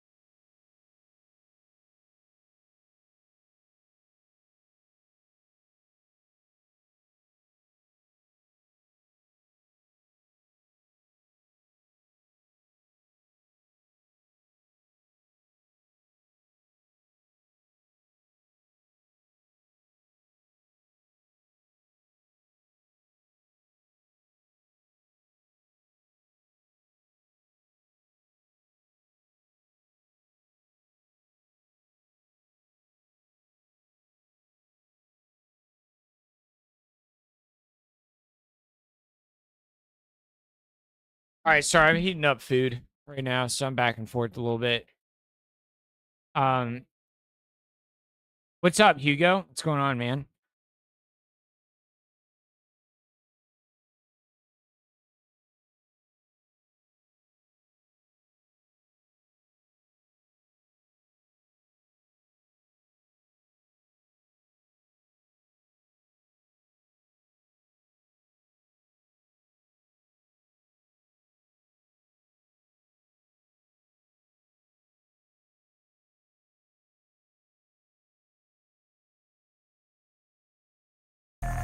Okay, run null paint punch on the cut feast table, please.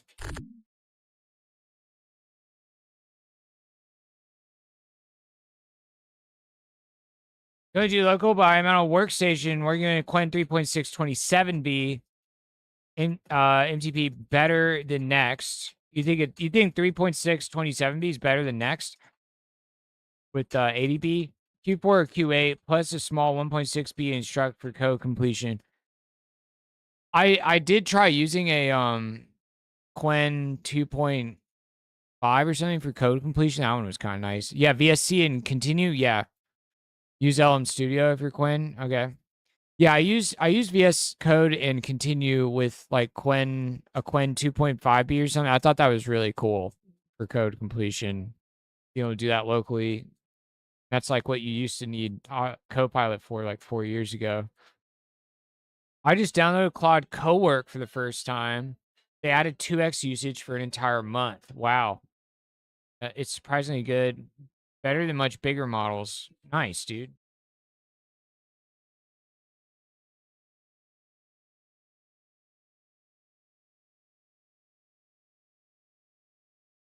Yeah, I just I don't know. I'm building like an entire Adobe Premiere replacement. I'm building an Ableton replacement. And I give Claude like or Codex like really big broad idea like kind of stuff sometimes that I only trust. Critter Claude finished investigating. Like I literally only trust Opus a lot of the times with some of the stuff that I'm trying to do. But I don't know. I wish I could play around Quen more. Like I said, if it wasn't for streaming, I'd be able to do a lot more with local stuff. Okay, so this feast table for the party, I need to clean it up a lot. So I'm gonna get rid of the clipped cut off pieces here on the side. I'm gonna like erase some things.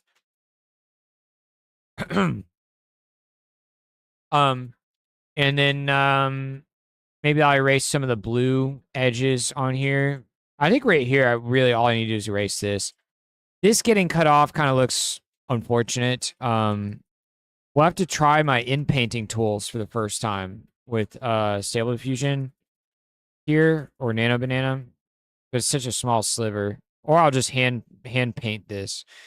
So we need to clean this up just a tiny bit, but not by much. Pretty dope. I might just drop it in as is right now. We're done with trickery.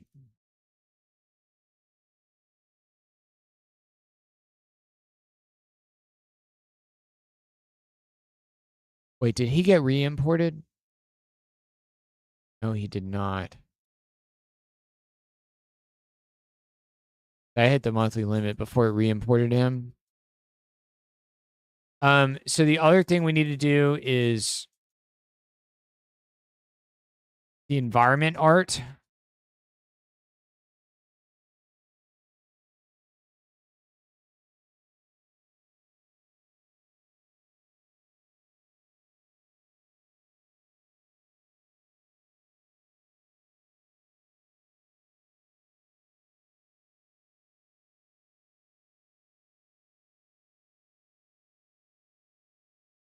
We're going to have to do some work to get this to actually look kind of situated correctly on the bottom of the screen. Like the grass that you guys are walking on. And I'm going to split it up into layers so that we have like a foreground layer and stuff, and also so that it colors accordingly with my rice colors changing and stuff.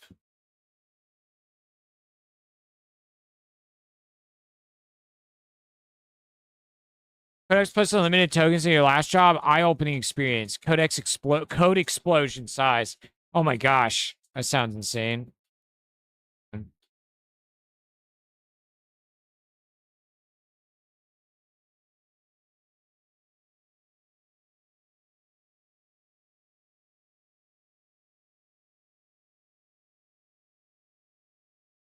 Here's our DAW that Codex has made.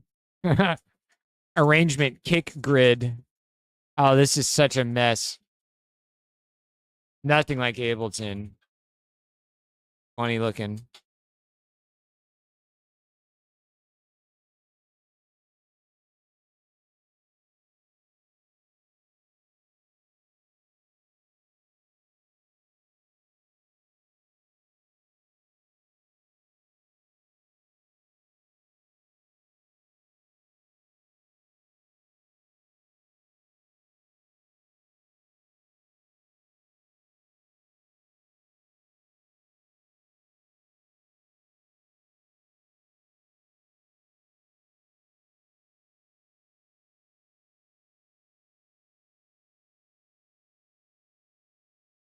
Critter Claude finished looking into it.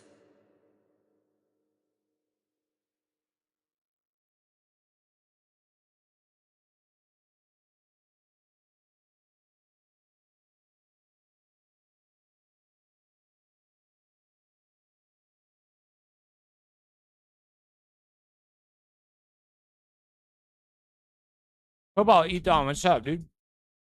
Oh, the cat's trying to eat my food.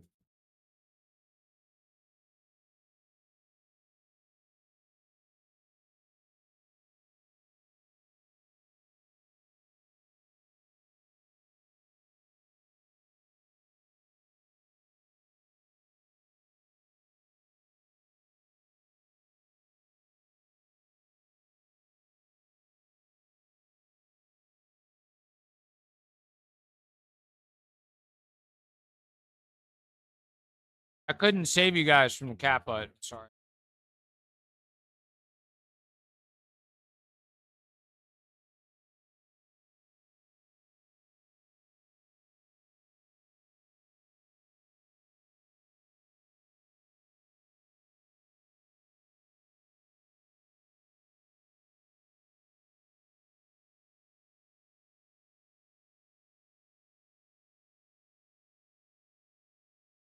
Thinking about building an AI rig? What kind of setup? What kind of rig, dude? Ad break incoming. Ad break incoming. Let's see if we get the gremlins or the party.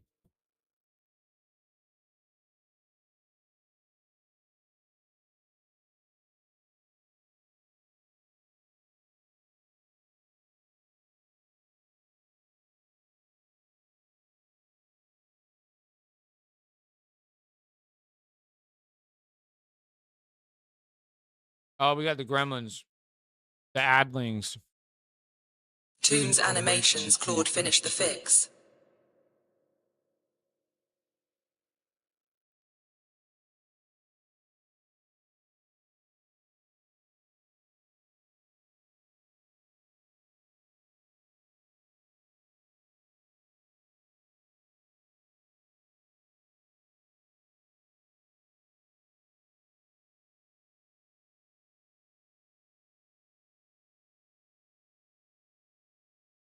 Yo, Frankie, what's my coding background before AI? Making video games.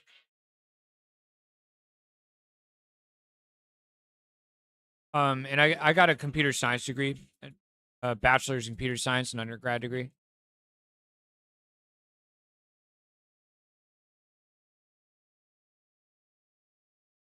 Looking at an Intel 12500F with DDR4, Intel Arc Pro B70.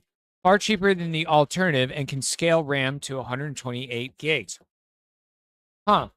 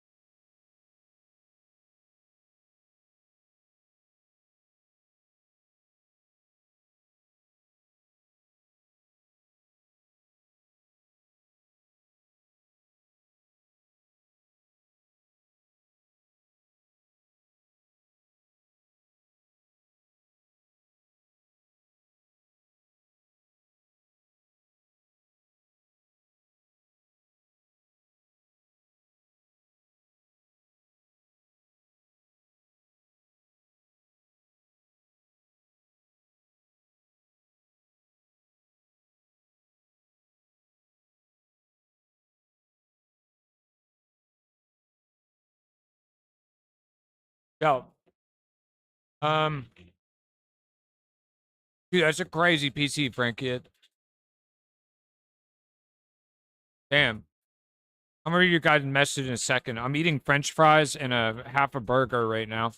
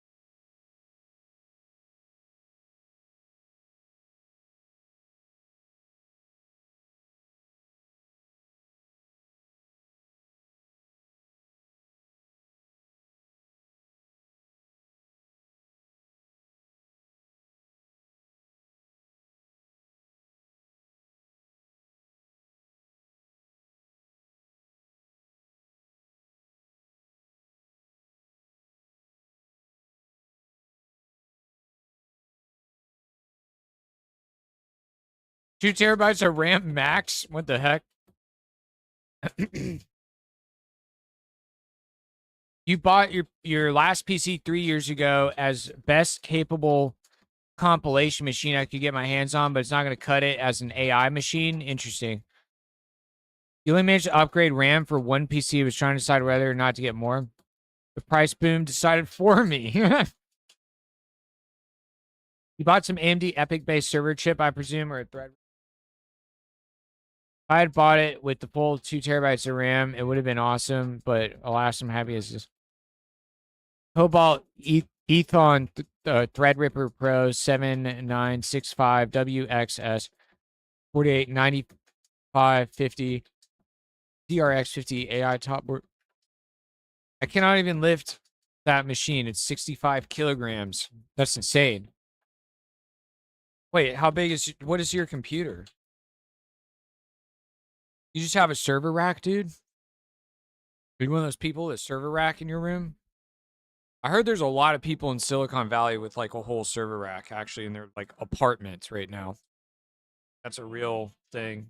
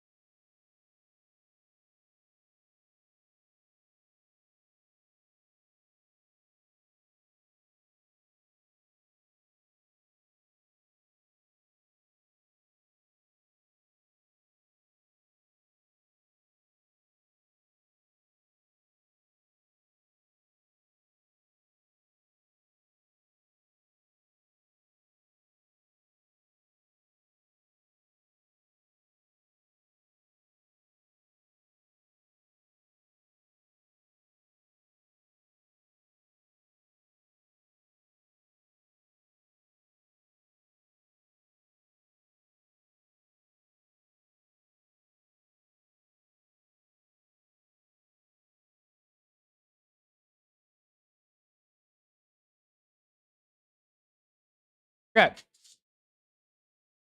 Woo, I needed food so we could get through the next 3 hours. I try not to go into home labbing. It's why my server still has a normal ATX case. A massive workstation case, like one of those old IBM A400s. You had a rack before, but long ago. At work, I ordered 2 build servers. Unfortunately, I wasn't allowed to order AMD EPYC. Instead, we got shitty Intel dual socket servers. Now we're SSD bottlenecked. Interesting. 16 terabyte SSDs Got lucky with that. No HD needed ATM, but 8 cages ready to fit them. Sounds like I'm boasting, but I need to do all my stuff locally. Interesting. At work, stuff also wasn't allowed to leave the building. We didn't host our own AI though, but the build server revamp was pretty cool. Build's taken down in 30 seconds from an hour or so. Holy crap. Most of the build time is reading, writing stuff from disk, which takes a few minutes. Interesting. Dude, wait. There's 16 terabyte M2 drives now? I thought there was mostly only 8 terabyte.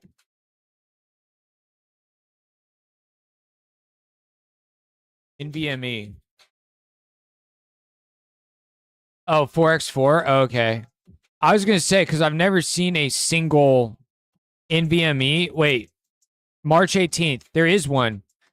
The first ever 16 terabyte M.2 NVMe SSD listed at an eye-watering $16,000 price tag.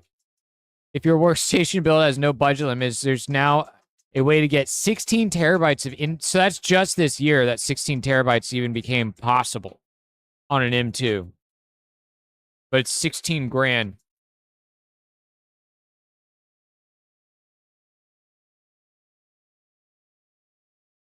Uh, 3 gigabytes a second. Is that faster or slower than one with more or less storage speed? I don't even know. What's the read write speed of an 8 terabyte NVMe?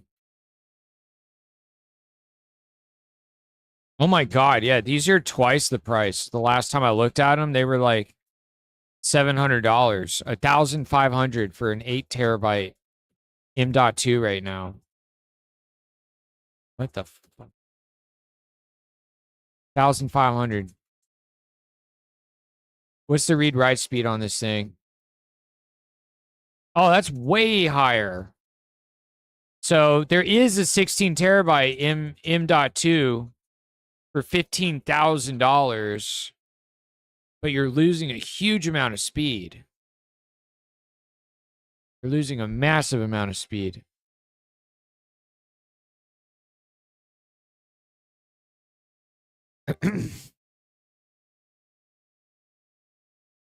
You go up, that's crazy. I have a 4 terabyte M2, and then I have a 20 terabyte hard drive right now. The only thing I need the 20 terabyte hard drive for is because I record every single stream ever that I've done for the last like 3 or 4 years because I need them for editing. And it's just cool to have them. Like one day I'll feed an AI literally every stream I've ever done. And it'll just make a digital version of me. Too fast and too slower. So this is the large community SSD sheet. Faster. INE make 14 and 7 respectively. Sort by fastest sustained write speed, and you'll see, I guess. I think I have a Kingston KC 2000. Dude, I feel like a lot of computers, the way they're built is going to just completely change pretty soon. Like the laptop that NVIDIA announced. I think that's why NVIDIA said they're not making any more video cards after the 5000 series. I feel like a lot of stuff is going to change to be like more integrated and stuff. How do I sort it?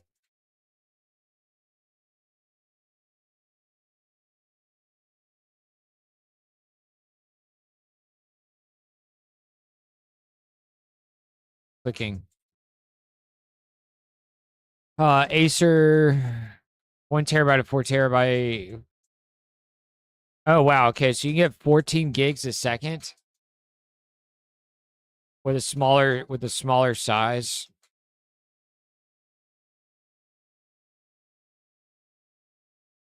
Almost 12-hour stream. Yeah, it's Saturday, dude. Saturday's the big ones.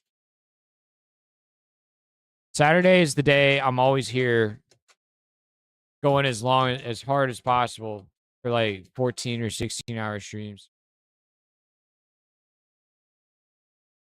And then I'm gonna disappear. Won't see me until probably like Wednesday.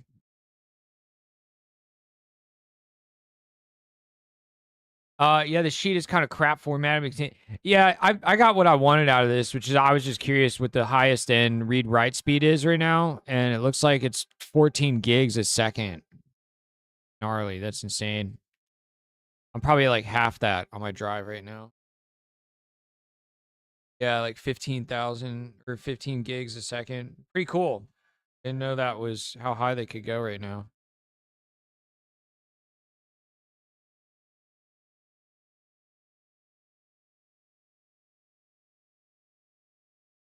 You must have a really comfy chair. I've got like a DX Racer. It's an Unreal Engine branded one that I got while I was working at Epic.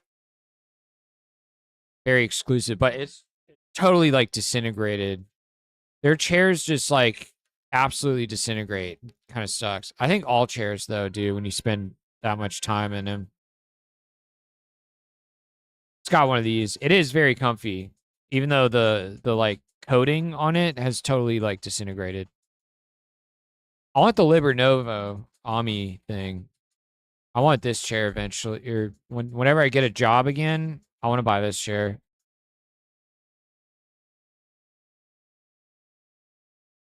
But I cannot justify spending $1,000 on a chair right now.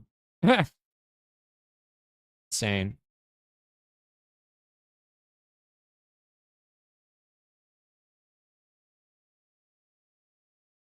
I kind of waiting for them to come out with a second version of this chair. I feel like it got enough. I heard a lot of people say like they wish there was more variable adjustment on it because it has like 4 presets that you're stuck with. And they've gotten a lot of success with this, so I'm pretty certain they're going to end up coming out with a second one at some point that'll address a lot of the little nitpicky concerns people had about it. I feel like version 2 of that chair is going to be really dope.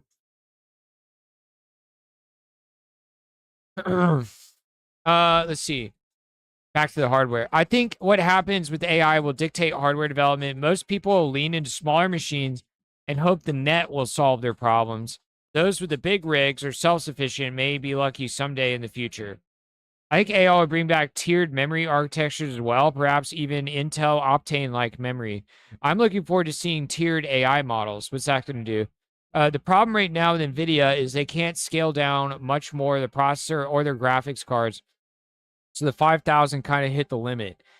They could continue to invest billions into R&D, but from the market perspective, be dumb. They have a gold mine at the AI stuff. Plus, much more profitable. With AI, the tech is pretty much new compared to the graphics situation, so they can scale. There's a bunch of breakthroughs going on, like DS Spark or the like. Tech is not really there yet. Yeah, I was saying, like, you saw the laptops they announced, right? Like, everything's being, like, fully integrated. Like, a lot of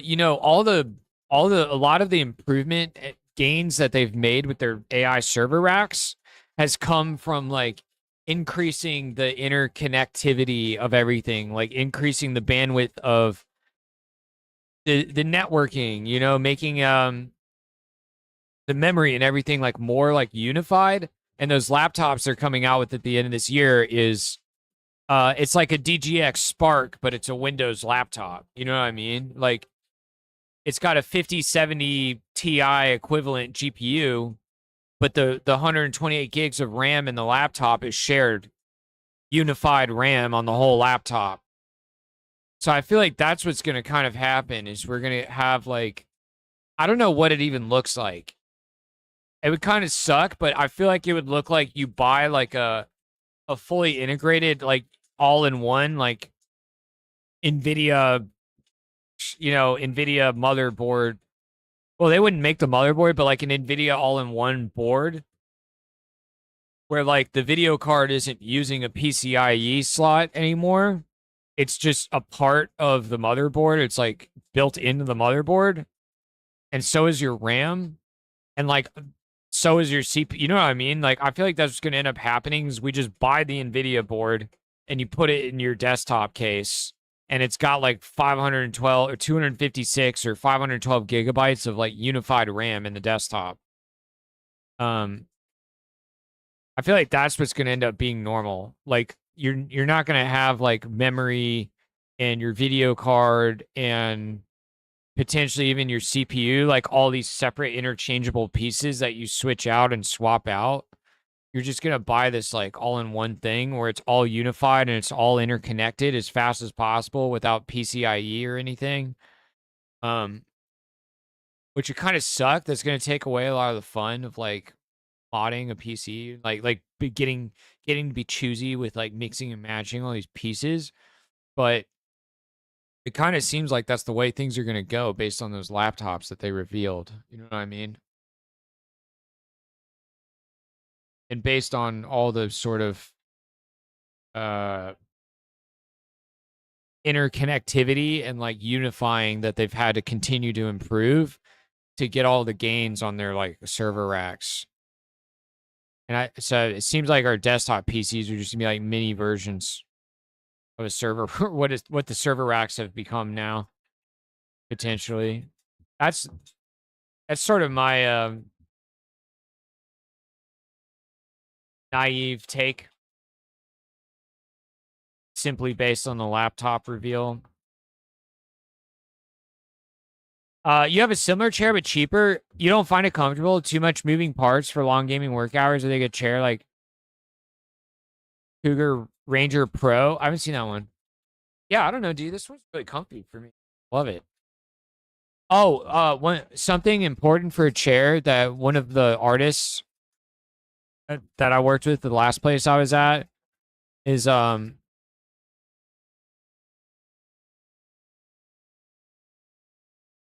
he got these. He told me to get these. I have these on my chairs now. Just like padded armrest covers. Because he said that he got like an injury from drawing, because you know he's drawing on the Cintiq and stuff for a living as a video game artist. He said just having your elbow on the hard plastic on the chairs for the armrests, it causes your like nerve to pinch like a lot in your elbows or something. And he ended up getting like weird stuff going on with his hands. Amisha Stripe, thanks for the follow. So he told me to buy these pads that you just put on the plastic armrest, and they're so nice. So this helps a lot with being able to be in the chair for a long time, I think, man. 5090 is still consumer. Their data center stuff is simply way more powerful. I think their server stuff runs on HBM, I believe. High bandwidth memory. I disagree with you a little. I think memory controllers are going to go out of the CPU and will be moved to the MOBO again. Then we'll get dedicated traces between a GPU to the memory controller for second tier memory for AI. Then we get some 32 gig AI models and a quick swapping of good models between shared RAM and GPU RAM. Very interesting. Unified memory will become prominent. Yeah, that's for sure.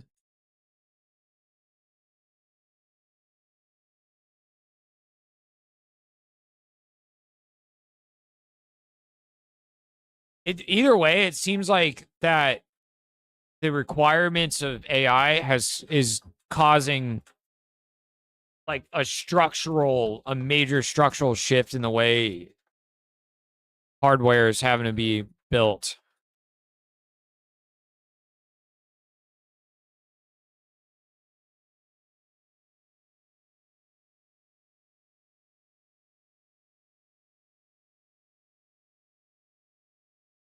Now on board the MOBO and as AI codes process. Yeah, that's the other thing I was going to mention is like the Talus chip and like engraved or whatever. The Talus chip is Talus chip. Talus. There's a lot of people doing this. Talus. There's a lot of people doing this where they're like, Etched was the other company. They're like burning the transformer model into the silicon. They're making like processors they have a demo of an 8B parameter model that runs at 16,000 tokens a second right now. I don't know if you guys have seen this one.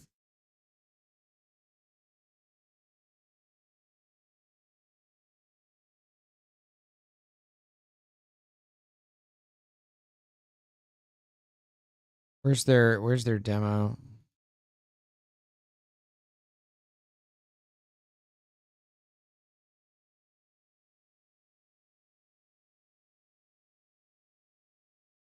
Anyways, I can't find it, but like literally you can talk to this.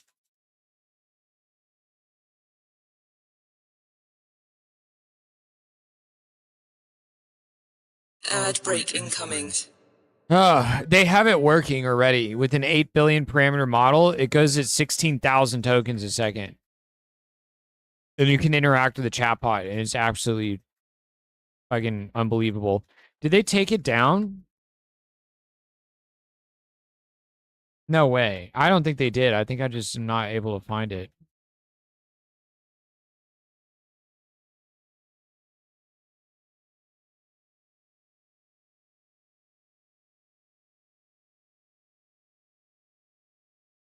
I don't know. Well, anyways, Talus is one of like 3 companies I've seen that are all chasing the same thing of putting the model into itself into a chip, and then it's like getting insane throughput. So I can see like having slots. Thermaltake Argent E700, like CPU, AI, CoPro, GPU, balance. Do we get balance sometime? I don't think consumer ever rocking B200. Talus, Taalas. They had a demo. I'm trying to find the demo. I had it bookmarked on my Windows install. I don't have it now.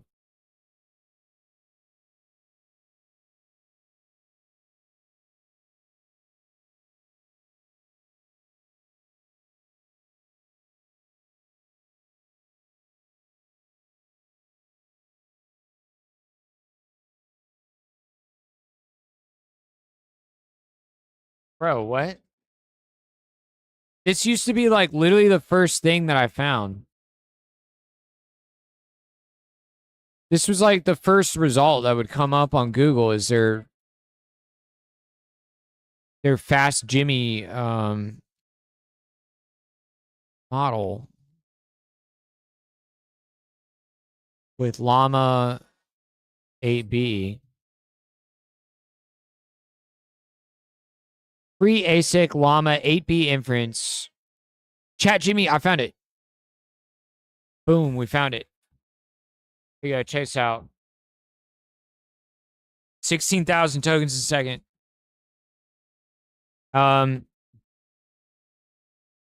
Write me a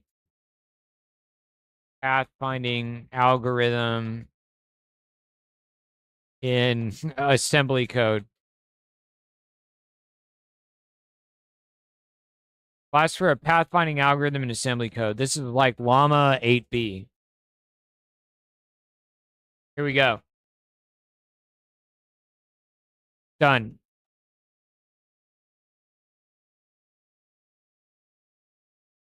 $14,000 tokens a second.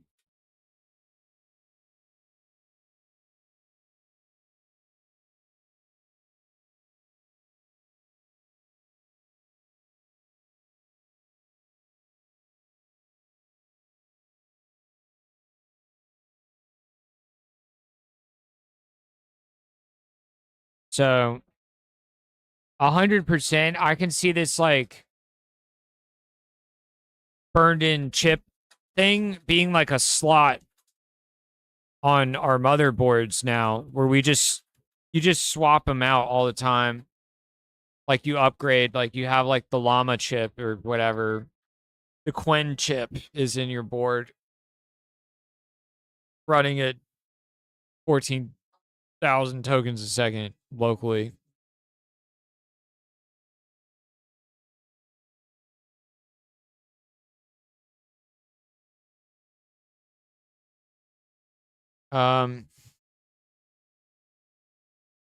Right, the start.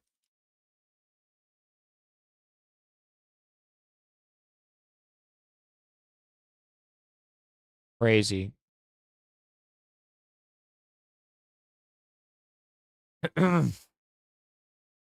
You could put a model in ASIC, FPGA, or CLPD chips. CLPD is actually you try to cellular time. Cellular time. You can make silicon photonics CLPDs, which are even faster. Photonics are going to be cool. Maybe we will be back to the old times, like putting a 64 kilobyte RAM chip into a socket. We now do it with a riser card and a couple of sockets for specialized AI. That sounds possible. Burning chip things, ASIC is cool, but look at CLPD.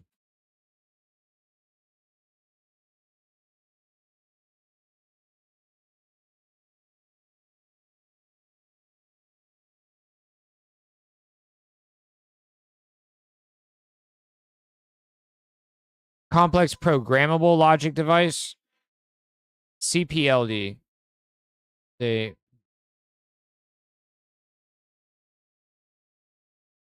a programmable array logic and an FPGA.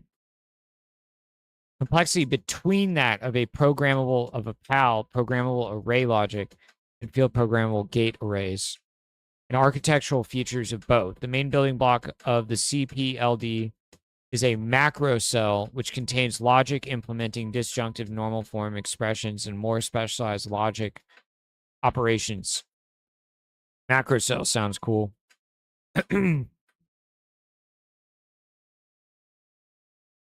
Non-volatile configuration memory. Unlike many FPGAs, an external configuration ROM is not required. The CPLD can function immediately on system startup. Okay. I haven't used or tried to program an FPGA enough to like understand the benefits of this and what it's like improving upon or something. It's saying here the startup is faster. Many legacy CPLD devices routing constrains most logic blocks to have input and output signals connected to external pins, reducing opportunities for internal state storage and deeply layered logic. This is usually not a factor for larger CPLDs and newer CPLD product families. Other features are common with FPGAs. Large number of gates available. CPLDs typically have the equivalent of thousands to tens of thousands of logic gates, allowing implementation of moderately complicated data processing devices.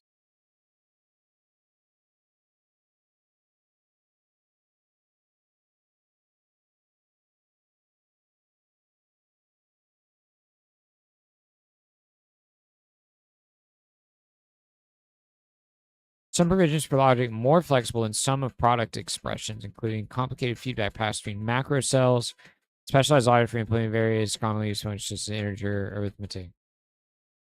The noticeable difference between a large CPLD and a small FPGA is the presence of on-chip non-volatile memory in the CPLD, which allows CPLDs to be used for bootloader functions or handing over controller devices on a network.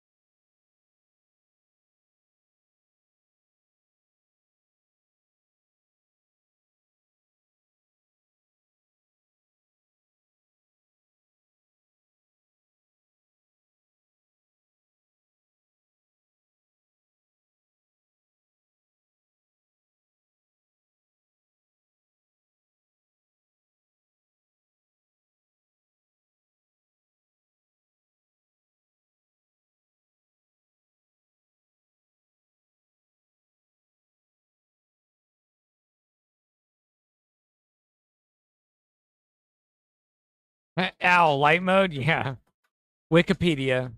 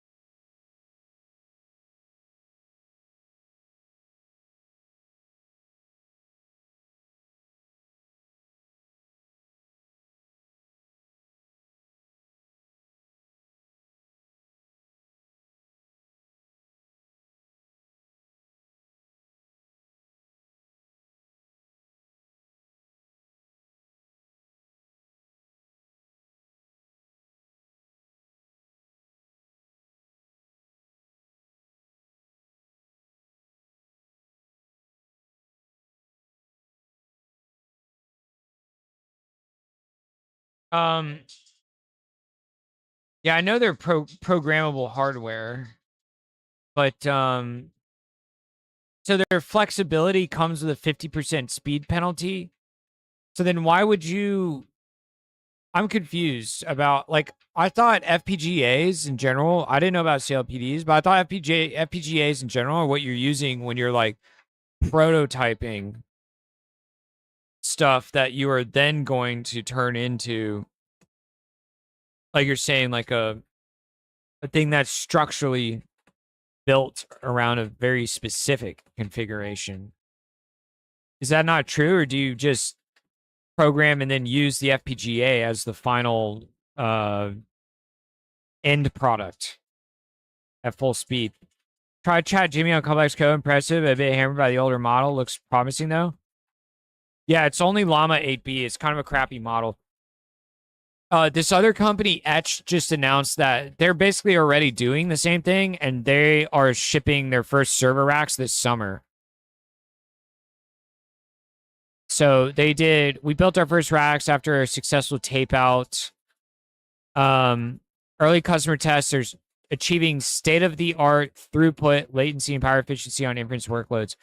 So these people, I think, are already doing like a pretty massive leap. They're not 14,000 tokens a second, but it's very similar. They did some kind of super redesigned hardware with 400 engineers from NVIDIA and the Google TPUs and stuff. So they kind of are beating these guys to market. There's like a bunch of people right now. And I saw some other interviews. Some other guy that originally worked on the TPUs is also doing this same business play right now. Same kind of prototyping thing. There's a bunch of people doing that. And so it means in the very near future, like, I honestly think the subsidies on the AI plans right now are fairly priced for the future, where the token costs come down another 1000x, and that's what people are banking on. There's a lot of FPGAs in production in signal processing that can just be done faster in hardware than in software. Okay, so they are used at production for final production. They're not just like something where you prototype some kind of chip or like piece of hardware that you're going to then actually put into production later.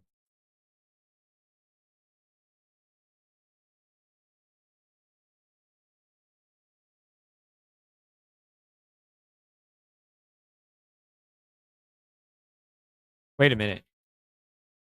Did this update go through? Did not.